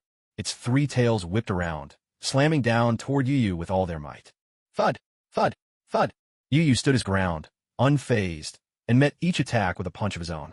Each tail was knocked aside by his fists, leaving them trembling with pain. Ah! Tears welled up in Isabu's eyes. That hurts! That really hurts! I'm so mad. If Sage of Six Paths were still around, I'd definitely complain to him. It opened its mouth, chakra swirling in a gathering storm. Crackling and hissing, a black sphere rapidly formed, pulsing with growing power as waves of energy radiated outward. You're really stubborn. Why do you refuse to believe in my strength? Yu Yu shook his head in disappointment. With a flash, he used Shuinpa, appearing beneath Isabu's head. Raising his right leg, he delivered another kick. The tailed beast bomb was once again forcibly interrupted. Seizing the moment, Yu Yu leapt onto Isabu's head and stomped down hard. Crunch! The armored shell atop Isabu shattered. Again and again, Yu Yu's kicks rained down, leaving the beast's head battered and bloodied. Several times, Isabu tried to fight back, but each time he was slapped back into submission. Why not just behave and watch from the sidelines? Isn't that better? Why are you trying to save Igura? Just because he looks like a cute little kid? Are you that bored? Is that it? Huh. With each line, Yu Yu delivered another kick. After several rounds, Isabu still showed no sign of surrender. Its jaws clamped shut, resolute. It seemed to be sending a message. Even if you beat me to death, I won't hand over Igura. Oh, still so stubborn, are you? Yu Yu looked a bit surprised. You really won't give in? You think I can't do anything about it? Then I'll just kill Igura right now. No one can stop me. With that, his figure vanished in a blur. Standing in the void, he spread his arms wide and shouted, Senbin Sakura, come to me. In an instant, tens of thousands of Zanpakuto shattered into fragments. 5 billion blades merged, transforming into two colossal hands that seemed to blot out the sky. One hand clamped onto the Three Tails' upper jaw, while the other seized its lower jaw. Open up! With a sudden burst of strength, Yu Yu's hands forced the massive mouth open, the Senbin Sakura hands making a thunderous, bone-rattling sound as they pried the jaws apart. He maintained his grip, keeping the jaws stretched wide. In a flash, he vanished, reappearing with a single Shuinpa. He stepped right into the mouth of the Three Tails. No sooner had he entered than he began scanning his surroundings. Where is he? Yu Yu frowned slightly. I remember he should have been right here in the mouth. Could it be? He's already been swallowed. Before he could say more, suddenly, a weak, hoarse voice sounded from not far away. Water style. Waterblade. A razor-sharp stream of water shot towards him. Composed, Yu pressed his hands together. Heido number 54. Waste. Flame. Ryuryoku gathered, and a massive orb of crimson fire blasted forth. The two attacks collided violently, neither fully canceling out the other. Before the clash resolved, Yu Yu flashed forward with Shuinpa, appearing directly before Yagura Karatachi. Yagura's expression changed drastically as chakra surged from his body. He hurried to form another hand sign, but Yu Yu was faster. His right hand shot out, clamping around Yagura's throat, his fingers tightening with ruthless force. Crack! The neck broke with a chilling snap. Terror was frozen on Yagura's face. His pupils dilated, and the color faded from his eyes. If I kept wasting time with you any longer, Yu Yu fixed his cold gaze on Yagura's corpse. I'd lose my edge as a villain. I said you die right now.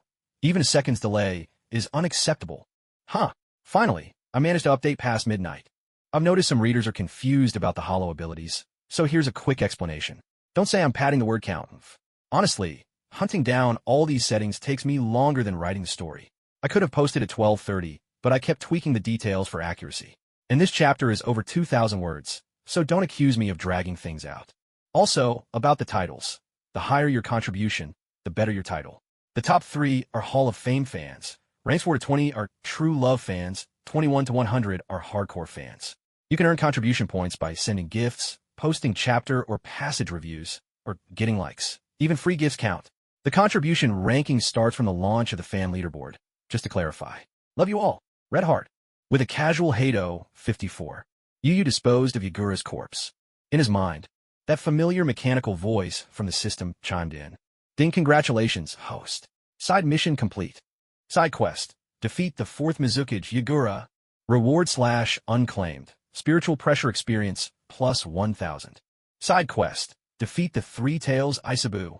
Reward/unclaimed. Spiritual pressure experience plus 1,200. Jiken Soul Pill. Yagura's only worth 1,000 points? And no extra reward either. Looking at the quest rewards, Wu couldn't help but mutter under his breath. As expected, he really is a pushover. Huh. The 3 Tails counts as defeated, too.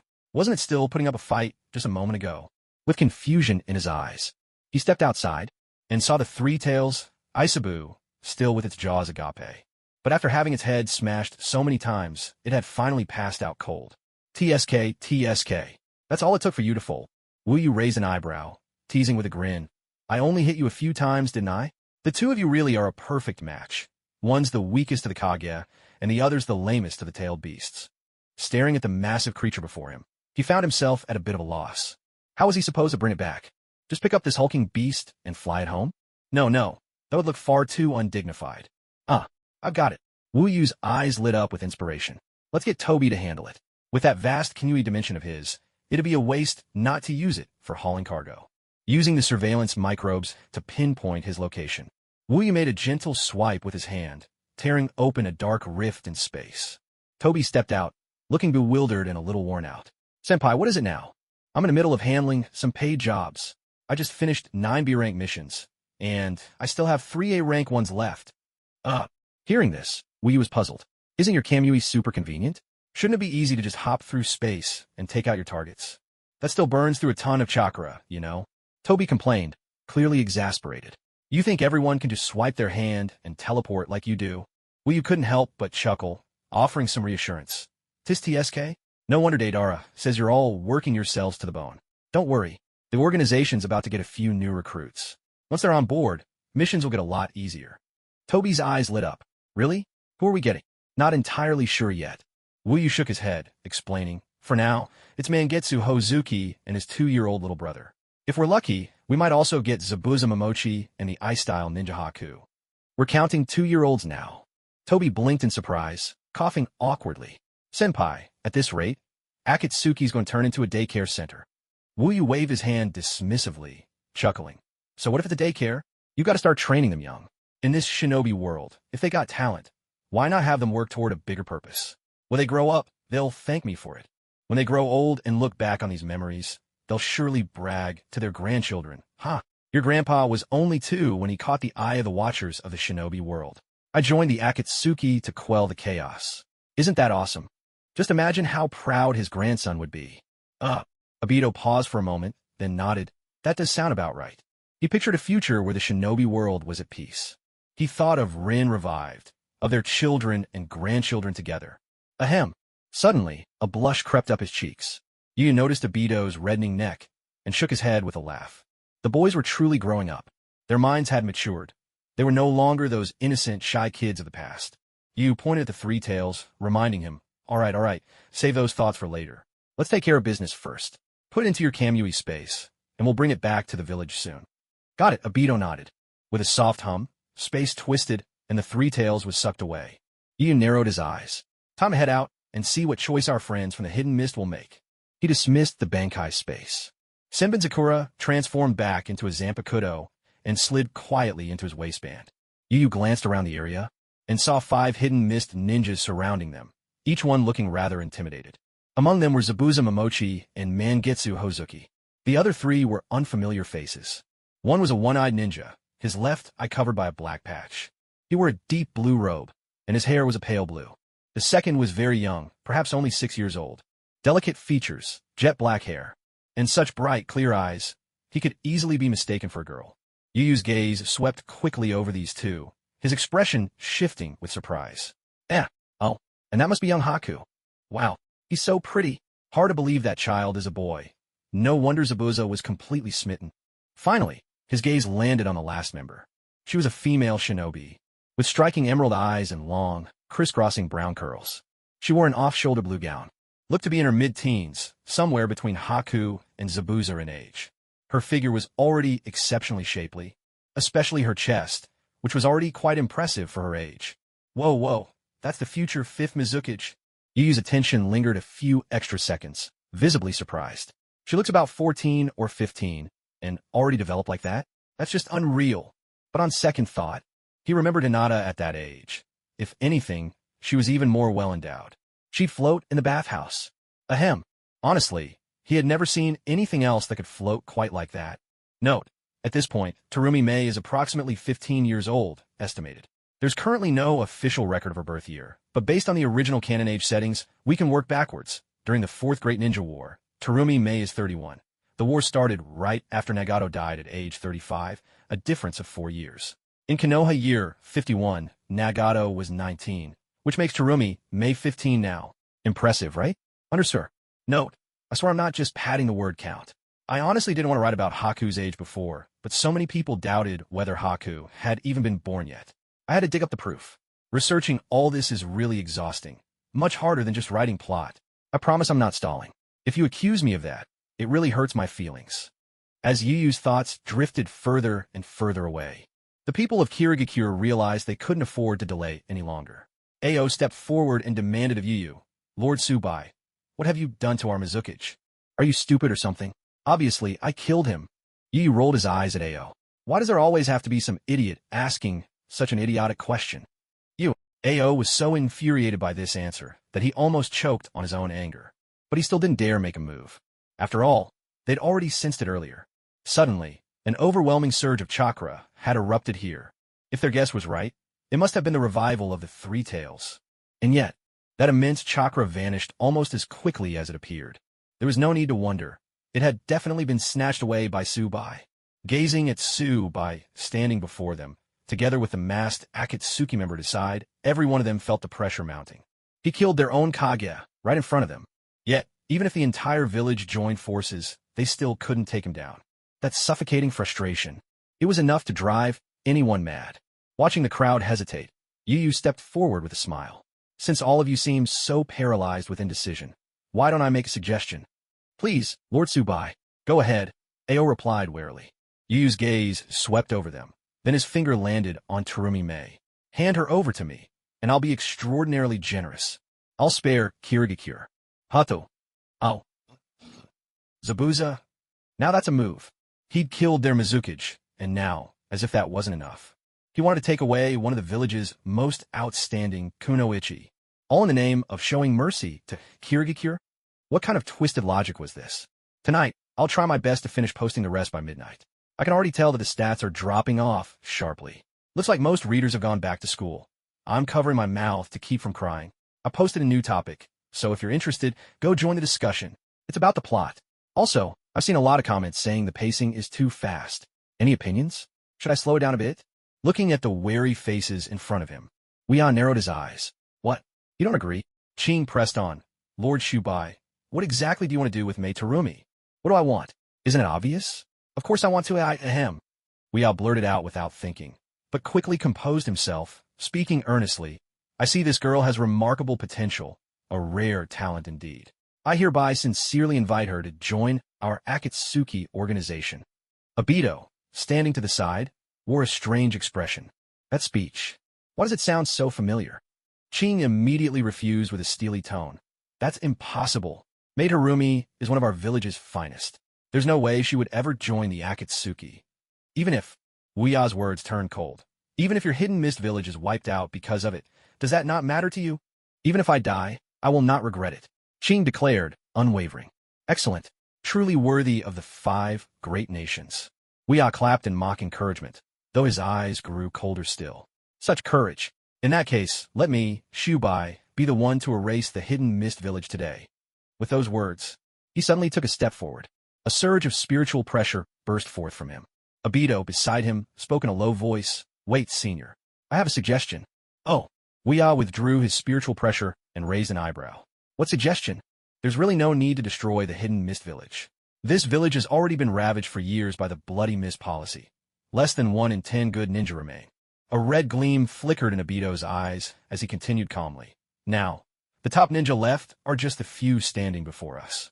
You certainly could wipe out the village by force, senior, but that would bring a lot of trouble later, like the combined retaliation of the 4 great nations. Weah scoffed, dismissive. Their combined assault means nothing. They're like grains of sand to me. Not even worth considering. Obito replied softly. Your strength surpasses all of the ninja world, senior, but Akatsuki's members aren't all like you. Many of them don't even have Kage-level power. If the 4 great nations send their united armies, things could get difficult for our people. That does make some sense. Weah pondered for a moment, then grumbled. But at the end of the day, it comes down to your lack of strength. If everyone in the organization was as strong as you, at the Super Kage level, why need to hold back at all? Obito coughed awkwardly. Well, there's nothing we can do about that. They all have great potential. They just need more time. Fine, you got a point. Weah nodded slightly, then casually glanced at the hidden mist group. But what about them? We can't just let them go, can we? This Chin guy has embarrassed me. I've got to teach him a lesson. Don't worry. Obito spoke slowly. Previously, Madara had me take control of Kirigakure, so I know this village very well. The 4th Mizukage, Yagura, has only just started his reforms, and his prestige isn't as great as people imagine. That's why the villagers aren't so deeply affected by his death. As for Zabuza and these younger shinobi, their main hope is for the village to change. Only Ao, who is from the old guard, is different. He's stubborn. But if we kill him, it's almost certain that people like Meitarumi will bear a grudge against us. So instead, I can simply use the Sharingan to quietly take control of him. Ao is a seasoned jonin. Are you sure you can handle him? Yu asked, a hint of concern in his voice. No problem at all. Over the past 4 years, I've nearly mastered every ability of the Sharingan. Obito replied, his expression full of confidence. The power of my 2 eyes is second to none. Aside from you, senior, and a handful of others, there's basically no one in the shinobi world who can resist my Jinjutsu. When the 4th Mizukage dies, control will naturally fall to someone like Ao, a veteran ninja. Once I have him under my control, and bring people like Zabuza Momochi, Haku, Mangitsu Hozuki, and Meitarumi into our fold, Kirigakure will be within Akatsuki's grasp. And once we control Kirigakure, it's almost as good as having the entire land of water in our hands. Yu smiled and said, controlling an entire nation, huh? That does sound appealing. Go on. Note, in the original work, after the 4th Mizukage's death, a nameless elder known as the Marshal took charge. As the Marshal aged, and Meitarumi, Ao, and Chojuro's faction rose to power, he eventually passed the title of 5th Mizukage to Meitarumi. Here, for the sake of clarity and narrative, the Marshal has been replaced with the well-known Jonin Ao. The reason for not killing Ao directly is because Ao serves as both assistant and mentor to Meitarumi. His death would certainly provoke her displeasure. Afterward, we can promote one of Zabuza's group as the next Mizukage, letting them become the 5th Mizukage. And with the 5 Kage Summit about to convene, Inoki and the others are getting ready to discuss their plans to deal with Akatsuki. Obito's voice came again. Senior, although you have the title of leader in Amagacure, you still have to oversee the organization. Even if you force your way into the 5 Kage Summit, you can't be everywhere at once. But with an insider as the Mizukage, things become much simpler.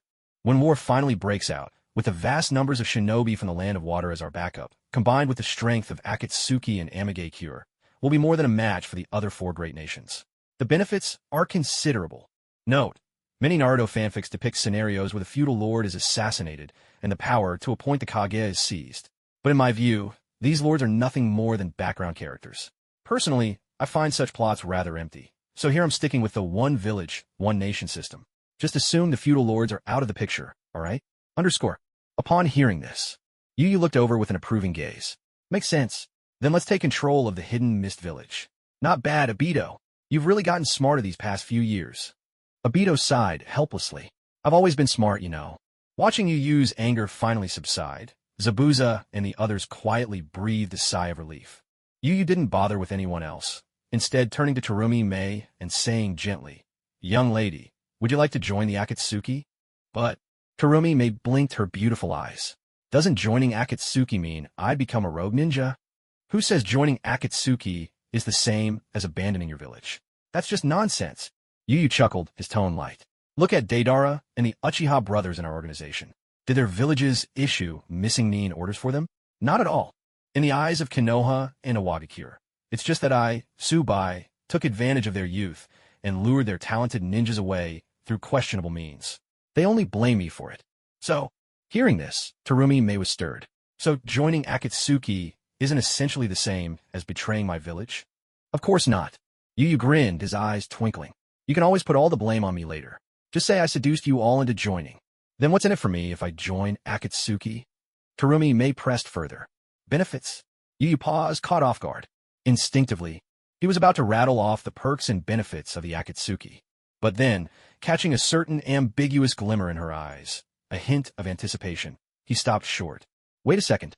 Could it be she's fallen for me at first sight? Tentatively, Yu Yu ventured. For example, you get to see me every day? The moment he said this, Terumi Mei nodded without hesitation. All right, I'm willing to join Akatsuki. Yu Yu was dumbfounded. Underscore, let's go with what everyone wants. Slow things down a bit and sprinkle in some daily comedy. Since I don't want to keep you waiting, I'm posting this first. Next chapter coming soon. Much love, Red Heart. She agreed just like that. He'd originally thought that winning over Terumi Mei would be a real challenge. But in the end, it only took one look. So it's true. Looks really her justice. TSK, as expected of me. Yu Yu stroked his own face, secretly marveling. No matter what world I'm in, this extraordinary handsomeness can still make beautiful girls swoon. Honestly, he'd just been overthinking it. The fourth Mizukage had only recently taken office, and it was just 5 days ago that he began his reforms. His personal prestige was only starting to build. In fact, the very first supporters of the fourth Mizukage were none other than Zabuza Momochi, Mangitsu Hozuki, and their ilk. It was only in the second wave of supporters that Mei Terumi and Ao came into the picture. Why wasn't Ao part of the first group? In his own view, it was because his seniority was simply too great. Among ninjas in the Hidden Mist Village, apart from the Kage, there were few with higher status than him. Yagura, in truth, was wary that such a seasoned veteran might sway the direction of his upcoming reforms, or even threaten his own position as Mizukage. Thus, he settled for the next best thing, letting Ao become a second-wave supporter. Furthermore, he trusted Ao enough to have him mentor promising young ninjas like Mei Terumi. This way, he could show the public that he trusted this veteran and avoid giving the impression that he was pushing Ao aside. It was a win-win situation. As for Mei Terumi, being among the second group of supporters, she had barely even met the fourth Mizukage a handful of times. Besides, joining the Akatsuki wouldn't affect her activities in the village. And with a heartthrob like Yu Yu on the team, why would she say no? As Mei Terumi reached out her delicate hand to shake Yu's, she said, shall we shake hands first? Litto Subai. But just then, Ao was about to step forward to stop her. Yu Yu narrowed his eyes slightly, murmuring under his breath, Bakudo number 10. Black curtain. In an instant, it seemed as if the sky had turned pitch black. Except for Ao, everyone Zabuza, Mangetsu, and the others stood frozen in place, eyes vacant. Ao's expression shifted, and he opened his mouth to speak. But Yu Yu seized the moment to glance behind him. Obito caught the cue. He stepped forward with a sudden movement, the Tomo and his crimson Sharingan spinning. Jinjutsu, Sharingan. A metallic hum echoed in the silence. In the blink of an eye, Ao felt his mind spin as if caught in a whirlwind. For a split second, he was dazed, then snapped back to normal. Yu Yu gave a mental command, and the darkness dissipated. The entire process was so swift, it was nearly imperceptible to the naked eye. Zabuza, Mangetsu, and the others looked perfectly normal, as if nothing out of the ordinary had happened. Yu Yu's eyes narrowed. Even with all of you watching, if I control Ao right in front of you, what can you do about it? Bakudo number 10, Black Curtain. A spell whose usefulness waxed and waned with the situation. Its purpose wasn't simply to shroud everything in darkness. Rather, it used his spiritual pressure to cast an illusion over his target's perception. The illusion would mimic exactly what had happened a moment before, but would last only half a second. In other words, they would never see you casting the spell, nor Obito's Sharingan at work. They would simply believe they were still in the previous instant. Note, Kido, advanced spiritual pressure spells that only those with the power of a Shinigami can use. Kido is divided into Heido, Bakudo, and Kaido. Heido is mainly for attack, Bakudo is for support and control, and Kaido is for healing and recovery. This basic understanding is enough. Note, Bakudo number 10 is the author's own creation, so don't nitpick. Watching Mei Terumi walk over, Yu gently took her delicate hand. Hello. Let me introduce myself again. I am the acting leader of the Akatsuki, Tsubai. Mei Terumi of Kirigakure, Jonin, she replied sweetly. Yu smiled and nodded. Welcome to the Akatsuki. Will the organization hold a welcome party for new members? Yes, we do, Yu replied with a nod. Will the leader attend? I will. Then I'd love to join the welcome party. Yu cleared his throat awkwardly. Ahem, that's good to hear. But I must tell you, our organization's welcome parties are a bit unconventional. I hope you won't be too surprised when the time comes. That's fine, Mei Terumi replied, paying no mind to his warning. Instead, she fixed her gaze on Yu. The form doesn't matter. What matters is that you'll be there. Yu was left speechless. What was with this intense, ambiguous atmosphere? Even with his thick skin, he found it hard to handle. He almost couldn't resist pulling his hand away. But unexpectedly, Mei Terumi tightened her grip, her fingers exploring up and down. A touch here, a stroke there. Yu was dumbfounded. What's going on? Isn't this getting a little handsy? Tsubai couldn't help but exclaim inwardly. Well, isn't this something? Who would have thought that at just 15, you'd be so bold? But if you want to get the upper hand on Tsubai... Huh, did you get my permission first? With that thought, he forcefully pulled his hand free. Yu circled around Mei Terumi and turned to Zabuza and Haku. Speaking seriously, Zabuza, Haku, didn't you both want to contribute to Kirigakure? Of course you can. I, Tsubai, never said that joining the Akatsuki means you can't serve your village. Kirigakure lacks talent, right? By joining the Akatsuki, you can use our organization's reputation to attract gifted young ninjas from all over the shinobi world, bringing outstanding talent back to your village. Isn't that killing two birds with one stone? And besides, our organization has prodigies from Konoha, Iwagakure, and even Yugakure. As fellow geniuses, don't you want to spar with them to push your limits? What are you hesitating for? There was a moment of silence. Zabuza took a deep breath, then said, All right, I'll join. Beside him, Haku spoke softly, Then I'll join too. Wherever Zabuza goes, I go. Excellent. A wise person knows how to seize the moment. Yuba clapped his hands together, his tone full of praise. In the future, you will never regret this decision. Instead, you'll be proud to join the Akatsuki. Trust me, before long, you will stand as witnesses to peace in the ninja world. Do you truly want peace in the ninja world? Terumi Mei asked in surprise. Of course I do. Yuba's eyes shone with conviction, his expression sincere. I Shubai never lie. Inoki believes that our Akatsuki's goal is to plunge the ninja world into endless chaos and war. He chuckled softly, a trace of disdain in his voice. They're far too short-sighted. Peace has always been born from war. A little infamy means nothing to me. For the sake of peace in the ninja world, I, Shubai, would gladly give my life without regret. A hush fell. Terumi Mei, Zabuza Momochi, and the others felt a tremor in their hearts.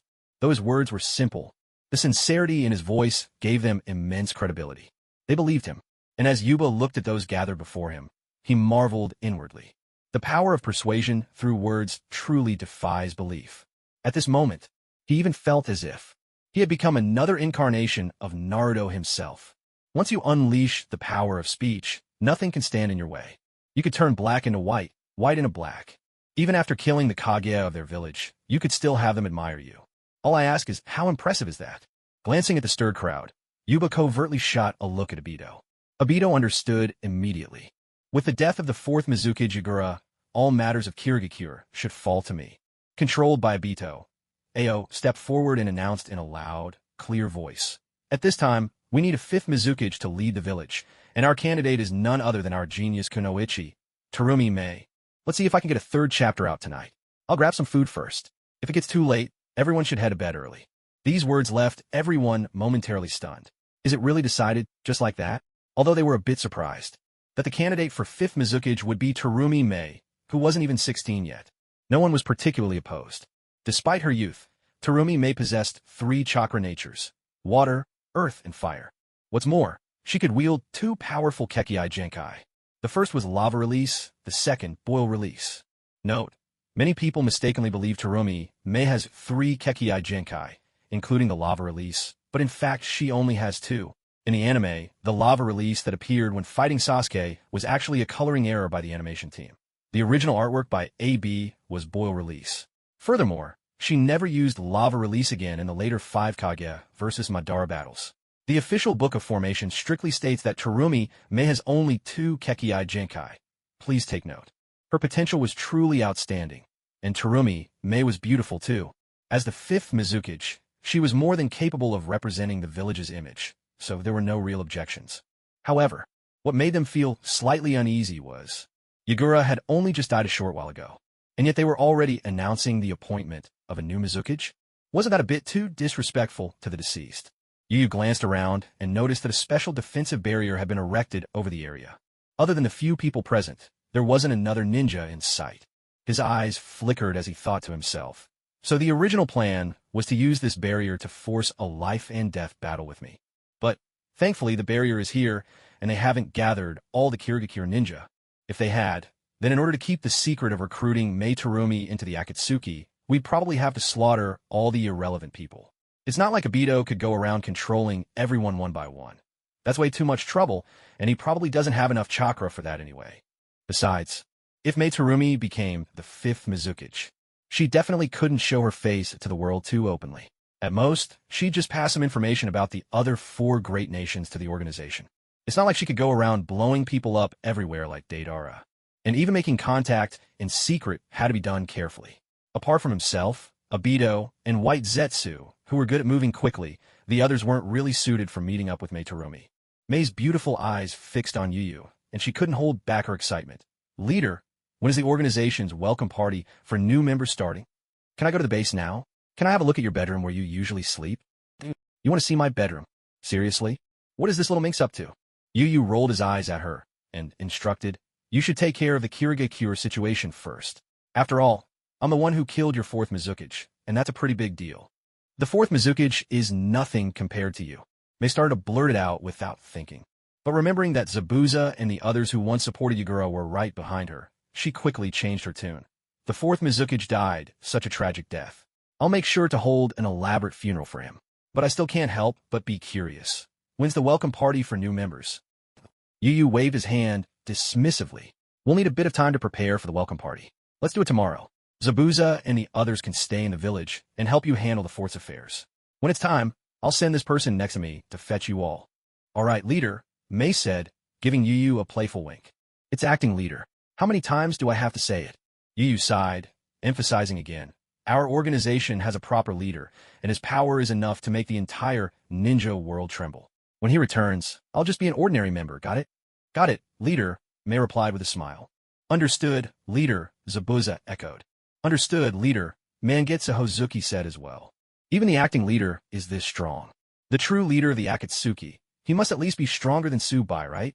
Someone whose power surpasses that of Hashirama Senju, the god of the shinobi? They simply couldn't believe such a person existed.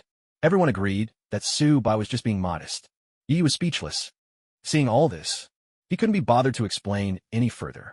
He tore open a rift in space and, without another word, pulled Obito in with him. Of course, even though they'd been swayed by his silver tongue, there were still new recruits, and there was always the risk of betrayal. So Yu had placed surveillance microbes on every single one of them. Oh, and Mei Terumi too. Amigakure, atop the tallest spire in the village. With a sudden rip, a pitch black seam tore open in the air. Yu and Obito stepped out, each wearing a different expression. No sooner had Obito emerged than he muttered quietly, Senpai, are you sure it's okay to mess with Nagato like that? What did I do? Yu replied with complete seriousness. Our organization really does have a legitimate leader. I'm just the acting leader. I wasn't lying. Senpai, you're technically right. At that, Obito sighed and rubbed his forehead helplessly. But they're going to assume that if there's a leader, he must be stronger than you. Yu huffed. If they want to jump to conclusions, what's that got to do with me? Nagato had fused with a high-grade version of Hashirama's cells. Plus, with the Rinnegan weighing nothing on his body, he was as strong as, well, maybe half a Hashirama at least. That kind of power was more than enough to make the shinobi world tremble. But if these guys insisted on letting their imaginations run wild, there was nothing he could do. For Nagato, the title leader of the organization was more symbolic than anything else. Even now, Yu was in all but name, the true leader of both Amigakure and the Akatsuki. But Nagato himself didn't care that much. He preferred the leader of Akatsuki, in name, to always be the deceased Yahiko. Yahiko's death was a wound Nagato could never forget. And Yu had always respected Nagato's wishes, constantly insisting he was only the acting leader, not that anyone believed him. He had little interest in titles. The original plan, after all, was to push Nagato to the top.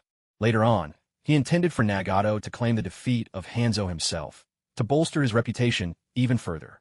But then Black Zetsu had thrown a wrench in the works. Yu Yu had refused to acknowledge himself as Amage Kyuu's leader, but there was nothing more he could do.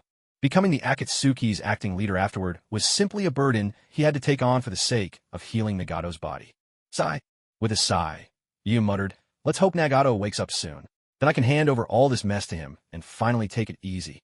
Obito, standing nearby, chimed in, "Senior Yu, Nagato can help share the burden, but if you think you'll get to slack off, that's wishful thinking." "HM, are you all planning to force me to work anyway?" Yu Yu raised an eyebrow and clenched his fist. "Obito, have you gotten so comfortable with me that you think I won't give you a beating?" "Ahem, no way." Obito immediately pleaded, flashing a grin. "Of course, the organization needs to recruit new members. But senior, your skill in, recruitment is unmatched in the whole shinobi world. No one can top you." "Really? Would you trust any of the others to recruit?" "Take Kakuzu.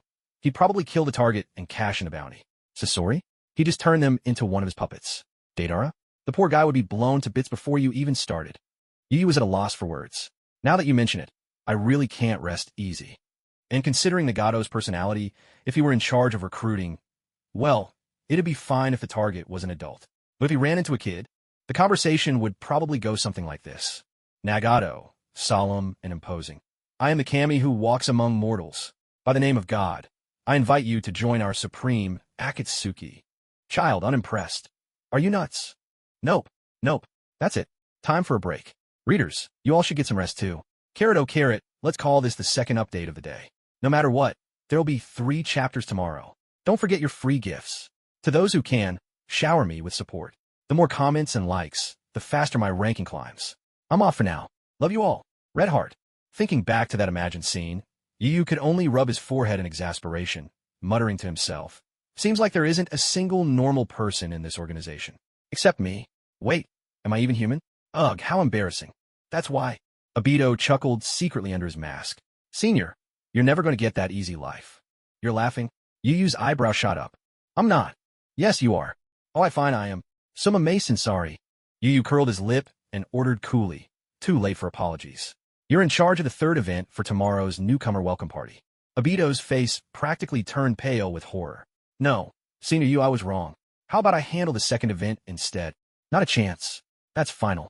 Yu Yu gave a short humph, then issued another command. "Now go and notify every member of the organization to pause all missions scheduled for tomorrow and prepare to attend the newcomer welcome party. No absences allowed." Obito could only sigh in defeat. "All right, but what about the 3 tails?" Obito nodded helplessly.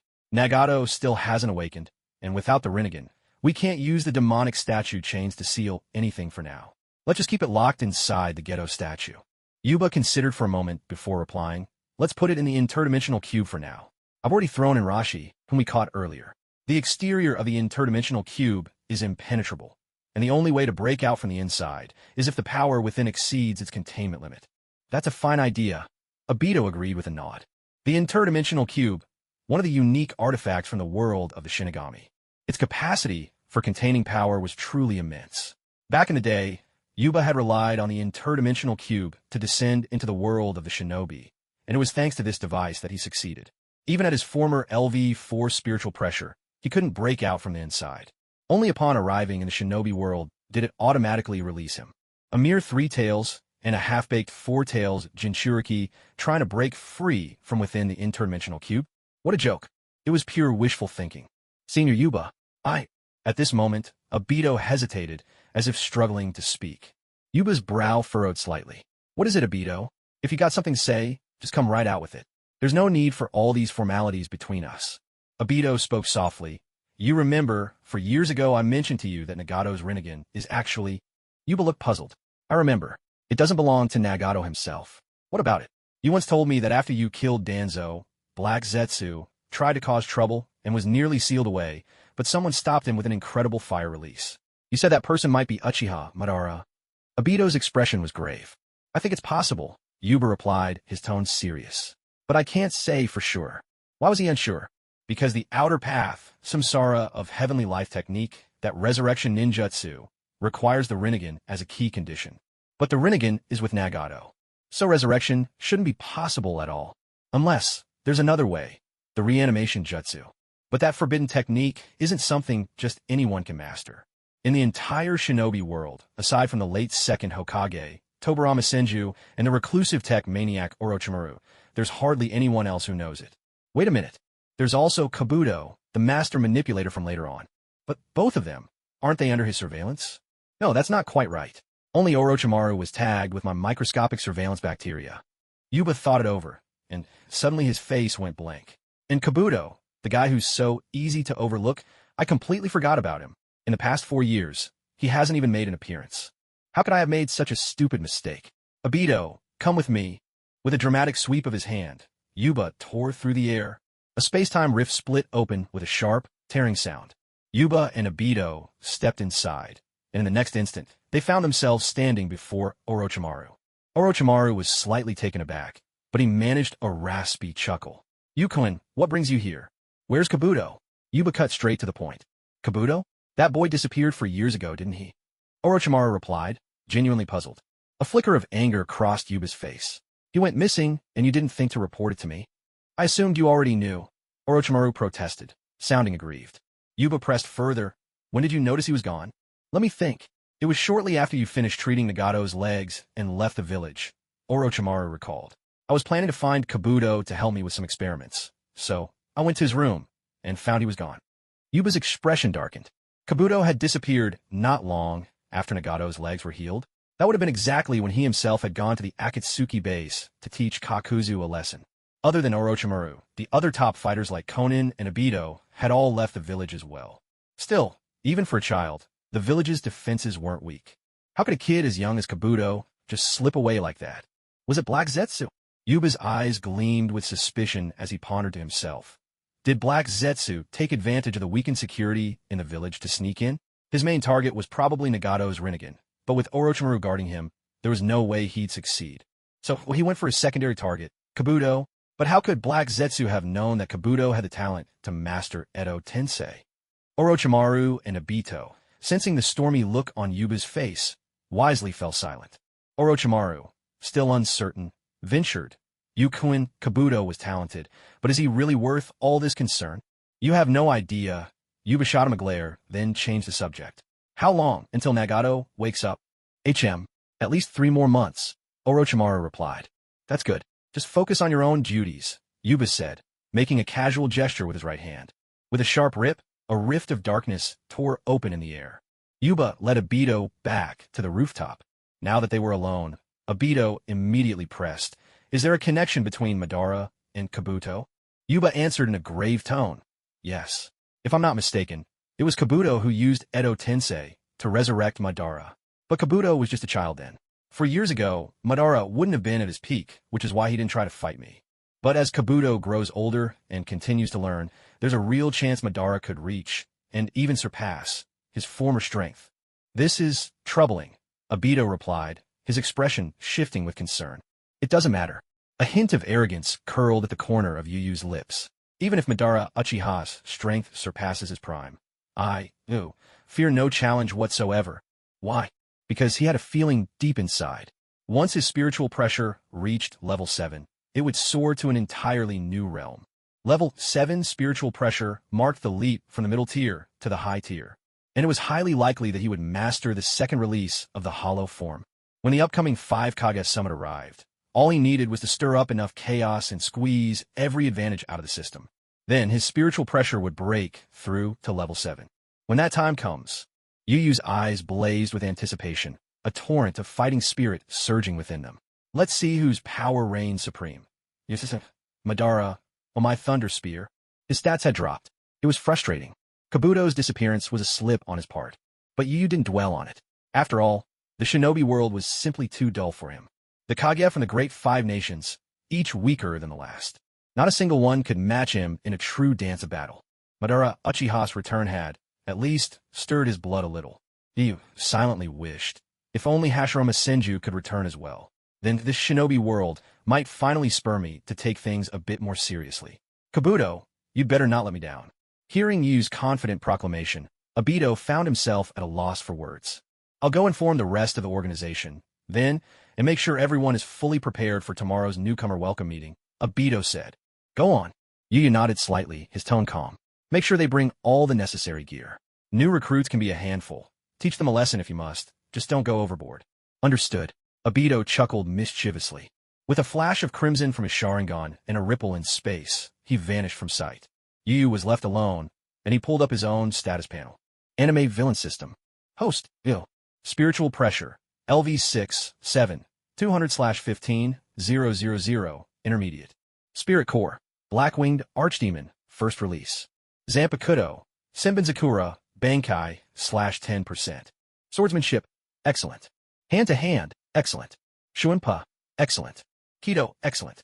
Items, Black Cloak, Soul Insight Gauntlet, Interdimensional Cube, Surveillance Bacteria, *15, Shinigami Jigai. 7,200 experience points, just over halfway there. Studying the panel, Yu pondered. According to the system, levels 1 to 3 are low-tier spiritual pressure, 3 to 6 is intermediate, and 7 to 9 is high-tier. If an average Kaga-level opponent nets about 1,200 experience points, then defeating 6 or 7 of them would be enough to boost me to level 7. The fourth Reikage A, the Rapper Killer Bee, the Slug Princess Tsunade, the fourth Kazakage Raza, and Granny Chio, just 5 of them? Huh, that's not enough. Yu paused in surprise. Are there really so few Kaga-level shinobi in the ninja world right now? But on further thought, it made sense. After all, this was only the 51st year of the Konoha calendar. Many people were still young and hadn't had the chance to grow into their full potential, especially someone like Kakashi, who had suffered such a heavy blow. For years had gone by. Who knew if he had pulled himself back together yet? And then there was Might Guy. Could he even use Night Guy at this point? There was a good chance he hadn't even mastered Daytime Tiger, so it was hard to say if he could reach Kage level. Even within the Akatsuki, quite a few members hadn't achieved Kage level strength, like Itachi, who was only 9, and Deidara, who was 8. They were all just too young, after all. Oh well, I'll just take down a few more Jonin when the time comes. Yu mused to himself, a sly grin spreading across his face. After all, each Jonin is worth a few hundred experience points. If quality is lacking, I'll just make up for it with quantity. Just then, a sharp sound sliced through the air outside. A striking figure approached, soaring on a pair of enormous paper wings. She was clad in a black cloak flecked with red clouds. A delicate lavender paper flower adorned her hair, her presence cool and alluring. With a soft thud, Conan landed gently on the rooftop, her chilly expression brightening into a smile. You're back, Yu-Senpai. Did things not go well with capturing the Four Tails Jinchuriki? How did it end up taking so long? It went pretty smoothly. Rashi's not much of a Jinchuriki. Took him out in a single move. Yu replied quietly, but then I made a quick trip to Kirigakure. Captured the 3 tails alive, killed the 4th Mizukage, so that took a bit of extra time. Kirigakure? Did they provoke you, or something? Conan asked, her tone skeptical. No, I just had my eye on a few of their talents. Yagura insisted on throwing his life away, so I obliged him, Yu replied. Oh, and which talents caught your eye?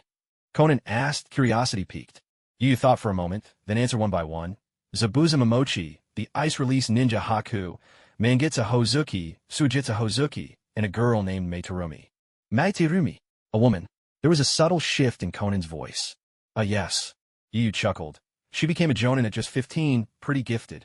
She's now the 5th Mizukage of Kirigakure. 15 years old? That's quite mature for her age. Conan's eyes narrowed slightly, a thoughtful glint in her gaze. Back when I was that age, Yahiko, Nagato, and I had already made a name for ourselves in Amigakure. So why would a full-fledged Jonin like her want to join our organization? Well, Yu's tone grew a bit uncertain. Maybe it's because I'm too handsome? Ahem, she's just a little different from most. Oh, I see, Conan replied, understanding dawning in her eyes.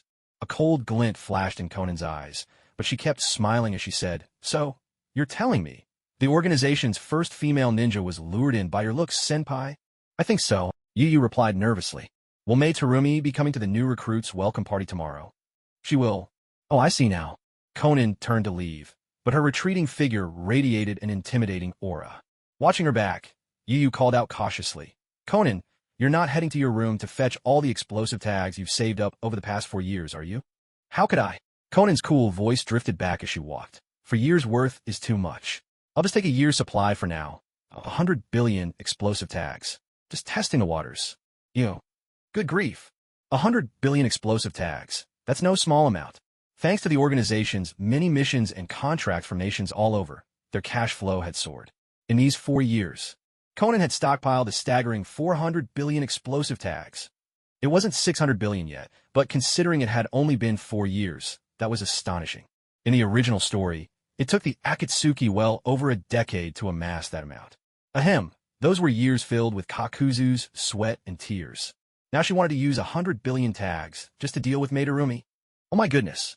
The very thought was almost too much to picture. Swish! In a flash, Yu Yu appeared at Conan's side, grabbing her fair arm in concern. Conan, don't do this. Madarumi's just interested in my looks, that's all. She'll lose interest soon. There's no need to use that many explosive tags, right? He wasn't even sure why he felt the need to explain. But deep down, he felt incredibly guilty. It was as if he didn't explain, he'd be confessing to some unspeakable crime. As his mind churned with anxiety, Conan took a deep breath, spun around, and pressed her proud figure close to Yu.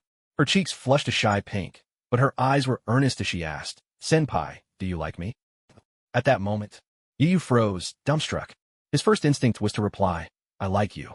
But suddenly, a very serious question crossed his mind. And that was, he wasn't even human. He was in fact a pure-blooded hollow. If it ever came to that, would there be reproductive isolation? I posted a new chapter in the early hours, so that makes 3 updates today. I'll try my best to give you 3 chapters every day from now on. I'll write a bit more each day and see if I can stockpile some drafts.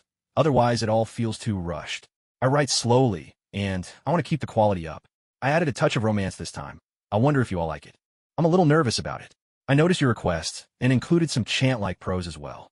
The formatting isn't great if I add in the chapter comments, so I've put at the end instead. Each chapter is already over 2,000 words, so that little chanting piece is a free bonus. Don't say I'm padding the word count. If you really don't like it, I'll just take it out. Feeling a bit aggrieved. What is reproductive isolation, anyway? Simply put, it means 2 beings can't produce fertile offspring with each other. As for Yu Yu's previous form, he was a hollow, but now he's merged with a Shinigami soul and gained the power of a Shinigami. Strictly speaking, he's a life form born from a union of a Shinigami's spirit particles and a hollow's. And yet, whether it's a hollow or a Shinigami, both exist much like souls do. Logically speaking, people in the shinobi world shouldn't be able to see or touch someone like him at all. But on the day he arrived in the world of Naruto, his body seemed to have been specially altered by the system, turning him corporeal. So if he really insisted, he could definitely make contact. But here's the problem. Can a being made of spirit particles and a human actually produce offspring together? Even if we take the most optimistic view, even if it's possible, what on earth would that child be? Half human, half spirit particle. But much more likely, it's simply not possible. Because as a life form made of spirit particles, Yu Yu can't produce, well, any fertilizable material. Besides, after entering a human body, there's also the question of whether a union between a spirit particle being and a human body would even feel physically real. But as the saying goes, experimentation is the only way to test the truth. Why not just try it and find out? No, absolutely not. That would be irresponsible to Conan. He could never do that. TSK, what on earth should I do? Yu Yu scratched his head, sinking into deep inner turmoil. Seeing Yu Yu fall silent for so long, Conan's eyes began to mist with tears. Senpai, is it that you don't like me? The moment she said it, tears spilled from Conan's eyes, no matter how hard she tried to hold them back. Her delicate body trembled as she took step after step backward. No, Conan. Yu Yu stepped forward with a quiet sigh. There's something I can't explain, but it's not that I don't like you. Tears shimmered in Conan's eyes. Is it something you can't tell me? Well, Yu Yu hesitated, then finally confessed, I'm not human. Senpai, why are you insulting yourself? Conan asked in confusion. Yu Yu coughed a few times and patiently explained, Ahem, don't misunderstand me. I meant it in the most literal sense. I'm not like you all. I'm a special kind of spirit particle life form, not truly human. Xiaonan touched his face, pouting in frustration. But you're human now. Even if you don't like me, senior, you don't have to come up with such a flimsy excuse to reject me, do you? Sigh. Yu Yu let out a helpless sigh. Well then, how about this? With a thought, he shifted his form, transforming into his void state. In an instant, his skin turned deathly pale. The black ritual robe morphed into white, and half a bone-white mask materialized atop his head. Tear-like markings traced slowly down from his eyes, while his green eyes took on a detached, emotionless sheen. Even so, that still doesn't prove. Xiaonan grit her teeth, clearly wanting to argue further, but in the next second, she froze in place. Because Yu Yu began to slowly unbutton the front of his ritual robe, revealing the center of his collarbones. A hollow, gaping void that had never been revealed before. Through that void, one could even glimpse the rain outside the rooftop, each drop falling in the distance. Xiaonan covered her mouth, utterly stunned. She was at a loss for words. Wu Yu's emerald eyes fixed on her, his voice cool and distant. This is what I am now. Xiaonan, do you still like me? In the void state, he seemed like a completely different person. He didn't mean to sound so cold, but every word he spoke in his form came out flat and emotionless. Looking at Xiaonan, frozen in front of him, Wu Yu felt a pang of disappointment. Though he kept his tone even, it's all right. About your confession just now. I can pretend I misheard. But before he could finish, Xiaonan suddenly threw herself into his arms. Her trembling hand gently touched the hollow void. Senior, does it hurt? Having a hole this big, it must be excruciating, right? Let me blow on it for you. Blowing on it will make it all better. Wu Yu's heart trembled at her words. A mist seemed to gather over his emerald eyes. Xiaonan. His voice came out hoarse and strained. Xiaonan pressed her finger to his lips, her words sincere and unwavering. I'm not afraid of any hardship. So what if you're not human? As long as I can stay by your side forever, that's all that matters. Are you sure, Xiaonan? We may never have children, and we might not even feel anything. Even if we try, are you really willing? Wu Yu asked. Well, Xiaonan's cheeks flushed red as she blinked. So, do you mean neither of you feels anything? Or is it just one of you who's numb? Yu Yu thought for a moment, uncertainty coloring his tone. I think it's just me who can't feel anything. After all, it's the same big staff. If it's a materialized spirit staff, shouldn't it work the same way? Well, that's good then. You'll just have to put up with it for now, Senior. Xiaonan's face was still tinged with embarrassment. Ahem, you mean right now? Right now. That's way too fast, isn't it? It's not fast at all. If we don't, Chojuro Mei's going to snatch you away. As she spoke, Xiaonan reached to undo Yu Yu's clothes. Xiaonan, wait, don't rush. Please, just a moment. Yu Yu immediately pleaded, his eyes sparkling with a sudden idea. I think I found a way. It could let both of us feel everything. And we might even be able to have a child. What way? Xiaonan's eyes shone with anticipation. Wait, let me find it. Yu Yu began rummaging through his item space, and soon enough, he found what he was looking for. Its name was Reaper's Artificial Body. Item information. Name, Reaper's Artificial Body. Description, a custom system model artificial human body for exclusive use by Reapers. Effect, this is a special artificial body crafted from a human vessel. It can contain a perfectly matched Reaper's soul, forming a one-of-a-kind human Reaper, who can use the power of a Reaper without any restrictions or limitations. Note, Reaper's artificial body is a new system feature. Think of it as the protagonist gaining a new human body, which can be fused with his own Reaper soul. Unlike in the original story, he doesn't need to release his soul to fight, and this is different from how Ichigo became a human Reaper in the original slash from now on. Item info will be written like this slash clear and straightforward. Yu Yu's eyes sparkled, excitement bubbling in his heart. With this, I could completely separate the Reaper and Hollow sides, turning them into independent beings. The Hollow remains a Hollow, but the Reaper becomes a human Reaper. And the best part is, with this, I can finally be with Xiaonan. Reproductive barriers? Gone. Ha! This is amazing. Brimming with excitement, Yu Yu pulled the item out. With a soft thud, a living, breathing body fell to the floor. It looked exactly like Yu Yu's Reaper form, handsome as ever. But Yu Yu frowned, his expression turning odd. Wait a second, isn't this just my human body from Earth? The system just tweaked it for Reaper use. So, the Reaper soul I got as a reward before, that was actually my own human soul, just converted by the system into a Reaper soul. And by combining these two, I've created the perfect human Reaper. This chapter has been revised several times. I'm not very good at writing emotional scenes, so I spent a long time polishing it. Honestly, I even moved myself as I wrote. I have no idea how you all will feel about it. And I'm a bit anxious. Don't just read. Leave a comment about the emotional scenes, dear readers. I'm taking a break now, but tomorrow there will definitely be 3 updates. I bought a stack of coffee for it, and I'll be up early. Gotta stockpile some drafts. Wu Yu looked at the naked body lying on the ground and muttered inwardly, the system's giving me my own parts as a reward. Now that's next level. He shook his head and crouched down. With a gentle motion, he placed his right hand on the chest of the artificial body. Instantly, a surge of dark light poured into the form. A sizzling sound filled the air. The soul of the Reaper merged in, and spiritual pressure gathered inside the artificial body. A thick black glow spread out, and the jet-black ceremonial robe of a god of death materialized swiftly around the figure.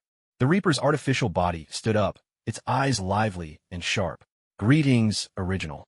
Wu Yu shook his head and replied calmly, No, both of us are the original. Our memories and thoughts are completely shared. But just to keep things clear, from now on you'll be Shu Bai, and I'll remain Wu Yu. Understood, Shubai replied with a gentle smile and a nod. The two of them. In truth, there's no such thing as a copy between them. Though each exists as an independent being, their minds are utterly intertwined. And thanks to the system, their memories are shared in real time. To put it simply, anything either of them sees is instantly synchronized with the other. It's not like the shadow clone technique, where the memories only return to the original after the clone is dismissed. So between Wuyu and Shubai, there's zero possibility of betrayal. Nor would they ever fight to the death over who gets to be the main one. Because, fundamentally, they're the same person. It's like a single network that controls two routers. The same consciousness, the same repository of memories. Fighting with oneself? That's just nonsense. After several rounds of experimentation, Wuyu discovered that both of them could use all the system's functions. But as a Reaper, Shubai could only access skills related to the Reaper. And as a Hollow, only Hollow skills could be used. The only real advantage was that the Void release acquired later on was recognized by the system as a universal skill. Both of them could use it. Wuyu glanced at Shubai and said calmly, "From now on, let's each focus on our own roles. You, as the acting leader of the Akatsuki, just take care of the organization's business, especially tomorrow's newcomer welcome event. As for me, I'll manage the Hidden Rain Village and make sure to crash the 5 Kage Summit. I want to hear how Inoki and the others are plotting against the Akatsuki's leader, meaning you." Shubai nodded, but after a moment's thought said, "All right, but is it really necessary to say all that out loud? Wouldn't it be enough to just think it? Otherwise, it kind of sounds like you're talking to yourself." "I like it." We gave a faint smile. "It feels like cosplay, you know? Don't you realize that Nagato controls all 6 of Pain's paths alone, but the 6 puppets often talk among themselves too? That's exactly the vibe I'm going for, get it?" You could only shake his head helplessly. All right. Let's just get on with our own tasks." "Okay." Shubai nodded and walked away. As for Conan's original idea of exercising together, Wuyu decided not to bring it up again. He felt it would be taking advantage of her vulnerability. In truth, Conan was more afraid that Wuyu would be taken away by Meitorumi. Deep down, she simply wasn't ready for that step. Wuyu had no reason to push her. These things should only happen when both people truly want it. Otherwise, you can't hope to reach the clouds together. The next day, 8 o'clock in the morning. The Land of Rain, Akatsuki's underground base. It was a vast, empty space, rather bleak and unadorned. Obito, Ah-Fei, Wuyu, Shubai, and Conan stood in a line. Wuyu glanced at Ah-Fei and quietly instructed, "Ah-Fei, it's your turn." "All right, boss, just watch me." Ah-Fei gave his chest a confident pat and strode forward. He clapped his hands and pressed them to the ground. With style, technique of the linked pillars, with a sweeping, resounding whoosh. In an instant, thick wooden pillars burst from the earth. But instead of forming small houses, the wood twisted and soared, taking the shape of a grand wooden palace. The structure was pure white, immense in scale. It could easily accommodate over 1,000 people. Wuyu turned to Obito, smiling as he spoke. "All right, Obito, you head to Kirigakure and bring Meitorumi and her group to the base. Ah-Fei, you go outside and let the members in. Let's give our newcomers a grand welcome." Ah-Fei got it. Obito, understood. "Honestly, I'm just not cut out for writing romance scenes. Let's skip it." Akatsuki base. Outside the barrier, quite a crowd had already gathered. Everyone wore the same black cloak with red clouds. They sat atop rocks, chatting idly, bantering back and forth. A blonde youth grumbled at Sasori. "Brother Sasori, don't you think we've been getting more and more missions lately? No helping it. The organization needs to raise funds quickly," Sasori replied in his hoarse voice. Deidara pouted and complained, "It's nothing but killing or wiping out small countries. There's no sense of artistry in it at all." "I feel the same, but we have to stick to the organization's policies," Sasori answered gravely. "The boss did say that if a B-rank mission's reward is too low, we should take 20% of the advance and drop it. But we can't do that too often, or it'll ruin our reputation." "That makes sense, but there really are just too many missions lately," Deidara muttered under his breath. "Looks like our Akatsuki's path to conquering the ninja world is still a long one." Beside him, Kakaza couldn't help but smirk, a look of anticipation in his eyes. "If you ask me, the longer the better. This kind of commission isn't even enough to fill the gap between my teeth." "Kakuzu, are you out of your mind?" Haiden immediately exclaimed, exasperated. "Don't we already have enough missions in our team? You've left me with no time at all to spread the word of Lord Jashin. Damn it. I swear I'll kill you, you bastard." "Go ahead then."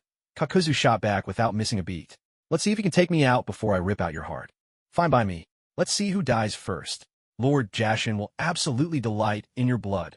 With that, Haiden drew the blood-red scythe from his back, running his tongue slowly along its edge. At that moment, a gentle voice suddenly sounded from nearby. Kakazu-senpai, Haiden-senpai, could you two not fight? A young man with bright, captivating eyes and a sunny smile spoke up. Our team's got a B-rank mission. The commission's 30 million Rio. The target isn't that strong, but there are a lot of them. Interested? 30 million Rio? Now we're talking. Haiden, and I will take it.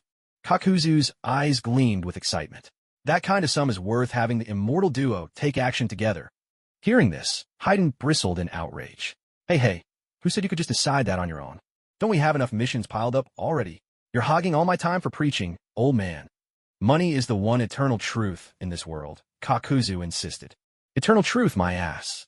Only Lord Jashin is the supreme truth. Drop this mission now. Haiden raved with fanatic energy. Kakuzu shot him a sidelong glance and replied coolly, there are plenty of missions, but someone's got to get them done, right? I, Kakuzu, am willing to dedicate myself entirely to the organization. Oh, cut the crap. You're just in it for the money. Don't pretend you're so noble. Haiden exposed him mercilessly. There may be a lot of missions now, but things will probably get easier soon. From within Hiriko's shell, Sasori showed a flicker of interest, a cold gleam in his eyes. Wasn't it said that we're getting new recruits? Sounds like there are quite a few of them. I wonder which village they're from. Let's hope these newbies aren't too cowardly. Otherwise, as their seniors, we'll have to find some excuse to teach them a lesson. My third Kazekage hasn't seen blood in a long time. Deidara licked his lips, excitement shining in his gaze. Sasori, you're absolutely right. It's time for them to witness the art of explosions. The fleeting beauty of a moment. That's the ultimate art. No. The eternal beauty of puppets is the highest form of art, Sasori corrected him. Explosions are art. Puppets are. Explosions. Puppet. While the two of them were bickering tirelessly, a face suddenly burst out from the ground with a solemn face and declared, you're both wrong. Poop is the ultimate art. Scorpion. Data. For a split second, they were both utterly disgusted. But there was nothing they could say, because Afei was not someone to be trifled with either. Most importantly, though the members did sometimes squabble in front of the leader, the moment the leader's expression shifted, they would immediately quiet down and behave themselves. But Afei, this guy, as soon as he got the chance in front of the leader, would bring up all sorts of topics about poop. And when the leader got angry, he'd instantly back down and show submission. He was always dancing on the edge of disaster, yet somehow managed to stay perfectly safe. For this, they couldn't help but admire him. Kisame chose to skip over this subject entirely and asked decisively, so, what did the boss want you to tell us? At that, Afei straightened up and said seriously, the venue for the newcomers' welcome party is ready. Everyone can head into the base now. The boss is already waiting. All right, Kisame and the others nodded. They opened the barrier and entered the base together. When they saw the massive wooden palace, their expressions remained perfectly calm. After all, for the past few newcomer welcome parties, it had always been Afei who constructed the venue. Unlike Yamato, who was only halfway skilled, Afei had temporarily wrapped himself in Yamato's abilities and amplified his own wood release to new heights. The palace he built was solid as a rock, more than sturdy enough to serve as a battleground. Inside the palace, the grand main hall, dining room, kitchen, and every amenity imaginable were all there. At the very back of the palace was a vast open arena, clearly intended for sparring and combat. Yuba and Conan were already seated at the dining table. It was a long table, large enough for more than 20 people to sit comfortably. Yuba sat at the head seat, with Conan at his right.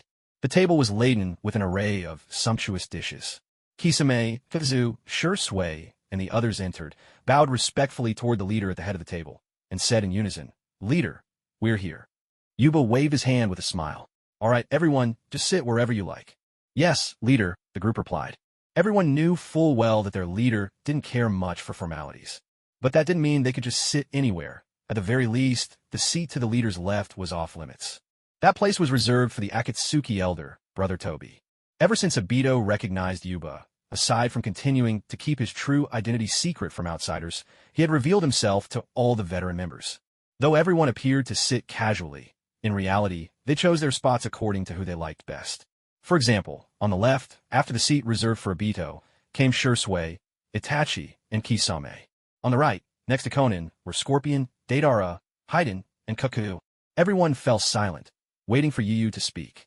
This time, we've recruited 5 new members, all of them outstanding young geniuses. Yu glanced around at everyone, smiling as he asked, and they're all from the great shinobi village of Kirigakure. Is everyone looking forward to welcoming these new faces into our ranks? Of course we are, boss. Deidara replied with excitement, sparkling in his eyes. I can't wait to let them experience my C3 explosive art. Sasori's eyes glinted coldly. My third Kazekage puppet has been yearning for new playthings. Haiden licked his lips, a hungry look in his eyes. I want to offer their blood as a sacrifice to Lord Jashin. I'm hoping to take their hearts. Kakuzu's green eyes flashed with anticipation. I wonder when they'll arrive. Hopefully, their bounties will exceed my expectations. Strangely, today's numbers had risen a bit, though not by much. What a pleasant surprise. Dear readers, it's still the third update of the day. Please consider sending a gift my way. Time to grab some food and write more. It'd be great to build up a stockpile of chapters, which would make things much easier down the road. Sending love. Red Heart. As veteran members of the Akatsuki organization, they could hardly contain their eagerness to welcome the newcomers. Why do they act this way, you ask? Because that's exactly how they were initiated back in the day. What's called a welcome party for new members might sound harmonious, but in reality, it's simply a warning to the troublemakers and, more importantly, a way to establish the group's rules. The last initiation was for Itachi and Shursui, but those two were highly valued by the leader, who went at great lengths to recruit them. The leader even personally accompanied them around the entire shinobi world, mentoring them for years. As a result, no one dared cross the line back then. But this time, they were determined to put on a real show. It won't be long now. Toby has gone to fetch them. Yi replied to Kakuzu's query. Just as he finished speaking, a strange distortion rippled through the air. With a whirring sound, space twisted, and several figures landed on the ground. There was one female ninja and 4 male ninjas. The girl was no more than 15, and the oldest boy looked to be around 17. Among them, Mangetsu Hozuki appeared to be only 16 or so. His exact age at death wasn't recorded, nor was the cause ever explained. But putting aside the anime and analyzing the manga, it's noted that Suigetsu once said, "My brother died pursuing his dream." What dream was that? Without a doubt, it was the reform of the Bloody Mist. But with the 4th Mizukage Yagura under Toby's control, the reform was abruptly and brutally halted. And considering Yagura's formidable strength as a Kage, it's unlikely Zabuza acted alone in the assassination attempt. So the theory goes that Mangetsu Hozuki was also involved, but tragically lost his life during the mission. Zabuza, having managed to escape and become a rogue ninja by sheer luck, definitely took the young Suigetsu Hozuki with him. But why? Because later on, Suigetsu would insist, "I must get my hands on Mr. Zabuza's executioner's blade." This proves that the two of them spent quite a lot of time together, and Suigetsu had come to see Zabuza as a hero of Kirigakure. Although Mangetsu Hozuki and Zabuza weren't from the same generation, their ages should be roughly similar. The difference can't be too great. At this moment, Mangetsu Hozuki was carrying the twin swords, the flatfish. What made the scene even more amusing was that he was also holding a 2-year-old Suigetsu, cradled like a baby in his arms. Meanwhile, Zabuza stood empty-handed, without any ninja blade on his back. After Obito led them all to the base, he went straight to his own seat and sat down in silence. Yuba spread his hand, grinning as he introduced, "These 5 are the genius ninja of Kirigakure. Among them are the demon Zabuza Momochi, the ice release user Haku, and the Hozuki brothers, Mangetsu and Suigetsu. And finally, here is the Jonin Mei Terumi of the Hidden Mist. Let's give her a warm welcome." A round of applause burst out. Deidara looked up and clapped enthusiastically. The others followed suit, applauding in response. When the applause faded, Yuba smiled and continued, "The Akatsuki's welcome party is nice and simple. The first activity is to eat, drink, and relax. Everybody just sit wherever you like, fill your bellies first, and then we'll get to the rest." "Thank you, leader." Zabuza and the others nodded stiffly, choosing seats toward the back without much fuss. Materumi, however, was different. She glanced around the room, then made her way over to Obito's side, her beautiful eyes full of hopeful pleading. "Mr. Masked Man, would you mind giving me your seat? I'd really love to be closer to our dear leader. Pretty please." Obito's face fell at her words. But catching a sharp look from Conan across the table, a vein twitched on his forehead. Brother Obito felt a sense of foreboding and cleared his throat. "Of course, as a senior member of the organization, it's only right to give up my seat for our new arrivals." Since this was a matter of the leader's romantic entanglements, he figured it was best, as an outsider, to stay out of it.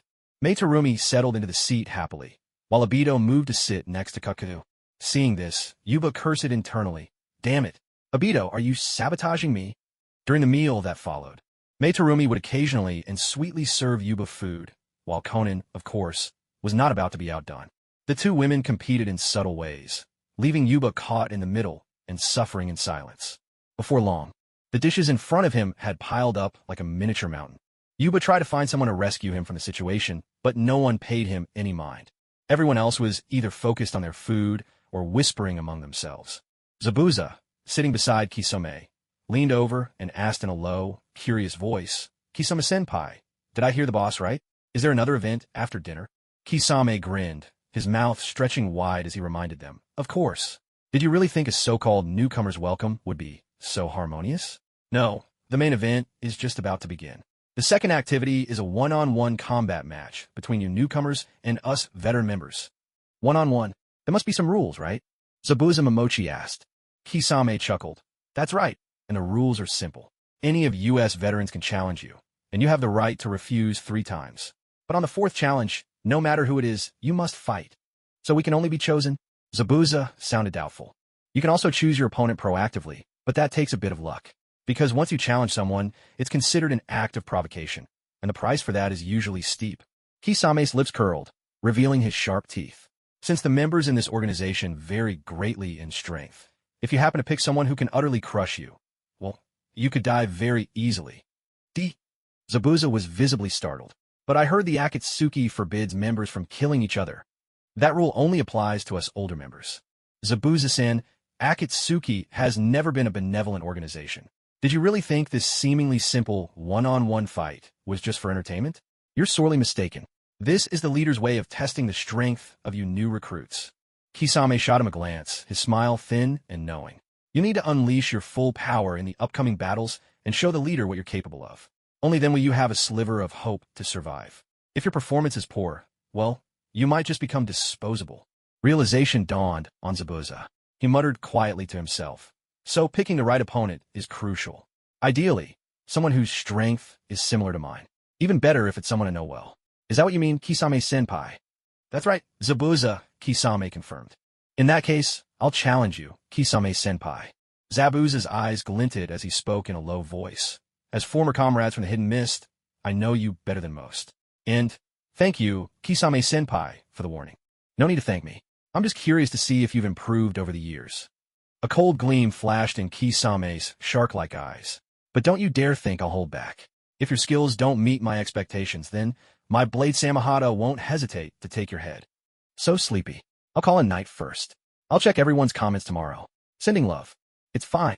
Zabuza Momochi spoke in a low, gravelly voice. If you truly have the strength, then even if I die here, I'll have no complaints. But I'll give it my all. So don't underestimate me, Kisame. Watch out, or you might end up with your own head lopped off. At this, Kisame's expression turned scornful. You don't even have your executioner's blade anymore. It was sold off by the Hidden Mist as scrap. What are you going to fight with? Zabuza fell silent. He had no retort. Kisame's words rang painfully true. Cage, that sword was useless anyway. Seeing Zabuza looking so pitiful, Kisame said coolly, I'll let you borrow it for the fight. If you actually win, then you can have your executioner's blade back. Thank you, Kisame, Zabuza muttered, still sullen. But the executioner's blade is a powerful weapon. Kisame snorted with laughter. Yeah, right. Powerful, my shark's head. Even our boss said it. Old Rashi is bottom tier among the Jinchuriki, and yet I couldn't even cut through his chakra cloak. The blade nearly melted. If anyone wants that junk, they can have it. Honestly, it's a good thing you joined the organization, or I would have tossed it out in a few days. Zabuza's voice was firm. The executioner's blade is strong. You just don't resonate with it, Kisame. That doesn't mean it's worthless. Oh, is that so? Kisame grinned, openly provocative. I can't wait to see what you do with it then. Don't disappoint me. I won't, Kisame, Zabuza replied, clenching his fists. The executioner's blade was one of his treasures. He would not allow anyone to insult it. The group continued to banter as they ate and drank, laughter mingling with the clink of glasses. An hour passed. At last, Yu emerged from his ordeal, immediately stepping out before everyone. With a quick glance around, he announced the second event of the newcomer's welcome party, one-on-one combat. Almost before the words had finished leaving his mouth, Zabuza Momochi spoke in a low, gruff voice. If you truly have that kind of strength, then even if I Zabuza fall here, I'll have no complaints. But don't underestimate me, Kisame. I'll give it everything I've got. Be careful, or I might just turn the tables on you. At that, Kisame looked at him with disdain. You couldn't even keep hold of your executioner's blade. It got sold off by the Mist Village for a pittance. What weapon do you plan to use to take my head? Zabuza was speechless. He couldn't argue. Kisame's words were absolutely true. What a worthless sword anyway. Seeing Zabuza's crestfallen look, Kisame spoke offhandedly. Fine, I'll lend it to you during the match. If you manage to win, I'll give the executioner's blade back to you. Thank you, Kisame-senpai. Zabuza muttered in a subdued tone, but the executioner's blade is actually very powerful. Kisame burst out laughing. Powerful? That's a shark's joke. Even our leader said it. Among all the Jinchuriki, Rashi is practically at the bottom, and yet I couldn't even scratch his chakra armor. In fact, the blade's edge nearly melted. Anyone who wants that junk can have it. Honestly, if you hadn't joined the organization, I was about to toss it away myself. Zabuza's tone grew serious. The executioner's blade is strong. It's just that you and the blade aren't compatible. That doesn't mean it's worthless. Oh, is that so? Kisame grinned provocatively. Then let's see what you can do with it. Don't let me down, Zabuza. I won't, Kisame-senpai. Zabuza clenched his fists tightly. The executioner's blade was one of his greatest loves. He would never allow anyone to insult it. The group continued to chat idly as they ate and drank together. An hour passed. At last, Yu emerged from his ordeal, striding out into the room. He swept his gaze over everyone and announced the second event of the newcomers' welcome gathering, one-on-one combat. Almost the moment the announcement left his lips, Zabuza shot his hand up. Leader, I challenge Kisame-senpai. Yu smiled faintly, his eyes narrowing. Of course. According to the rules, when a newcomer issues a challenge, veteran members don't have the right to refuse. I look forward to seeing the two of you bring us a truly spectacular fight. And remember, no holding back. If you don't give us an intense match, it'll break our hearts, mine included. As soon as he said this, the other members in the room exchanged odd glances. Wow. From the leader's tone, it sounded like he was in a foul mood. It was as if he was just waiting for someone to cross him, so he could vent his frustration with a brutal beatdown. Deidara, looking utterly innocent, leaned towards Sasori and whispered, Big brother Sasori, what's up with the boss? He seems really angry all of a sudden. Sasori's voice was hoarse as he replied, The boss is suffering from the pains of love. Love? What's that supposed to be? Hearing this, Deidara was even more astonished. Could it be that women possess such high artistic value? Could they really be more alluring than my explosions? Sasori muttered in disdain. Artistic value, my foot. They're all just pink skeletons. Sooner or later, they'll turn to dust. How could they ever be as interesting as my eternal puppets? Pink skeletons? I like that term, HM. Deidara nodded repeatedly, but then his tone suddenly stiffened. Sasori, the boss is looking our way. What should we do? I'm getting a little nervous. Sasori's voice grew urgent. Idiot, shut up already. Unless you want to be the third victim in the next event, just act like a mute. As soon as the last word was spoken, both Sasori and Deidara fell silent. Besides the one-on-one sparring in the second event, the newcomers' welcome party also had a third act, a personal battle with the boss. But as everyone knew, that usually ended in a brutal, miserable defeat every single time. And if the boss happened to be in a bad mood, things would only get even worse. What they didn't know, however, was that the candidate for the third event had already been chosen. Our unlucky friend, Tucci, was the one.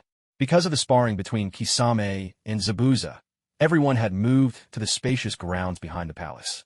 Yuba strode to the front, pressing his palms together. Bakudo number 65. Hexagram. Light array. In that instant, a massive surge of spiritual pressure swept out. Streams of luminous energy transformed into golden screens, rising up all around. Within moments, a gigantic barrier took shape on the field, its base forming a perfect hexagon. Yuba spoke calmly to Zabuza and Kisame. You two can unleash your full strength inside. There's no need to worry about the battle spilling over. Thank you, boss, Kisame replied, baring his teeth in a wide grin. Thank you, boss, Zabuza echoed stiffly. Note, Bakudo number 65 is a newly created spell, so don't nitpick. Once everything was confirmed to be in order, Yuba walked over to the spectator area. Obito hurried over, fawning, Boss, here, please take a seat. With a casual gesture, Obito conjured a wooden chair. Yuba sat down, looking surprised. What's gotten into you today? Did the sun rise in the west? You didn't make this chair out of, did you? Obito looked awkward. No way. I'd never have the guts to do that. Besides, you can easily tell if the chair is real or fake. I just noticed you seemed down, so I wanted to cheer you up a bit. If you know that much, why didn't you help me out earlier? Yuba snorted coldly. Good grief. A whole hour. He'd been force-fed vegetables nonstop, nearly driven to the brink.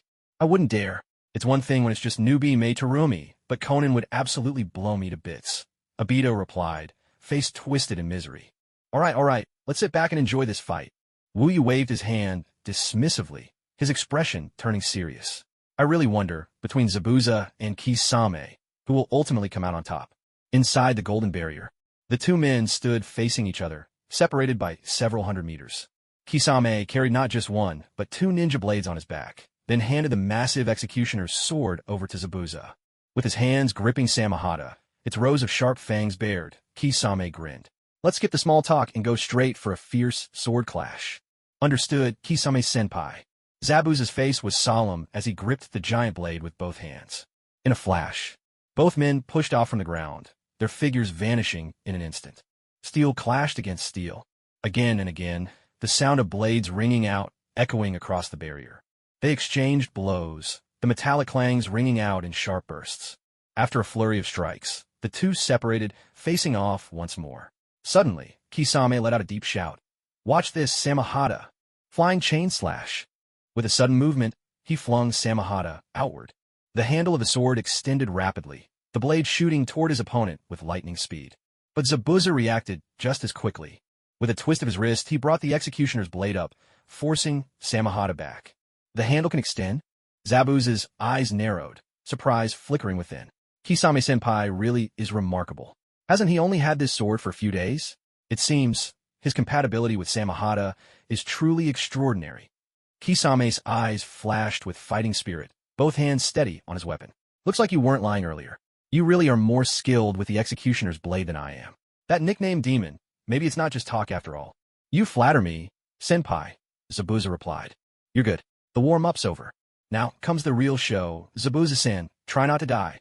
Kisame retracted Samehada and began to form hand seals. Water style. Flood barrier. Who's going to stop it? Super exploding water shockwave. Outside the barrier, in a corner of the spectator stands, the members were beyond excited. It's on. Here we go. A senior from the Hidden Mist putting a junior in his place. Man, this is intense. Who do you think will win? Everyone gathered together, chattering away, the excitement palpable. At that moment, Kakuzu poked his head out, making a quiet suggestion. Since everyone's so interested, why don't we start a betting pool? Who's going to win? Deidara looked frustrated. You still dare to bet? Last time the boss chewed us out and took all the betting money. I mean, I'm not obsessed with money, but that was 3 million Ryo. I have to take on missions for days just to make that back. Sasori spoke in his raspy voice. 3 million? That's nothing. I put down a whole 10 million Ryo. I was going to use that money to repair my Hiriko, but the boss, cough cough, graciously accepted my donation. Haydn gave a low, mocking laugh. Lord Jashin doesn't like gamblers. Luckily, I only put down 100 Ryo. TSK. You guys are really out of luck. Kakuzu, Deidara, and Sasori shouted in unison, get lost! As members of the organization. Of course, each had their own funds for daily life.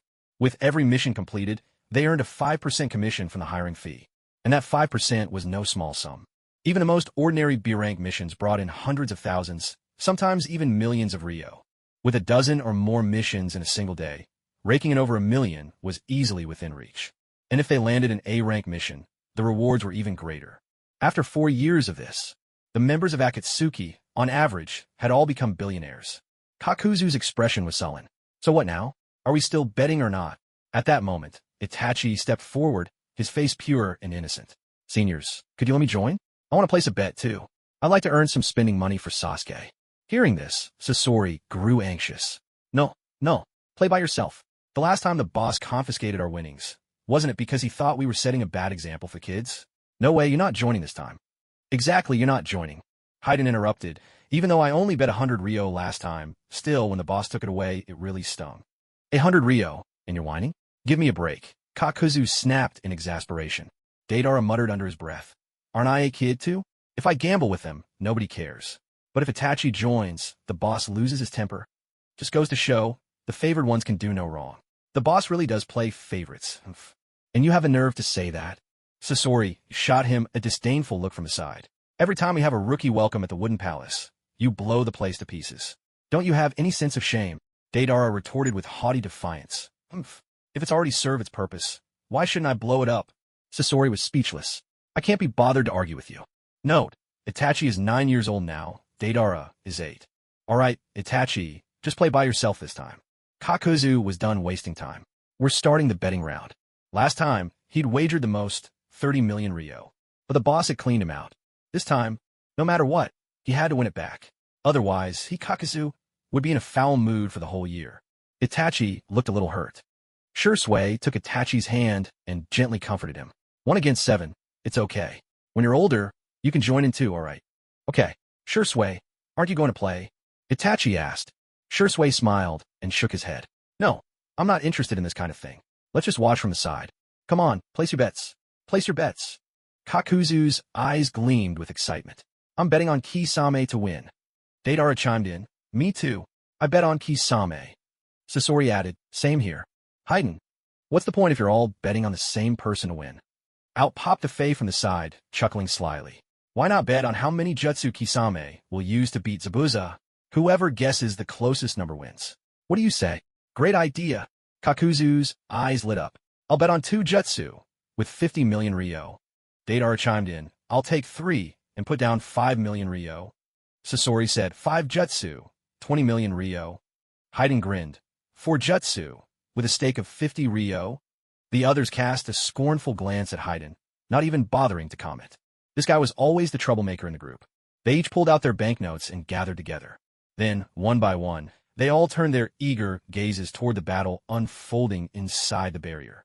Inside the barrier, Kisame's voice echoed through the air. He opened his massive mouth, spewing forth a torrent of water. The sound of rushing water filled the space. Wave after endless wave surged out. The scale of it was astonishing, like a miniature ocean, leaving everyone awestruck. In just a few seconds, 1/3 of the 6-point barrier was filled with water. Standing atop the water's surface, Zabuza wore a grave expression. Kisame-senpai truly lives up to his reputation. To conjure water jutsu on such a scale, I'll have to be extremely cautious. Stay sharp, Zabuza. Kisame rasped a reminder. Whoosh! The hilt of his sword elongated as the bandaged Samahata once again came flying out from his back. But Zabuza quickly formed a hand seal with one hand, raising his right hand to the sky. Water style. Hidden mist jutsu. In an instant, a thick mist spread across the battlefield, completely concealing his presence from view. Samahata's strike missed its mark, and Kisame's lips curled upward in a sly smile. Using the hidden mist jutsu to vanish, are we? Not planning to let my Samahata get close, so you don't get your chakra devoured? Interesting, but remember, this is my home turf. Water style. 5 hungry sharks. With a slap of his palm on the water surface, chakra surged forth, and 5 sharks materialized out of thin air. They shot ahead at breakneck speed, hot on their target's trail. Seeing this, Zabuza was taken aback. What? Hidden mist jutsu doesn't work on him?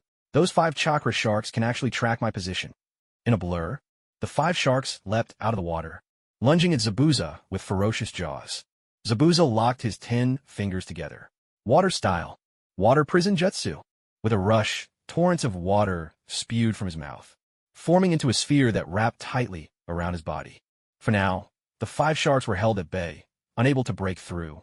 Note, the water prison technique can create a sphere of water to suffocate enemies, or to shield oneself from attacks. In the original work, both Kisame and Zabuza used this in their final confrontation. No arguments. But the water style, 5 feeding sharks technique, was not as simple as it appeared. It was remotely controlled by Kisame from a distance, as long as his hand stayed in contact with the water surface. The 5 sharks could continuously replenish chakra and regenerate, attacking again and again until they tore the enemy apart. Chomp! Chomp! Before long, the 5 sharks finally broke through the water prison's defenses. They all lunged forward, savagely biting into Zabuza Momochi. But in the next instant, there was a faint splash, and Zabuza dissolved into a puddle of water. Kisame raised an eyebrow, cursing inwardly. A water clone? He created it in the instant the thick mist rolled in? Then that means Zabuza himself. He hadn't finished speaking when a low, rough voice echoed out. Water style, water fong bullet. Rumble, rumble. Even as the words faded, water surged up rapidly on both sides. They transformed into twin water columns, crashing down toward their target with tremendous force. Kisame's expression remained calm, a slight smile playing on his lips. Good timing, but Zabuza-san, you're still too green. Water style, 100 feeding sharks. Kisame slammed his palm down with one hand. Chakra surged, summoning a massive school of sharks from beneath the water.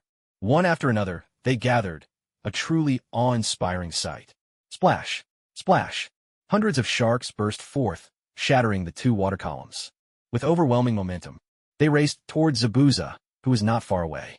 Zabuza's face turned pale with shock. That technique, 20 times bigger than before.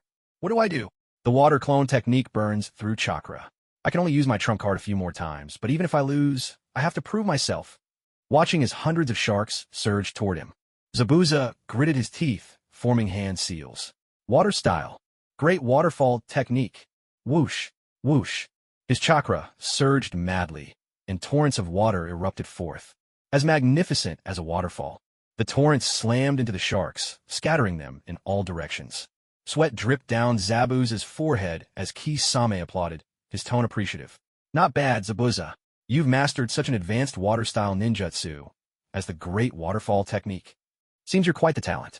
Joining the Akatsuki is a wise choice. When the shinobi world witnesses peace, your place among us will be certain. Zabuza answered in a low voice. My goal has always been Kirigakure, never the shinobi world. Even if it takes a lifetime, I'll rid my home of the bloody misname. Our village doesn't need such cruel policies. So, you joined us against your will, huh? Kisame replied with a sly grin. Zabuza's expression froze for a moment. Yes, the overwhelming strength of the Akatsuki leader made it impossible for us to refuse his invitation. Kisame-senpai, weren't you forced into this as well? Who says I was forced? Kisame responded with a calm, faraway look in his eyes, as if lost in memory. I used to be just like you, wanting to do my part for the village. But ever since I met the leader, my outlook on life changed. Zabuza was surprised. What do you mean?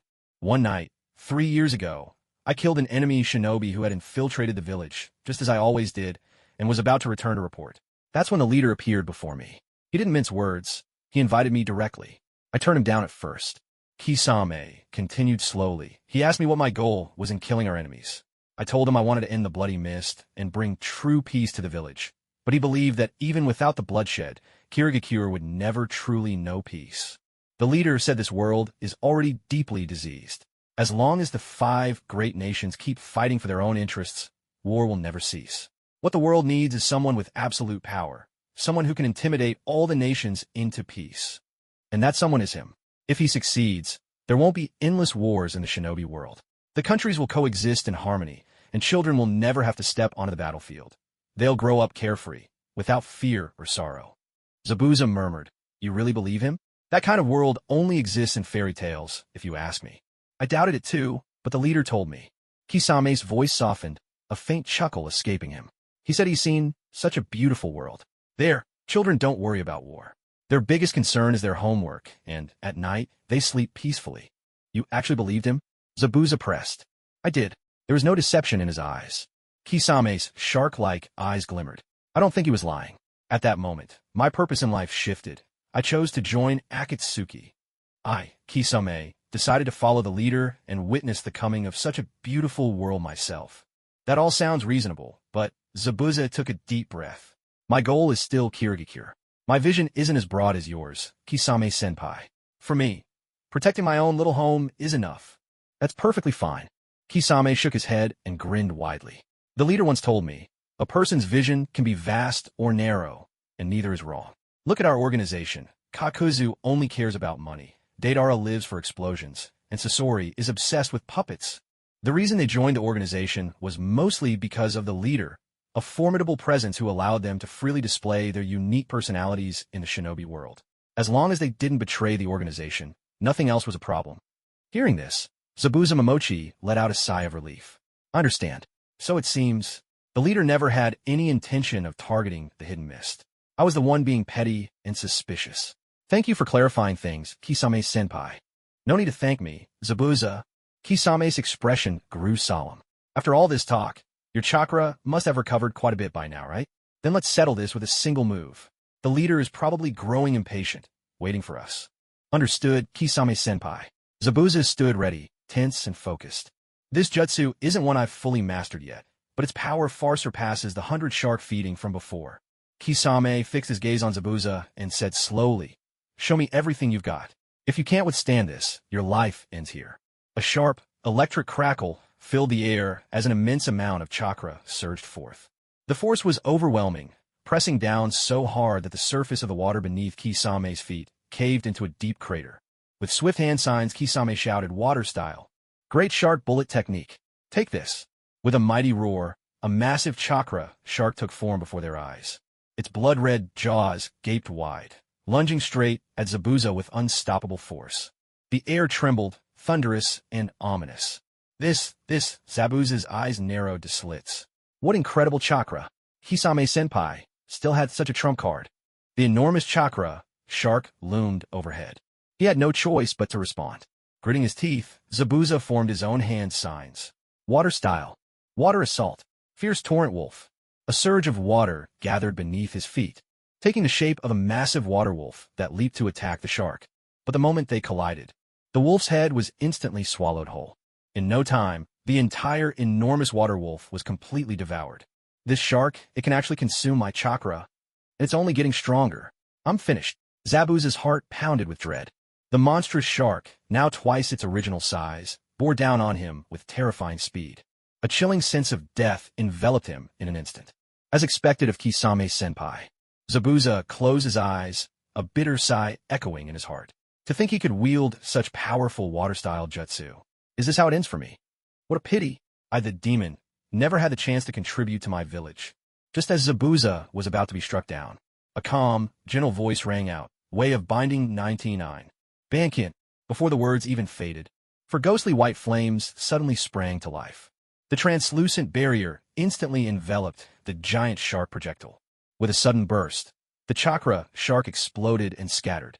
No one knew when, but Yu had already appeared inside the barrier. He stood in midair and commented calmly, "That's enough. The outcome is clear. Kisame is the victor." But Zabuza's abilities are impressive too. He's talented and deserves praise. As his voice echoed across the field, both Zabuza and Kisame let out a breath of relief in their hearts. One was grateful to have survived, the other was thankful that the leader had stepped in to intervene. The leader's intervention meant Zabuza's strength had been recognized.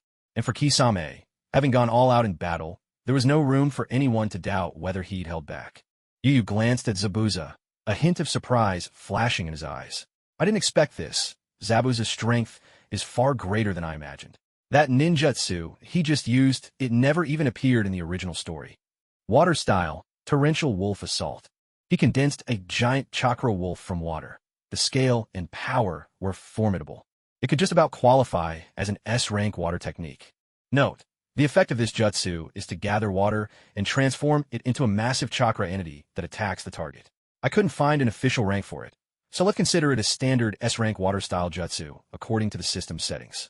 As for Kisame's final technique, that one's quite famous. Water style, super shark bullet jutsu.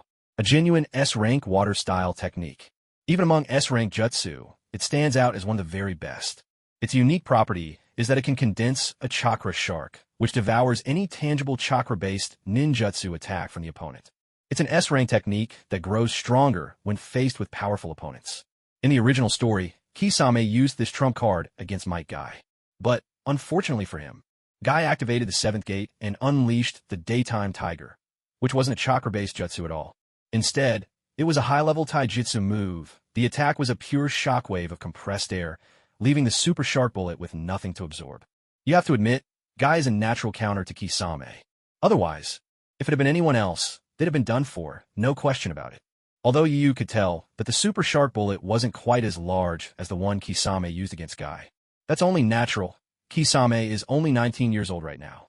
The fact that he can barely pull it off is already astonishing to Yu. Once Kisame fully masters Samahata and learns the Samahata, human fusion technique, his strength will rise to a whole new level. After the barrier lifted, Zabuza, completely drained of chakra, staggered and was helped to sit by Haku. His face was pale as he looked at Kisame and said in a low voice, "I lost, Senior Kisame. This executioner's blade, Forget it.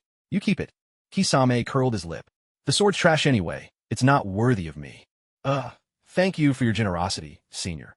Zabuza Momochi was momentarily stunned, then repeated in a muffled voice, "But the executioner's blade is very powerful. It simply doesn't suit you, that's all. Please don't insult it." Kisame chuckled softly and said, "When you can beat me, then you can say that."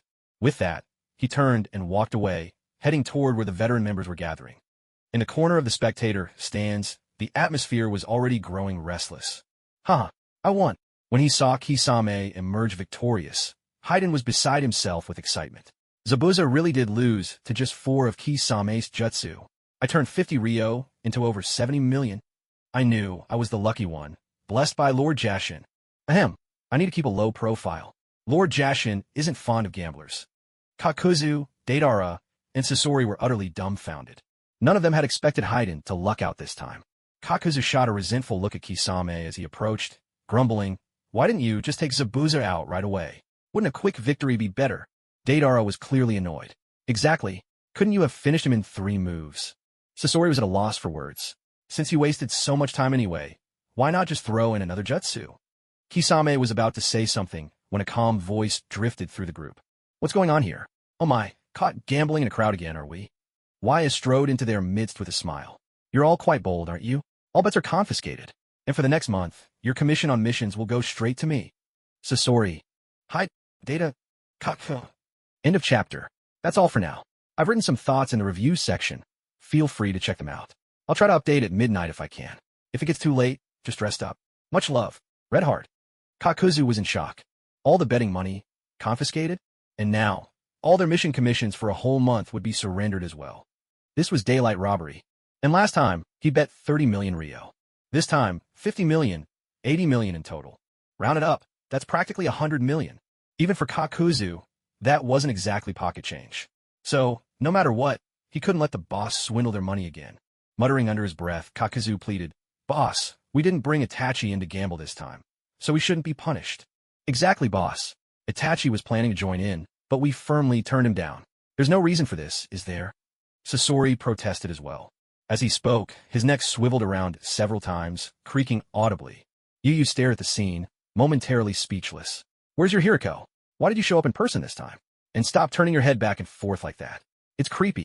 With that blank, doll-like face, Sasori replied expressionlessly, "Some of the gears inside Hiriko are worn out, not running smoothly. I need to earn some money for repairs." Yu nodded slightly, then turned to Deidara and asked, "Oh, I see. What about you? Have you finished the C4 Garuda yet?" "Not yet, boss," Deidara replied gloomily, lowering his head. "Miniaturizing the clay for molding isn't so easy. I still need some time to complete it. Clay art can't be rushed, you know. If your art isn't even ready, what are you gambling for?" Yu scolded him coolly. "No gambling before you turn 10. "All right." Deidara pouted. "How much did you bet?" 5 million Ryo. "Take it back." "Huh. Thanks, boss." Deidara was overjoyed as he reclaimed his money note. Kakuzu and Sasori looked at Yu, their voices uncertain. "So, does that mean we can?" "No. Your bets are confiscated." Yu relented just a little. "But you don't have to hand in your cut from this job." "Boss, we didn't drag any kids into this round," Kakuzu protested, sounding utterly aggrieved. Yu raised an eyebrow. "Deidara isn't a kid? Why didn't you say so last time?" Kakuzu grumbled. Yu blinked innocently. "Why should I have said anything? I was waiting for you to slip up again. Otherwise, how could I have a reason to confiscate your bets?" Sasori. "Deidara. Well. So Deidara was only allowed in on the bet, just for this moment." "Boss, please, could you act like a human being?" Kakuzu was nearly in tears. "My 100 million. Damn it, Sasori looked a bit dejected too. "Sigh. Looks like repairs for my Hiriko will just have to wait until next month." Seeing their misery, Yu cleared his throat and said, "Ahem, since you stopped Itachi from gambling, I'll call him merit. I'll only confiscate a third of your bets this time. That should be fair, right?" "Huh." Kakuzu and Sasori broke into wide grins. "Haha, thanks for your mercy, boss." They hurried to reclaim their money notes. Sasori took back 20 million. Kakuzu got over 30 million. Hayden also reached out, about to grab his own note. With a sharp smack, Yu slapped him on the head and sighed. "You only bet 50 Ryo? How do you even have the nerve to take anything? Hayden, have a little dignity, please." Hayden gave a sheepish laugh. He withdrew his hand, but his eyes lingered on the thick stack of notes on the table. Slowly, he was overcome with frustration. He could have turned 50 Ryo into 80 million. But now, Hayden had actually lost 50 Ryo. Just thinking about it, damn, it was infuriating. But there was nothing he could do. After all, he couldn't beat the boss. Kakuzu eyed Yu cautiously and asked, "That boss, if Deidara and Itachi aren't playing, can we place our bets?" "Yes, you can." Yu nodded. Sasori and Kakuzu lit up with delight. "That's great." Off to the side, Hayden scoffed. "So it's just the 3 of us? Isn't that a bit too few?" Kakuzu rolled his eyes. "We're not including you. You always bet such tiny amounts, just here to stir the pot." Hayden didn't mind at all and replied with an incredulous tone, "But haven't you noticed? Without a banker, no matter how much you bet, you might as well be throwing your money away. How's that throwing money away? Kakuzu let out a dry chuckle. I'll start with a bet of 10 million Rio. Anyone with a shred of pride wouldn't dare bet less than 1 million, right? Except for you, you shameless Jashinist, always pinching every penny. Ahem. I'm not stingy, okay? Haydn coughed a few times and explained, Lord Jashin doesn't look kindly on gamblers. A little wager is for fun, but betting too much, that's breaking the creed. Sasori raised an eyebrow. Oh, does that have something to do with your immortality? Exactly. Haydn grinned. Kakuzu looked at him with utter disdain. Nonsense. Haydn, I don't believe a single word you say. Not even the punctuation. Just admit you're cheap and quit making lame excuses. Believe it or not, doesn't bother me, Haydn shrugged. With that, the commotion came to an end. The second round of one-on-one sparring was about to begin. Yu turned to the remaining new members and asked, So, which of you wants to step up and challenge someone? As soon as he finished speaking, Suigetsu jumped out, pointing excitedly at Toby. Boss, I want to challenge this guy with the curly hair. Is that okay? First update. Dear readers, negative reviews really affect the book. If something truly bothers you, vent in the comments, but please try not to leave poor ratings. Writing isn't easy. As soon as those words left his mouth, everyone's expressions grew peculiar. Just now, Kisame's warning to Zabuza had been heard loud and clear by the others. Why had Zabuza said you should challenge someone of roughly equal strength, instead of picking a weaker opponent? Because in his eyes, choosing a weakling is a sign you look down on yourself. And if the boss sees you making that choice, he definitely won't think much of the challenger. But young Suigetsu clearly hadn't grasped the hidden meaning, eager for an overwhelming victory. So, he picked Toby, who always seemed like a joke. Did he really think Toby was weak? Yu's expression shifted slightly, and he asked with a hint of doubt. You can, but are you sure you want to challenge him? Seeing the looks on everyone's faces, Mangetsu Hozuki immediately sensed trouble. Just as he was about to choose again. Ada. Once you've said it, you can't take it back, you know? Deidara stepped forward with exaggerated flair and announced. Aren't you lucky? In all the previous newcomer welcome parties over the years, you're the very first to challenge me. Deidara, have decided to defeat you with the ultimate secret technique I've spent 4 years perfecting. The moment those words left his mouth, not only Yuba, but even the veteran members' expressions shifted. One by one, their faces grew serious. Deidara was strong. Even without possessing anyone, his strength was easily among the top 3. His antics might be a joke, but no one underestimated this crazy white Zetsu. And now, with Yamato's with style boosting his power, Deidara's strength might very well have reached the Superkage level. Within the organization, aside from Yuba and Obito, likely no one could match him. Yuba's face grew solemn, and he thought to himself, a secret technique perfected over 4 years? Could it be that unknown wood-style Buddha statue from the original story?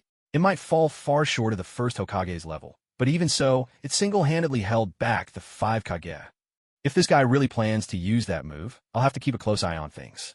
If Mangetsu Hozuki gets killed because I wasn't paying attention, that'll be a huge problem. Moreover, Deidara could wield powerful jutsu of all 5 elements. His attacks packed a serious punch, enough to go toe-to-toe with the strongest Hokage, Hiruzen Sarutobi. As the two stepped into the arena, Yuba once again cast the hexagonal barrier, enclosing them both. The battle was about to erupt. Kakuzu's eyes lit up among the spectators, and he shouted, Come on, place your bets. No kids allowed. If you've got money, step right up. Yuba, unbelievable. Had Kakuzu gone completely off the rails from losing so much? Still, he didn't stop him. After all, this sort of event was good for building camaraderie. Back in the old days, Akatsuki had its fun moments. But aside from few exceptions, most members were never that close. At this moment, Kisame turned to Zabuza and asked, Got any money? Zabuza nodded blankly. I've saved up a little. Then let's have some fun. A newcomer joining the organization should get to know everyone. All right, I'll follow your lead. Kisame, dragging a bewildered Zabuza, joined the betting crowd. Haydn squeezed into the throng, grinning. Count me in, ya. Get lost, you troublemaker. Kakuzu snapped. I'll put down even more. Isn't that enough? At least 1 million Rio. That should do it, right?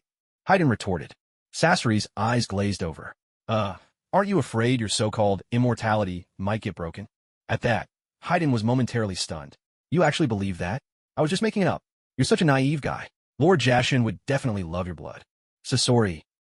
You lying fraud. Kakuzu sneered. Although he'd always found Haydn irritating, by now he had a clear idea of what kind of person he was.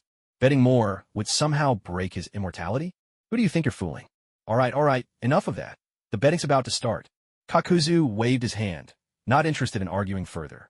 Same rules as before. Bet on how many jutsu it'll take for Toby to defeat Mangetsu Hozuki. Whoever guesses the closest number wins. I say he'll do it in a single jutsu, 600 million Ryo on that. Sasori said 5 jutsu. I'll bet 400 million Ryo. Hisame added, 2 jutsu, 10 million Ryo. Zabuza chimed in, for jutsu, 3 million Ryo. Haydn announced, 3 jutsu, 1 million Ryo. Everyone settled on their wagers. They each pulled out hefty stacks of banknotes and placed them on the betting table. One by one, they fixed their eyes on the barrier, waiting in anticipation for the outcome of the battle. Inside the barrier, Toby and Mangetsu Hozuki stared each other down. Toby carried a massive scroll on his back. Mangetsu wore the twin swords. Hiramakerii strapped across his shoulders. Mangetsu eyed him warily, his voice tinged with unease. Judging by everyone's reactions earlier, you must be pretty strong, huh? Huh, not strong at all. Toby shook his head vigorously, denying it without hesitation. I'm the weakest in our entire organization. Can't afford to cross anyone, just a nobody. As if I believe that. Mangetsu sighed in exasperation. Even the boss's expression changed just now. And you're telling me you're not strong? As expected, not a single normal person in this organization. He'd thought this curly-haired oddball was a pushover. But now, luck was clearly not on his side. Hearing this, Toby's tone shifted slightly, growing a bit more serious. If you really chose to fight a weakling, the boss would probably abandon you. And you know what happens then? Only one thing, death. Oh really? Mangetsu felt a chill run through him. What else? Toby's voice was calm. This is the only chance you newcomers have to prove yourselves. Picking the weak to fight just makes the boss look down on you. So, count yourself lucky for your accidental choice. Enough talk. I'm coming for you. With a whoosh, Toby pressed his foot to the ground and vanished from sight. In the blink of an eye, he reappeared right in front of his opponent. Mangetsu gasped in shock. Whoa, he's fast. Could it be this curly-haired guy is a taijutsu specialist? He quickly drew his twin swords, readying himself for the attack. But to his astonishment, the name of the jutsu Toby called out next left him utterly frozen. Toby pressed his hands together, calling out in a low voice, with style. For pillar prison. In an instant, for thick wooden pillars shot up from the ground. With a sharp, tearing sound, they surged upward, thick and powerful, as if alive, racing toward Mangetsu to bind him with incredible speed. Impossible. Is this an illusion? Seeing this, Gecko Mangetsu's face was filled with shock. You curly-haired freak. How can you use the first Hokage's secret wood release technique? Update number 2. I was planning to post 3 chapters today, but I really can't manage it. My stay tonight is just terrible. I'll have to update again tomorrow. I'm so sleepy that even coffee doesn't help anymore. I guess all those sleepless nights and endless cups of coffee for the May Day debut have finally made me immune. Haha. Crying and laughing at the same time. 100,000 words in 7 or 8 days, grinding away with no time for friends. Old readers know the drill, but perseverance pays off, and this book hasn't flopped. Posting 3 chapters a day is tough with my current stockpile, but 2 feels too few. I still hope to give you at least 3 a day. I'll do my best. As for the reader group, there's no rush. The book's doing pretty well, and my editor says it's quite stable. Let's wait until we hit 200,000 words and see how the numbers look. If things stay steady, I'll start group. It's almost 2 in the morning. Time for bed. Everyone, you should get some rest too. Good night and sweet dreams. Staring at the stunned Gecko Mangetsu, Toby chuckled and said, Huh? Isn't this just basic stuff? Why are you so shocked? Swish, swish, swish, swish. 4 wooden stakes shot toward him, twisting and snaking through the air. Gecko Mangetsu slashed furiously with his twin blades, hacking at the stakes. But it was all in vain. The 4 stakes locked him in place, binding him tightly. What incredible wood release! Gecko Mangetsu exclaimed in genuine awe. Oh really? So you're actually this weak? Toby's tone was exaggerated, but in the next moment, he grew serious. Let me ask you something. What? Do you poop? Gecko Mangetsu. Before he could respond, Toby snickered and went on. If you do, can you give me a little? I want to study it. Gecko Mangetsu underscored. What kind of absurd question was that? What kind of bizarre thinking is this? Aren't we supposed to be fighting? How can anyone bring up something so gross in the middle of a serious battle? Gecko Mangetsu didn't bother to reply. Sizzle, sizzle. His body began to swiftly liquefy. He melted into a puddle of water, which gathered again behind Toby. Chakra surged as Gecko Mangetsu shouted in a low voice, Hiramakerii. Release. Crash. A torrent of chakra surged from the twin blades, Hiramakerii. It transformed into a gigantic hammer, which he swung down at Toby with all his might. Without looking back, Toby clapped his hands. Wood release. Wood locking wall. In an instant, wooden pillars erupted from the ground. They arched over, forming a protective dome. Boom! Hiramakerei's hammer crashed into it with a deafening roar, splinters flying everywhere. Cracks spidered across the wood, but the wood-locking wall held firm. Hozuki Mangetsu frowned slightly. This wood is so tough. I'd better put some distance between us and observe first. He shifted his footing and swiftly retreated several hundred meters, keeping his eyes trained on every move Deidara made from afar. Deidara, meanwhile, released his wood-release defense, curiosity written all over his face. That was the hydrification technique from the Hozuki clan, right? Pretty handy. But I have to ask, when you turn to water, do you still, poop? Mangetsu let out a helpless sigh. Why are you always so fixated on these disgusting topics? No normal person thinks about things like that. Deidara scratched his head. Well, I'm not exactly human, am I? So, can you or can't you? When we're in our water form, we can't. Only after returning to human form. Mangetsu replied, exasperated. Oh, I see. Then you. Shut up. Can't you see we're in the middle of a fight? Mangetsu snapped, cutting him off before he could finish, not wanting to hear another word of that revolting conversation. With a whoosh, Mangetsu charged forward once more. His Hiramakerii sword unfurled in his hands as he muttered under his breath, water style. Great water arm technique. His right arm suddenly swelled, torrents of water surging into it until it was massive, amplifying the power of Hiramakerii considerably. The sheer intensity made Deidara raise an eyebrow in interest. Not bad, but let's see how you handle this. Would release. Great forest technique. No sooner had the words left his mouth than the ground erupted with a mass of wooden vines. Thick vines burst forth, spreading quickly and covering nearly half the barrier. The area was simply too vast. Mangetsu's Hiramakerii couldn't possibly smash them all. He had no choice but to dissolve into a puddle of water to evade the encroaching vines. But the hydrification technique consumed an enormous amount of chakra. As the vines continued to sweep across the battlefield, Mangetsu finally had to abandon his water form in exhaustion. With a series of harsh cracks, the vines surged up and coiled around him, binding him tightly. Deidara strolled forward, looking a bit disappointed. Oh dear, you're weaker than I thought. Can't even block this move? I was hoping to use the ultimate technique I spent 4 years perfecting against you. Well let down. Before he could finish, Mangetsu's lips curled into a sly grin. Hey, you fell for it, Curly. Huh? Deidara stared in confusion.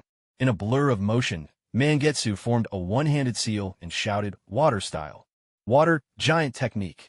In an instant, torrents of water erupted from his body, swirling and gathering rapidly, rising taller and taller. Within the blink of an eye, he transformed into a colossal water monster, towering over 10 meters high. Deidara clapped in awe at the massive giant before him. Whoa, what a huge water giant. I didn't expect you to have a trump card like that up your sleeve. Mangetsu remained silent, his expression unreadable. With a single thought, the water giant extended an enormous hand. With a muffled thud, a gentle sweep of the giant hand sent him flying through the air. A phase body traced a perfect arc before slamming hard against the barrier wall. He landed heavily, and faint cracks appeared across his body. Yet instead of panic, a Fae was delighted. Such overwhelming power. This is on par with the tailed beasts. And what's more, before he could finish, someone outside grew impatient. Wu Yu spoke with a hint of annoyance. Enough with the nonsense. Wrap this up now. Got it, boss. A Fae's expression grew solemn. You, Mangetsu Hozuki, truly are the genius of the Hozuki clan. Let me show you the ultimate secret technique I've spent 4 years perfecting. I promise you'll be amazed. At these words, the onlookers outside the barrier grew serious, each of them watching intently, waiting for the next jutsu. Wu Yu, too, grew a shade more earnest, ready to rush in and save his comrade at a moment's notice. With all eyes fixed on him, a Fae pushed off with his foot and leapt high into the air, charging straight at the monstrous water beast. With a swift motion, he pulled a massive scroll from his back as he soared through the sky, unfurled it completely, formed a series of hand seals, and then slapped his palm down with a thunderous shout. Dung style? Heavenly scatter. Dance of the flying filth. Author's note, it's past 3 in the morning. Stayed up too late last night, feeling dizzy and had a nap. My stats dropped 35% today, which is a bit discouraging. Some pros in the author group say it's because yesterday was Death Monday. Hope things bounce back. Please remember to watch the ads, dear readers. Much love, Heartsuit. What the? Did he just say dung style? On the ground, Mangetsu Hozuki frowned in confusion, thinking he must have misheard. But in the seconds that followed, his confusion turned to shock and then to outright terror. From the enormous scroll in midair, a torrent of filth erupted, pouring down like a torrential storm. The sheer scale of it was enough to shake anyone to their core. What the? Staring in disbelief, Mangetsu Hozuki was dumbfounded. Is that all dung? This is your ultimate secret technique. A foul rain poured from the sky, spattering down in sheets and waves. Within the barrier, it was as if a rain of filth had begun to fall. Ordinarily, this would have posed little threat to Mangetsu Hozuki, but there was just too much of it. The towering water giant, 10 meters high, seemed utterly insignificant. Wave after wave gushed from the scroll, burying Mangetsu Hozuki in an instant. The overwhelming stench dealt a devastating blow to his spirit. His water giant dissolved on its own, and he collapsed into unconsciousness. The six-pointed barrier's range was vast, truly vast. Kisame's water-style jutsu, the great exploding water wave, had flooded an area as vast as a small sea. It only occupied a third of the barrier before. But this time, the enormous barrier was filled in an instant. Can you believe it? And that giant scroll was still spewing out filth, unstoppable. The scene was absolutely staggering. But honestly, it was just as revolting. Haha, that's my style. Seeing his opponent defeated in the blink of an eye, Ah-Fei jumped for joy. This ultimate secret technique really is powerful. All those years of hard work, collecting for 4 years, was worth it. Looks like I have every reason to keep digging deeper. This time it was all human waste, but next time I'll collect from other animals, and I'll make sure to pick the most pungent ones. I'll have to change up the method too. And what should I call the next dung style move? Outside the barrier, in the spectator stands, everyone was left completely stunned. This is what Ah-Fei's been researching for 4 years. His so-called ultimate technique? They had been a bit surprised just a moment ago. A wood-style secret technique that actually needed a scroll to perform? Unbelievable. Now they finally understood. So the giant scroll was stuffed with excrement. Haiden, ever the Joker, snarked. "Tis TSK? That brat man gets a Hozuki. He's probably traumatized for life now, huh?" Sasori said, "I don't know about trauma, but I seriously wonder, being buried under that much filth, could Mangetsu have suffocated?" Deidara snickered. "Wouldn't be surprised. All that dung. If it exploded, the artistic impact would be off the charts." Kisame chimed in sarcastically. "Ah-Fei something else. 4 years collecting crap? That takes real persistence." Obito could only rub his forehead in exasperation. "No kidding. I'm already feeling queasy, and we can't even smell it thanks to the barrier.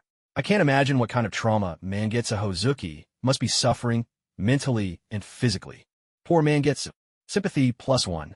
Sympathy +1. For all their shock, one thing was clear to everyone. The boss was definitely going to lose his temper. In the past, Ah-Fei's antics had always just been talk. Even if the boss got angry, it was never more than a scolding. But this time it was different. Ah-Fei, he actually went through with it. And the very first dung-style move was on a scale never seen before. It was something no one would ever forget. If the boss didn't get mad now, it would be a miracle. Sure enough, just as the barrier was about to be entirely flooded with filth, a vein bulged on Yu's forehead, his face turning icy cold. "Ah-Fei, are you looking for death?" Whoosh! With a stomp of his foot, his figure vanished. The next instant, he appeared in the last remaining space above. Standing in midair, he pointed down with a single hand. Destructive Path 94. Burn! Heaven! In that split second, spiritual pressure swept across the area, and blazing flames erupted into the sky. With a roaring surge, the fire transformed into a sea of crimson, instantly incinerating all the filth in its path. To avoid accidentally harming Gozu Getsu, Yu intentionally left the lower part of the barrier intact, allowing the filth covering Gozu Getsu to remain untouched. Yu barked a command. "Obito, rescue him first." "Yes, boss." Though reluctant, Obito had no choice but to obey. With a sharp hiss, his right eye flashed red, space distorting in a swirling vortex. He stepped into the barrier and, with a powerful breath, inhaled all the filth. Every last trace of waste was sucked away into the realm of Kami, leaving Gozu Getsu behind, filthy from head to toe, his face still twisted in terror. Obito stepped forward to check on him, then glanced at Yu and reported he instinctively used his hydrification technique at the last second. "Thanks to our timely rescue, he just passed out from chakra exhaustion. His body's fine." "Good. Get him out of here," Yu replied coolly, dissolving the barrier. "Yes, boss." Obito grabbed Gozu Getsu with one hand, his face twisted in disgust, eager to leave this foul place behind. Thankfully, he was still wearing black gloves. Otherwise, he might not have dared touch him at all. At this moment, a Fae stood before Yu, whose expression was dark and brooding. Anxiety gnawed at a Fae's heart as he stammered. Boss, didn't you tell me to make it quick? It's not my fault. A quick finish, yes, but I didn't tell you to use the dung release, did I? Yu's voice turned icy. I thought you were just boasting. Who knew you'd actually go through with it? A Fae? You must have nerves of steel. A Fae was left speechless. Boss, He hadn't finished his sentence before Yu moved. A flash, and he vanished from sight. In the blink of an eye, he reappeared right in front of a Fae. With a single kick, he sent a Fae flying. A Fae screamed in pain as he crashed to the ground, fractures spiderwebbing across his pale chest. Yu closed in again, straddling him and raining down punches. Blow after blow landed, and a Fae howled in agony. Ow, that hurts. On my back. Boss, please. I was wrong. I'll never do it again. A Fae's pleas for mercy rang out, but the beating continued for over half an hour before it finally stopped. By the end, a Fae was battered and bruised, looking utterly miserable. But in truth, he was mostly putting on a show, his screams more for sympathy than actual pain. Of course, it helped that Yu had held back, not really intending to do him serious harm. If he hadn't, even 100 lives wouldn't have saved a Fae from his recklessness. Coughing, a Fae put on a fawning smile and said cautiously, Boss, you're not mad anymore, right? Or maybe you want to hit me a couple more times. I can still take it, you know. Get lost. You think I can't tell you're just putting on an act? Yu rolled his eyes at him. I'll let you off this time.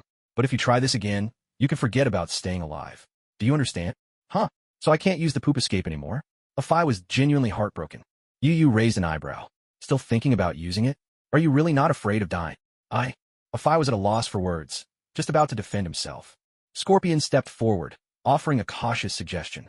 Boss, I admit a Fae's technique is disgusting, but in the future, it might actually work against certain enemies. Personally, I think we should keep it as a backup option, just in case. Kakuzu chimed in quietly. I agree.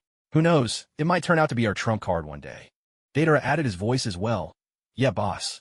Sure, the poop escape is nowhere near as artistic as my explosions, but it's got its own use. Seeing so many people speak up, it genuinely took Yu by surprise. Well, since when did you become so popular? Yu turned to a Fae, his tone playful. So many people pleading for you? Now I'm really curious. What exactly did you do? A Fae scratched his head, embarrassed. Oh, it's nothing really. Not worth mentioning. Are you going to talk or not? Boss, I really didn't do anything. Yu glanced at the others, his eyes narrowing. Not talking, huh? Then you tell me.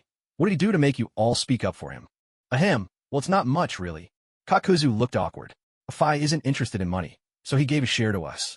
The only thing he asked was that, at the next rookie welcome, we don't challenge the newcomers ourselves. Give him a chance to test his new jutsu. Yu swept his gaze over the old members. That goes for all of you? Yes, came the collective reply. Oh, now I get it. Yu turned to a Fae, smiling slyly. So, if none of the veterans challenge the newcomers, your chances of being picked go up a lot. Kisame and Zabuza's hints about the rules seemed thorough enough. But there are always clueless rookies who might not grasp the deeper meaning and end up picking someone like you. Someone who looks harmless. That played right into Mangetsu's hands, giving you the perfect opportunity to use your poop escape. But tell me, why did you have to use it in front of me? Yu's eyes were deep, his expression unreadable. That made a Fae uneasy. Boss, But before he could finish, Yu's calm voice cut through. The reason you wanted to use that jutsu at the rookie welcome was to prove yourself to me, wasn't it? To show that your poop escape isn't completely useless? If, in the end, I am consumed by rage and wish to kill you to vent my anger, the veteran members who have benefited from your generosity would surely step forward to stop me, their leader. This, in turn, would provide you with the greatest possible protection for your life. And if I harbor no murderous intent, but merely forbid you from using your feces escape technique, then those senior members would speak up on your behalf, ensuring that your technique retains its place within the organization. Deidara, your calculations are impressive. These words from Yu left Deidara in deep silence. Even more, the entire room fell quiet in response. None of them had realized it before, but on careful thought, it was a chilling realization. If any of them were even a little selfish, and their leader's anger reached its peak, Deidara could actually be in mortal danger. But, in truth, that was almost impossible. Why? Because nearly all the wealth Deidara had accumulated over the past 4 years had been shared with the other members. The one who'd received the lion's share was Kakuzu. Even in the worst-case scenario, if the other members refused to intervene. Kakuzu, who had pocketed 4 years' worth of Deidara's money, totaling at least several hundred million, would have no choice but to step in. For someone who treats money as a religion, Kakuzu would stand up for him, without a doubt. This Deidara guy, he's anything but simple. To achieve his goals, he's gone to such extraordinary lengths. A round of applause broke out. Yu clapped his hands and praised. Everyone thinks you're brainless, only obsessed with bizarre topics. But that's far from the truth. Your cunning is impressive, even for me. Deidara, I underestimated you. Upon hearing this, Deidara didn't feel pleased at all. Instead, his heart skipped a beat, and cold sweat broke out on his forehead. Leader, I was wrong. Really, I never meant. I'm not blaming you. Yu waved his hand dismissively, his voice calm. But I want you to know, as the acting leader of the Akatsuki, my heart is not as narrow as you imagine. From now on, you may use your feces escape technique, but never on fellow members. Deidara was overjoyed. Huh? Really? Really? Yu nodded. Long live the leader. Deidara was beside himself with joy, practically dancing with excitement. That's enough. That's enough. Next time, don't beat around the bush. Just tell me directly, Yu said coolly. Yes, leader. Deidara nodded vigorously, his heart brimming with happiness. The other members looked over at him, lost in thought. They already regarded Deidara with great importance, because of his formidable wood-release secret technique. But now, unexpectedly, he was not just powerful, he was also cunning as hell. How could that not be infuriating? Second update. With this in mind, their sympathy for Hozuki Mangetsu only deepened. What a truly unfortunate soul. The second round of battles had come to an end. The group who had placed their bets gathered together once more.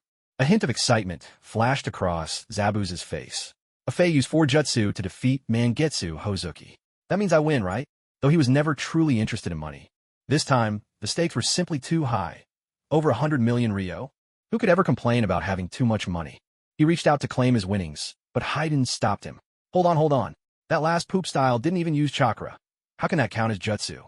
Afei only used 3 actual jutsu to win, so I should be the winner. Kakuzu grumbled in exasperation. Do you have no shame? Even the boss acknowledged Afei's poop style as a real jutsu, and you still want to argue otherwise. Haiden retorted, it's not a real jutsu. All he did was seal some poop into a scroll and release it from above. How does that make it ninjutsu? He snorted in protest. If I sealed a bunch of chopped down trees in a scroll and tossed them out, would that make me a wood-style user too? Well, Haiden, refused to accept this. Sasori, Kakuzu, Kisame. The way he put it, it almost made sense. But none of them wanted to see Haiden win. This guy had already lucked out so many times before. It was always small amounts before, but this time, the pot was over 100 million ryo. As they were searching for another excuse, a wild, swaggering voice cut through the tension. Well, who here refuses to recognize my Afei's poop style? How about I let them experience it firsthand? If they can handle my ultimate secret technique, I'll admit it's not a real jutsu. Afei strode over in long, exaggerated steps, his tone dripping with arrogance and a kind of irritating flamboyance. Haiden's face twisted. Afei, you still have some left in your scroll? Oh, absolutely. There's still about 1/10 of it remaining. Afei replied with a mischievous grin. Burying you alive won't be a problem. Haiden's expression shifted instantly at those words. You couldn't really blame him for being intimidated. The crucial thing was that Afei wasn't truly human. His body was so unique, not a single drop of blood flowed through him, which meant Haiden's death possession blood was completely useless against this guy. And on top of that, Afei could use wood style. While it couldn't kill Haiden, he could just trap him with a wood style for pillar prison and dump a load of poop style right on his head. Good grief. Just picturing it made Haiden want to fall apart. But then he looked at the mountain of silver notes on the table and felt a surge of unwillingness. Gritting his teeth, Haiden protested. Afei, don't forget, the boss said you're not allowed to use poop style on any of the members. Are you going to defy orders? Afei's arrogance deflated in an instant. Out of options now, aren't you? Haiden threw his hands on his hips and burst out laughing. This time I win. The money's mine. He reached out, ready to snatch up the prize. Kakuzu, Sasori, and Kakuzu all wore expressions of frustration, but there was nothing they could do about it. But then, a calm, detached voice drifted over from nearby. In that case, let's add a new rule for now. Toby can't use his poop release on any members of the organization, except for Haiden. Yu strolled over, a half-smile playing on his lips. Haiden was dumbfounded. Toby lit up with glee at those words. Come on, Haiden, let my poop release show you some love. I give up. That's ninjutsu. Haiden surrendered without hesitation. Forget the money, Toby, don't you dare mess with me. Toby teased him, grinning ear to ear. Oh, giving up already? Won't your evil god be disappointed in you? Acting like this? The boss said no infighting, but sparring is fine, isn't it? Come on, don't be scared. Toby, that's enough now. Yu stepped forward, his tone light and amused. It really was for ninjutsu. Zabuza's the winner this time. Haiden, you've already lucked out so many times, it's time to let someone else have a turn. Fine. Haiden grumbled, sounding defeated, though inside he was still fuming. He'd only put in 1,000,000 Ryo, but it felt like he'd lost 100 times that. With that, the one-on-one matches came to an end. Originally, Conan was supposed to spar with Meitarumi, but Yu firmly put a stop to it. No way he was letting the base get blown to pieces. As for Haku, he was still young and not strong enough yet. So, he wasn't put through any one-on-one battles for now, and would just remain as the groups in turn. After that, the third event began.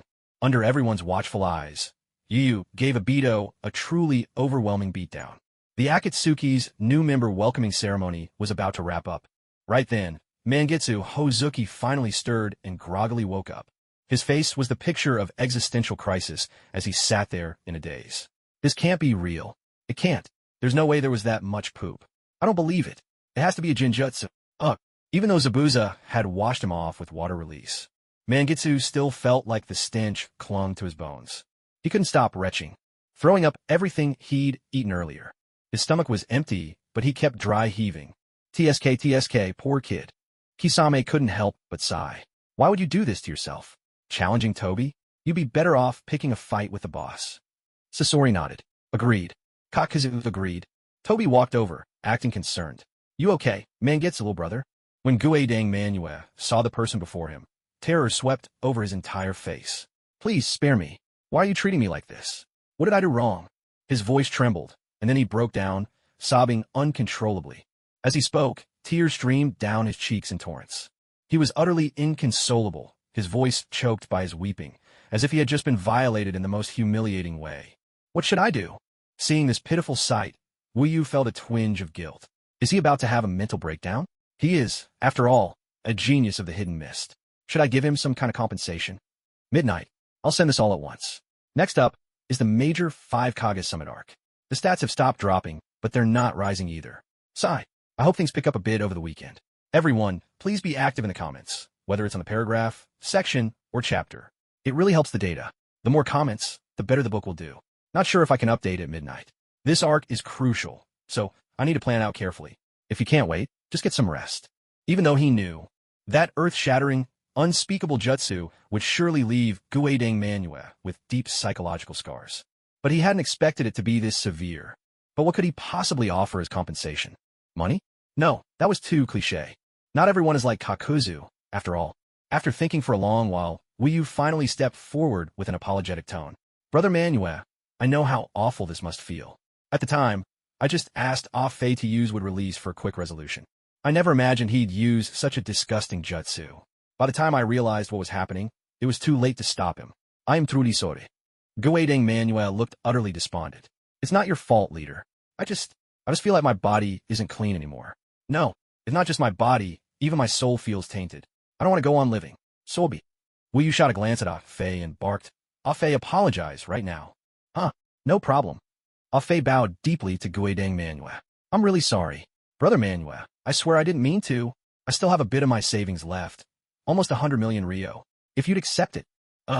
Guedang Manhwa froze for a second. Before he could say anything, Wu frowned. That's so tacky. Do you think everyone's as obsessed with money as Kakuzu? Afei, I want a sincere apology. Do you even know what sincerity means? Hearing this, Afei suddenly understood. Oh, now I get it. Without another word, he dropped to his knees, facing Guedang Manhwa.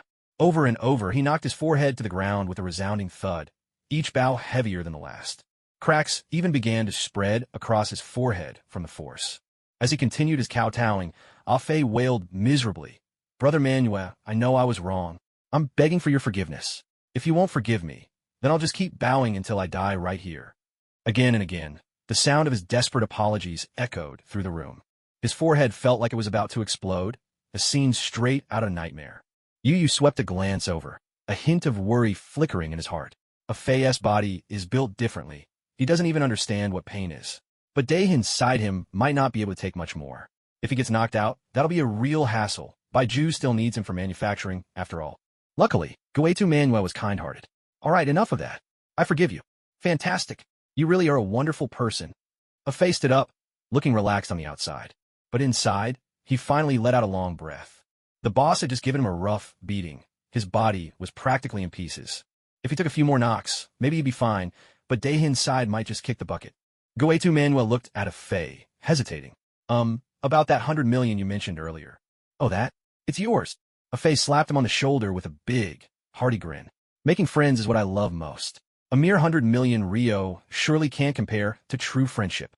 With that, he reached behind himself and pulled out a thick stack of silver notes, handing them to Goetu Manuel. Tears welled up in Goetu Manuel's eyes. Afei, you're a brother for life. I won't forget this. Ha ha, and you're a great brother too, Manuel. Afei laughed, his voice warm. The two of them threw their arms around each other's shoulders, looking for all the world like long-lost brothers reunited after a decade apart. This scene left you momentarily stunned. Inwardly, he muttered, "What's going on? Is everyone here starting to act like Kakuzu?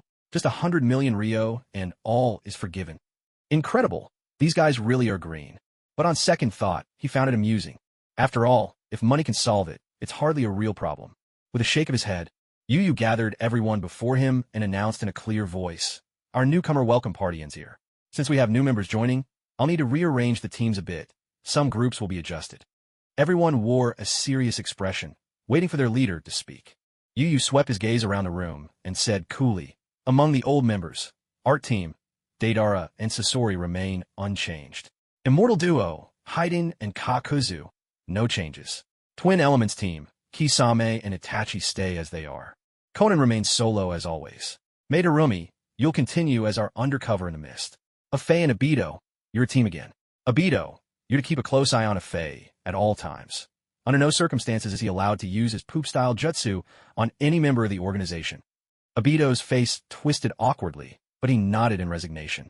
"Understood, leader." Yu continued with his instructions. "Also, you and Afei are our fastest team. If we're short on white zetsu, you'll be responsible for maintaining contact among the group. Relay intel between members as needed." "Got it." "Understood, leader." Obito nodded. Yu nodded and looked over at Zabuza and his group. "Among the newcomers, we have the Facing Hardship Head-On Squad. Zabuza and Haku, you're together." Haku looked confused. "Boss, why are we called the Facing Hardship Head-On Squad?" "Ahem, because in your group, there's you, the intern, who drags down the overall strength," Yu said, clearing his throat and putting on a serious face. "So when you encounter difficulties, it'll be even harder for your team to handle them compared to the others. Facing hardship head-on means I hope you won't back down when things get tough, but instead meet challenges bravely and overcome them." "Understood." Zabuza and Haku both bowed in thanks. "Understood. Thank you for your encouragement, boss." Only Conan and Obito exchanged odd looks. They didn't quite grasp the underlying meaning of that phrase. But one thing was certain. It was definitely more than what the boss let on. "No need to thank me." Yu turned his gaze to the last one left, Mangetsu Hozuki, with a hint of regret. "Your little brother is still young, not even qualified to be an intern. I was considering putting you two together as the water plus water duo, but for now, you'll be in a group with sure sway." "Understood, boss." Mangetsu nodded, stealing a discreet glance at the gentle, smiling boy standing not far off. He mused quietly to himself. A young genius from the Uchiha clan, huh? Seems easy to get along with. Shouldn't be any trouble. After taking another look, he calmly withdrew his gaze. With the teams sorted out, Yu's expression turned solemn as he gave his instructions. According to trustworthy intel from White Zetsu, the 5 great nations will soon be holding a secret 5 Kage summit, and they're coming up with plans specifically to counter our Akatsuki organization. So I need you all to be extra cautious in the coming days. Don't risk your lives or burn through all your chakra just to complete a mission. Especially one particular old-timer who loves money. If you get yourself killed, fine, but don't drag your teammates down with you. The moment these words left his mouth, everyone's eyes instantly turned toward Kakuzu. Being stared at, Kakuzu felt uncomfortable and grumbled inwardly. "Why not just call me out by name, boss?" "Understood, boss." "Yes, boss." Kakuzu led the chorus of responses, and the others quickly followed suit. Deidara stepped forward, clearly riled up. "Boss, so the 5 great nations dare to target us. Then let's take the initiative. I can use my ultimate art to blow them all sky high." "Not so fast, Deidara. Now isn't the time. You all don't need to worry about the bigger picture. Just focus on completing your team missions and make sure you conserve enough chakra. Yu shook his head, exuding confidence. When the time is right, we'll make those 5 great nations understand a simple truth, and that is, the might of Akatsuki will not be challenged. These bold, stirring words. In an instant, the members of the Akatsuki present felt their hearts surge with excitement. They wished nothing more than to immediately take out the high-ranking officials of the 5 great nations. TSK, TSK. The power of his rhetoric was truly astonishing. His talk no jutsu. Utterly terrifying. Most people couldn't quite grasp the significance of this moment. But Conan and Obito understood the inside story. On the other side, Yu was about to step in as the leader of the Hidden Rain Village and force his way into the upcoming 5 Kage Summit. Once they learned the enemy's plans and intentions, the Akatsuki would mobilize in full force, leaving no room for ambushes, and would launch a relentless assault on the 5 great nations. Yu swept his gaze over everyone, thinking to himself, the organization has grown large enough. Operating in 2-man cells will be much safer. Even with surveillance cells in place, he could instantly know if any members were in danger, allowing him to tear open space and rush to their rescue. But if multiple people were threatened at once, even Yu couldn't be everywhere at once. He simply couldn't save them all. With 2-person teams working together, unless they were surrounded by a large force of elite ninja, they could at least buy themselves some time. And with Obito and Afe, the 2 could quickly relay messages between teams, greatly increasing everyone's safety. If only... Yu glanced at the ring on his finger, muttering to himself, if Nagato were here, things would be so much easier. With the demonic statue projection technique, we could communicate over long distances and wouldn't have to bother with all this. The demonic statue projection technique. A highly practical skill. Members only needed to find a quiet place, then release chakra through their rings, converting it into a wave of thought. Nagato, as the relay point, would receive these signals, amplify them, and project the resulting phantom images in specific locations. This phantom was different from ordinary illusions. With Nagato as the medium, they could even cast all sorts of ninjutsu. Of course, the phantom strength was nowhere near that of the original body. Yu frowned, thinking further, but all the black rods have been removed from Nagato's body. Can he still receive these signals? Forget it. I'll deal with it when the time comes. If it doesn't work, I'll have Orochimaru look into it. Building a mobile relay station shouldn't be too much of a challenge, right? On the 3rd day, Hidden Rain Village, atop the tallest spire, a handsome young man in a white ceremonial robe, his head partially concealed by a skeletal mask, stood quietly on the rooftop. He gazed out at the steady drizzle, his expression calm and composed. Standing respectfully behind him, to the right, was a striking, white-haired youth. His eyes were a pale green, lined with a hint of crimson. Between his brows, 2 tiny red dots were visible. He was Kimimaro of the Kagaya clan. Note, in Japanese, Kagaya and Take-Torai are synonymous, so either is acceptable. No need to argue. Yuba gazed ahead, his voice calm as he asked, the 5 Kage Summit has begun, hasn't it? It's just getting started. The 5 Kage have already arrived in the Land of Iron, but the official meeting won't begin until at least this afternoon, Kimimaro replied with a nod. Yuba continued, has the letter of intent been sent? What did it say? Kimimaro answered slowly, it was sent out this morning. In it, you stated, using your position as the leader of Amagakure, that you wish to participate in this 5 Kage Summit and are willing to contribute to the joint action plan against the Akatsuki. Not bad. Have they replied? Yuba asked. Kimimaro's expression was troubled. Not yet. Do you think they might just ignore your letter? They won't, Yuba said, shaking his head with a faint smile. My name may not carry the same weight as the acting leader of Akatsuki, but I was once the man who slew the so-called demigod in an instant. They wouldn't dare ignore Amagakure. Let's just be patient. Kimimaro looked puzzled. Still, why not just go there yourself? With your strength, you could force your way in, and I doubt anyone would dare oppose you. As Yuba's trusted confidant, he alone knew that Kyumo and Yuba were actually one and the same person. Though he was still reeling from this revelation, the logic behind such a choice eluded him. Child, this is what we call courtesy before force, Yuba said, gently patting his head. As the Akatsuki's leader, Kyumo can act without restraint. But as the visible leader of Amagakure, I have to observe certain formalities. That's the courtesy. And if they refuse you? Kimimaro exclaimed in surprise. Yuba's tone was light, a trace of mockery in his eyes. Refuse? Then I'll beat them until they agree. That's the force part. Understand? Understand, Kimimaro nodded. At that moment, A sound of rustling announced the arrival of a white Zetsu, who emerged respectfully. Lord Yuba, a reply from the 5 great nations has arrived. As he spoke, he handed a sheet of paper to Kimimaro. Kimimaro read it quickly, then turned to Yuba. They refused. All of them? Or did someone take the lead? Yuba asked, suspicion flickering across his face. Someone took the lead. Who? The 4th Kazekage Raza. Rasa? Not Minato Namikaze. Yuba looked genuinely surprised. Did he lose his mind? Why lead the opposition? And for what reason? Raza said, Amage cure is too weak. So what if Yuba killed Hanzo? Does a small nation like yours really think it belongs at the 5 Kage summit? Don't get above your station. White Zetsu replied respectfully. That's exactly what he said. Yes. How interesting. A subtle change flickered across Yu's expression. He smiled and said, It seems that in these 4 years of silence, quite a few people have become rather arrogant. They no longer acknowledge the legendary feat of instant kill Hanzo. Even someone as insignificant as Raza now dares to disregard me. Back in the day, Hanzo was considered the pinnacle of the ninja world, a demigod among men. This reputation was not an exaggeration. At that time, there were few true powerhouses, and Hanzo had managed to keep the small land of Rain alive, caught between the 3 great nations. That alone had elevated his fame to unprecedented heights. But 4 years have passed in the blink of an eye, and new talents have emerged. Many now believe that Hanzo's strength was nothing special, and that perhaps they could defeat him themselves.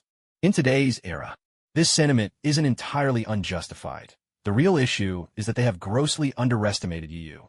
Killing Hanzo back then had been a casual affair for him, and with 4 more years of improvement, his void form is now leagues stronger than his Reaper form. The 5 Kage, thinking themselves superior to Hanzo, presume they can now challenge Yu. Such arrogance is sheer folly. Kimimaro, treading carefully, asked, So what do you intend to do? Set out for the land of iron immediately. Yu's eyes gleamed coldly. His voice was icy as he declared, Let's give this overconfident 4th Kazekage, Raza, a lesson he won't soon forget. That's all for now. The numbers haven't dropped much, but the earnings have hit a historic low. The rewards today barely amounted to anything. The last 2 updates didn't see much of a dip, but with 3 updates, the income actually fell. I just can't figure it out, sigh. Many group veterans say that posting more doesn't increase earnings since it's free, but I simply want everyone to have more to read. Remember to watch the ads if you can, just half an hour per view. And thank you, dear readers, for your support. I'd appreciate a few gifts. The climax is just around the corner. Love you all. Red Heart, Land of Iron, the 5 Kage Summit venue. Banners representing the 5 great nations. Water, wind, fire, earth, and lightning hung on the walls. At the center of the room, a vast semicircular table stood, where the Kage of each nation and their respective bodyguards had all gathered. Each sat at their designated spot, spaced a meter apart, with 5 seats in total on the outer side of the table. Counting from right to left, the first was a man with deep-toned skin and pale yellow hair. His build was powerfully muscular, draped in a white cloak. He radiated an air of stern authority. This was the 4th Raikage, A. The second was short in stature with a bulbous red nose. There could be no doubt, he was the 3rd Tsuchikage, Anoki. The 3rd, with golden hair and piercing eyes, was still young, brimming with vitality and charm. He was our beloved Namikaze Minato, the 4th Hokage. The 4th, with cropped brown hair and dressed in a black ninja outfit, sat expressionless, as if the world owed him 8 million ryo. No further introduction is needed. This is the 4th Kazekage, Raza, and the last individual stood out the most. She was a girl of only 15, clad in a long, blue strapless dress. Her youth was apparent, but her bearing was remarkable. She was none other than Mei Terumi, the newly appointed 5th Mizukage. Across the semicircular table sat an elderly man. His head was wrapped in bandages, and he wore layered green armor with a samurai sword at his side. This was Mifune, the samurai general of the Land of Iron. As the Land of Iron was a neutral nation, Mifune was responsible for presiding over this 5 Kage summit. Mifune swept his gaze around the room, his expression tinged with concern. Is it really all right to reject the proposal from the leader of the Hidden Rain village? That man once slew a demigod in an instant. Aren't we being a bit too dismissive? What does it matter if his personal strength is impressive? The Raikage, A, replied with arrogant bravado, We Kage aren't to be taken lightly. Besides that so-called demigod, that's ancient history. If Hanzo were still alive today, with my speed, I could take his head in a heartbeat. Mifune, don't go praising outsiders and belittling your own. Exactly. He's just the leader of the Hidden Rain village. Raza crossed his arms, speaking with calm indifference. Perhaps this Yu surpasses us in individual power, but times have changed. With the 5 of us combined, there's nothing he could do against us. For a minor nation to dream of joining the 5 Kage summit, utterly delusional. This? Mifune hesitated, then sighed. Very well, do as you please. The Land of Iron will maintain its neutral stance. But if the leader of the Hidden Rain provokes war, I hope you're truly prepared to face the consequences. Why was he so uneasy about this? Because none of those present had ever faced Hanzo, except for him. Back during the Second Great Ninja War, he had fought Hanzo, the demigod of the Hidden Rain, while covering for his comrade's retreat in his youth. He was defeated with ease in just a few exchanges. The scar hidden beneath his headband was a constant reminder. His bandages served only to conceal the wound across his forehead. He knew all too well what Hanzo was capable of. In his own eyes, Hanzo was worthy of the title demigod. Even now, Hanzo might no longer sit at the very top of the shinobi world, but he was by no means someone to be underestimated. For the leader of the Hidden Rain to have slain Hanzo at his peak, his strength must be utterly terrifying. They believed that 4 years was enough time to surpass Hanzo. But did they think their opponent hadn't made any progress? Would the leader of the Hidden Rain really stand still all this time? Mifune simply didn't believe it. But since the 5 Kage were so adamant, he could say no more. After the two had spoken their minds, Minato Namikaze paused for a moment, then spoke gently. Personally, it's not that I doubt the Rain Village leader's strength. Even after 4 years of silence, this is not someone we can afford to underestimate. My main reason for refusing him is concern. After all, he and Tsubai are the same clan. His motives for joining the 5 Kage summit aren't yet clear, so we need to wait and observe for now. What do you all think? With that, he looked around at everyone. But no one responded. Inoki grinned and chimed in. I agree with that view. Yu's attitude is crucial. Only when we clearly know if he harbors any intentions towards Tsubai can we consider his participation in the summit. Meitarumi nodded. I concur. The others glanced at Meitarumi, their faces unreadable. Only the Reikage lost his temper, practically bursting with anger. Concur? Concur with what?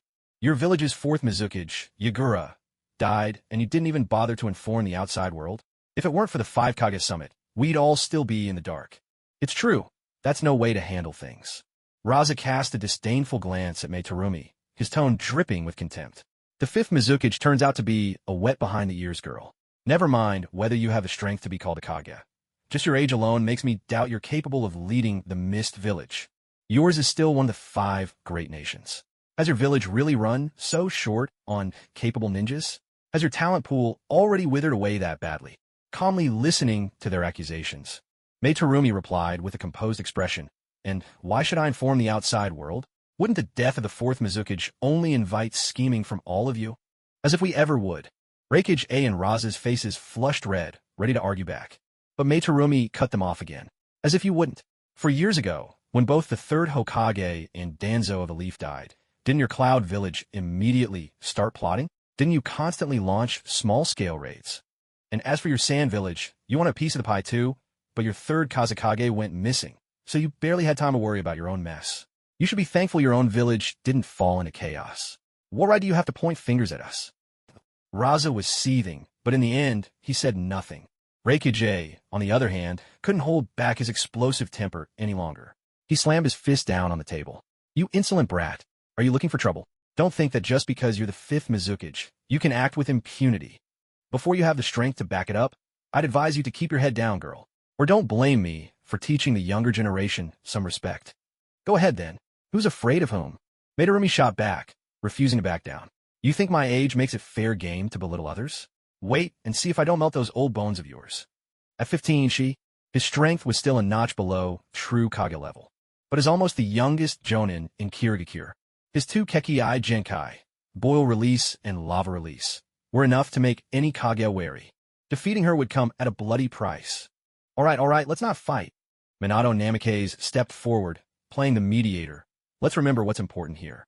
We're gathered to discuss whether, if the leader of Amigakure openly targets the Akatsuki, we should consider inviting Yu to the 5 Kage summit. As soon as he finished, Raza was the first to object, his tone fierce. I disagree. A small nation is a small nation. How can they take part in a summit for the great powers? Inoki's expression shifted slightly. Are you sure you want to take such a hardline stance? The reply letter is probably already in his hands. If you provoke him, things could get messy. Why should I be afraid? Raza's voice brimmed with arrogance. Even if you were standing right here, I'd repeat myself. A small nation is a small nation. They'll never have the right to join the great nations at the summit. The only reason we even replied to his letter was out of respect for his strength. Don't push your luck. As soon as those words fell, a sudden change swept through the meeting hall. A tearing sound sliced the air. Up above, a long, pitch-black rift split open. Within the impenetrable darkness, a cold, detached voice echoed, heavy with overwhelming pressure. Well then, I am here. Raza, do you dare repeat what you just said so I can hear it myself? Feel free to leave your comments. Love you all. Everyone stared at the rift in the air, their pupils constricting, faces shifting in alarm. Good heavens. He really came, with the sound of that indifferent voice. A figure of quiet authority stepped out, one slow stride at a time. Step, step, step. He wore a white ceremonial robe, half of his face hidden behind a bone-white mask. His dark green eyes radiated a chilling indifference. Lines like tear tracks marked his pale cheeks. At that moment, the leader of Amage had arrived. Yu floated just above, looking down at Raza with icy disdain. Foolish. Did you really think that after just 4 years, your strength could match mine? Seeing who had arrived, Raza's face darkened. None of them had known that Yu also possessed that strange space-time jutsu, just like Subai. For years ago, Yu had killed Hanzo in an instant. No one even saw it happen. And the bounty notices that followed only shared the barest scraps of information. After that, he vanished from the world. How could they have guessed that he could travel from Amage to the land of iron in the blink of an eye? But thinking carefully, as the only 2 surviving members of the Void Clan, both possessing space-time ninjutsu, it almost made sense, didn't it? Everyone was stunned at first, but quickly came to accept it. Only Minato Namikaze's eyes flickered, his inner suspicions seeming to grow ever more real. Watching Yu forcing his own Kage like this, the 2 Jonin bodyguards behind Raza, Maki and Yura, shouted, "Leader of the Hidden Rain Village, please mind your words." But before they could finish, a thunderous crash erupted. Yu's spiritual pressure exploded forth. A powerful aura swept across the hall, pressing down like an invisible force of gravity. With a sickening sound, both Maki and Yura turned deathly pale, blood spurting from their mouths. Their bodies were mercilessly pinned to the ground. Bone and stone ground together, echoing with a relentless, grating noise. When grown-ups are speaking, children should keep quiet. Yu's expression remained cold and composed as he repeated, "Raza, say that again. Repeat exactly what you just said." Seeing his loyal subordinates so ruthlessly subdued, Raza could no longer contain his fury. He roared, "Very well. Since you didn't hear me the first time, I'll say it again. A small nation is just a small nation, forever unqualified to join the great nations conference." No sooner had the words left his lips, he stepped back and formed seals with both hands. With a sweeping whoosh, a torrent of golden sand burst forth, majestic and overwhelming. The sand transformed into a massive hand. He didn't even look. He simply threw an ordinary punch. A resounding crash filled the chamber. Before everyone's eyes, that colossal sand hand shattered under Yu's single blow. What? Raza's face twisted in shock. He broke my magnet release with sheer force alone. Impossible. In a blur, Yu flashed forward, suddenly appearing right in Raza's face. He launched a powerful kick. Another sickening sound. Raza couldn't react in time. Blood burst from his mouth as he slammed heavily into the wall. Yu closed in again. Raza's hands moved to form seals, but Yu caught his wrists. With a sickening crack, Yu snapped Raza's right hand. His attempt to weave seals was brutally cut short. A sharp gasp of pain escaped Raza's lips. Before he could utter a word, Yu's fingers clamped around his throat, lifting him off the ground. Yu's eyes were cold, his tone chilling. "You got guts. Do you really think Yu won't snap your neck right here?" This battle started in a flash and ended just as quickly. Onoki and the others barely had time to react. The 4th Kazekage, Raza, was defeated in an instant, just like that. It was almost beyond belief, especially for the Raikage, who had once naively thought the feat of killing Hanzo in an instant was nothing special. But now seeing this, Hanzo must have been truly formidable to have faced someone like this in battle. Now what's this? Backing down already? As Yu spoke, his grip tightened even more. Weren't you acting all high and mighty just a moment ago? Why so quiet now? Seeing that Raza was on the verge of being strangled to death, Minato Namikaze stepped forward, trying to mediate gently. Lord you're holding him by the throat. How could he possibly speak? Yu paused, slightly surprised. All right, I nearly forgot. He released his grip. With a heavy thud, Raza collapsed to the ground, staggering. He coughed violently, desperately trying to catch his breath after the suffocating ordeal. Cough, cough. Cough, cough.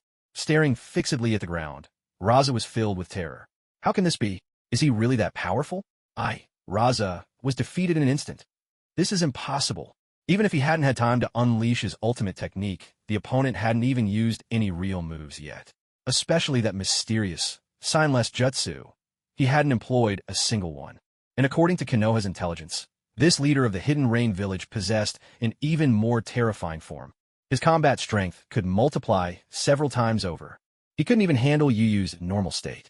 Even if he unleashed his most powerful magnet release, it would probably make no difference. Standing over Raza, Yu Yu looked down at him coolly. Raza, do you still want to repeat yourself? Raza clenched his fists tightly and replied in a low voice, No, I don't. He kept his head bowed, never daring to look Yu Yu in the eye. Why? Because he was afraid that Yu Yu would catch a glimpse of the unwillingness and resentment in his eyes and strike him down again. As for seeking help from the other Kage, that was wishful thinking. In the instant he was defeated, Raza could see it clearly. Inoki, Minato Namikaze, Mei Terumi, and these four Kage had all abandoned the ridiculous notion of the five Kage united can stand against him. Yu Yu said calmly, Considering your youth, I'll let you off this time. Thank you for your mercy, Lord Yu, Raza replied, his tone subdued. Having given Raza his lesson, Yu Yu no longer paid him any mind. He swept his gaze across the room, radiating confidence. Now, as the leader of the Hidden Rain Village, I intend to participate in this 5 Kage summit. Which of you objects? And who agrees? Raza immediately nodded. Agreed. Minato Namikaze, agreed. Mei Terumi, agreed. Inoki, agreed. The Reikage, agreed. That's it. Although the gains have dropped again, the number of gifts has increased a bit, so I feel a little better. Thanks for everyone's support. Don't forget the free gifts, 3 times a day. I know watching ads can be a hassle, but the support really matters, so please, dear readers, click a bit more. The climax is coming soon. Look forward to it. Let's see if I can update at midnight. Love you all, Redheart.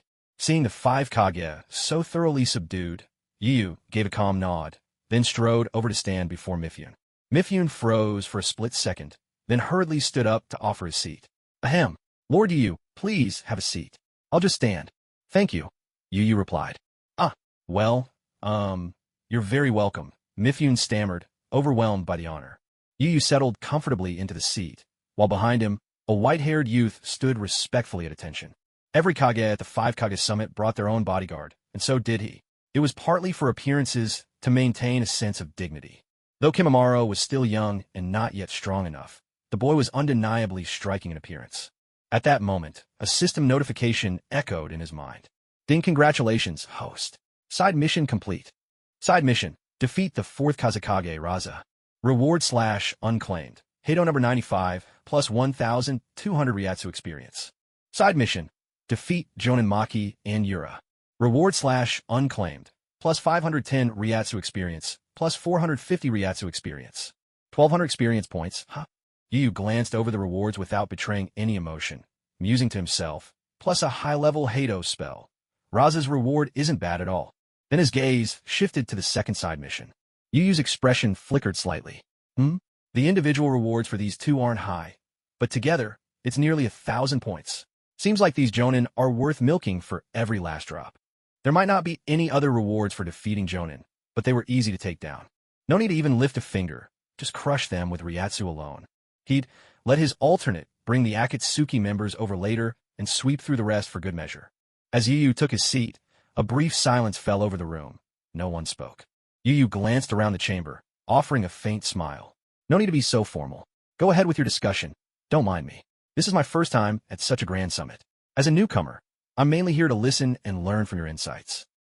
Rasa. Inoki. Mei Terumi. Minato Namikaze. Unbelievable.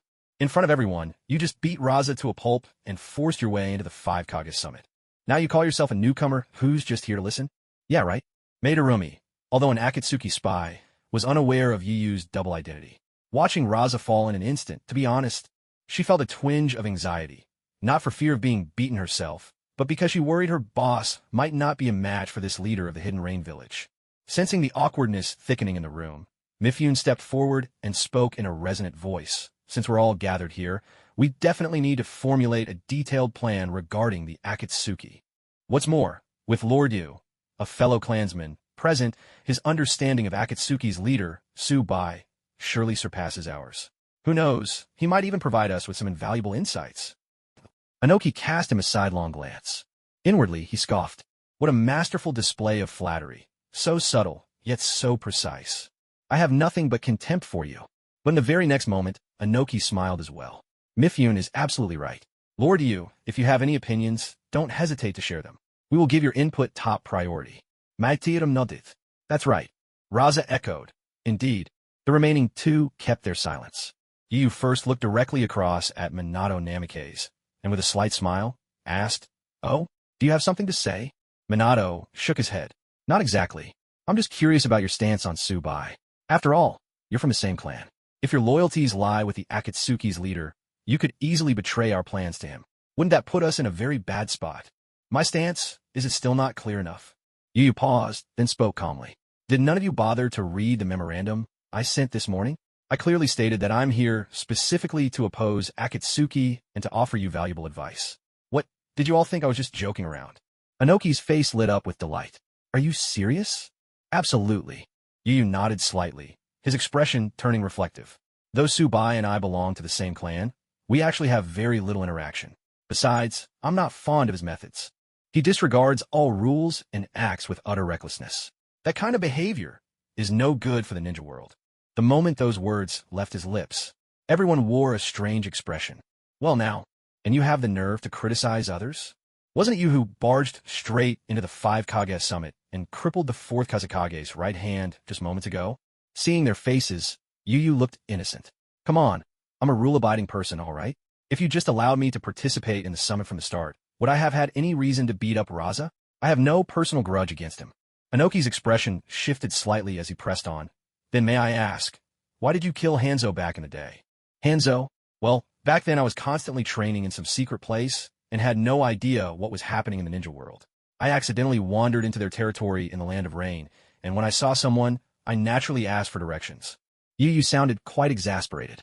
"But that masked man thought I was in his way. I figured, if you won't help, fine, but must you be so unreasonable? There was a wide road right beside us. So I just killed him on the spot." At these words, the room fell into a hush. So Hanzo, the mighty warlord, died for such a ridiculous reason. Alas, poor demigod. What a humiliating way to go. The story sounded utterly absurd. And yet, coming from someone like you, it was all too believable. So for the most part, they believed him. The remaining 20% is really just a bit of embellishment in the story. But compared with Tsubai, Yuba isn't much better. Tsubai acts with complete disregard, throwing the entire shinobi world into chaos. Yuba, on the other hand, simply wraps himself in a veneer of friendliness. In the end, it just means you have to listen to me. If you don't, then I won't be happy. And if I'm not happy, I'll take action against you.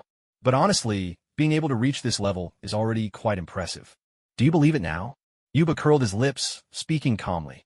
Go ahead and start your discussion. If you have any good suggestions, I'll chime in. Yes, Lord Yuba. Inoki smiled amiably. Then he turned to the other Kage, cutting straight to the point. According to reliable intelligence, Tsubai cares deeply about one female member of the Akatsuki. We don't know her real name, but her code name is Angel. If we capture her and use her as a hostage, we can lure Tsubai out alone, draw him into our trap, and then attack him together. What do you all think? Raza nodded. It's a good plan. I support it. Reikage added, count me in as well. Before Maid Harumi could speak, a slightly tense voice rang out from the Hokage's seat. Absolutely not. I don't agree. Minato Namikaze cast a subtle glance at Yuba. This plan is far too underhanded. A bead of cold sweat slid silently down his forehead as he spoke with caution. As Kage, shouldn't we have a little more dignity? Maybe we should think this through more carefully. Let's continue tomorrow. It's already 2 in the morning, and I can't write anymore. My efficiency really drops at night. I'll correct any typos and revise after I wake up. Since I'm updating so late, is it too much to ask for some free gifts? No one can beat me at grabbing the first comment. Sigh. Underhanded. Inoki's brow furrowed. When dealing with someone this villainous, do we really need to worry about dignity? Young man, kindness is a virtue, but don't be soft-hearted. He actually had a good impression of Minato Namikaze. Humble, respectful toward his elders, polite. A young man of excellent character. And his strength was nothing to scoff at either. With his mastery of the Flying Thunder God technique, he was someone every Kage here had to take seriously. But as Hokage, he absolutely shouldn't be entertaining such kind-hearted thoughts. Why worry about dignity when facing someone who threatens the peace of the shinobi world?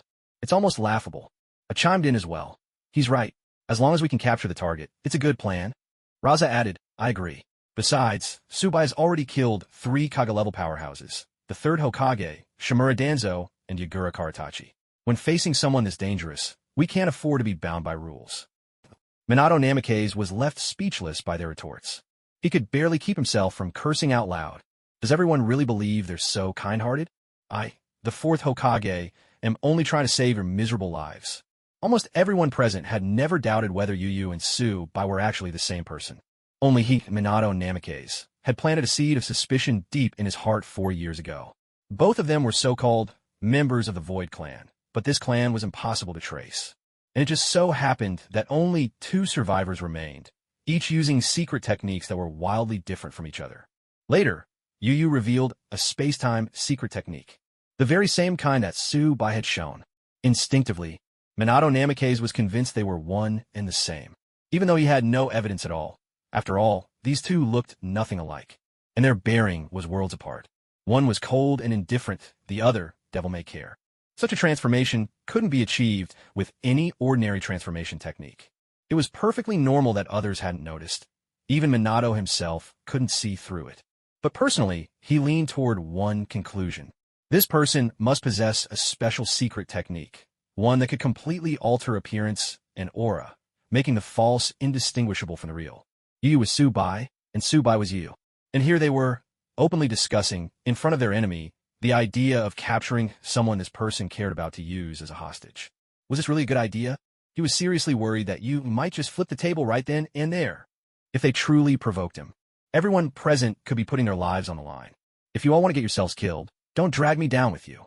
I've only just settled into the Hokage's seat, and I've got a lovely wife waiting for me at home. Minato's heart raced like ants on a hot pan. After a moment of anxious thought, he spoke carefully. Since all the nations can hire the Akatsuki, couldn't we use this chance to issue a mission request and lure Tsubai into a trap? You make it sound so easy. Inoki shook his head. As the leader of Akatsuki, Tsubai never personally takes on contracts. He always sends other members. Luring him in with a mission request just isn't realistic. Minato protested, unwilling to give up. Then what if we set a mission for the other Akatsuki members? We capture them and wait for Tsubai to come rescue them. The other members may not hold as high a place as that angel does. Inoki still disagreed. What if Tsubai simply doesn't care about the others at all? That means this plan has no real chance to succeed. Then how do you know for certain that Tsubai actually cares about that angel? We have reliable intelligence. What reliable intelligence? Where did it come from? Why haven't I heard about it? Hokage-yu. Inoki stared at Minato, surprise flickering in his eyes. You don't have some sort of connection to this angel, do you? Is that why you're so determined to protect her? AI also said, honestly, this is odd. Could it be? She's your old flame? What old flame? Don't make baseless accusations. Minato Namikaze was both frustrated and troubled, racking his brain for a solution. He kept thinking, searching for a way to make them abandon the idea of capturing hostage. Meanwhile, Yu watched their argument with calm detachment, suspicion flickering his heart. How do they know I have a close relationship with Konan? During operations outside, he had barely interacted with her at all. Information about the organization was impossible for the 5 great nations to obtain. Akatsuki had no traitors. So how did they conclude that capturing Konan would actually work? Who provided them with such reliable intelligence? Konan and Obito were among Akatsuki's earliest members. There was no way anyone inside would leak this information. So the only one who could possibly know this secret, it seemed there was only one answer. That was our ever-morning schemer, Black Zetsu. So, you're still stirring up trouble behind the scenes, are you? Yu's eyes remained cool, his heart growing colder. You'd better hope I never catch your scent. If I do, you're finished. But as for Minato Namikaze, he would never agree to this plan. Not in a million years. Does this mean he's figured out that Yu and Tsubai are the same person? Are you afraid I'll flip the table? But you don't dare reveal what you suspect. Yu watched as Minato grew red-faced in the heated debate and couldn't help but find it amusing. All you can do is stubbornly argue with Inoki and the others. Really, it's tough being stuck in your position. At this moment, Raza, AI, Minato Namikaze, and Inoki were embroiled in a fierce quarrel. We have to capture the angel. That's the only way this mission will work. No way. I won't agree. Hokage, don't let your emotions cloud your judgment. This isn't about emotions. This plan just won't work. And why won't it work? Give us one good reason. Even if I explained it, you wouldn't understand. It just won't work, and I won't agree. That's final. The relentless verbal assault from the other three quickly left Minato on the defensive. Just then, the girl who had been silent all this time softly spoke up. Since you can't reach an agreement. Meitarumi glanced at you, her voice gentle but clear. Why not ask Lord Yu? As one of their kin, surely he can judge whether this plan has any real flaws. Fine, Lord Yu, your thoughts. Yes, let's hear it. We're listening. Inoki and the others fumed inwardly. But when they looked at Yu, they forced themselves to swallow their anger. Yu smiled calmly and began, I don't know where you got your information, but I'm quite certain that Tsubai isn't someone driven by emotion. He's thrown the entire shinobi world into chaos, treating everyone like mere puppets. Even if a beloved doll is lost, can't you just find another one? Tsubai would never risk himself for a single member of his organization, so your plan won't work. Hearing this, Inoki and the others were stunned. He doesn't care about personal feelings? Why is this so different from the information they received? Only Minato Namikaze quietly breathed a sigh of relief in his heart. Looks like, at least for now, he doesn't intend to turn hostile. That's the best possible outcome. But he still needed to find a way to make the other Kage back down. Otherwise, if they kept pushing their luck, and insisted on dragging everyone else along, who could possibly put up with that? So what do we do now? Tsubai doesn't care about anyone. There's no way we can lure him into our trap. At these words, Inoki was at a loss. If we fight the Akatsuki head-on, even if we win, the casualties will be terrible. They also fumed exactly. Who would have thought he's so indifferent to emotions? That bastard. Raza frowned in silence. Listening to their conversation, the ever-calm girl came up with an idea. Minato looked toward you, his gaze sharp and intent. Actually, Tsubai doesn't care about just anyone, but Lord Yu, you are one of the only two remaining of his clan. If you were put in danger, I'm certain he would come to your rescue. Isn't that right? The others didn't know the truth. To outsiders, these are the last two members of the Tsu clan.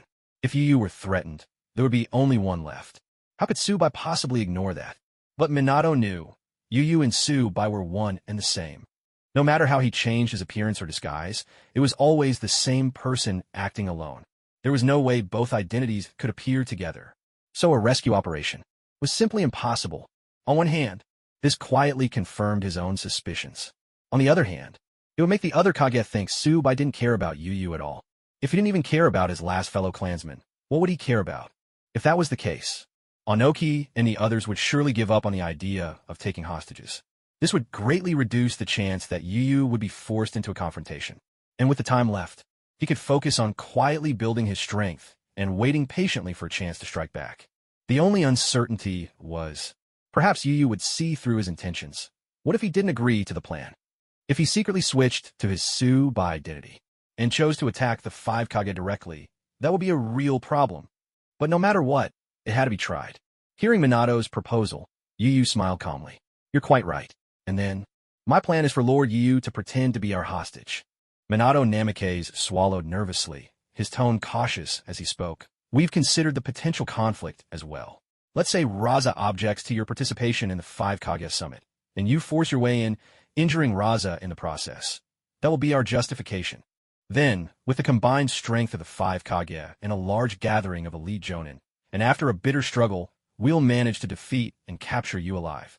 For openly disrupting the Five Kage Summit, we'll have to execute you publicly and spread the news far and wide. Out of concern for your safety, Tsubai will surely come alone to rescue you. Lord Yu, what do you think of this plan?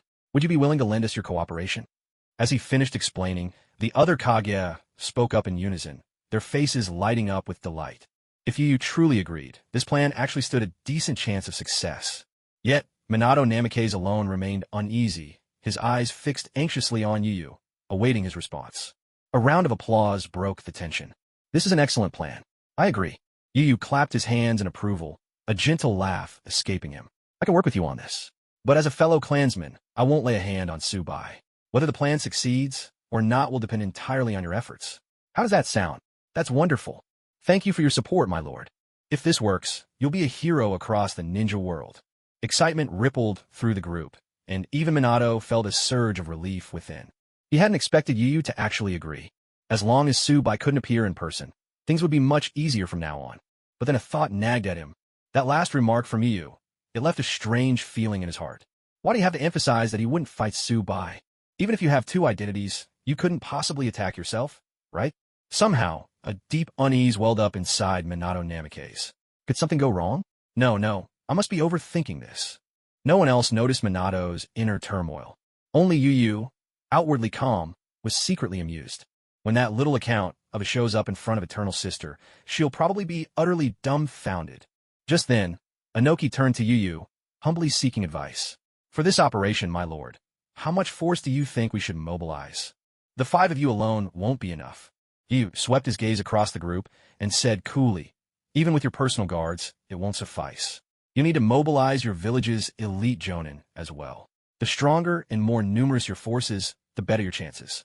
But Raza looked troubled.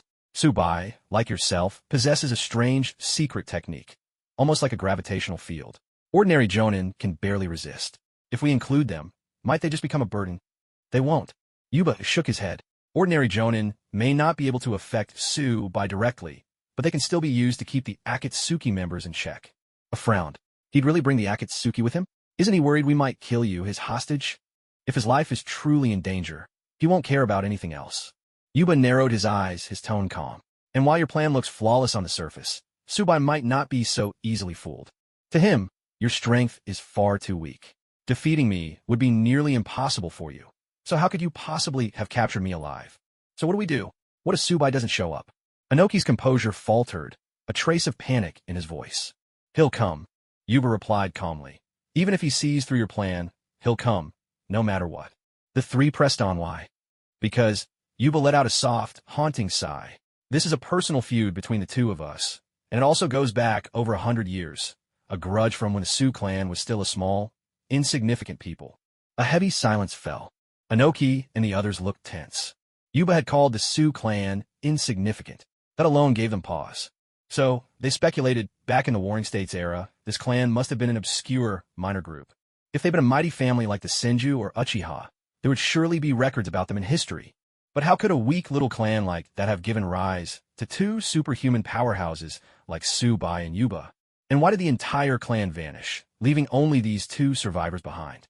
Not to mention, how did they acquire their secret of immortality? All these questions were mysteries worth digging into. Gossip gleamed in the eyes of Inoki and the others, but Yuba fell silent, refusing to elaborate. None of them dared to press further. Only Minato Namikaze looked even more flustered inside. What the heck? Didn't I make up the Su clan in the first place? Now he's dragging up some centuries-old feud?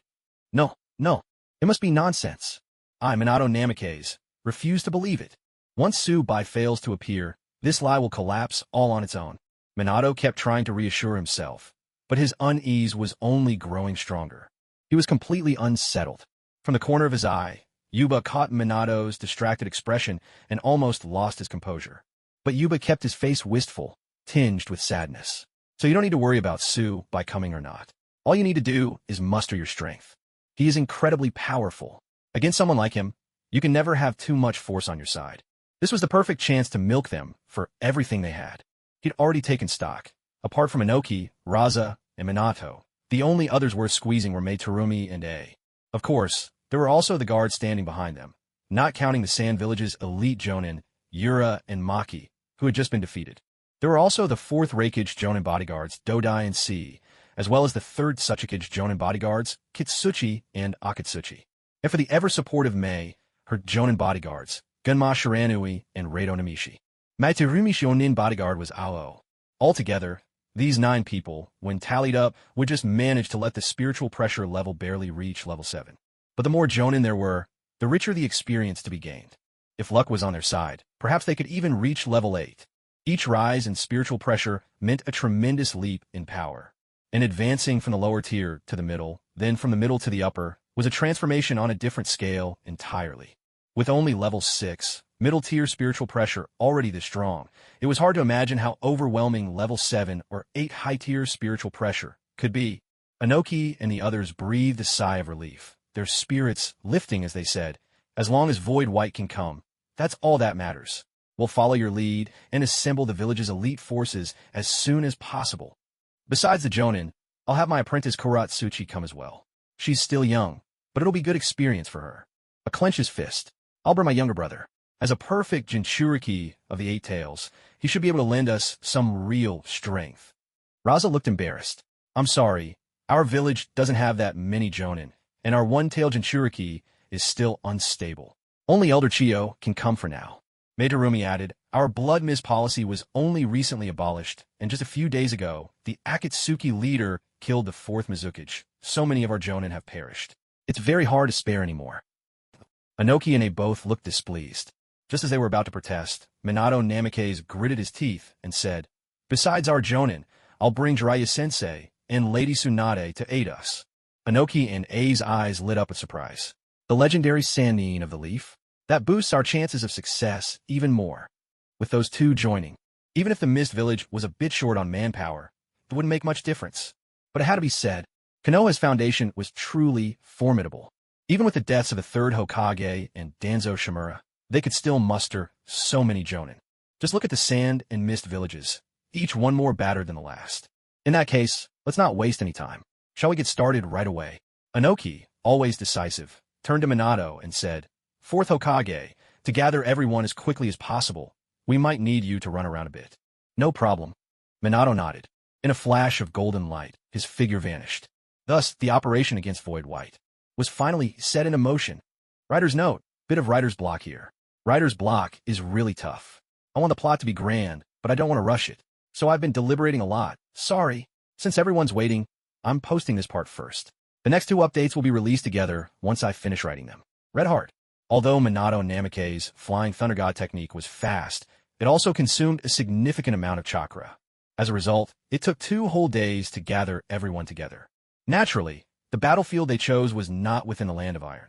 After all, that was someone else's territory. Besides, it's a neutral country. A battle of this scale would inevitably wreak havoc on their land, which was simply unacceptable. Mifune, of course, had no desire to see a battle erupt here. Therefore, they settled on a location northeast of the Land of Iron, a small island about 100 kilometers away called Falling Star. This island was utterly desolate, bare and barren, not even a single blade of grass in sight. And so, on this unremarkable island, nearly all of the top ninja from the current ninja world assembled. The fourth Hokage, Minato Namikaze, the third Tsuchikage, Inoki, the fourth Kakage, Raza, the fifth Mizukage, Materumi, and the fourth Raikage. From the Hidden Cloud, the Eight Tails Jinchuriki, Killer Bee. From the Hidden Sand, the Master Puppeteer, Chiyo, and the legendary Sannin of the Leaf, Jiraiya, and Tsunade. These 9 were all undisputed, Kaga-level or higher powerhouses.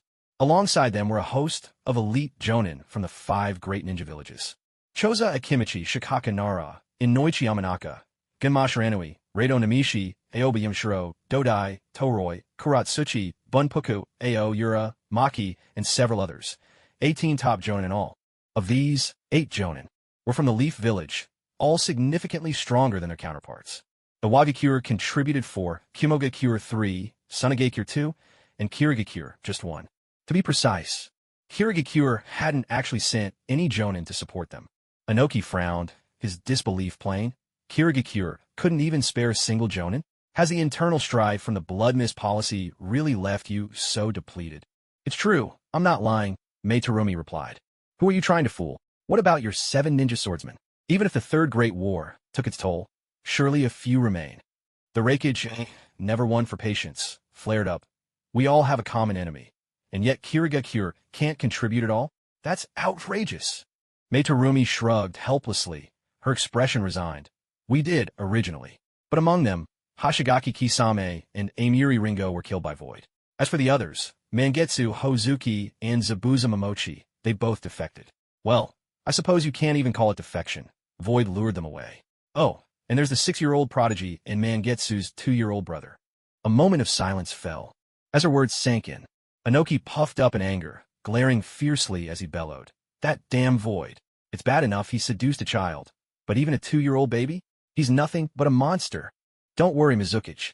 We will definitely succeed in wiping out Tsubai and bring back the talents of Kirigakure. Raikage a bit embarrassed, added, Looks like I misunderstood you all. Ahem. Everyone quite tacitly shifted the blame and unanimously pinned it on the true culprit, Tsubai. When it came to Zabuza and Mangetsu Hozuki, what everyone felt most was sympathy. No one even mentioned calling them Traitor Nin. As for the Hidden Stone Village, Subai had lured away Deidara, who happened to be Inoki's most beloved disciple. Konoha's loss was even more severe. Both of the Uchiha clan's young prodigies had been spirited away.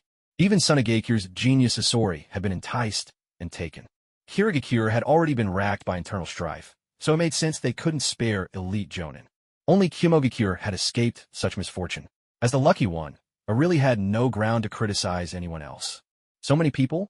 1 sheep, 2 sheep, 3 sheep, wow. 18 sheep in total. How much spiritual experience is that worth? Waya swept his gaze over them, delight flickering in his heart. Ahem, not a single one can be let go later. Akusanshiru konfurekusu subete akusanshiru konfurekusu. No. As these thoughts flitted through his mind. Inoki, Raza, and Meitarumi walked over.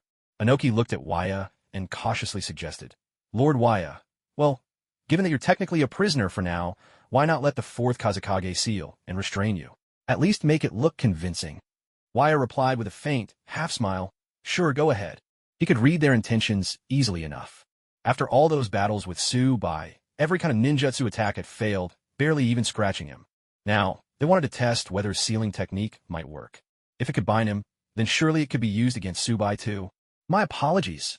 Raza bowed his head and raised his hands. His right arm had only been fractured before, not completely severed, so medical ninjutsu had healed it well by now. With a rustle and a flash, Raza formed a string of hand seals and called out, Magnet release. Gold dust layer. Grand burial seal. A great whoosh. He slammed his hands to the ground. At once, torrents of gold dust surged forth. The scale of it was like an ocean wave. In mere seconds, it formed a massive golden pyramid. Everyone's hearts tensed. Did it work? But in the next instant, a deafening crash. The golden pyramid shattered apart. From within strode a figure in white. A faint spiritual pressure rolled from his shoulders, and he dispersed the seal effortlessly. This seal is far too weak. Waya pressed his hand to his forehead, a touch of concern in his voice. If you're this weak, I really can't believe you'll manage to deal with Subai. Inoki, Rasa. Even though they'd just been mocked. There was a hint of frustration in everyone's hearts, but no one dared to voice it aloud. Only Inoki's eyes flickered with calculation. Lord Yu, may I ask, if you're to intervene, what price would we have to pay? I already said I won't act against my own kin Ahem. Yu's voice faltered, then shifted. But actually, it's not entirely out of the question, though I doubt you could afford the price. What price? Please tell us. Inoki and the others perked up immediately. With such a powerful ally, how could they possibly fear dealing with Subai? The hour was late. Yu considered for a moment, then grinned. I want the 5 great nations to make a joint statement, publicly recognizing the Land of Rain as the 6th great nation of the shinobi world, equal to the 5 great nations in status, diplomacy, and politics. A immediately shook his head. That's impossible. Raza also objected. The Land of Rain simply doesn't have the overall strength. It's not qualified to be called a great nation. Inoki muttered quietly. That's right. Besides, even if a country was strong enough, a great nation needs the power of a tailed beast. Without one, it can never be a true great nation. Who says I don't have a tailed beast? Yu smiled slyly. And where would you get one, Lord Yu? Wait. Inoki was about to argue, then suddenly realized something. Did you hire the Akatsuki to capture Rashi and the 3 tails? Bingo, Yu chuckled. Inoki was both furious and flustered. Subai had told him before that someone paid a huge sum to hire the Akatsuki. He never believed it. Who would have thought it was true? That the leader of the Hidden Rain had managed to snatch away 2 tailed beasts. Inoki wanted to demand their return, but didn't have the nerve. He could only speak helplessly. Even if you have tailed beasts, Lord Yu, your country still lacks the overall strength. Look at the Hidden Waterfall Village. They have the 7 tails Jinchuriki, but they're still a small nation. Yu wasn't offended. He just smiled. Then never mind. Handle Subai yourselves. I won't lift a finger. Well, fine. Inoki and the others could only give up. To allow the Hidden Rain to become a great nation, unthinkable. It might sound like a simple title, but in fact, it carried immense weight. It would attract talented shinobi from smaller countries and bring countless benefits in diplomacy and politics. And with Yu's strength as it was, he was already intimidating enough. To acknowledge the Land of Rain as a great nation on top of that, unacceptable. That would threaten their control over the shinobi world. So no matter what, they'd rather die than agree to it. With the discussion at an end, Yu lost all interest in pretending to be a hostage any longer. Once he was certain Yu would not intervene, Inoki turned to everyone and issued his orders. When the enemy arrives, I, together with the other 4 Kage, Tsunade of the Leaf, Jiraiya, Chiyo of the Sand, and Killer Bee of the Cloud, we 9 will launch a joint assault on the leader of the Akatsuki. If other Akatsuki members appear, you 18 Jonin are to hold them off. As for Kakuzu, the rogue from a hidden waterfall, his life or death does not matter. For the rest, capture them alive if you can. They are young, their minds not yet mature. They were deceived by that wretched Shubai into joining the Akatsuki. This was never their true intention.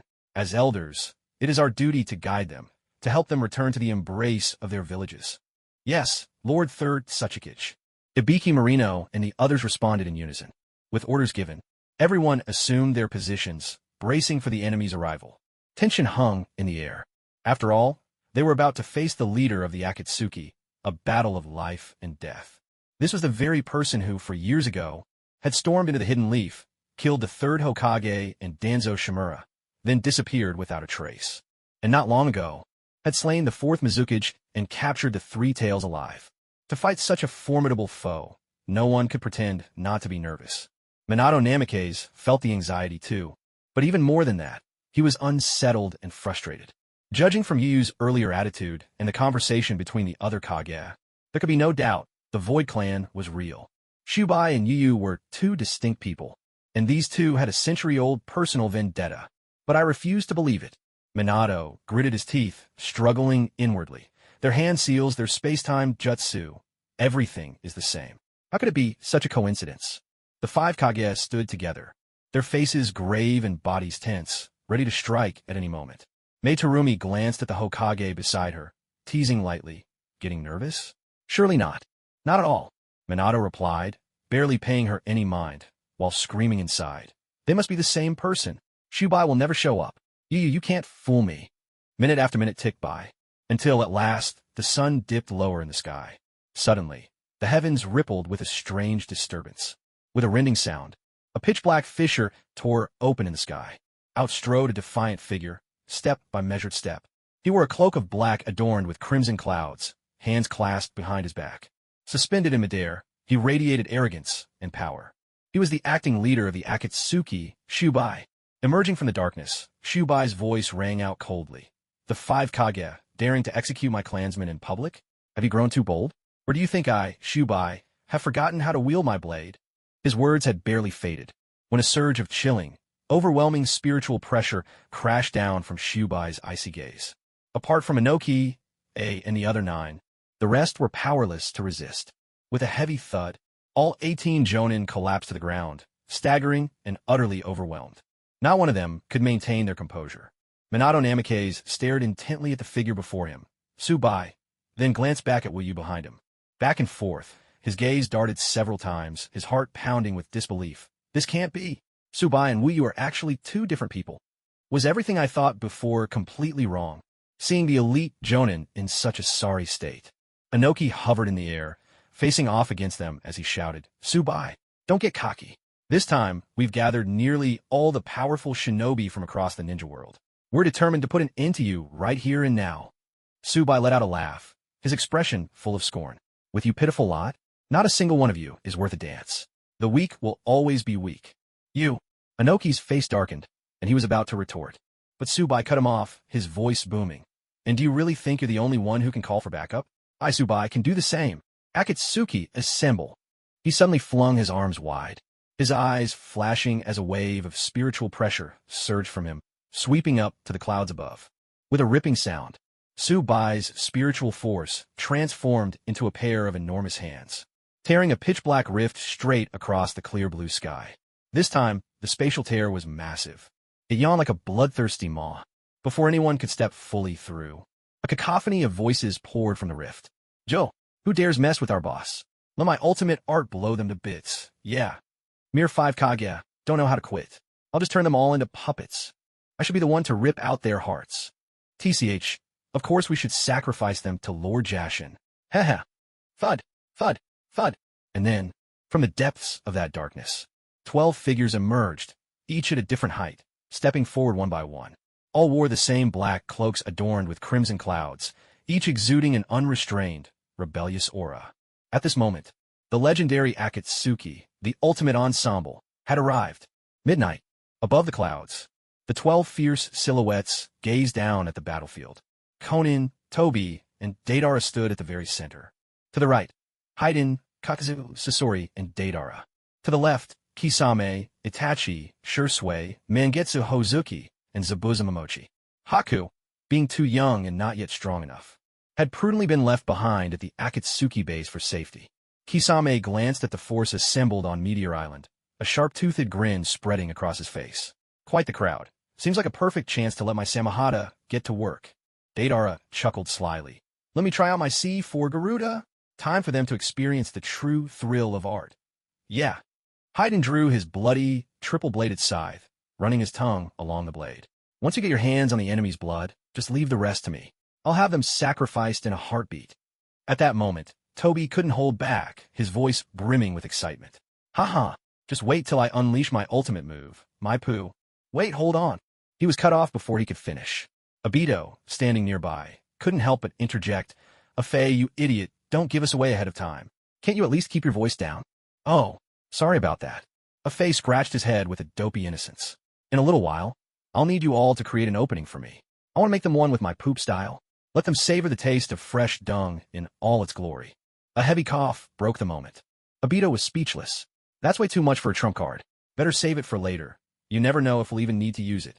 The Akatsuki members chatted idly, a word here and there. But on the other side, Choza, Akimichi, and the other Jonin wore grave expressions. So, this is the Akatsuki? We'll have to give it everything we've got, owing to their relentless string of mercenary missions. Every Akatsuki member had gained a fearsome reputation, and their strength was more than a match for it. Even the lowest level missions they took on were B rank, all suitable for Jonin. On any given day, the number of Jonin they eliminated easily ran into triple digits, according to intelligence from the smaller nations. Each of these individuals was at least Jonin level, with some standing out as elite Jonin. A few were even rumored to possess Kaga level power or beyond. Though they had 18 Jonin on their side and outnumbered the enemy, there was no guarantee they could hold them back. Tsubai's gaze skipped right over Inoki and landed on Yuba, who stood on the island. Disappointment showed plainly on his face. I thought as much. A bunch of so-called Kaga-level weaklings. How could they possibly hope to capture you alive? So you've chosen their side, then? Not exactly. Yuba shook his head calmly. I simply can't accept your worldview. The shinobi world needs rules. Someone like you, who acts with reckless abandon, brings nothing but harm. Rules? Tsubai broke into laughter. How many happy families has this cruel shinobi world destroyed? The wars of the 5 great nations have made life hell for the small countries, left countless children as orphans. Are these terrible rules really worth upholding? Bad rules are still better than none at all. Or would you prefer the shinobi world to return to the chaos of the Warring States era? Yuba shook his head once more. And why not? Tsubai sna. Only by shattering every rule and letting this wretched world be reborn in fire can we hope for a brighter future. Yuba replied, voice cool, you're lost to madness. This isn't the right path. What's right? What's wrong? Tsubai fixed him with a cold, unyielding stare. Just because you say it's right, does that make it so? And my way is automatically wrong. 100 years ago, you were just as stubborn, just as high-handed. Otherwise, how would my clan? Enough. Yuba's expression darkened, his voice stern. What are you trying to do? Tsubai burst into laughter. What am I trying to do? Tsubai seemed to be possessed, throwing his head back and laughing wildly. In today's ninja world, who doesn't want to know how my Su clan met its end? Who isn't eager to uncover how the two of us came to possess powers unrivaled beneath the heavens? Or the secret art of immortality? How exactly did we obtain it? Today, I, Tsubai, shall be uncommonly generous and reveal the truth of that year to you all. Silence. The moment these words left his mouth, the entire arena fell into a brief, breathless hush. Everyone withdrew from their tents, ready to fight stances. All eyes turned skyward, focused on Tsubai. Wu Yu's unruffled expression instantly darkened. Tsubai, think carefully about what you're doing. If you tell them the truth, are you not afraid of sparking a 4th great ninja war? Ha, that would suit me perfectly. Tsubai dismissed the threat with a wave of his hand. In fact, I could use the chaos of war to purge the ninja world, and through destruction, restore true peace. What's so wrong with that? Wu Yu, exasperated, could only shake his head and sigh. You madman. Am I any madder than you? Tsubai sneered, his voice ringing out. Wasn't it by your hand that my Su clan was annihilated? Why do you have to condemn me? What? The Su clan was destroyed by Wu Yu. How can that be? Does this have anything to do with the power they gain? Amidst the uproar, Subai let out a soft chuckle. There's no need to panic, everyone. Let me tell you the whole story from the beginning. The crowd held their breath, waiting for the truth to be unveiled. 100 years ago, in the chaos of the Warring States era, there was once a feeble human clan known as the Sioux Divine Clan. They were ordinary, no different from the rest, and almost completely incapable of refining chakra. With a distant look in his eyes, Subai spoke slowly, reminiscing. Such ordinary clans were countless in those turbulent times. They were but prey on the chopping block for the ninja. One careless moment, and they'd be wiped out. Sadly, before long, our Sioux Divine Clan too faced the day of annihilation. Just as the entire clan was about to be slaughtered by ninjas, a meteorite from beyond the heavens crashed down. It bestowed upon Wu Yu a power unlike chakra, vast and overwhelming, allowing him to kill those low-ranking ninjas in an instant. But at that time, his strength was still fragile. So to protect the mysterious meteorite, our whole clan went into hiding. With his newfound power, Wu Yu naturally became the leader of the Sioux Divine Clan. To grant this strength to everyone, he began all manner of experiments. Yet, there was a strange phenomenon. A strange biofield surrounded the meteorite. The moment any clansman crossed into its boundary, they would perish on the spot. It all seemed to signify one thing. This mysterious meteorite belonged to Wu Yu alone. The rest of the tribe no longer wished to sacrifice themselves for the sake of gaining power. But how could Wu Yu, already consumed by madness, ever agree to that? Wu Yu forced the tribe to keep throwing themselves into danger, sending them to their deaths again and again. In the end, only the two of us remained. I, too, could not escape the fate of walking the path toward the deadly meteorite. But just then, it seemed Wu Yu made a sudden discovery. He chose to approach the meteorite alone, and with overwhelming strength, he forcibly carved it apart and forged it into a unique blade. He handed it to me, fusing it with my being, and I obtained a power entirely different from his. For decades, we cultivated in secret. During that time, Wu Yu discovered something astonishing. The meteorite was in fact a living entity. What he had fused with all those years ago was the core of the meteorite, something akin to its soul. He named this force the power of the Void Deity. And so, Wu Yu became the embodiment of Void in the Void Deity clan. Yet, after merging with the meteorite's core, his soul had become fundamentally different from that of any human. Subai's eyes shimmered as he spoke slowly. That's why, even in his normal state, he no longer resembled a human being. And every time he unleashes his true power, his appearance transforms drastically, turning him into something more like a genuine monster. At this point, everyone turned to look at Wu Yu's ashen face. They took in the sight of the bone-white mask atop his head, and those emotionless, dark green eyes. Enlightenment dawned on each of them, one after another. No wonder Wu Yu looked nothing like any ordinary person. They recalled how, in earlier battles, Jiraiya had described Wu Yu's second combat form. Back then, none of them had taken it seriously.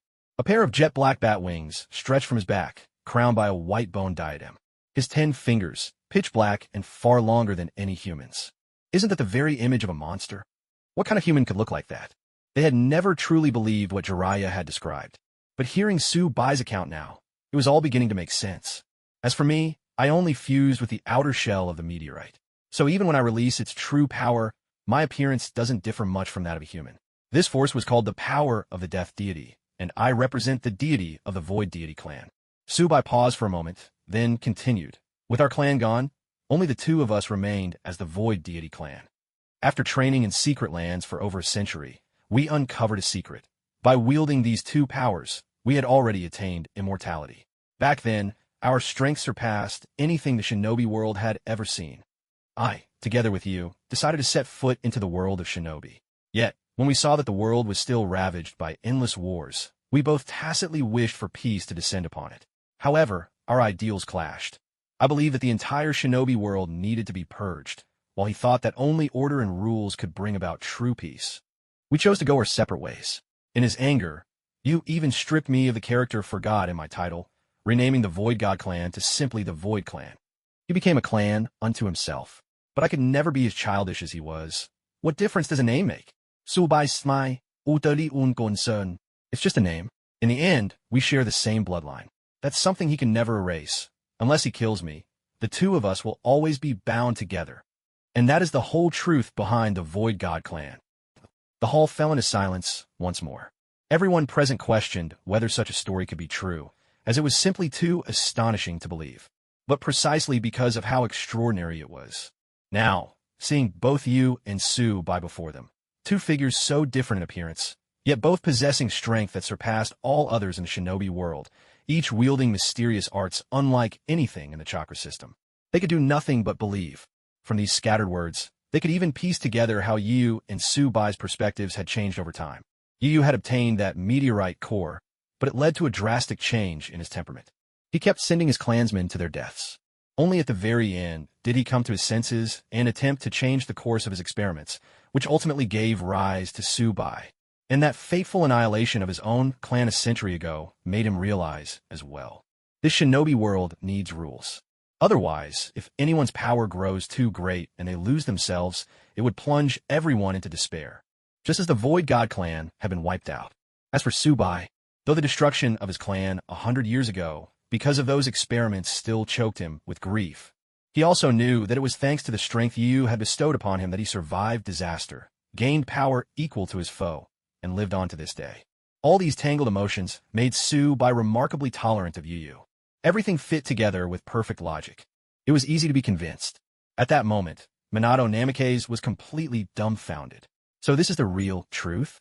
The Void Clan isn't just the Void Clan. It's the Void God Clan? These two actually have a feud that's lasted 100 years. All of his previous guesses were completely wrong. Only Konan, Obito, and Deidara felt a peculiar sense of irony after hearing the story. The tale was simply too convincing. If the three of them didn't already know that Tsubai and Yu were actually the same person, they might have been completely fooled. But they had to admit, Yu's acting was impeccable, and the emotions between them rang true. With such a tangled and lengthy story, even the five Kage were swayed. Everyone was left in shock. Tsubai turned to Wu Yu and said in a calm tone, "As I see it, rules exist to be broken. You don't acknowledge me, and I don't acknowledge you. Now, I intend to wipe out the five Kage and the elite Jonin of the five great nations. Are you going to try and stop me?" "No, I won't. After all, we are of the same clan." Wu Yu shook his head and let out a deep sigh. "They chose to join forces and hunt you down. If they fail, their demise is of their own making. Still, I hope you'll think carefully. If the five Kage die, the entire shinobi world will plunge into an unprecedented chaos. That's none of my business, as long as you don't get in my way." Tsubai was growing impatient. He looked at Inoki and the others, his eyes blazing with fighting spirit. "Weren't you all planning to kill me? Let's see who's really overestimating themselves. Come on, let's fight." Inoki and the others wore grave expressions. Chakra surged around each of them, ready and waiting for the first move. A sharp glint flashed in Tsubai's eyes. A surge of overwhelming spiritual pressure swept out from him. A thunderous boom echoed out.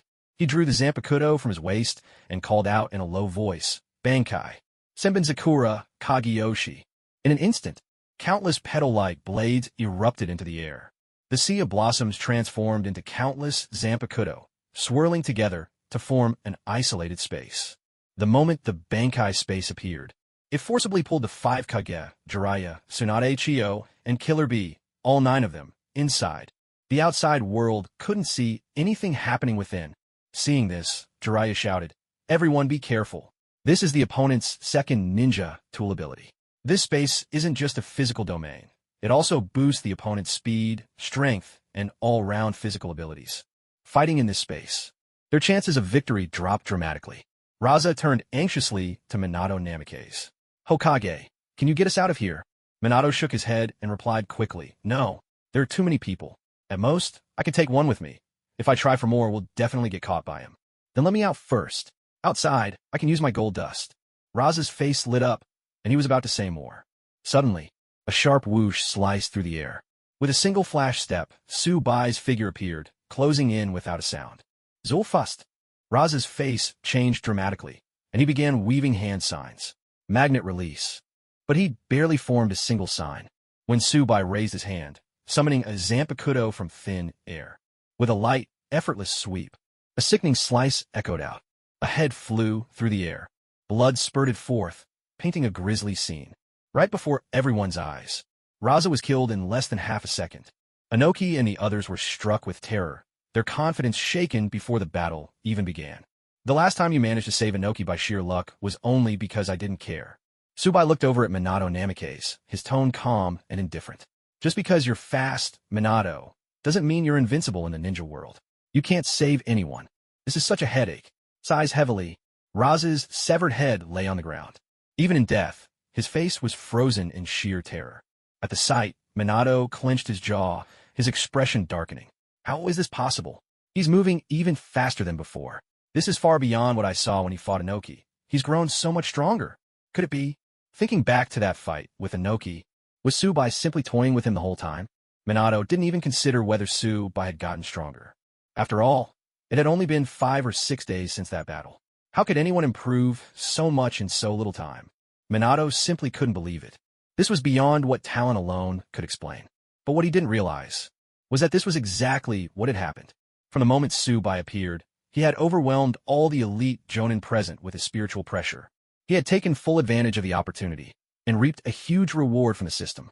Aside from the 5 jonin he'd already drained, Choza Akimichi, Shikaka Nara, Inoichi Yamanaka, Maki, and Yura, there were still 13 more. Altogether, they had contributed a staggering 6,500 points of spiritual pressure experience. With that, his own spiritual pressure had jumped from mid-level 6 straight to high-level 7. Anime Villain System. Host, Yuba/Tsubai. Spiritual Pressure.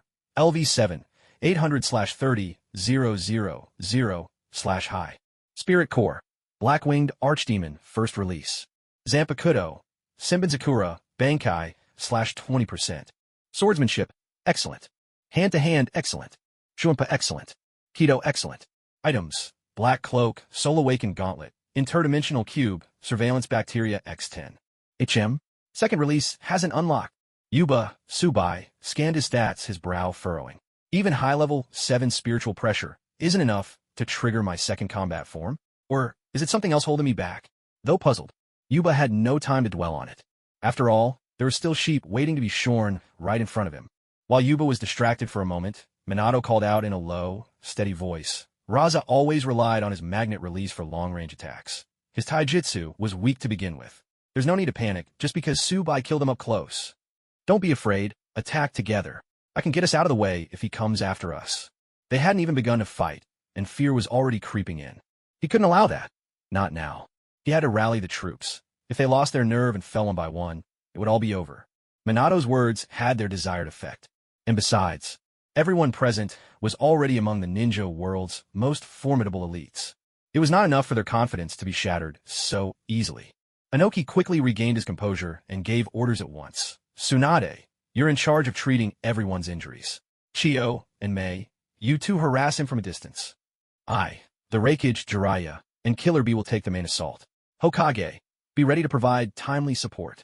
Understood, no problem, came the immediate response from the group. Without delay, Granny Chiyo pulled out a scroll and slammed her hand onto it. A thick cloud of smoke burst forth. 10 puppets of varying sizes, all white, were summoned in an instant. White's secret technique, the 10 Chikamatsu puppets. These were Granny Chiyo's most powerful puppets, strong enough to rival Sasori's 100-puppet performance. Once with just these 10 puppets, she had conquered an entire city. With a great rush, the 10 puppets charged forward, fearless and undaunted. A flurry of hidden weapons shot out, but Yu Yu paid them no mind. With a mere thought, a multitude of Sakura-bladed swords materialized, forming a shield to intercept the attacks. At the same time, dozens of Zanpakuto whirled through the air. In a flash, 7 of the puppets were effortlessly sliced apart. Yu Yu shook his head in scorn and taunted, such pathetic puppets. Is that all you've got? Do you have any stronger tricks? As expected, he's so strong. Granny Chiyo's expression changed drastically. She immediately recalled the remaining 3 puppets, arranging them in a triangular formation. With chakra threads trembling in her hands, she called out in a low voice, puppet technique. 3 treasures, absorption collapse. Suddenly, mechanisms on the 3 puppets sprung open. A fierce gale erupted from within. It was as if a violent tornado had formed, pulling at Yu Yu with relentless force, trying to drag him away. But Yu Yu stood firm, unmoved. Dozens of Zanpakuto, riding the wind, closed in on the puppets in the blink of an eye and shattered them all. The sound of breaking parts scattered across the ground. The 10 Shikamatsu puppets had fallen. So, that's the extent of your power? Yu Yu's gaze was cold. You really have grown old. This is where you end. His right hand shot out, pointing sharply. In an instant, several Zanpakuto streaked through the air. In the blink of an eye, they were upon Granny Chiyo, about to sever her head. When a flash of golden light, Granny Chiyo vanished from where she stood. She had been rescued by Minato Namikaze. Almost simultaneously, a voice rang out from overhead. Lava release. Acid monster jutsu. Meitarumi opened her mouth, unleashing a torrent of milky white acidic liquid that poured down from above. Yu's expression remained unchanged, but inwardly he thought, I'll deal with Meitarumi first, then find an opportunity to take her out of the fight as soon as possible. If this drags on, Inoki might see through my plan. With his mind made up, dozens more Zanpakuto tore through the air once again. With a soft sound, the attack transformed into a flurry of cherry blossom blades, blocking the assault. In a flash, he closed the distance with a quick step. Yuba appeared before her and threw a punch. His opponent had no time to react. A sudden, wet gasp escaped Chojuro as blood burst from her mouth. She felt a heavy blow strike her chest, as if her heart had been pounded by a sledgehammer. The force sent her body flying backward, slamming hard against the barrier of the space. That seemingly simple punch carried with it an eerie, mysterious power. It left her dizzy, her mind reeling as though she might lose consciousness at any moment. Boss, you're so rough. Don't you know how to be gentle with a lady? I don't think I like you anymore. A trace of grievance welled up in Meitarumi's heart. Before she could finish her complaint, that strange energy overwhelmed her, and her head slumped to the side as she fainted away. Yet, Yuba's assault did not end there. In a flurry, dozens of Zanpakuto blades, as if imbued with their own will, darted toward the now defenseless Meitarumi. At that very moment, Yuba flashed again, moving swiftly toward Lady Chiyo. His Zanpakuto descended with a sharp motion, its target aimed straight for her head, attacking two people at once. Yuba's eyes gleamed, a thought flickering through his mind. So, Minato Namikaze, who will you save? 2 lives. 1 choice. It was, without question, a cruel dilemma. We're doomed. Inoki and the others still haven't launched their attack. Is it because they haven't found the perfect opening? Seeing this, Minato's expression shifted. So it's all up to me now? But who the hell should I save? I'm done for. Can't hold on anymore. Someone, please send free gifts. Much love. Red Heart. There was no time to think. A flash of golden light, and the Flying Thunder God technique was activated. In an instant, Meitarumi vanished from the spot. She had been rescued. Minato had weighed his options several times. In the end, he chose the young 5th Mizukage, Meitarumi. At only 15, her future brimmed with potential. She shouldn't perish here.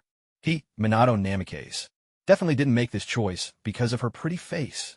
Besides, Lady Chiyo still had her fighting strength. It wasn't certain that she'd be struck down in an instant.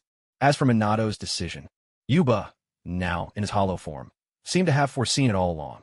A knowing smile played at his lips as his Zanpakuto fell.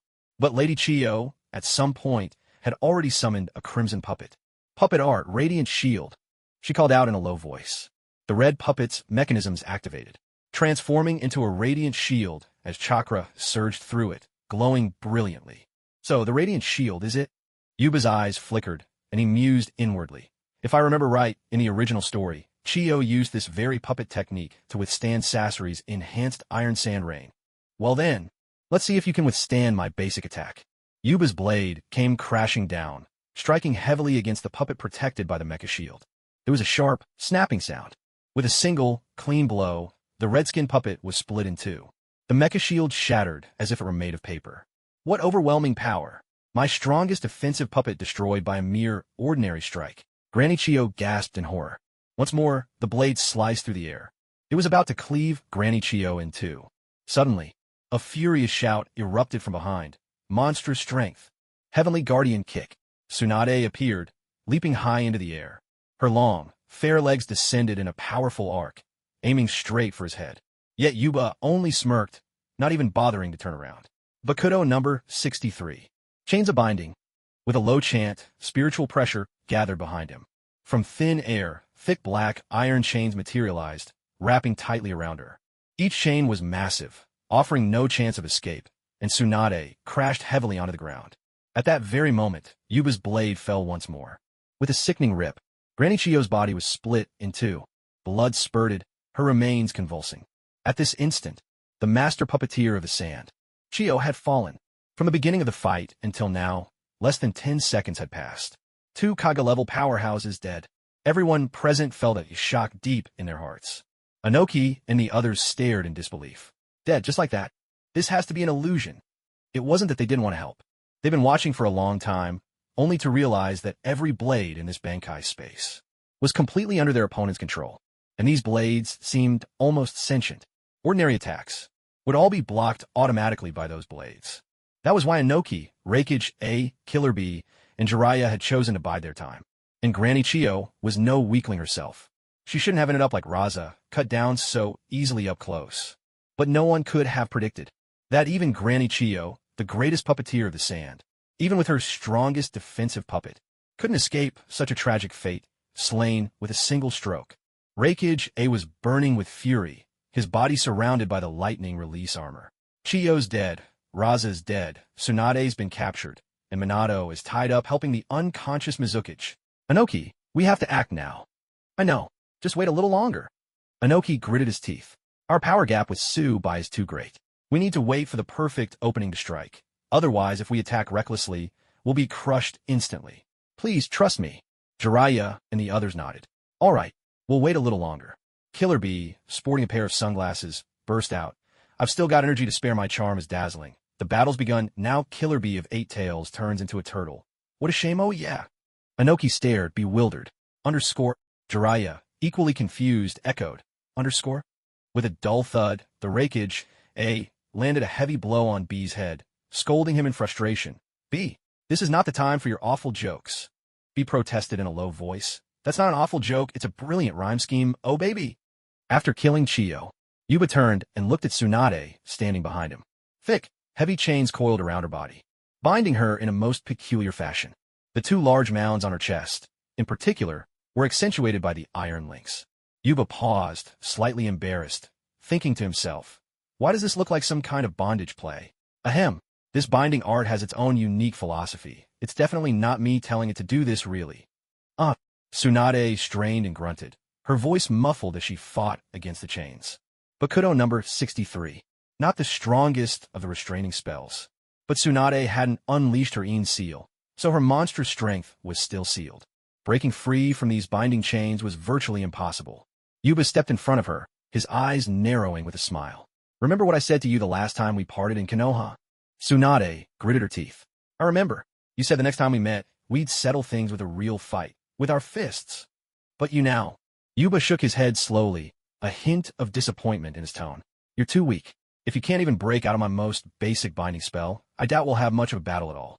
You, Tsunade seethed. If you got the guts, let me release my Yin seal.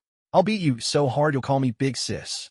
She had to conserve her chakra to heal everyone's wounds, so unsealing the Yin seal wasn't an option. But who could have predicted? Her opponent would kill 2 people in the blink of an eye. She didn't even have the chance to release the seal, leaving her unable to fight at her full strength. And not a chance. Yuba's eyes gleamed mischievously. What can you do about it? You bastard! Tsunade thrashed wildly, struggling with all her might. But it was useless. The black iron chains remained just as unyielding. If anything, her struggles only made her impressive chest bounce more with every movement. TSK. What a sight to behold. For a moment, Yuba's mind wandered. Damn, Meidarumis are impressive, but nothing compared to Tsunade. No wonder Naruto always calls her Granny Tsunade. Well, the reasoning checks out. At that very moment, a chorus of angry shouts rang out from behind. Now's our chance. Absolute Bull, Lariat Lightning Slash. A crackle of electricity tore through the air. The Reikage was clad in his lightning release armor. Killer Bee had partially transformed into his tailed beast form, and the 2 of them, one ahead and one behind, charged in with blinding speed and a fierce, overwhelming presence. They crashed toward Yu with unstoppable force. Yu had no time to react. Caught between the 2, he was struck by tremendous power, the impact reverberating through him. And yet, the scene of his head flying off never came past. Although Yu himself had been momentarily distracted by the spectacle, the Zanpakuto in his hand possessed a will of its own. Even before he sensed the impending danger, it had already shattered into a myriad of cherry blossom blades, forming an impenetrable shield around his neck. A glint of annoyance flashed in A's eyes as he muttered under his breath. A sword with a mind of its own. How infuriating. Killer Bee chimed in, disgusting, oh. You blockhead. You bastard. But neither of them let anger get the better of them. They swiftly retreated, shouting loudly, Jiraiya. Watch as the sage of Mount Mayaboku arrives in style. A bold, arrogant voice echoed from above. Jiraiya had already entered sage mode, chakra swirling powerfully in his hands. A crackling sound filled the air as a massive sphere took shape. Sage art. Ultra big ball Rasengan. Are there really people who dislike the protagonist for being too decisive? Should he just let enemies linger? I've seen so many other authors act all aloof. Ahem, here I'm bouncing around like a fake account. Today's update is early. Maybe I'll have some chapters saved up. Ready for a flurry of updates? Ahem, as expected. I just can't manage that icy cool persona. How awkward. Throw me some free gifts, won't you? Or maybe a little support. Pretty please. Take this, Ubai. Jiraiya descended from the sky, graceful and dashing, wielding a massive chakra sphere, pouring his all into the attack. He plummeted straight down. Yu, Subai, showed not a trace of fear. He called out in a low, commanding voice, Bakudo number 81. Danko. In an instant, spiritual pressure gathered above his head. A translucent crystal barrier formed overhead. A deafening crash exploded through the battlefield. The Ultra Big Ball Rasengan slammed down with tremendous force. But the crystal barrier only trembled, refusing to break. The powerful recoil sent Jiraiya flying backwards. Jiraiya barely managed to land on his feet, shaking the numbness from his wrists. So tough. That defense from an unmarked secret technique is unbelievably strong. My sage art. Ultra Big Ball Rasengan didn't do a thing. Is that all? Yu's expression betrayed a hint of disappointment. Out of tricks already? I'm giving you a chance, but it seems you can't seize it. Suddenly, a hoarse, commanding voice rang out from not far away. Who says so? Watch this old man's move. Dust release. Boundary. Technique of detachment. Inoki floated several hundred meters away. With a crisp clap of his hands, a cube of dust-release chakra materialized before him. Upon hearing this, Yu's brows furrowed slightly. He's going all out. That move is powerful, but it won't do much to me. His old man, Inoki, just ready to throw caution to the wind. Just as he turned around, he saw a massive dust release cube sweeping forth. But its target wasn't Yu himself. It was aimed straight at the barrier of the Bankai space. Yu's pupils contracted, his expression shifting. So he tried to use his ultimate move to forcibly break through the barrier and escape. Dream on. Inoki's dust release packed a serious punch. True, Yu had already mastered Senbenzakura to a solid 20%. His own Senbenzakura space was forged from billions of blades. In terms of resilience, it was far sturdier than during their last clash. But if his opponent insisted on using the dust release, detachment of the primitive world technique, to assault the Bankai space barrier, there was still a chance, a small one, that it could crack open a tiny breach. Of course, Yu wouldn't just sit back and watch. He lifted his foot to move. Swish! A leapt in suddenly, using body flicker to appear at his side, fingers shaped into a knife's edge. Lariat. 1,000 Years Dance. Right at that moment, A's lightning armor surged to its peak, crackling with energy. Sparks danced and arced across his body, chakra focused into his left hand. This move was the very same from the original story, where the young A sliced off one of the Eight Tails' horns with a single hand. Later, he even used it to split Uchihamura's Sasune. Admittedly, only its initial form. Still, it was impressive, but to match Yu, it was simply not enough. Yu's face remained calm as he extended his fingers, and, with brute force, seized A's wrist. His right hand brought down his Zanpakudo. Slash! A's left arm was severed.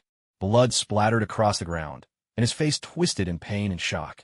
A, you're too slow. Yu's tone was cool. Your speed falls short of Minato. Your strength can't compare to Tsunade. With that, you simply aren't qualified to dance before me. As he spoke, he raised his Zanpakudo for another strike. Suddenly, a tremendous bellow shook the air. Moo! Killer Bee's aura exploded forth, a cloak of crimson chakra enveloping him. In the blink of an eye, a gigantic beast, nearly 30 meters tall, appeared. 8 thick, powerful octopus tails lashed behind it, crowned by 2 imposing bullhorns. Killer Bee, fully transformed into the tailed beast. With terrifying momentum, he charged straight at Yu. Yu answered with a single punch. Boom! The 8 tails let out a muffled groan, its massive body tumbling backward. But mid-fall, it managed to snatch up A with its tail. This power! The 8 tails' eyes widened in shock. Too strong. This is strength no human should possess. Killer Bee's expression grew grave. Back in the Warring States era, after merging with that mysterious meteorite, to some extent, they could hardly be considered human anymore. His older brother, A, was defeated in an instant, nearly killed on the spot. Even when Killer Bee fully unleashed his tailed beast transformation, it made no difference at all. This left him so stunned, He couldn't even bring himself to rap, his favorite thing in the world. Taking advantage of this moment, Inoki concentrated his dust release to attack the fabric of space itself. He managed to break through, in a manner of speaking. But the awkward truth was, he only managed to open a hole about the size of a fist. Inoki's expression shifted slightly. Such a sturdy space. I'll need to do this a few more times. Clap. He slapped his hands together, just about to unleash another dust release. But then, a calm voice rang out. Bakudo number 61, 6 rods prison of light. A surge of spiritual pressure gathered at once. A sizzling sound followed. In a flash, 6 golden beams of light converged, binding Inoki tightly in place. Unlike the previous time he'd been caught in the 6 rods prison of light, this time, it was cast using high-grade spiritual energy at level 7. As a result, the binding force was several levels stronger than before. For Inoki, breaking free with dust release was now incredibly difficult. So these are the so-called 9 great masters of the shinobi world? I've already taken down 2 at the outset. One is unconscious, another's lost an arm, 2 more bound. Even the so-called perfect Jinchuriki are nothing special. Yuba swept his gaze across the field, shaking his head in disappointment. You haven't even forced out 1/10 of my strength. How disappointing. I actually allowed myself a flicker of hope. As he suspected, he'd been wrong from the very beginning. He should have approached this fight with the same playful attitude as Madara, treating the so-called 9 great masters of the shinobi world as nothing more than a game. But even in play, he worried that if he wasn't careful, he'd end up killing them by accident. He didn't even dare use a low-level destructive spell. As for the Black Coffin of Sequence 90, the Thunder Dragon's Descent of Sequence 92, or the Heaven-Scorching Flames of Sequence 94, those were utterly out of the question. And if he ever unleashed Senbonzakura's ultimate move, he'd probably wipe them all out in one go. At that moment, a string of system notifications sounded in Yuba's, Tsubai's, mind. Ding, congratulations, host.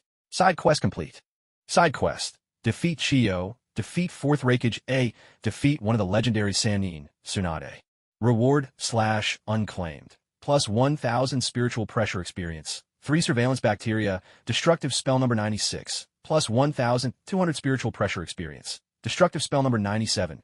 Plus 1,200 spiritual pressure experience. Side quest. Defeat 5th Mizukage Meitarumi. Defeat 8 Tails Jinchuriki Killer Bee. Reward / unclaimed. Plus 1,000 spiritual pressure experience. Plus 1,200 spiritual pressure experience. So, I've already milked all the rewards? Over 5,600 points of spiritual pressure experience in total. Yuba glanced at the task rewards, raising his eyebrows slightly. Not bad, but it's still a long way from reaching level 8 spirit pressure. At this moment, Inoki and the others could naturally see it as well. From beginning to end, their opponent had merely been toying with them. To be honest, they had completely lost the will to fight. Inoki stared intently at Tsubai, a deep sense of frustration in his heart. Even Uchiha Madara back in the day might not have been this powerful. What were we supposed to do now? Death itself wasn't so frightening. What truly terrified them was the devastation that would befall the ninja world after their demise. Standing guard over Meitarumi, Minato Namike's mind raced with thoughts. It seems everyone has lost their fighting spirit. Tsubai's motives are impossible to grasp. He said he'd kill the 5 Kage, but maybe he wasn't serious. Still, what if he was? If he really means to slay the 5 Kage and cleanse the entire ninja world through war, then things will spiral into the worst possible outcome.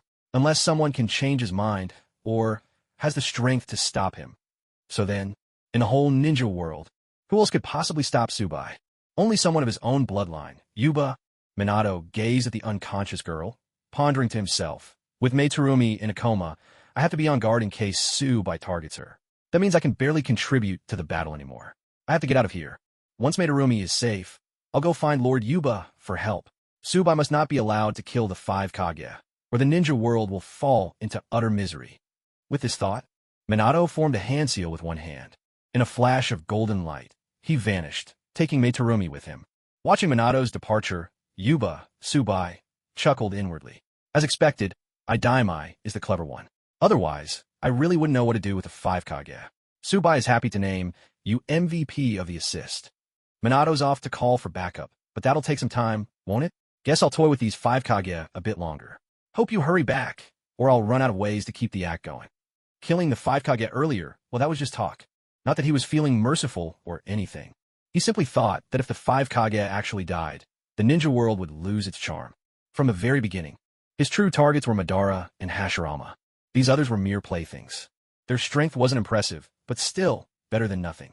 Besides, how could you have a grand showdown with someone like Uchiha Madara without at least a few decent spectators? The ninja world is just too dull right now. Yuba's eyes sparkled, anticipation flickering within. Come on, Dreammaker Kabuto, get your best shot. If you can even summon the first Hokage with Edo Tensei, that'd be perfect. With my current strength, at least a 1v2 would feel satisfying. On Meteorite Island, the members of the Akatsuki, the moment they saw their leader forcibly drag Inoki and the others into the Bankai space, everyone immediately cheered with excitement. Haiden licked his lips. Come on, it's our turn now. Only 18 Jonin? Watch me, Haiden. I'll send them all to meet Lord Jashin in no time. Kisame grinned, showing his sharp teeth as he hefted Samahada. Let's get started. My blade has been starving for a fight. What are we waiting for? Watch me blast them away with my art. Deidara could barely contain himself. He charged forward, clay in hand, eager for the battle. 11 figures cloaked in red clouds plunged into a chaotic brawl with the 18 Jonin. In that instant, the Akatsuki's team battle erupted.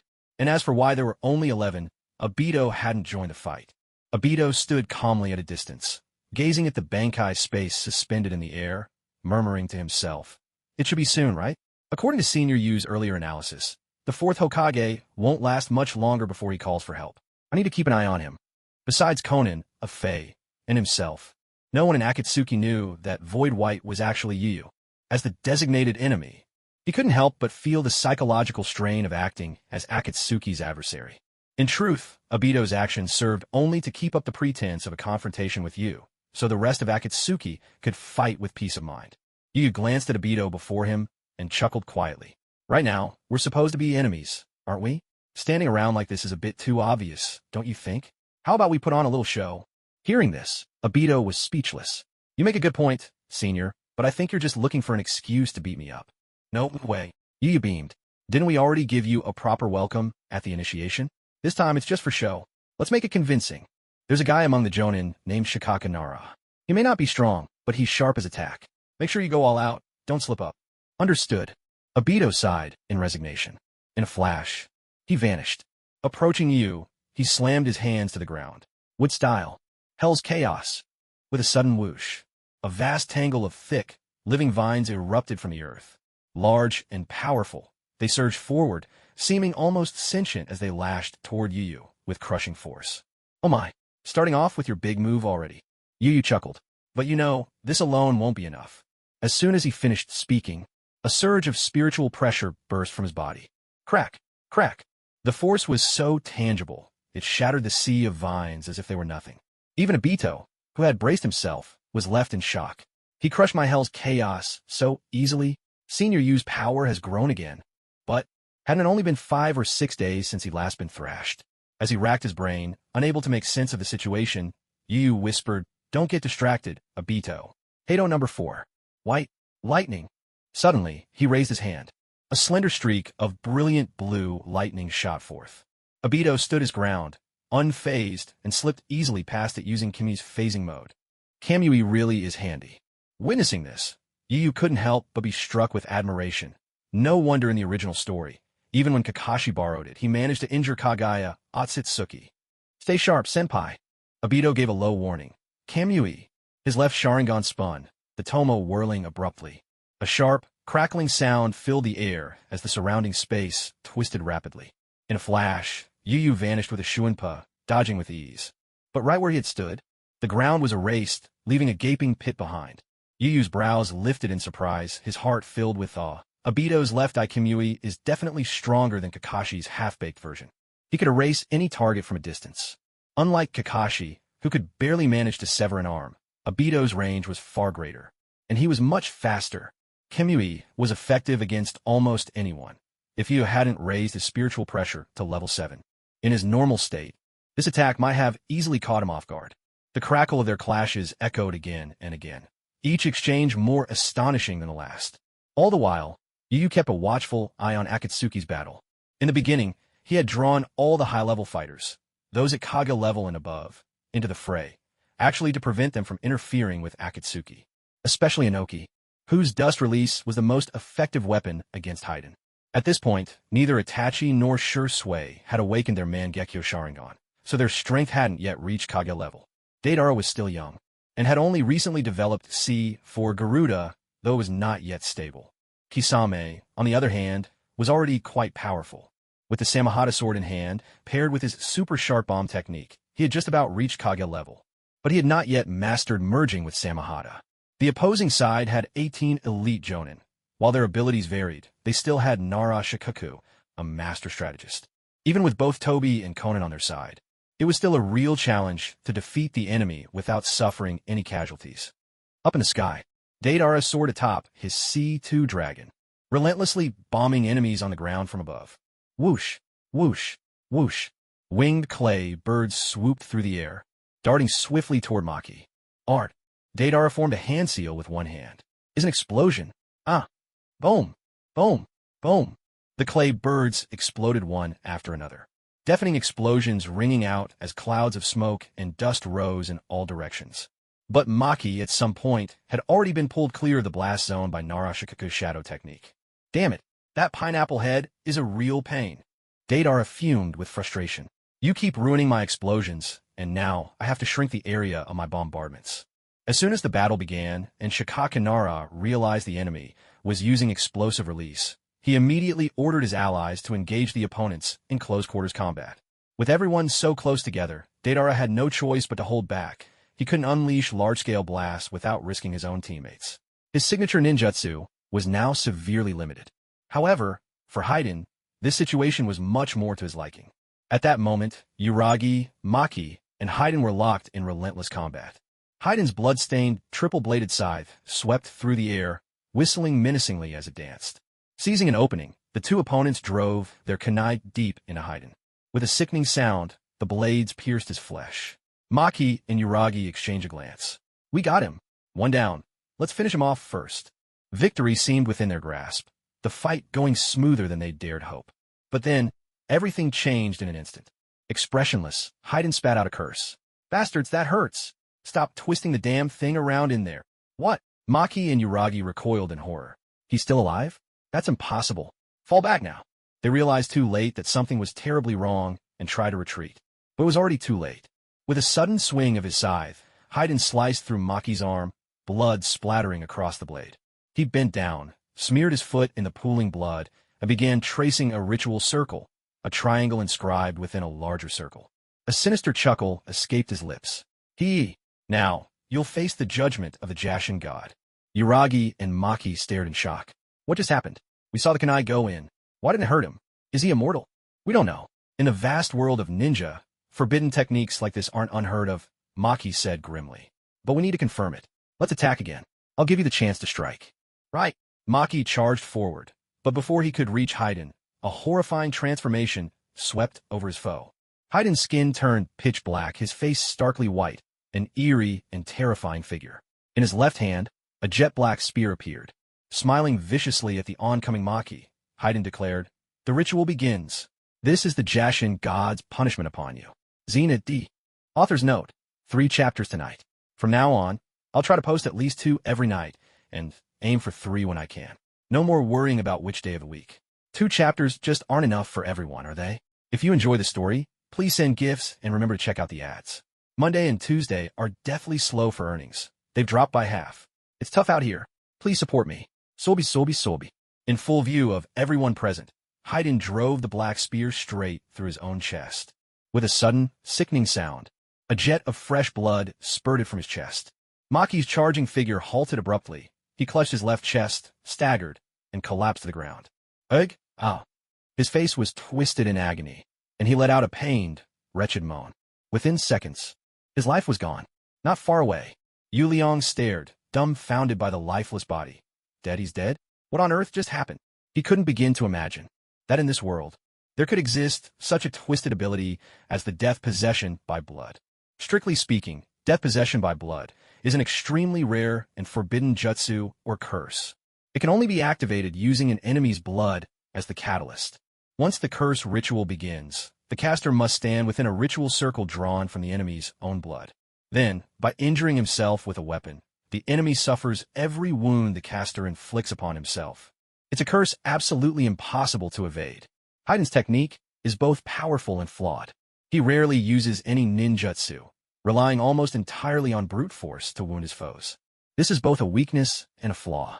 If he's isolated, and his opponent simply refuses to let him get close. If someone uses a barrier technique to seal him or decapitates him from a safe distance, there's nothing he can do. He won't die, but he won't be a threat either. For a ninja like Inoki, it's even simpler. He could simply unleash a dust release from afar, reducing Haiden to dust. But if Haiden has teammates, the situation changes entirely. As long as a teammate can obtain a drop of any enemy's blood, then Haiden can use the death possession by blood curse to slaughter his foe. Almost the very instant Maki died, Shikaka Nara's expression shifted. He barked, "Fall back, Yuliang. That guy's useless at range combat. Let Kyomo's Troy handle him." Right. Yuliang snapped out of his daze at the warning. But it was already too late. Whoosh! A clay bird with twin wings swooped down. Its wings fluttered, closing the distance with blinding speed. Then, from above, the C2 dragon thundered with Daidara's triumphant shout. "Art is an explosion. Take this." A tremendous explosion ripped through the air. Yuliang's right hand was blown to pieces, blood spraying everywhere. Clutching his wound, Yuliang hurriedly retreated, breathing a quiet sigh of relief. But Haiden, at some point, was already standing right where Yuliang's blood had fallen. Scrape, scrape, scrape. He let the blood run over his feet, drawing the cursed formation beneath him. Hey! Haiden gripped his jet-black spear, a cruel smile curling his lips. The second sacrifice begins. The blessing of Lord Jashin descends. Ha ha ha! With another sickening thrust, the black spear pierced his own chest once more. Far off, Yuliang clutched his chest, his face racked with pain. A wet, choking gasp escaped his lips. Blood poured continuously from Yura's mouth. Then, the light faded from his eyes. Yura had fallen in battle. In less than 10 seconds, 2 of the 18 elite Jonin had died. Ha ha! Haiden was ecstatic. He looked up at Deidara and shouted, "Hey Deidara, nice work. This time, your art deserves 40% of the credit." Hovering above, Deidara scoffed and retorted, "Nonsense. Without my twin bird Clay blasting them in the face, how would you have gotten their blood? My art deserves at least 80% of the credit. Oomph. Without my curse of death by blood, your explosions wouldn't have killed anyone. 50% at most." Haiden huffed. "At least 70% if you ask me." 50, 70. While they were bickering back and forth, Conan's cold voice cut through from above. "Enough. If you want to argue, do it later.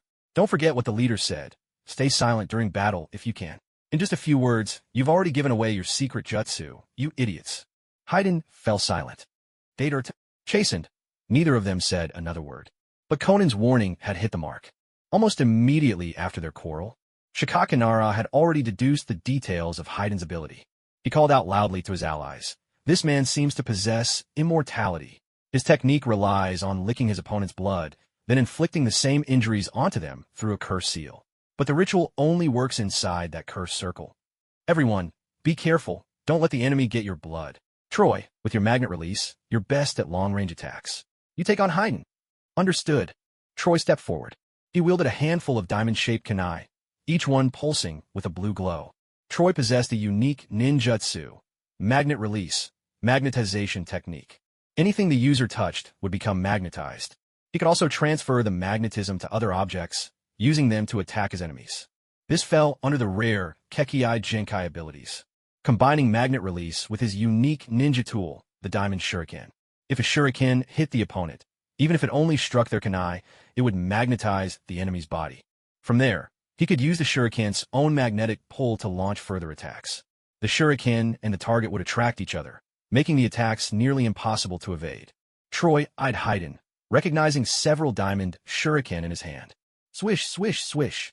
Haiden, unaware of Troy's abilities, raised his bloody triple-bladed scythe to block, but in an instant his body became magnetized. A perfect opening.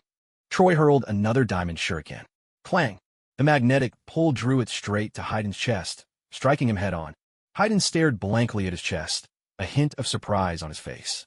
What kind of magnet release is this? It's nothing like the third Kazakage's magnet release.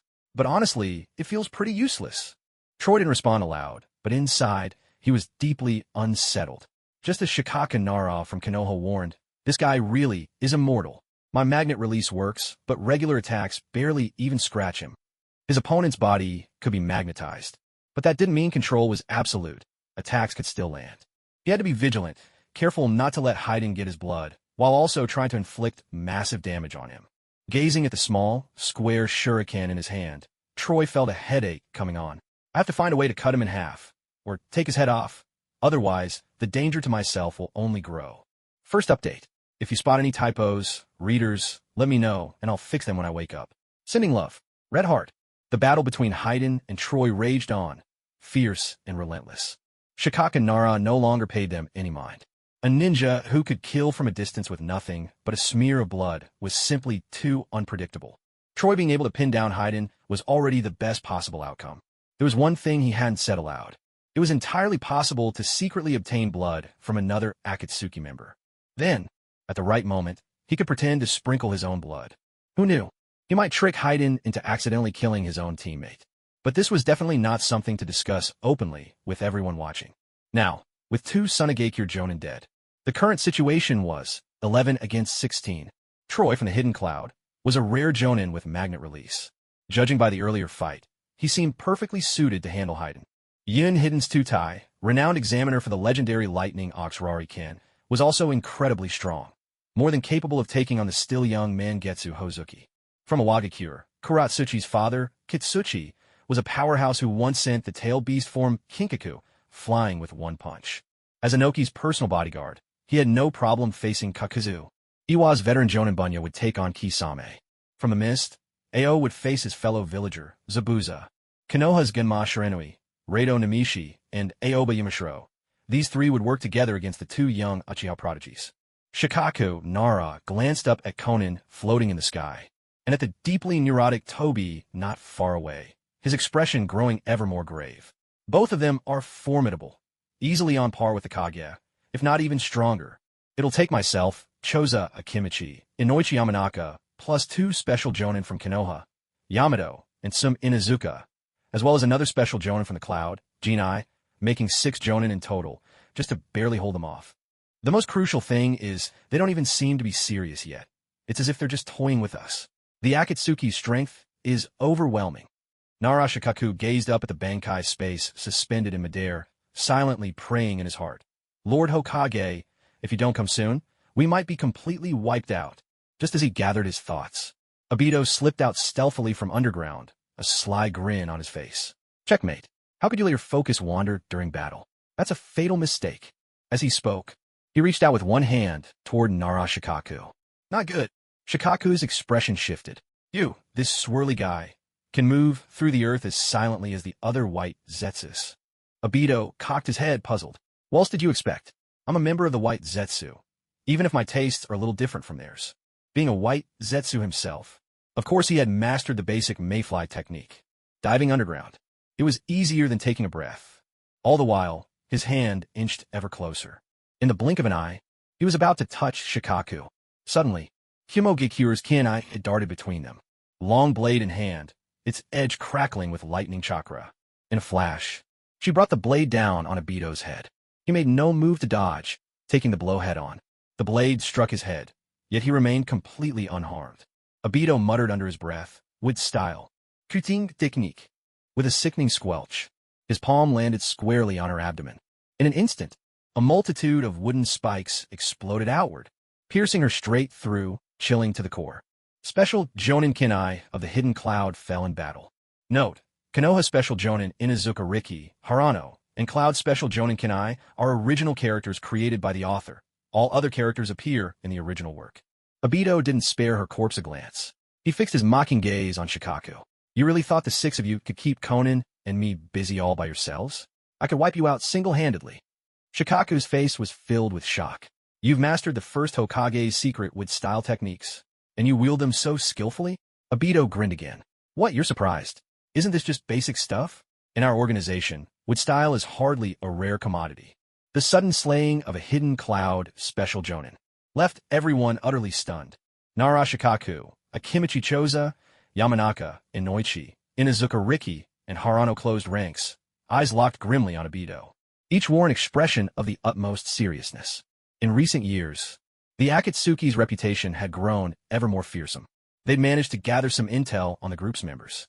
For instance, Konan's paper style, Kisame's sharkskin sword, Kakuzu's 5 hearts of differing chakra natures, and Haiden's abilities, rumored to be truly immortal, had been reported. Yet even so, most people still couldn't bring themselves to believe such bizarre powers existed in the shinobi world. Now it was finally confirmed. But the man standing before them kept a remarkably low profile. He didn't take on many jobs each day, and even if the reconnaissance troops happened to cross paths with a Fae, they never made it back. They understood one thing. The stronger someone was, the harder it was to gather information about them. But what they hadn't expected was that the seemingly comical, curly-haired white Zetsu was actually this powerful. He could wield the first Hokage's secret would-release techniques, and use them as if it were second nature. With just a casual move, he had instantly defeated a special Jonin from the hidden cloud. They couldn't help but be shocked. Afei looked at the others, then glanced up at Konan for approval, asking, "Konan, I want to use my ultimate move against them. May I?" The moment those words left his mouth, Shikaka Nara and his 4 companions instantly tensed up as if they were facing their greatest threat. Cold sweat broke out on every forehead. An ultimate move? Just how powerful would that would-release secret technique be? But Konan hesitated, lost in thought. "Are you sure?" "Absolutely, Deidara, and I just finished improving this ultimate move a few days ago." Afei nodded eagerly, excitement dancing in his eyes. "Its power is on a whole other level. Prepare to be absolutely blown away." Night deepened. "All right, go ahead." After a moment's deliberation, Konan finally called out in a clear, commanding voice, "All Akatsuki members withdraw. Afei and Deidara are about to use that secret move. Leave the battlefield to them for now." As soon as her words fell, the rest of Akatsuki turned pale. "Retreat! Retreat now!" Haiden shouted, flustered. "Damn it, I was as close to ripping out his heart." Kakuzu cursed furiously. "Looks like I'll have to behead you myself later." "Well then, good luck." Kisame retreated in haste, not bothering to hide his intentions. Jesho's reaction was even more dramatic. His face turned a shade paler. Go now. There's no way to stand against that move." Seeing the Akatsuki falling back so frantically, Bunya, Dodai, and the others who were still fighting froze for a heartbeat. Only Shikaka Nara let out a thunderous command. "Stop them. If they're retreating, that means their move can't distinguish between friend and foe. Don't be afraid, everyone. Right, pursue them." After Akatsuki, Bunya and the others gritted their teeth and gave chase. But just then, a pale figure emerged at the center of the battlefield. Afei stood there, arrogance in his posture, staring down 15 Jonin alone. "Going after them? You'll have to get past me first." A surge of chakra erupted, wild and untamed. He clapped his hands together and uttered a low growl. "Would release. Buddha of the forest." With that roar, countless trees burst from the ground, weaving and intertwining. They formed into an enormous wooden Buddha, a wood-release avatar of staggering size. This wooden Buddha towered over 40 meters tall, its bulk even surpassing the 8 tails itself. And behind the Buddha, hundreds of massive wooden arms fanned out in an overwhelming display. Atop the Buddha statue, 5 identical faces of the Buddha were carved into its head. The moment this technique appeared, it forcefully blocked all 15 elite Jonin in their tracks.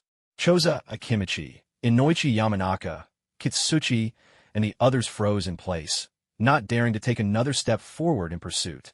What a giant! One enormous wooden Buddha statue. This curly-haired guy can actually create such a colossal thing. They murmured in disbelief, each and every one of them dumbstruck by the sight. Note, in the original, this is the pseudo-true several thousand hands jutsu that Toby used during the 4th Great Ninja War. I couldn't find its official name here and didn't want to use true several thousand hands, so I gave it my own name. Hope that's all right. This. Shikaku Nara's pupil shrank, his face filled with shock. Is this the ultimate technique he mentioned earlier? This white Zetsu called Toby. His strength must have long surpassed the level of a Kage. There's no way people like us can stand against him. It wasn't just the 5 great ninja villages. Even the members of the Akatsuki were stunned. For the first time, they were witnessing Toby unleash such overwhelming with style power. Unbelievable. Thinking about it, why don't you just stick to using your with style properly? Why bother researching that ridiculous poop style? Honestly, it's just wasting time. With style alone can sweep away all your enemies. Isn't that much more satisfying? At this moment, Deidara retracted his C2 dragon and landed atop the head of the wooden Buddha, glancing at Toby beside him in amazement. "That's one massive wooden Buddha you've got there. I have to admit, This wood style has a bit of artistic flair, though it's still a little lacking compared to my claim. No doubt about it. Toby nodded in agreement, but couldn't help but add with disdain, this wood style doesn't even come close to my real ultimate jutsu. It doesn't hold a candle to my last one. Poop style, fleeting dance of 1,000 droppings. It's just too weak. So you're planning to use this against them? Isn't that a bit of overkill? Deidara asked cautiously. Of course not. Toby shook his head. How could this possibly compare to the new jutsu we've been developing lately? This one, Buddha, is just to give our members a chance to retreat, and to protect us for a while, that's all. The two of them stood 40 meters above the ground. The tiny figures below looked like ants, unable to hear a thing. Meanwhile, cold sweat streamed down Shikaka Nara's face as his mind raced, searching desperately for a solution. But no matter how hard he tried, he couldn't figure out a way to defeat this technique. Just as he was racking his brains, Toby's curious voice drifted down from the sky. Before I unleash my ultimate jutsu, let me ask you, do you know which animal's poop smells the worst? Choza Akimichi, _ Inoichi Yamanaka, _ Shikaku Nara, _ Just a moment ago, the enemy. Still putting on that arrogant, untouchable front, aren't you? Why would he suddenly ask such a bizarre question? Wasn't that a clumsy, abrupt change of topic? But then, everyone realized the real issue at hand. Even this gigantic wooden Buddha wasn't his strongest move. So that means there's an even more powerful wood-style technique. Only Shikaku Nara frowned slightly. It seemed as if the other's question triggered some unpleasant memory for him, making his expression turn grim. Don't tell me the so-called ultimate move is... But before he could warn the others, Toby, standing atop the forest Buddha, pulled out a massive scroll from his back. Looks like you really have no idea, Toby said, sounding a little disappointed. His face shifted to one of stern seriousness. Let me enlighten you then. Human excrement is the foulest thing of all. Witness my ultimate technique. With a resounding clap, he smacked the scroll with one hand, and as the smoke cleared, a giant puppet appeared and plummeted downwards. The puppet was an unmistakable brownish yellow. Enormous, at least 10 meters tall. Seeing this, Shikaka Nara shouted a warning. According to our intel, Toby is obsessed with crude potty humor. It's likely he's collected this for years. Everyone, stay alert. From the Iwagakure side, Kitsuchi scoffed, it's just ordinary filth. We've nothing to fear. I only need to use Earth style and raise a shield. That'll block it easily.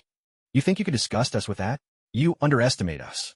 Before he could finish, Yahara, the sensory jonin, suddenly cried out, no. There's a huge amount of Deidara's clay hidden inside. This is on a whole different scale from before. At this scale, it could destroy half of Meteorite Island. Everyone fall back now. What? Shikaka's face changed drastically. Everyone evacuate now. Ha ha. Toby and Deidara stood high above, throwing their heads back in laughter. Only just figured it out? Too late. Exchanging a glance, the two shouted in unison, combined excrement release. C3, number 18.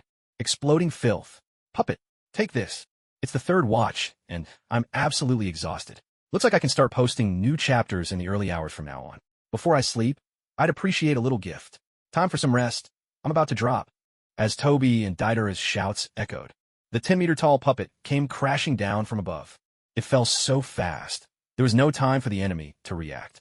Retreat was impossible. What made it worse? That clay puppet was completely coated in layers of excrement. Boom! Boom! Boom! The puppet exploded. A deafening roar blasted in every direction. The explosion tore across all of Meteorite Island, its fury refusing to cease. Filth shot up and rained down, splattering everywhere. Nearby, Crowfeather and Obito were caught in the aftermath as well. Whoosh, whoosh, whoosh. The shockwaves from the blast spread outward, unstoppable. Obito remained in his intangible mode, composed to the extreme. However, what made him frown ever so slightly was, one after another, countless tiny fecal pellets kept shooting his way, passing harmlessly through his body again and again. How disgusting. Obito grumbled inwardly. Deidara actually teamed up with that guy, Toby, wrapping clay with feces for a composite jutsu. How could they even come up with something like that? Yu Yu was surprised as well by the uncanny combination of Deidara and Toby. But more than that, he was curious. Of the 15 jonin under Shikaka Nara, how many could possibly survive this? C3, number 18. This technique involved Deidara infusing his highest grade of chakra into explosive clay, shaping it into a doll, and then dropping it directly from above. A devastating explosion-style jutsu. Its blast radius was so massive, It could easily obliterate an entire ninja village. In the original story, Gaara managed to barely defend against it using a vast amount of sand. Without a doubt, apart from C4 Garuda and C0 self-destruction, this was Deidara's most powerful explosion jutsu. Meteorite Island wasn't very large to begin with, and Shikaka Nara's group simply had nowhere to run. Relying on basic defensive ninjutsu against this move, there was no way that would be easy. Boom! A thunderous explosion shook the air. The relentless shock waves kept rolling outward, one after another. After several dozen seconds, the chaos finally subsided. When the smoke and dust cleared, what was left of Meteorite Island was a scene of utter devastation. A full third of it had been blasted away by Deidara's attack. Only a third destroyed. Yu Yu's eyes flickered as he shook his head. Looks like Toby stuffed too much feces into those clay dolls, which ended up weakening the explosion quite a bit. At this very moment, the battlefield was submerged beneath seawater. Blood spread in vivid streaks, dyeing the surface red. Floating amid the waves were countless clumps of fecal pellets, the stench rising pungently into the air. Clearly, this time, Shikaka Nara's 15-man squad had suffered heavy losses. In the end, Kitsuchi managed to erect a defensive earthen barrier with Earth style. But he had too little time. The size and thickness of the wall were nowhere near enough to fully withstand the blast. The few survivors who remained were caked from head to toe in thick layers of feces, transformed into living effigies of filth.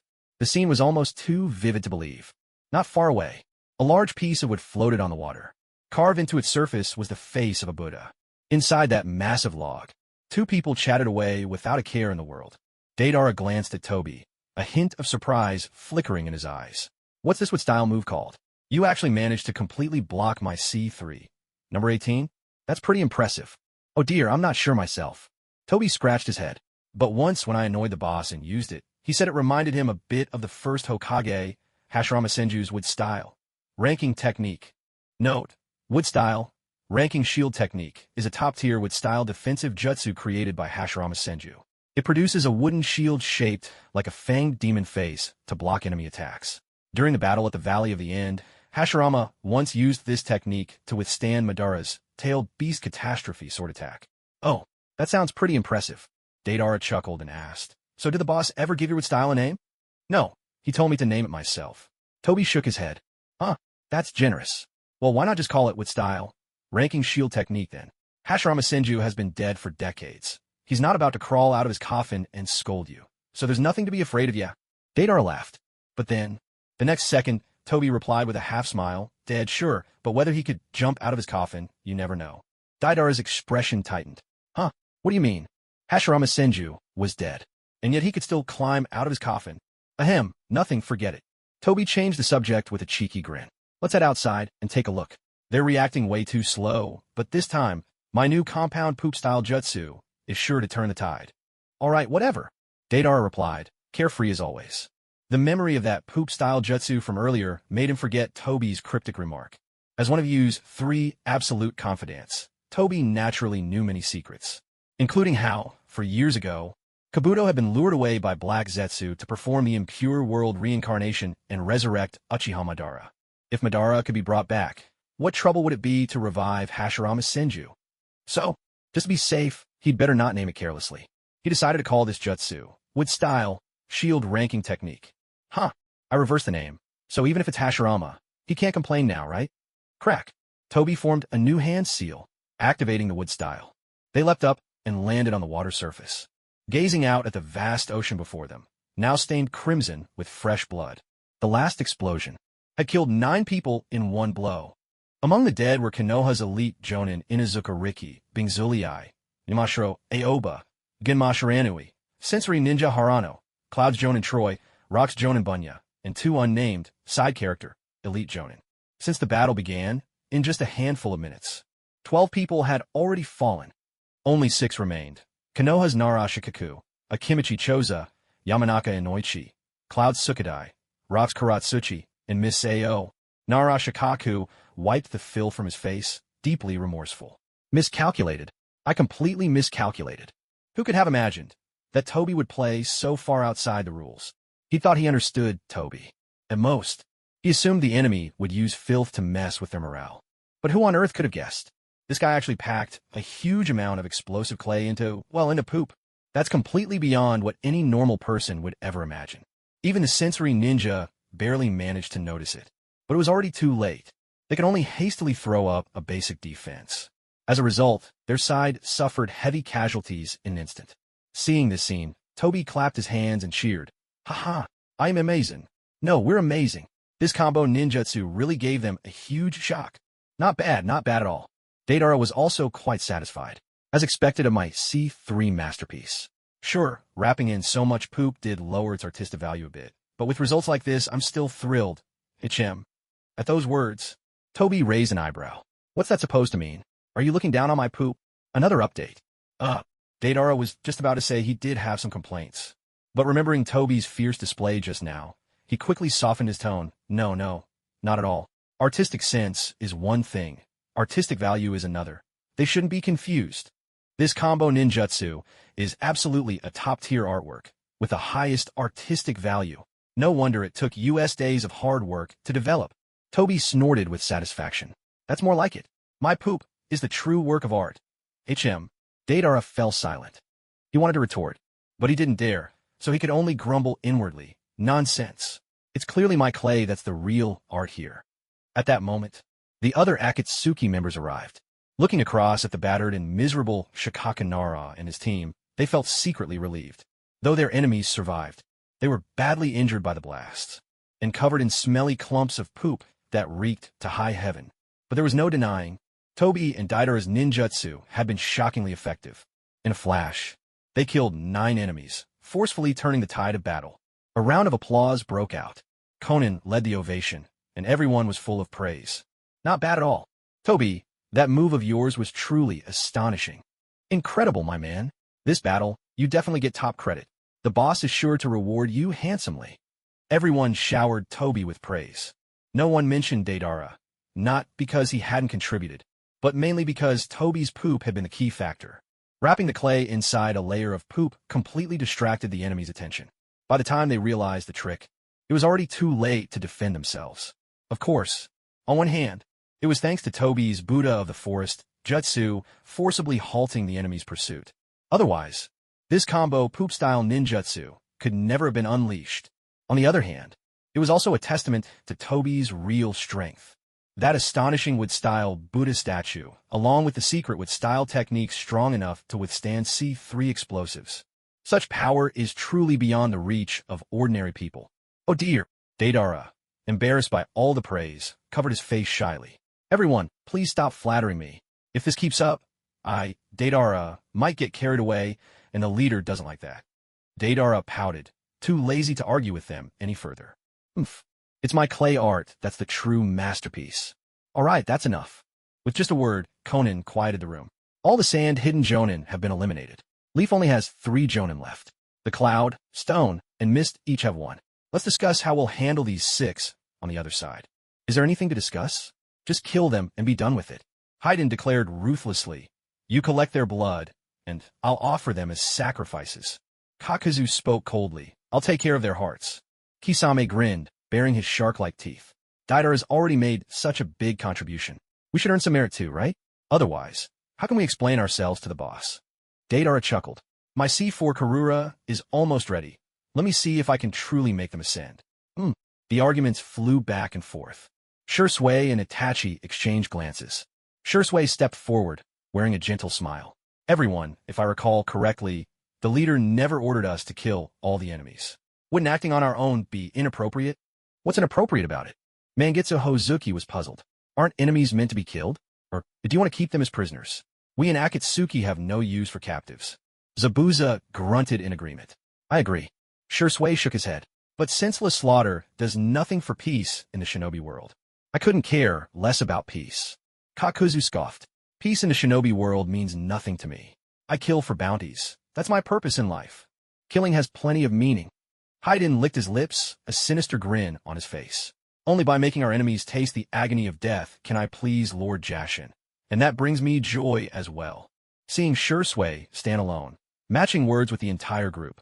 Itachi's eyes filled with worry, and he stepped forward. But Shursui stopped him, his expression resolute.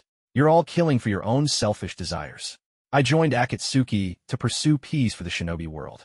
What you're doing goes against my beliefs. I can't allow it. Oh, you think you're Toby now? Kakazu, provoked, let black tendrils emerge from his arms.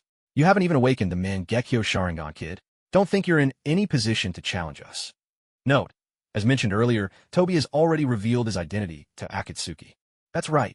Don't think that just because you have the leader's favor, you can recklessly provoke your seniors. Or do you want me to offer you as a sacrifice to Lord Evil God? Haiden also raised his scythe. Then come and fight. I, Shursui, do not fear any challenge. Shursui stood his ground, unwavering. This was the very first internal conflict within the Akatsuki. Yuba had thought about this before.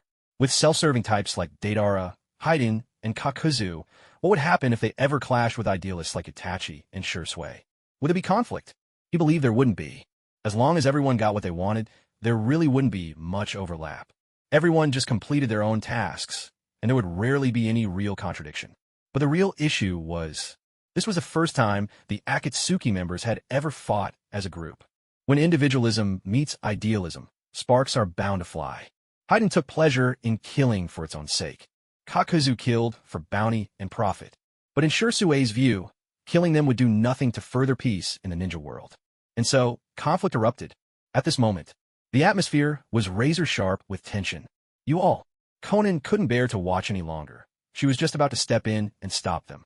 But suddenly, high above, within the Bankai space, something unexpected happened. Swish! A flash of golden light appeared. Minato Namikaze, together with Meitarumi, suddenly arrived on Meteorite Island. He looked anxious, even though the missing section of the island shocked him inwardly. Minato Namikaze had a rough idea. He guessed that the elite jonin from the 5 great shinobi villages had suffered heavy losses. But right now, there was simply no time to worry about that. The fate of the 5 Kage was the top priority. Rushing swiftly to Yuba's side, Minato's face was urgent, his tone full of desperation.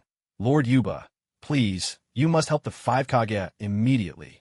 They can't hold out much longer. Second update. What's going on? Yuba raised his eyebrows in mild surprise. 9 Kage-level powerhouses together, and none of them are a match for Tsubai. We thought we stood a chance, but Tsubai was hiding his true strength. Minato pleaded anxiously. From the very start, he instantly killed Kazekage Raza and Lady Chiyo, then took out Mizukage in a single blow and trapped Lady Tsunade. Jiraiya-sensei, Reikage, Anoki, and Killer Bee all attack him together, but he subdued them without breaking a sweat. Silence instantly fell across the room. So, at the very start of the battle, Tsubai killed 2 Kage-level fighters in a flash. The surviving 6 jonin looked at each other, shaking their heads with a sigh. Sigh? We've lost, haven't we? Narashikaku gave a wry smile. We'd hoped to hold off Akatsuki and wait for the Kage to defeat Tsubai. Then we could all join forces to take down Akatsuki. But who would have thought? The Kage would lose even faster than us. Minato Namikaze's expression was anxious. Lord Yu, Tsubai intends to kill all 5 Kage and purge the entire ninja world through war. If we don't intervene now, the ninja world will be destroyed at any moment. Yu shook his head. But I've already promised Tsubai not to stand against him. But if the 5 Kage die, chaos will break out across the ninja world. How can you just stand by and do nothing? Minato murmured in distress. What does that have to do with me? Yu's face remained impassive, a chill flickering in his eyes. Wasn't it your people who came up with that harebrained scheme? Using me as bait to lure Tsubai here, then try to ambush him together. Now you've tried to outfox the fox, and ended up losing everything. You failed to kill him. So that's my fault? Am I supposed to clean up your mess just because you can't handle it? Are you saying if I don't help, the chaos of the ninja world will be on my head? No, not at all. Cold sweat broke out on Minato's forehead as he hurriedly explained. Lord Yu, I never meant to blame you. Didn't you once say that the ninja world needs rules? That even harsh rules are better than none at all? If the 5 Kage fall, the great nations will descend into civil strife. The smaller nations are eyeing their chance, and war will erupt in chaos. Wouldn't that mean no rules at all? I can't imagine you'd want to see a ninja world like that, either. Yu gave a slight nod. You're right. I don't care for a world without rules. But that still isn't enough reason for me to help you. Minato was growing desperate. Then what will it take for you to save the 5 Kage? We're willing to pay any price. Well, my answer remains the same as before. With that, Yu gave a faint, amused smile. Have the 5 great nations issue a joint declaration recognizing the Land of Rain as the 6th great nation. In status, diplomacy, and politics, the Land of Rain will be the equal of the other 5. If you do that, I'll help the 5 Kage. Minato was silent. So in the end, they'd come back to this condition again. Why hadn't they just agreed to it from the beginning? Now, because they hesitated, Sand had lost both the Kazekage and Lady Chiyo. If only they had agreed from the start. Maybe those 18 Jonin wouldn't have been lost so tragically. Taking a deep breath, Minato gritted his teeth. Very well. If you save the 5 Kage, then the land of rain shall be recognized as the 6th great nation, and you will be its founding rain shadow. In all matters, diplomacy, politics, status, you will be equal to the 5 Kage. Yu smiled, eyes narrowing. Are you sure you can promise that on everyone's behalf? Minato nodded solemnly. I'm sure. This concerns their very lives. I don't think anyone would be foolish enough to object. Very well. Remember your words, Minato Namikaze. Yu's face returned to its usual calm, but his voice took on an icy edge. If anyone dares go back on this agreement, don't blame me. Who? For turning against you without mercy. And with that, a faint spiritual pressure spread out. It wasn't much, but it was enough to make Ida's heart tremble with dread. Cold sweat trickled down Minato Namikaze's forehead. Don't worry, it'll be fine. Please, I beg you. Help save the 5 Kage. I understand, Yu replied coolly. In the next instant, with a swift movement, Yu abruptly stepped forward. In a single stride, he emerged outside the Bankai barrier. Before him sprawled a vast space, completely sealed off. His eyes flashed, and he began to chant in a rapid, low voice, at the edge of 1,000 hands. O sovereign of silent darkness beyond reach. O celestial archer unseen by the heavens. The path where radiance falls, the wind that stirs the kindling, when all are gathered together. Let there be no confusion. Heed my command. Light spheres. 8 forms. 9 threads. Divine law. Swift treasures. Great wheel. Gray turrets. Draw the bow to the distant horizon and vanish in silvery brilliance. A fierce determination shone in Yu's eyes. Dark green spiritual energy roared upward as he intoned. Destructive art number 91. 1,000 hands. Radiant celestial cannon. A tremendous surge of spiritual power burst forth, transforming into 10 enormous, dark green cannons of light. Each cannon was nearly 30 feet across. The barrage of spirit energy roared through the air, its momentum earth-shaking. With a tremendous explosion, the cannon slammed into the Bankai barrier. An ear-splitting crash resounded, and the space was forcibly blasted apart. Within, the figures of Inoki and the others, already too weary to fight, were revealed. Only one remained struggling, a female ninja, Tsunade, tightly bound and barely conscious. The Hollow's eyes were icy cold. Blade in hand, he brought it down toward Tsunade. Suddenly, Yu appeared. With one hand, he seized the Hollow's wrist, stopping him in his tracks. The Hollow gazed at Yu, disappointment flickering in his eyes. So, in the end, you still raise your hand against me for their sake. What else could I do? Yu shook his head, pain shadowing his face. Would you have me stand by while you killed everyone? You've lost your mind completely. Is that so? Say what you will. The Hollow shrugged indifferently. Since you won't let me kill the 5 Kage, then you'll have to fight me instead. I don't want to fight you. We're the same clan. Why should we turn on each other? Yu let out a deep, sorrowful sigh. But our beliefs will always be at odds. The Hollow slowly shook his head, his voice burning with conviction. One day, we're destined to clash. Why not now? The world knows we are the strongest in the ninja realm, but no one knows who is truly the mightiest between us. As kin, let us reveal the answer today. Who is truly number one in the ninja world? Face me. This battle will decide not just victory and defeat, but life and death. Seeing how resolute the Hollow was, Yu's own resolve flared. Very well. Win or lose, this fight will sever the bond that has tied us together for a century. This is our battle of destiny. Midnight. Today is 520. Did everyone go out and have fun? Hee. As soon as these words were spoken, everyone on Meteor Fall Island held their breath. All eyes were fixed on Su Bai and Wu Yu, hovering in the sky. After all, this was a battle between the two most powerful shinobi alive. How could anyone not be excited? Back in the day, the legendary clash between Hashirama Senju and Madara Uchiha at the Valley of the End was known throughout the world. But in truth, hardly anyone actually witnessed it. This time, though, maybe, just maybe, they could become witnesses to history. The moment Wu Yu made his move, all conflict between the Akatsuki and the 5 great shinobi villages instantly ceased. Inoki gazed up at the two figures above, his eyes blazing. I wonder, who will prove stronger in the end? Minato Namkabia, Wu Yu was Lavia. After all, Su Bai hasn't had his powers as long as Wu Yu has. Not necessarily. Jiraiya shook his head. I've fought Yu before and seen him at his strongest. He's truly formidable. But Tsubai exudes an even greater sense of pressure. His Senbonzakura and Ninja Blade makes you feel like there's no way to even approach him. Once the second form was unleashed, billions of tiny Sakura blade fragments filled the air, terrifying as a boundless sea. And every single blade moved with a will of its own. Even if Tsubai hesitated or let his guard down, the blades would move to protect their master on their own. Such an ability was simply broken, beyond unfair. Compared to Tsubai, Wuyu's power was more straightforward and pure. That head-on, unyielding style of attack was strong, yes, but there were still ways to counter it. Jiraiya-sensei, it makes a good point, but I still think Yu is stronger, Minato said with a smile. He wasn't analyzing it from a purely logical perspective. It was just a gut feeling. Yu felt stronger than Tsubai.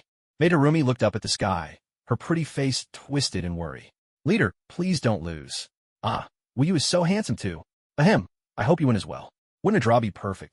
As someone who values appearances above all, Madarumi didn't want anyone to die in this final showdown.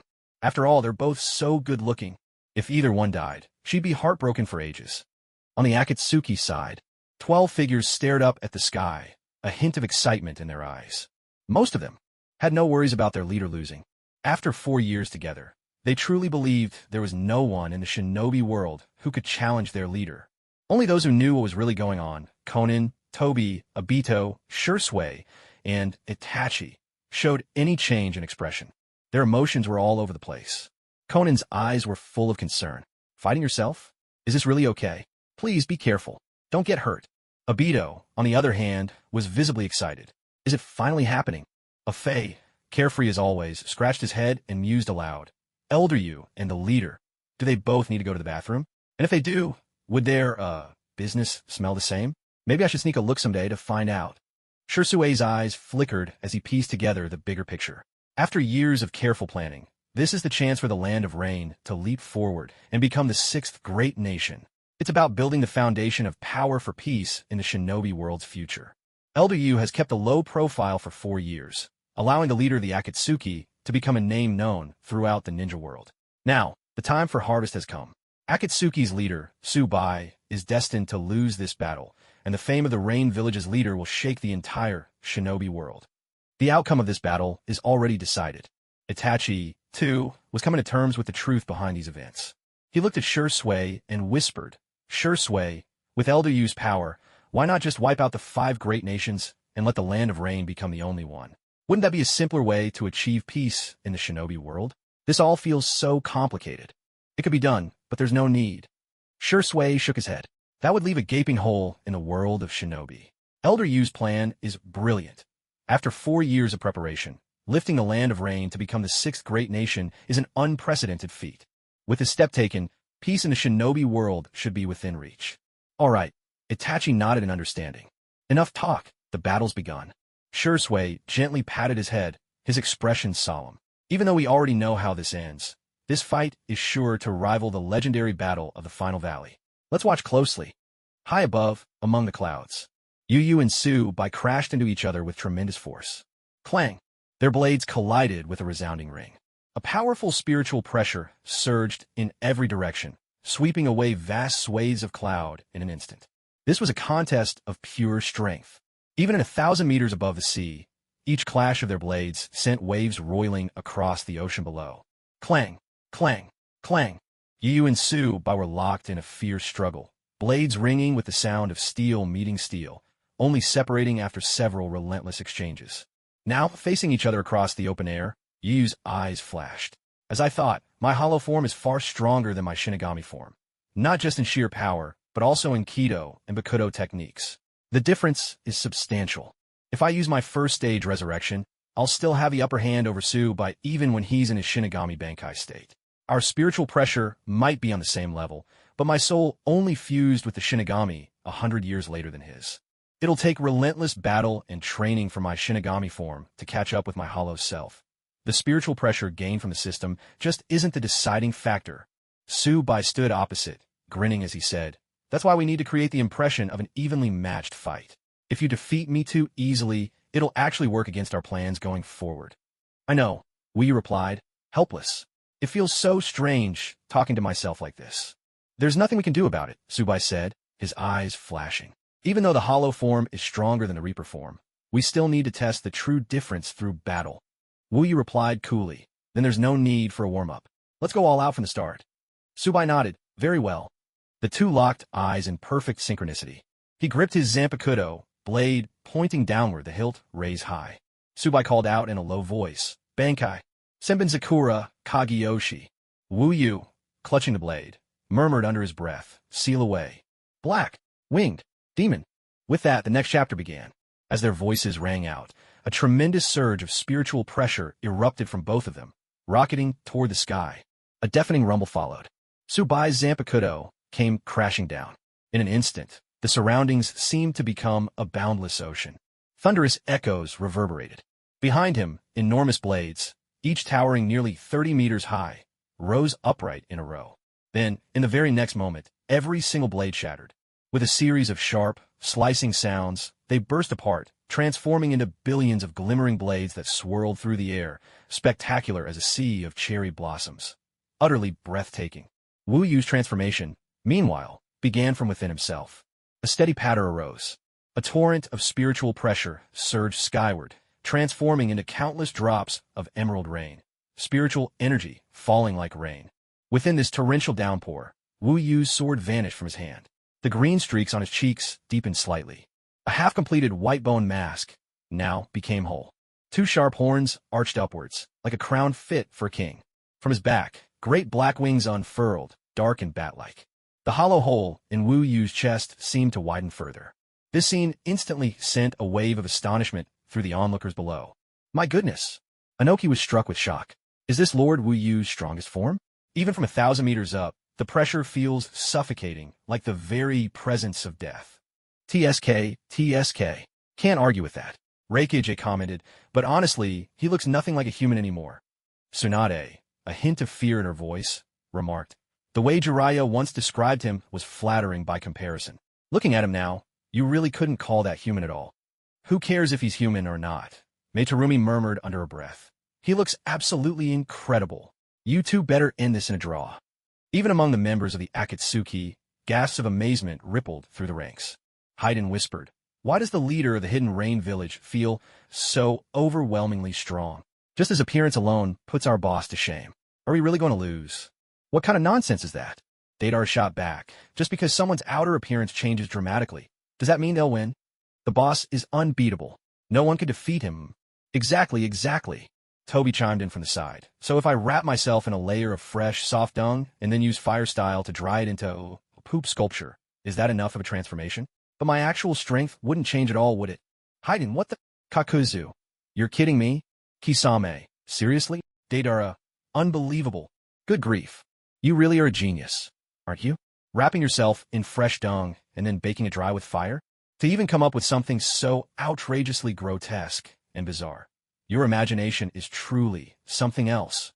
At this very moment, the two stood in midair, separated by 100 meters. A teasing smile played at Subai's lips as he said, I have to admit, the hollow form really does look cool. My transformation pales in comparison to yours. You're roasting yourself now? Seriously, just cut the chatter. Wu Yu replied with a sigh. Enough talk. Let's finish this quickly. With a single hand, he pointed straight ahead. Way of Destruction number 4. White Thunder. In an instant, a slender bolt of lightning burst from his fingertip, streaking towards Subai. Subai remained unfazed. The cherry blossom blade in his hand automatically formed a shield in front of him. Boom! A heavy thud resounded. Many of the blade's petals were scattered, though not too many. Subai slammed his palms together and called out in a low voice. It's only polite to return the favor. Watch this. Way of Destruction number 88. Flying Dragon. Strike the Thief. Thunder Cannon of Heaven. He spread his palm wide. An immense surge of spiritual pressure gathered, transforming into a massive thunder cannon. A deafening roar exploded through the air. A vast torrent of lightning surged forth, sweeping across the battlefield like a tailed beast bomb. Wu didn't even look at it, his voice calm. Way of Binding number 81. Severing Void. With a sudden rush. As soon as he finished speaking, a semi-transparent crystalline barrier materialized, forcibly intercepting the attack. But suddenly, his brows knitted in concern. The sound of something unusual echoed behind him. Whoosh, whoosh, whoosh. A staggering 5 billion cherry blossom blades. He didn't even know when they'd gotten there, had already gathered behind him, closing in for the strike. Unfazed, Wu Yu turned and shouted in a deep voice, "Way of Destruction number 92. Thunder Dragon, descend." Boom! A colossal wave of spiritual pressure erupted from Wu Yu. In the sky above, a massive thunder dragon began to take shape, radiating an overwhelming presence, shaking the very heavens. Ruhar, Ruhr. The instant the thunder dragon appeared, it let out an earth-shattering cry. And in the next second, it lunged straight toward the oncoming cherry blossom blades. Boom! Boom! A thunderous explosion rocked the sky. Countless serpents of lightning writhed and crackled in all directions. Sizzle, sizzle, sizzle. 5 billion blades were scattered, torn apart by the roaring storm.